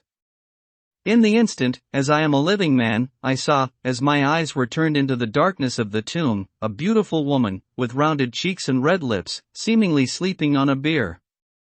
As the thunder broke overhead, I was grasped as by the hand of a giant and hurled out into the storm. The whole thing was so sudden that, before I could realize the shock, moral as well as physical, I found the hailstones beating me down. At the same time I had a strange, dominating feeling that I was not alone. I looked towards the tomb. Just then there came another blinding flash, which seemed to strike the iron stake that surmounted the tomb and to pour through to the earth, blasting and crumbling the marble, as in a burst of flame. The dead woman rose for a moment of agony, while she was lapped in the flame, and her bitter scream of pain was drowned in the thunder crash. The last thing I heard was this mingling of dreadful sound, as again I was seized in the giant grasp and dragged away, while the hailstones beat on me, and the air around seemed reverberant with the howling of wolves. The last sight that I remembered was a vague, white, moving mass, as if all the graves around me had sent out the phantoms of their sheeted dead, and that they were closing in on me through the white cloudiness of the driving hail. Gradually there came a sort of vague beginning of consciousness, then a sense of weariness that was dreadful. For a time I remembered nothing, but slowly my senses returned. My feet seemed positively racked with pain, yet I could not move them. They seemed to be numbed. There was an icy feeling at the back of my neck and all down my spine, and my ears, like my feet, were dead, yet in torment, but there was in my breast a sense of warmth which was, by comparison, delicious. It was as a nightmare, a physical nightmare, if one may use such an expression, for some heavy weight on my chest made it difficult for me to breathe. This period of semi-lethargy seemed to remain a long time, and as it faded away I must have slept or swooned. Then came a sort of loathing, like the first stage of seasickness, and a wild desire to be free from something, I knew not what. A vast stillness enveloped me, as though all the world were asleep or dead, only broken by the low panting as of some animal close to me. I felt a warm rasping at my throat, then came a consciousness of the awful truth, which chilled me to the heart and sent the blood surging up through my brain. Some great animal was lying on me and now licking my throat. I feared to stir, for some instinct of prudence bade me lie still, but the brute seemed to realize that there was now some change in me, for it raised its head. Through my eyelashes I saw above me the two great flaming eyes of a gigantic wolf. Its sharp white teeth gleamed in the gaping red mouth, and I could feel its hot breath fierce and acrid upon me. For another spell of time I remembered no more. Then I became conscious of a low growl, followed by a yelp, renewed again and again. Then, seemingly very far away, I heard a holloa. Holloa, as of many voices calling in unison. Cautiously I raised my head and looked in the direction whence the sound came, but the cemetery blocked my view. The wolf still continued to yelp in a strange way, and a red glare began to move round the grove of cypresses, as though following the sound. As the voices drew closer, the wolf yelped faster and louder. I feared to make either sound or motion. Nearer came the red glow, over the white pall which stretched into the darkness around me. Then all at once from beyond the trees there came at a trot a troop of horsemen bearing torches. The wolf rose from my breast and made for the cemetery. I saw one of the horsemen, soldiers by their caps and their long military cloaks, raise his carbine and take aim. A companion knocked up his arm, and I heard the ball was over my head. He had evidently taken my body for that of the wolf. Another sighted the animal as it slunk away, and a shot followed. Then, at a gallop, the troop rode forward, some towards me, others following the wolf as it disappeared amongst the snow-clad cypresses. As they drew nearer I tried to move, but was powerless, although I could see and hear all that went on around me. 2 or 3 of the soldiers jumped from their horses and knelt beside me. One of them raised my head, and placed his hand over my heart. "Good news, comrades," he cried. His heart still beats. Then some brandy was poured down my throat, it put vigor into me, and I was able to open my eyes fully and look around. Lights and shadows were moving among the trees, and I heard men call to one another. They drew together, uttering frightened exclamations, and the lights flashed as the others came pouring out of the cemetery pell-mell, like men possessed. When the further ones came close to us, those who were around me asked them eagerly. "Well, have you found him?" The reply rang out hurriedly. "No. No. Come away quick, quick. This is no place to stay, and on this of all nights." What was it, was the question, asked in all manner of keys. The answer came variously and all indefinitely, as though the men were moved by some common impulse to speak, yet were restrained by some common fear from giving their thoughts. It indeed, gibbered one, whose wits had plainly given out for the moment. "A wolf, and yet not a wolf," another put in shudderingly. "No use trying for him without the sacred bullet," a third remarked in a more ordinary manner. "Serve us right for coming out on this night. Truly we have earned our 1,000 marks," were the ejaculations of a fourth. "There was blood on the broken marble," another said after a pause, "the lightning never brought that there. And for him, is he safe? Look at his throat. See, comrades, the wolf has been lying on him and keeping his blood warm." The Osair looked at my throat and replied, "He is all right, the skin is not pierced." What does it all mean? We should never have found him but for the yelping of the wolf. "What became of it?" asked the man who was holding up my head, and who seemed the least panic-stricken of the party, for his hands were steady and without tremor. On his sleeve was the chevron of a petty Osair. "It went to its home," answered the man, whose long face was pallid, and who actually shook with terror as he glanced around him fearfully. "There are graves enough there in which it may lie. Come, comrades, come quickly. Let us leave this cursed spot." The Osair raised me to a sitting posture, as he uttered a word of command, then several men placed me upon a horse. He sprang to the saddle behind me, took me in his arms, gave the word to advance, and, turning our faces away from the cypresses, we rode away in swift, military order. As yet my tongue refused its OCE, and I was perforce silent. I must have fallen asleep, for the next thing I remembered was finding myself standing up, supported by a soldier on each side of me. It was almost broad daylight, and to the north a red streak of sunlight was reflected, like a path of blood, over the waste of snow. The Osair was telling the men to say nothing of what they had seen, except that they found an English stranger, guarded by a large dog. Dog! That was no dog, cut in the man who had exhibited such fear. "I think I know a wolf when I see one." The young Osair answered calmly, "I said a dog." "Dog," reiterated the other ironically. It was evident that his courage was rising with the sun, and, pointing to me, he said, "Look at his throat. Is that the work of a dog, master?" Instinctively I raised my hand to my throat, and as I touched it I cried out in pain. The men crowded round to look, some stooping down from their saddles, and again there came the calm voice of the young Osair. "A dog, as I said. If aught else were said we should only be laughed at." I was then mounted behind a trooper, and we rode on into the suburbs of Munich. Here we came across a stray carriage, into which I was lifted, and it was driven off to the Cotter Saisons, the young Osair accompanying me, whilst a trooper followed with his horse, and the others rode off to their barracks. When we arrived, Herr Delbrück rushed so quickly down the steps to meet me, that it was apparent he had been watching within. Taking me by both hands he solicitously led me in. The Osair saluted me and was turning to withdraw, when I recognized his purpose, and insisted that he should come to my rooms. Over a glass of wine I warmly thanked him and his brave comrades for saving me.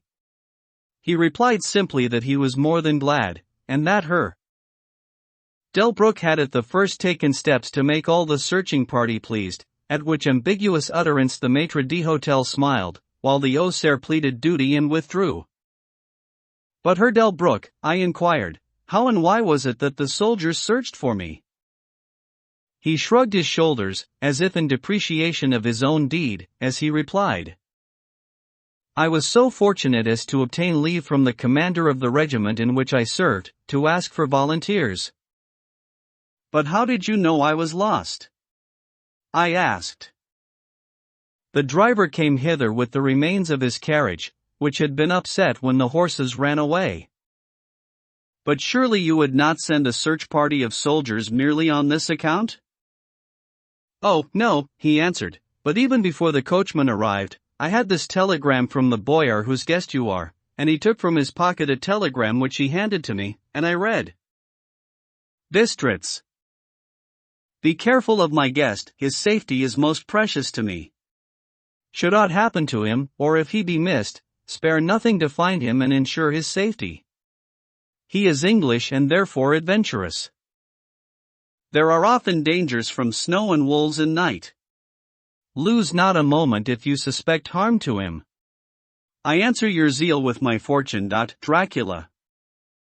As I held the telegram in my hand, the room seemed to whirl around me, and, if the attentive maitre d'hotel had not caught me, I think I should have fallen. There was something so strange in all this, something so weird and impossible to imagine, that there grew on me a sense of my being in some way the sport of opposite forces, the mere vague idea of which seemed in a way to paralyze me. I was certainly under some form of mysterious protection. From a distant country had come, in the very nick of time, a message that took me out of the danger of the snow sleep and the jaws of the wolf. About the author. Oxford World's Classics Dracula. Bram Stoker was born in Dublin in 1847, a middle-class member of the small Protestant elite. He was a notable fixture in the social life of Trinity College Dublin, and followed his father into the civil service of the colonial government. In his spare time, he wrote theatre reviews and short stories. In 1878 he completely transformed his life, accepting the offer of the famous actor Henry Irving to become the manager of the Lyceum Theatre in London. Over the next 20 years, Stoker was at the heart of political and cultural life of the era. He published his first novel in 1890. Dracula appeared in 1897. The novel was favorably reviewed yet hardly marked out as the influential and enduring success it has since become. After Irving lost control of the Lyceum in 1898, Stoker increased his production of novels, including the successful Jewel of the Seven Stars, 1903, and his notoriously deranged final work, The Lair of the White Worm, 1911. His last years were marked by poverty and illness. He died in 1912. Within 10 years, the film Nosferatu would launch Dracula's second life in the cinema and secure the modern obsession with vampires. Pigeon, publishing house, presented Dracula. Author, Bram Stoker. Thank you for listening to this audiobook. We hope you enjoyed it.